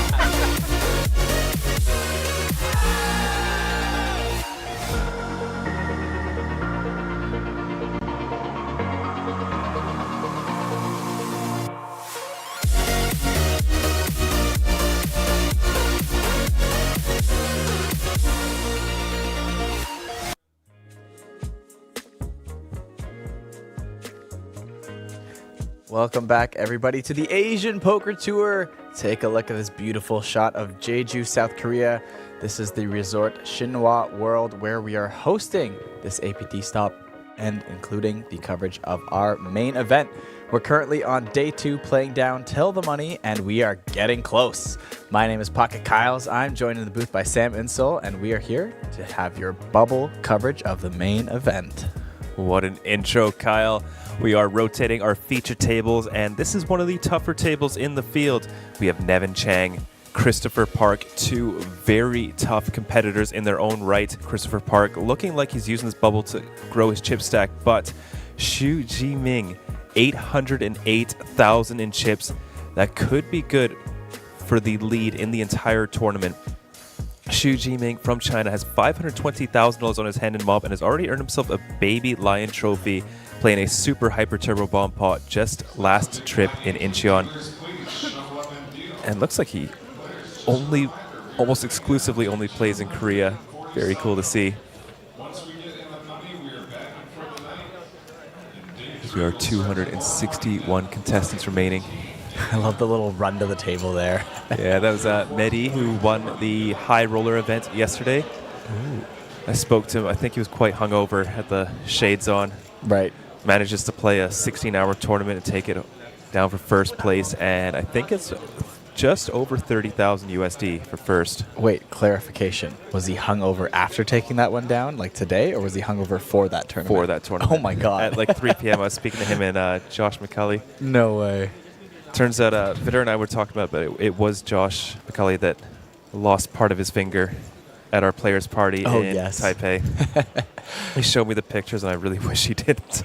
Oh, man. Yeah, Vidur was giving me some of that insight. I didn't know there was pictures, but yeah. I had heard about that. Yeah. Speaking of the players' party, if you want to lose part of your finger, you can come out tomorrow night to iZone Act, I believe it's called, here at Shinhwa World. They've got drinks, they've got DJs, they've got bowling. So there's the goggles I was mentioning from Nevin. Okay. But yeah, go on. Yeah, players' party. It's it's gonna be a fun one. And you know what? Vidur was bringing this up, and I don't know if you guys talked about it at all, but I remember you and I were looking at the bowling and kind of those what do you call them, stock pictures basically of the people playing bowling. It looked very kind of silly and a little bit lame. But Vidur brought up the great point that bowling at a poker players' party, that's the perfect recipe for prop bets. Okay, he said this about darts too. I think he just really likes prop bets. He really wants the prop bet. Anything that comes up that's not poker, he's like, we should gamble on that. Well, Xu Jiming going to gamble on 10s being a good hand here. Open them from the cutoff. Of course, our overwhelming chip leader at the moment, at least at the table, possibly the entire tournament right now. He had a very good run at the Asian Poker Tour last time with a second place finish in the single day high roller mystery bounty. Good for 8,238. And then a 13th place finish in the APT high roller 8 max for $15,000. Very accomplished player out of China.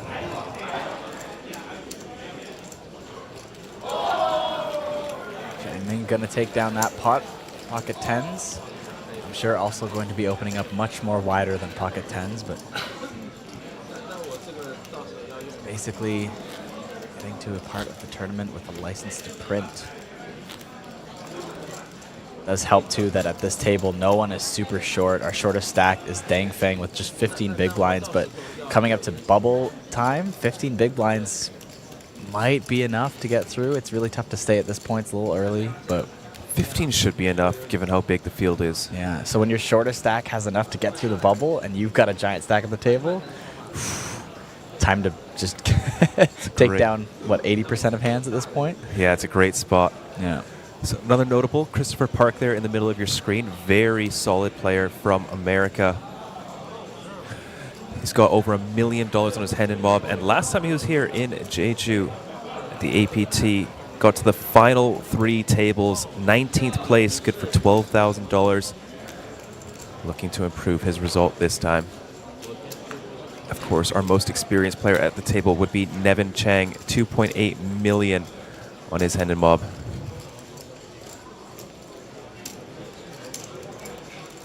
He was up playing until 1:30 in the morning last night at one of our fun events.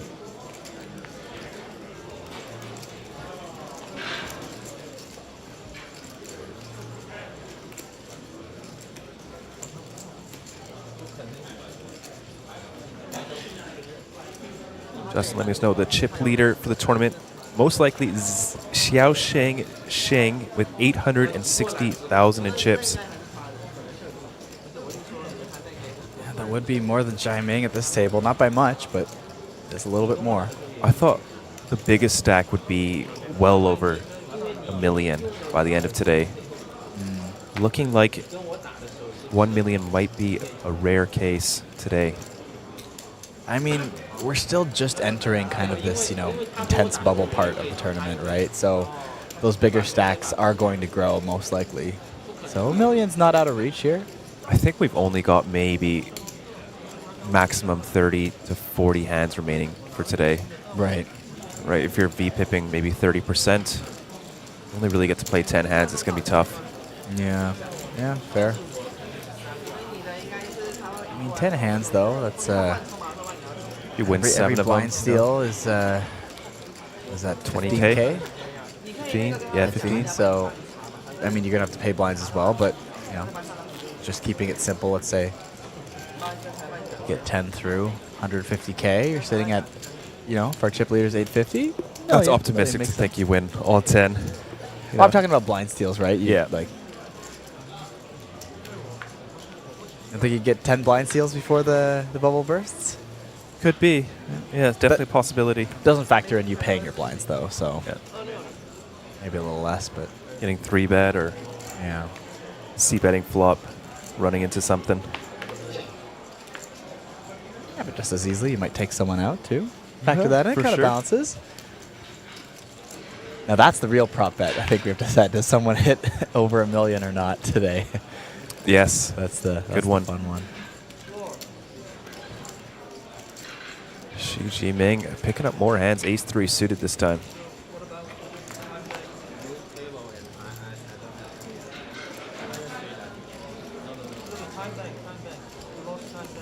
I love those goggles. Just it suits him and it doesn't suit him at the same time.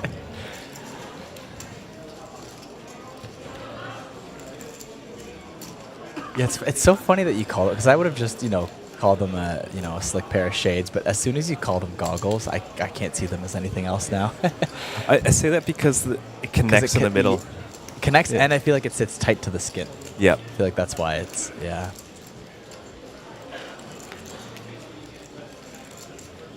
It's a cool name, Tian Taimin. Sounds a bit like a dragon.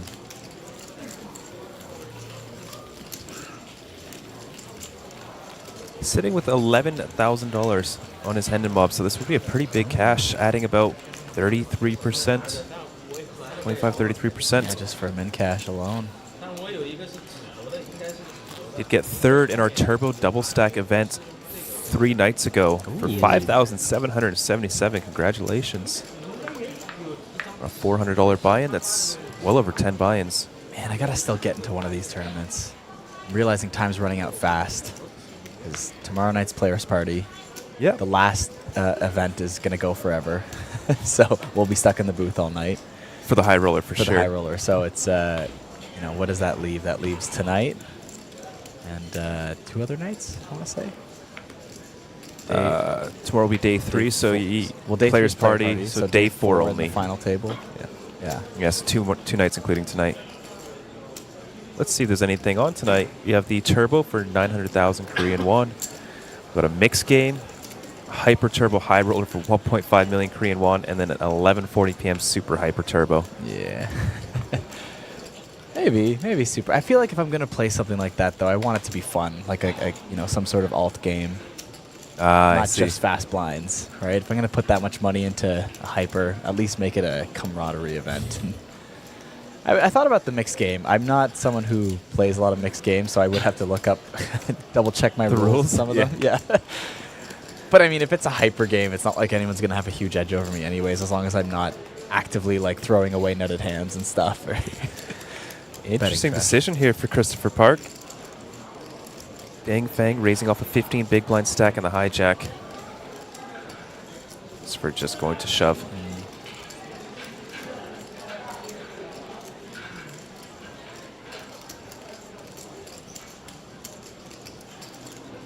Dang, knows Christopher is most likely going to be doing this quite wide.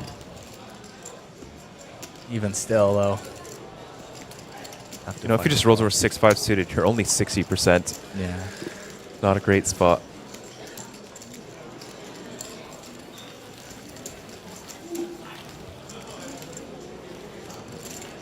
If you know your opponent is going to be attacking you that wide and you don't want to call off, even if you could see, you know, their holdings for the most part, you know, you still want to be opening ace-9 there?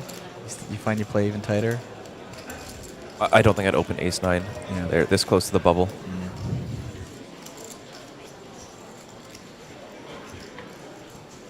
Like, my only thought of opening ace-9 is if, like, maybe some of those bigger stacks are only going to be playing, like, actually good hands to attack you with, so you have that ace blocker. But if they're willing to do it so wide, then ace blocker doesn't really mean too much anymore. Yeah. Yeah. Yeah, I'm probably even mucking ace-10. 15 blinds is just... I think it's an in-the-money stack, and right. I would only want to take good spots. Like, ace-9 off is probably making like 0.01 of a big blind by opening. Ace-10 off, perhaps 0.03. It's not a big... It's not enough to make me want to open it. Yeah.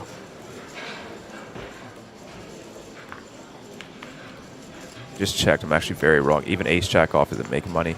Wow. I'm quite surprised by that. And then it looks like it's mostly jams, eh? That way you're not getting blown off your equity. Just get it in, and then that way they're forced to, you know. I'm quite surprised they're jams instead of in deuces with like kings. Oh, this is a 3-bet range. Oh, okay. Okay, ace-jack off is pure raising, making 0.01 of a big blind, but ace-10 off is folding. Right. And no jams. That makes sense.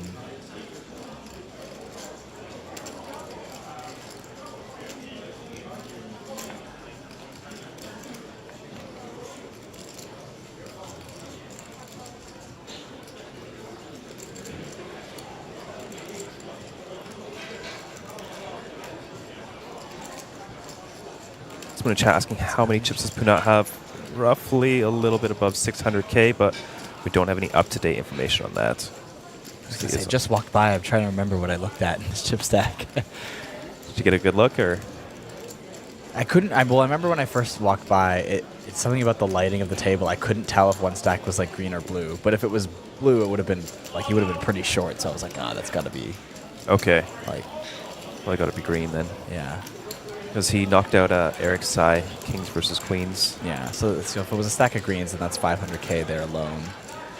Yes. Yeah. And then a couple, maybe 2 stacks of blues next to it or something like that. Okay. 1 or 2. Yeah. Yeah. Close to 700. Yeah. It's a That's good pretty run. big, actually. Yeah, if that is a stack of greens. I've not seen Punat make too many final tables at APT. He does make the odd appearance here and there. Always fun when he runs deep. All we have to do is put his name in the title to 4x our views. The Punat effect. Exactly. I like this. Xu Jiming knows where he's at in this tournament. Opting for large raise sizes as well, really putting the pressure on his opponents.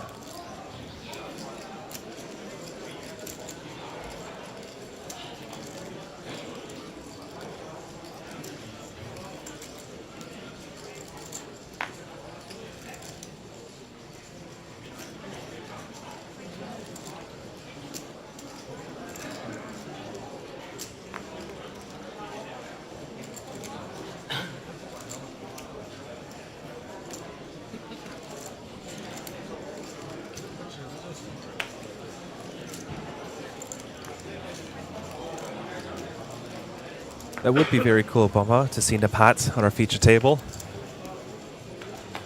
One of the nicest people I have ever met. Yeah.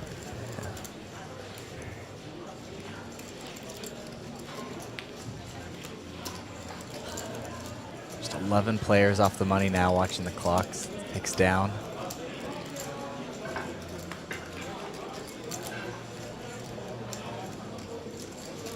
Jiming. Getting the blind steal in. Let's show the ace. Wants to make it look like he's not getting out of line.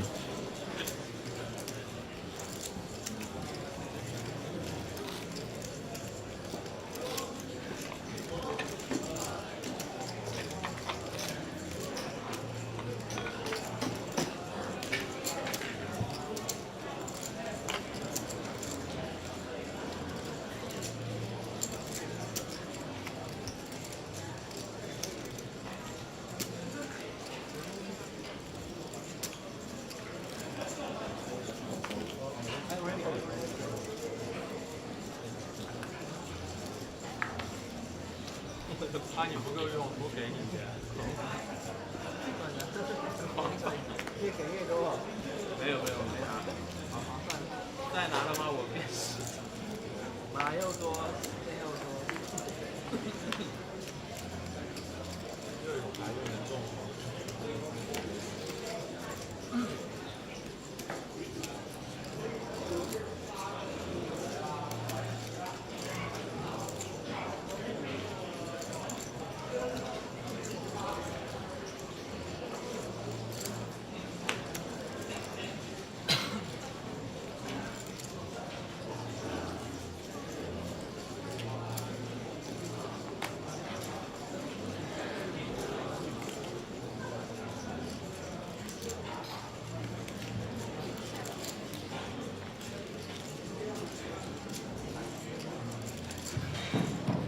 Ireland Day 1, complete the hand you are on 15 minutes break.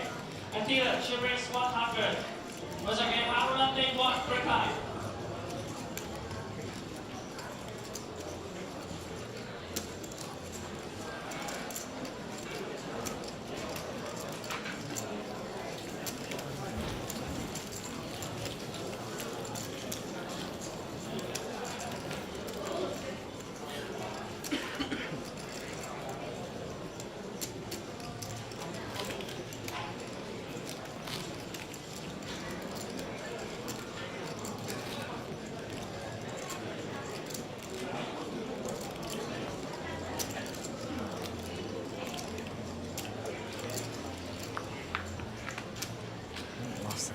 Couple more players there. Just 8 players off the money now. Once we get down to 250 players, we will be playing hand for hand. There's just 5 eliminations away. It seems close, but of course the players know that too. They are going to be tightening up their plays.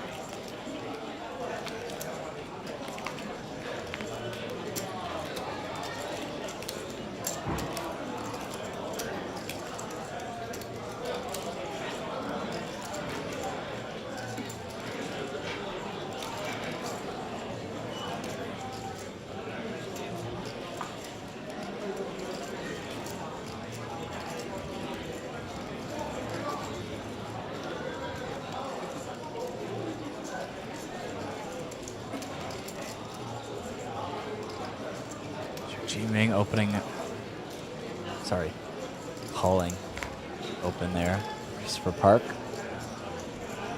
We do get the 3-bet from Luang Kai-chak. Don't know what those cards are just yet.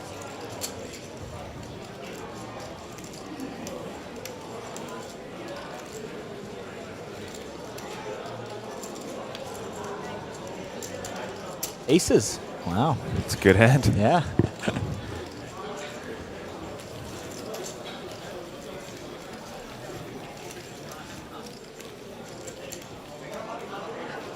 Big full from Jae-Ming. All those chips at 9-10 suited.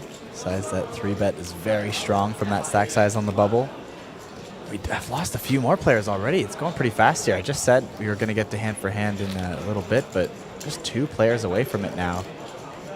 It'll be faster than we think.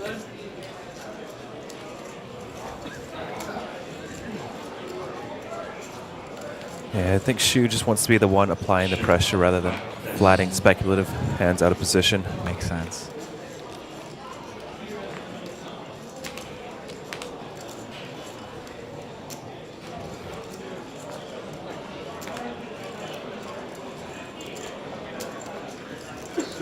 Decent spot to use your time banks in Nevin's shoes.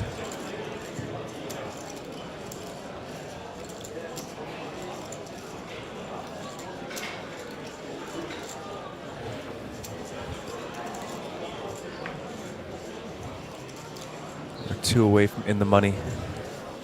Sorry, for hand.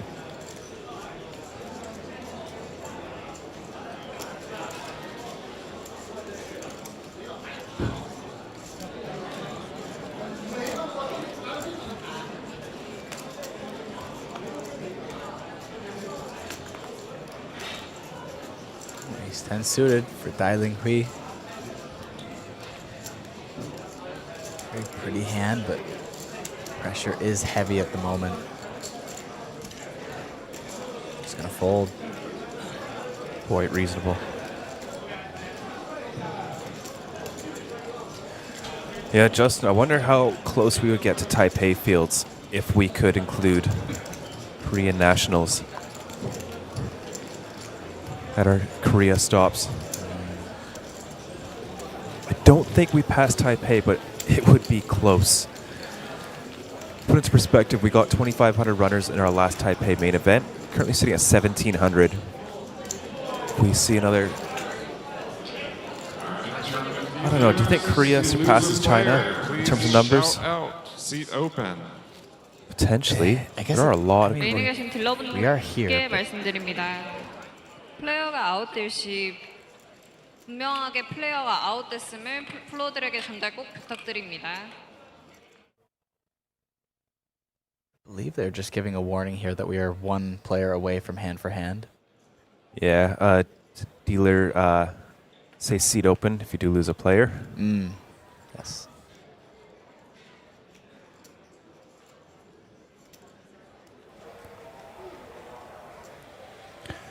And folks, please no spoilers in the chat if you are looking at the website for up-to-date information. Let's keep it safe in the chat for us folks that don't want it spoiled. Christopher Park with the ace-queen offsuit once again. We'll be raising it up this time. Xu Jiming flatting the 9-8 offsuit in the cutoff.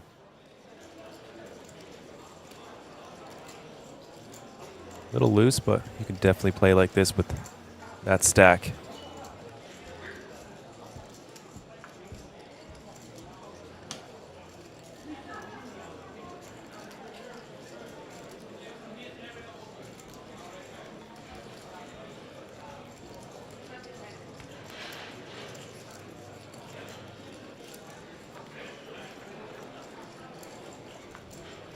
With flop, king 8-7, 2 clubs. It's going to be a pair of eights for Xu Jiming. Little pair. Christopher Park does whiff the board with ace-queen, no club. Both players with fairly big stacks at this point in the tournament.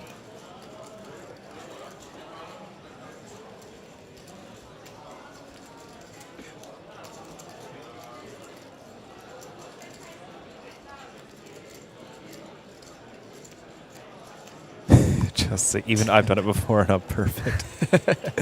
We have asked them to change over the website, but haven't heard back just yet. If it was up to us, we would have it synced up to the stream.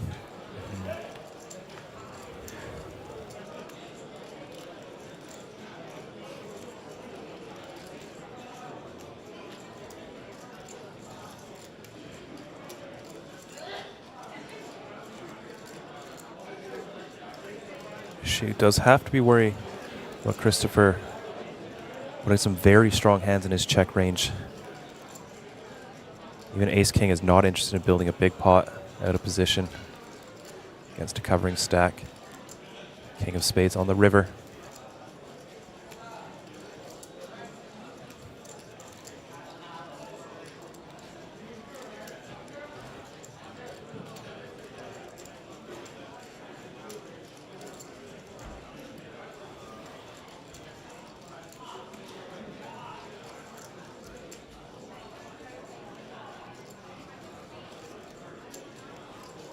Check, check, and Xu Jiming up to over 900,000 in his stack, getting close to that 1 mil mark.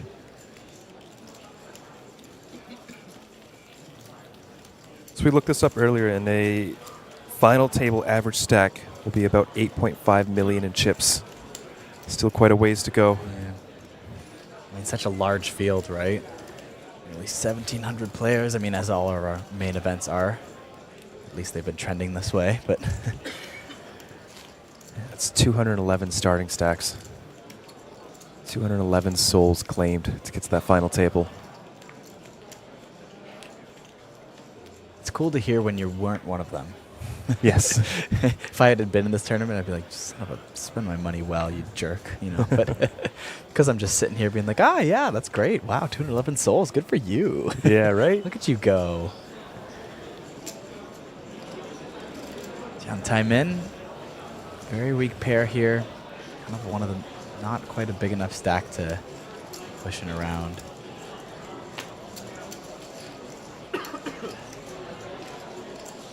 Especially with bigger stacks behind you still, but I think King Queen suited here, very strong hand. A very important part of the tournament is going to open it up.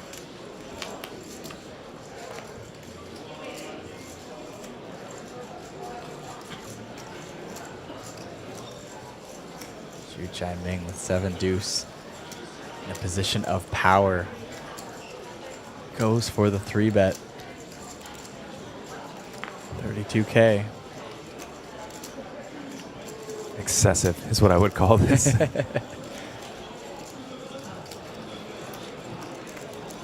Well, I told him about the prop bet and said, hey, if you want to cut, you know, get your stack over $1 million and I'll cut you in. Just leaving no chances behind. Some back alley deals going on. Right?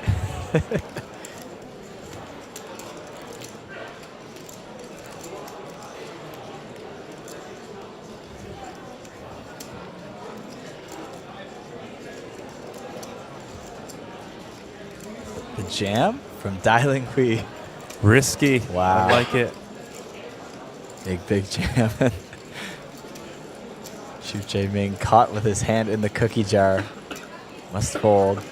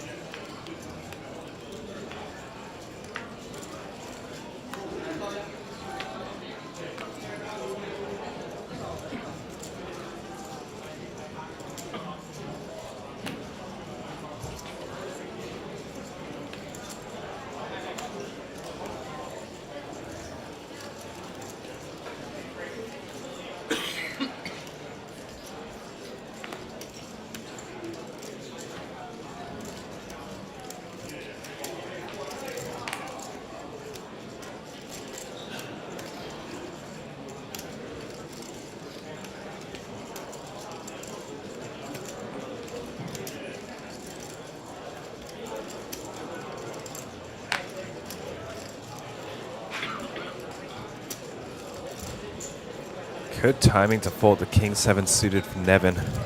Ace Queen off in the small blind.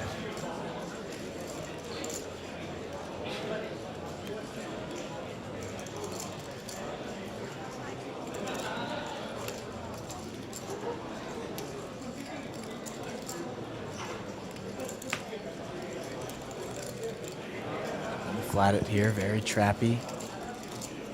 Taimin does not cover him though. Would be the one at risk should aggression fly. The flop, Jack 10 deuce, all spades. Look at Nevin's face. Doesn't even care. Would have flopped the flush. Right?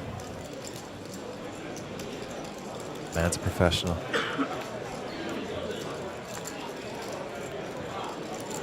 Look at that, turns into the nut flush.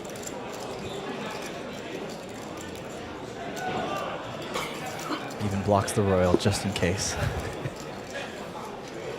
Could still lose to a 7 of spades. Some chop outs. Tian.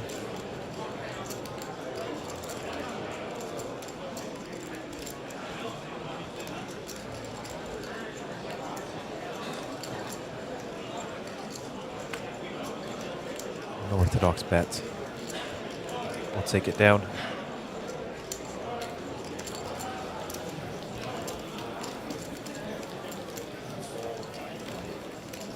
Okay, Neil and Victor in the bottom right corner of your screen getting ready for the bubble action.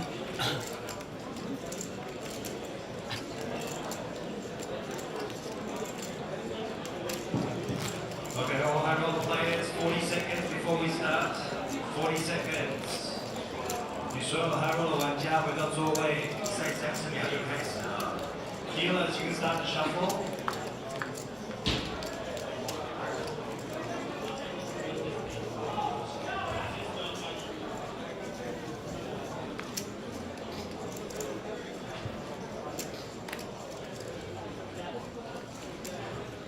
So all hundreds are now out of play.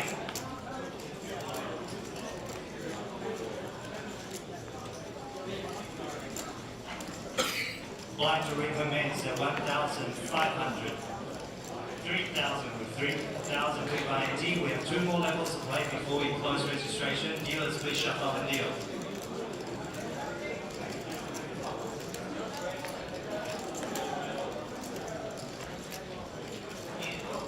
Very excited for hand. It's so close.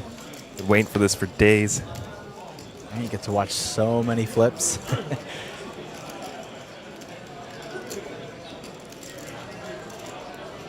Chen here with ace-10 off on the button. So all players in the PLO Lazy River final table, please come back. He does cover the 2 stacks next to him. Ooh, just barely though with Jiang Tai Min's stack there. We're taking the final table And with photo Christopher at the Park media also table. sitting around 400K. Mr. Yi Yingpeng from China, Mr. Luo Xingshan from China. Please come to the media table.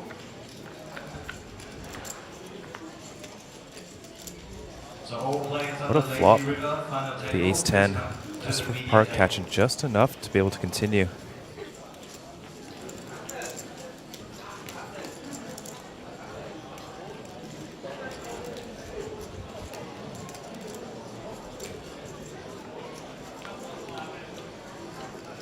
Let's just go check though on the flop. 6 of clubs in the turn, relatively a brick card.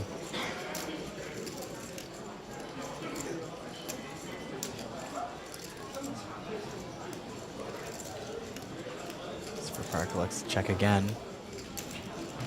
Chen. I start thinking about going for value here.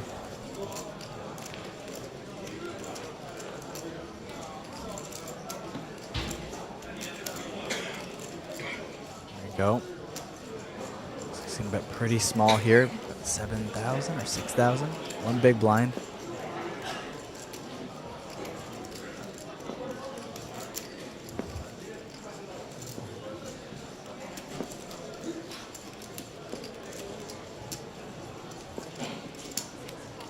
Makes the call. Oh, and the 8 of clubs on the river. Christopher Park now improves to 2 pair. Has the best hand. We'll check very quickly. Chen probably thinks he can still go for value here. Little does he know, he's got the worst hand now. There's quite a connected river card.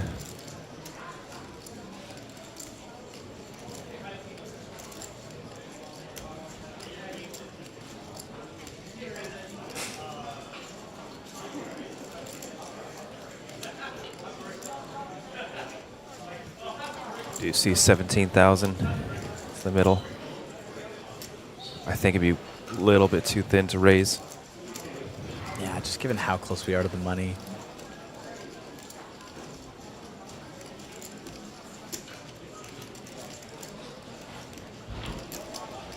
Call is fine. The raise just seems so strong that, like, what do you think you're getting called by there, you know?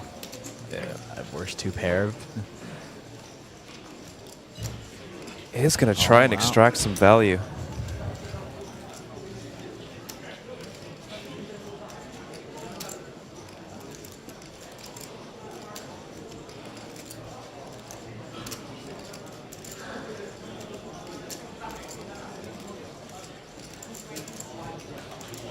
This is an okay candidate to 3-bet bluff.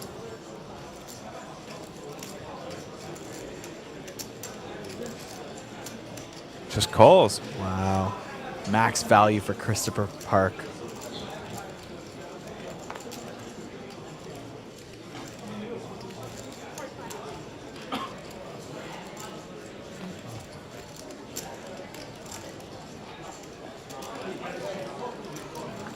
Ark now getting close to $500,000 in chips. Taking some of that bubble money for himself. Still waiting for hand.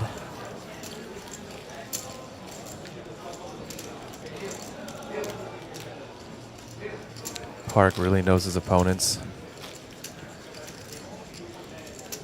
Now, this field was dropping very quickly, and then I feel like we got to one away from hand, and it's almost like this invisible first bubble where nobody wants to be the person to bust before hand suddenly. I'm sure the time banks are coming out. That is slowing things down a bit. For sure, this is the last chance to use them if you are super duper short.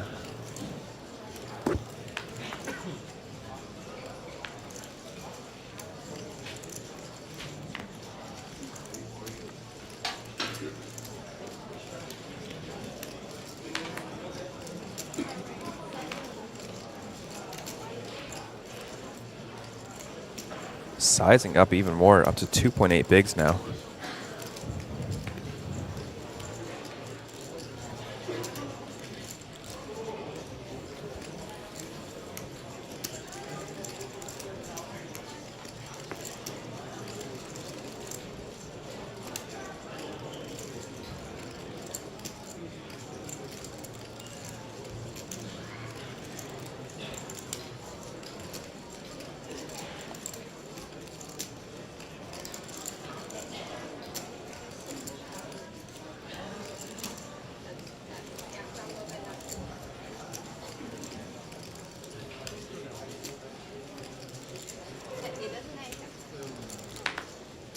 Everyone was really thinking about it there for a second. That was how wide he must be opening, and I don't think he was taking that spot. No? There's 4 people behind him. Yeah.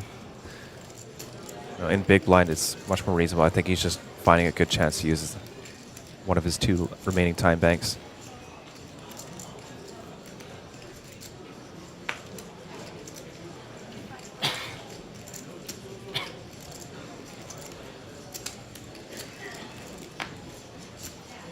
Gets it through.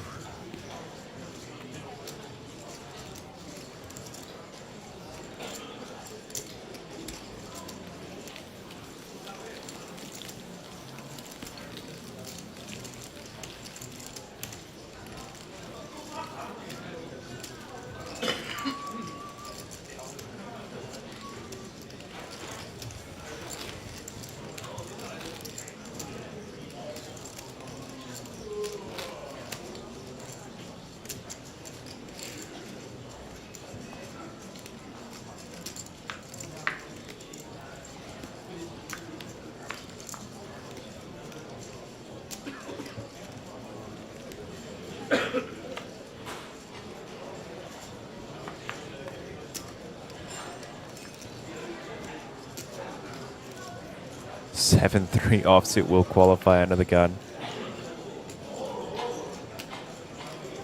Min raise though.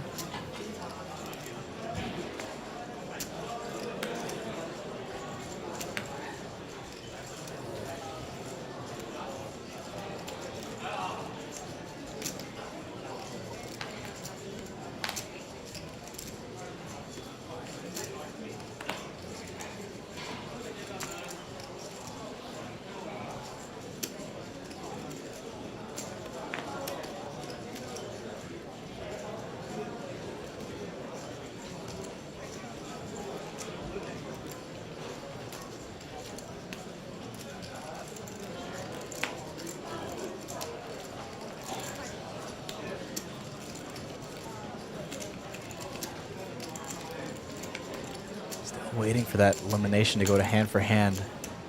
Still 4 off the money. And cash is about 2,800 USD. Just to a 1K profit. Surprised to see Jack 7 coming along. Almost flops it straight. Wow. The Queen 9-8.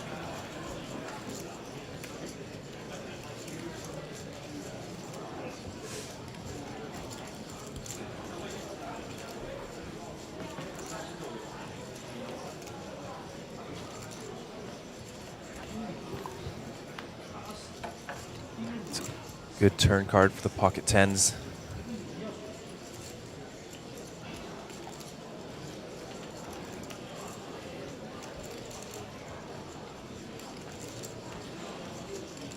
Dylan Jung just thinks he's got enough here to call that one big blind pre and play very fit or fold and still have enough to squeeze into the money. I'm not even happy to play fit or fold. Yeah. The Wong's range is so strong.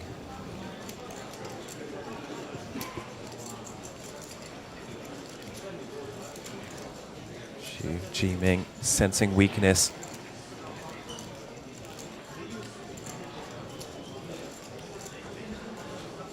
Wong is going to make him fire a river bet if he wants to win this pot.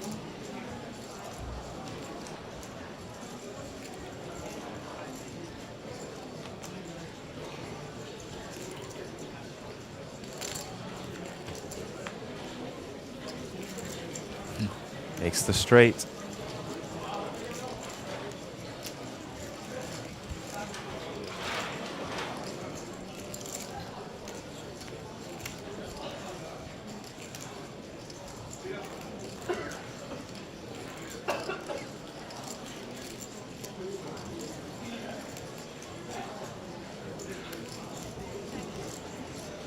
Nice give up.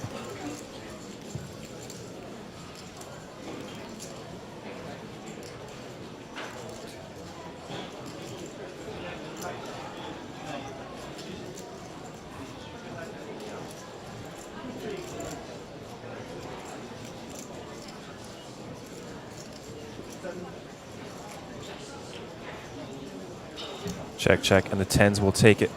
Did he muck his? Oh, okay. No, no.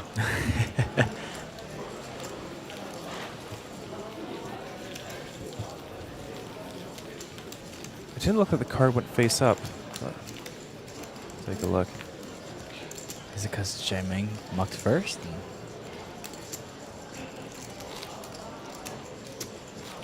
Yeah, the cards didn't go face up, so he must have just mucked. Both mucked, yeah.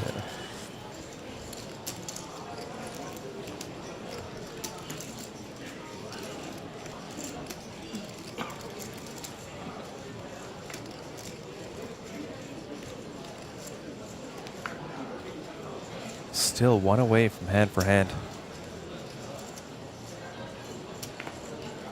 It really feels like we're on the stone bubble right now. It does have that same similar feeling. Like from 255 players to 251, it took like, what, half an orbit? It went down so fast. I thought it was going to take a while there as that we were approaching hand for hand, but kind of went all the way down to 251 so quickly. And now we're on an abrupt stop, not even hand for hand yet. Still 4 eliminations to sell the money. No, I actually don't know the ruling for that, for check if you can just muck. I know in cash games for sure that's possible, but I'm not sure on tournaments. I'm pretty sure, because I did study TDA at one point when I was being a dealer in Toronto. And I'm pretty sure it's okay, but it's this. I haven't looked it up in years, so I don't quite remember. But unless it's an all-in, I don't think there's anything forced to show your hand there. I think you can ask to see the hand, though. Someone can ask to see the hand, and then you have to show it. But if no one asks, you can muck. This was going back to like 2021, 2022 TDA rules.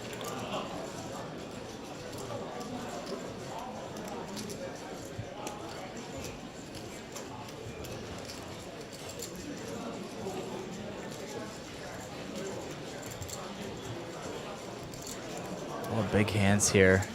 Wang Xin Chen with King Jack suited. Running into pocket nines from Jil Jung in the small blind. Opts to 3-bet here. Getting very close to being committed to an all-in here, very close to the money.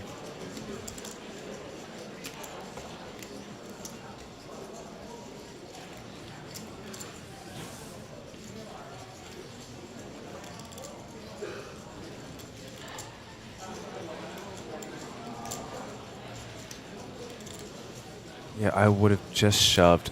You do not want to see them call. You do not want to be playing pocket nines out of position And you got with one one SPR SPR. on the bubble. Ugh. Oh boy. And like, what do you do now? You're always going to see like an overcard, right? Yeah. And even if you don't, you're not even that happy with your hand. Mm-hmm. I was actually thinking flat or fold pre-flop myself. I would never flat. No. No, you do almost no flatting in ICM as a covered stack.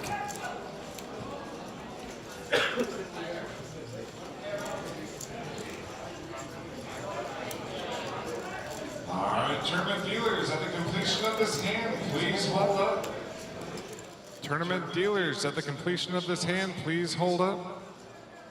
Looks like Dealers, we're please getting to hand for stand up hand. at your table once the hand is complete.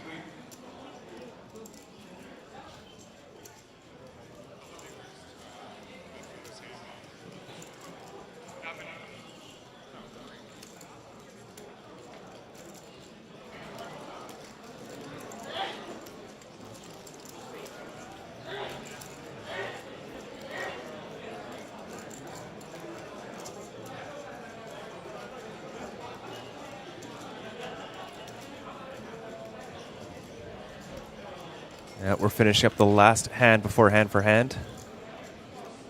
Once we finish dealing the hand, dealers will stand up. Get APT President Neil Johnson in the building. See the players starting to stand up a little bit too in the room. Take a little look at the tables around them. Everyone's always curious how short everybody is and some information. Oh, it looks like we've lost more than just one person. Hand for hand, starting at 250 players. The clock is saying 248. We may be on the stone bubble already.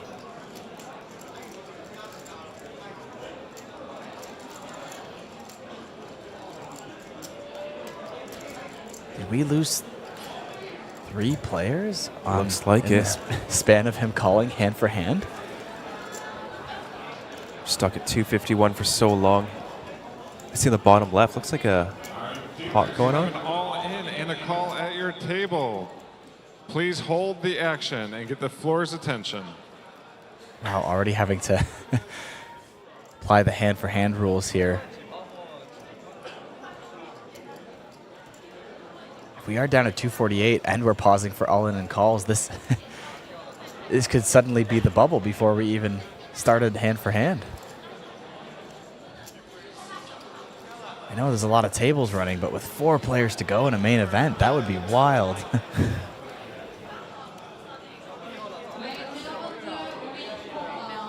불러주세요. 지금 핸드 끝나고 테이블에서 일어나 주십시오.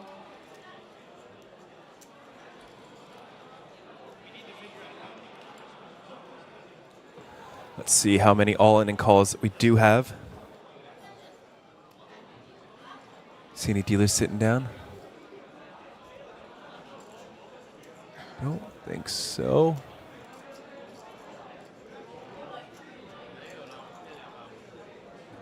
It's hard to tell. They're all wearing black. Oh, Oh, here we go. go. The other side of the casino, I believe, here.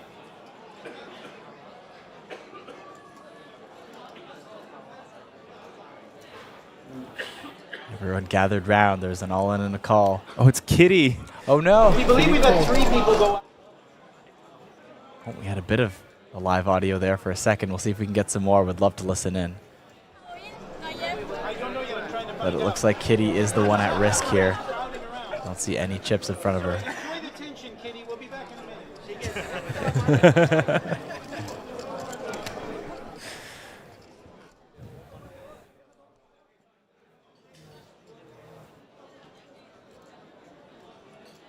We are officially in hand for hand, but in a bit of dramatic fashion here is what was supposed to start at 250 players is suddenly possibly the bubble bursting immediately.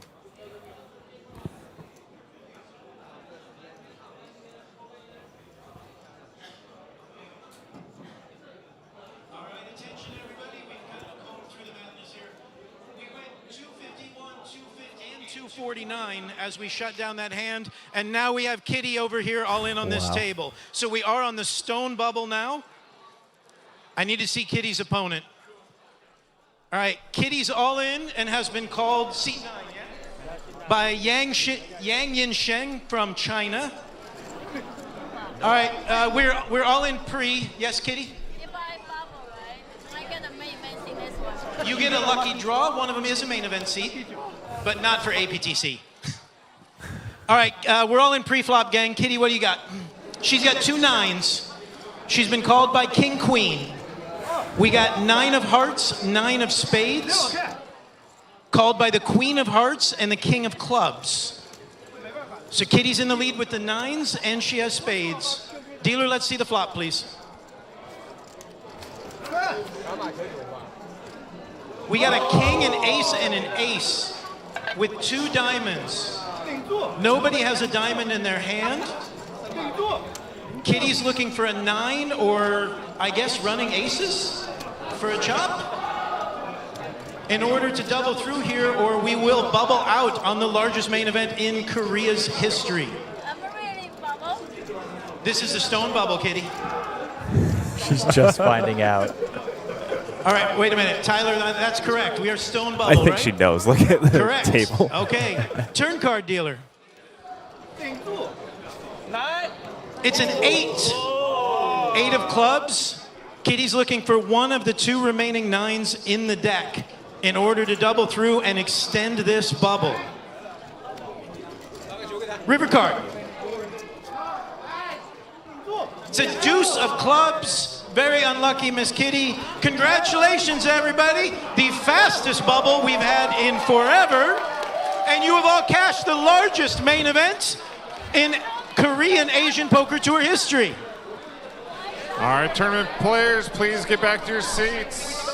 Tournament players, please get back to your seats. We still need to bag to finish the night. Congratulations, but please take your seats. All right, Tyler, before you continue on, we do.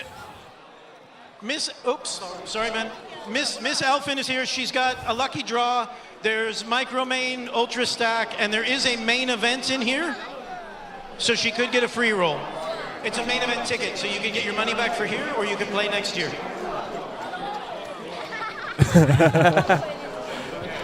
All right, let's see what she's got.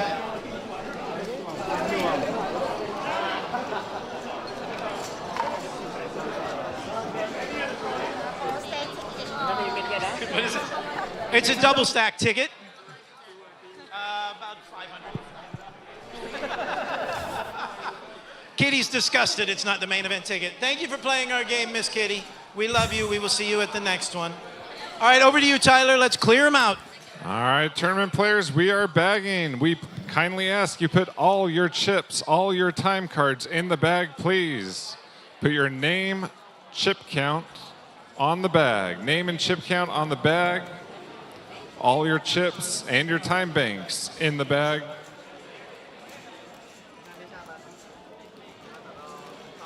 Wow, that was ladies, anticlimactic, I think. Ladies and gentlemen, I think you have just witnessed history. That has to be the fastest bubble ever in tournament poker. Just given that it was 4 off the money, we didn't even make it to hand for hand. It was supposed to start right there, and as hand for hand was called, there was 4 eliminations, and we were immediately in the money. We were able to walk over to one table. I really think Kitty wasn't sure that it was the stone because they didn't even call hand for hand yet. They did. Yeah, but they called it. So sorry, they did call it, but they called it on that hand. Yeah. So, hand for hand was supposed to start in theory like the following hand, but out of nowhere, the bubble has burst immediately. Yeah, no, Neil did not get his steps in, but everyone locked up 2,800 or so USD for the final 247 contestants who will return for day 3 tomorrow, where they will play down to the final 36. It's getting tense. 1,693 entries, the largest ever in Korean history for any main event ever, not just the APT. We do have a player interview.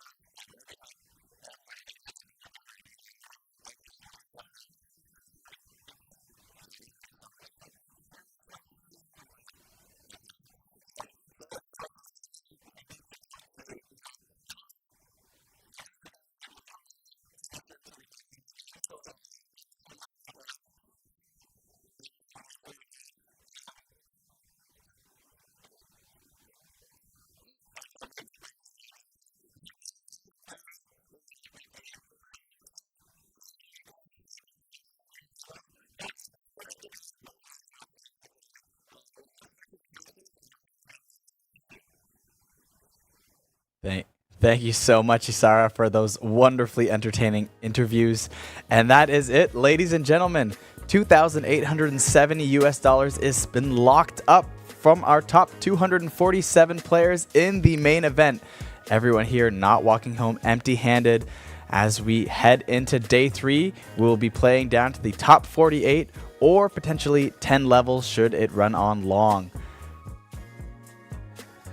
Yeah, Kyle, it's going to get tense tomorrow, day 3. Like you said, I believe final 36 we'll be playing down to. From there, down to the final table. And then, of course, until we reach a conclusion, a winner will be going home. If there's no deal, $472,000, I believe, is the official number, as well as the APT Championship ticket valued at 10,000 USD, and the Mega Lion that was just there on your screen. There it is again. 464. There we have our official number. 464,000. Wow, that's nearly $500,000 USD. The things you could do with that money, absolutely insane. And in reach of all 247 of our contestants who will be returning to day 3, and we will be back. We will be continuing a live coverage of our event, as you can see there on your screen. The APT main event day 3 will begin at 11:45 a.m. local time tomorrow, followed by day 4 and the final day. And of course, rounding out the series, as we do always with the APT High Roller final day, which is always a very, very long one. And I imagine this will be no difference with our record-breaking field. Well, So Kyle, yes, that was a very fun stream. It did not last as long as I thought it would, considering how many entries we did manage to get, with an additional 150 people coming into day 2 with our extra hour of late registration. I think it's an amazing little addition that we've done this trip. Any final words for our viewers, Kyle? Well, I hope you guys had a bunch of fun, and the bubble coverage was certainly one for the books. Maybe it wasn't the intensity we were looking for and how long it was going to draw on, as we've seen at certain places, especially like back in Taipei a couple series ago. That was a long one. But you definitely witnessed something special here that you may not see again for a very long time. To go from right before hand for hand to suddenly the bubble bursting all within one fell swoop. That's something that you don't get to see very often, and I'm glad you guys got to tune in and be a part of it with us here at APT Jeju. Yep, thank you so much for tuning in. We're going to get some rest. We'll see you all tomorrow. We'll catch you again then.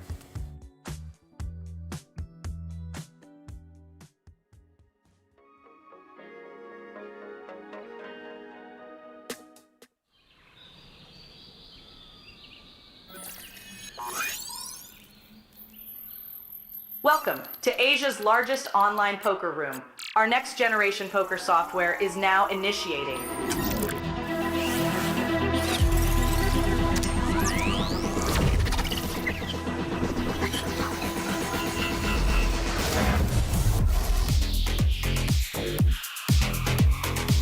Elevate your online experience with a wide variety of poker variations to choose from. Get fully immersed with fun and social features.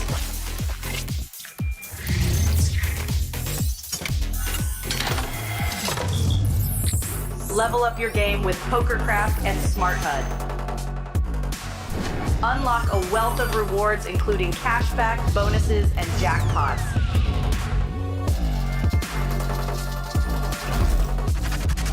Join world-class poker tournaments featuring some of the world's most renowned brands and the largest guaranteed prize pools in the world. Experience the best in customer service and hassle-free transactions for a seamless online gaming experience. With online poker available on all your devices, you'll be able to play your favorite games anytime, anywhere.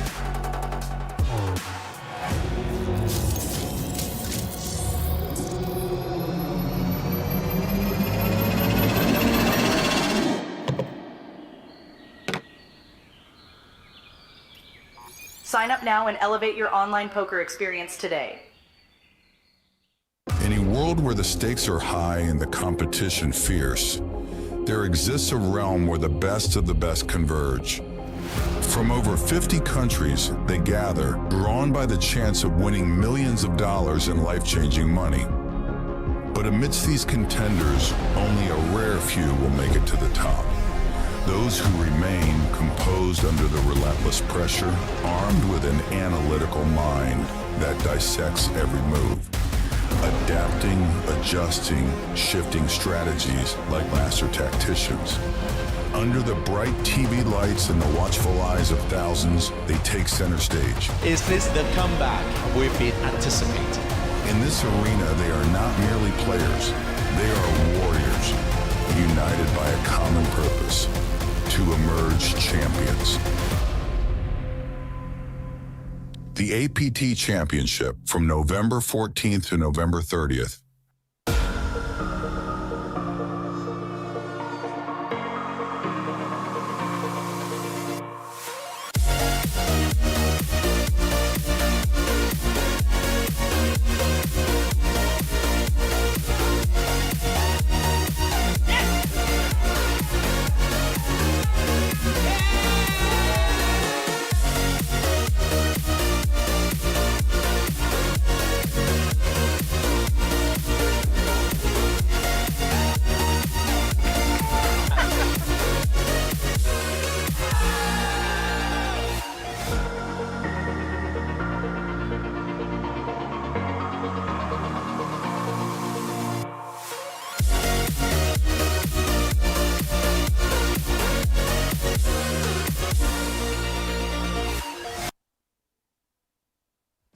Give me that ice, give me that cool girl, isn't that nice? You like it, right?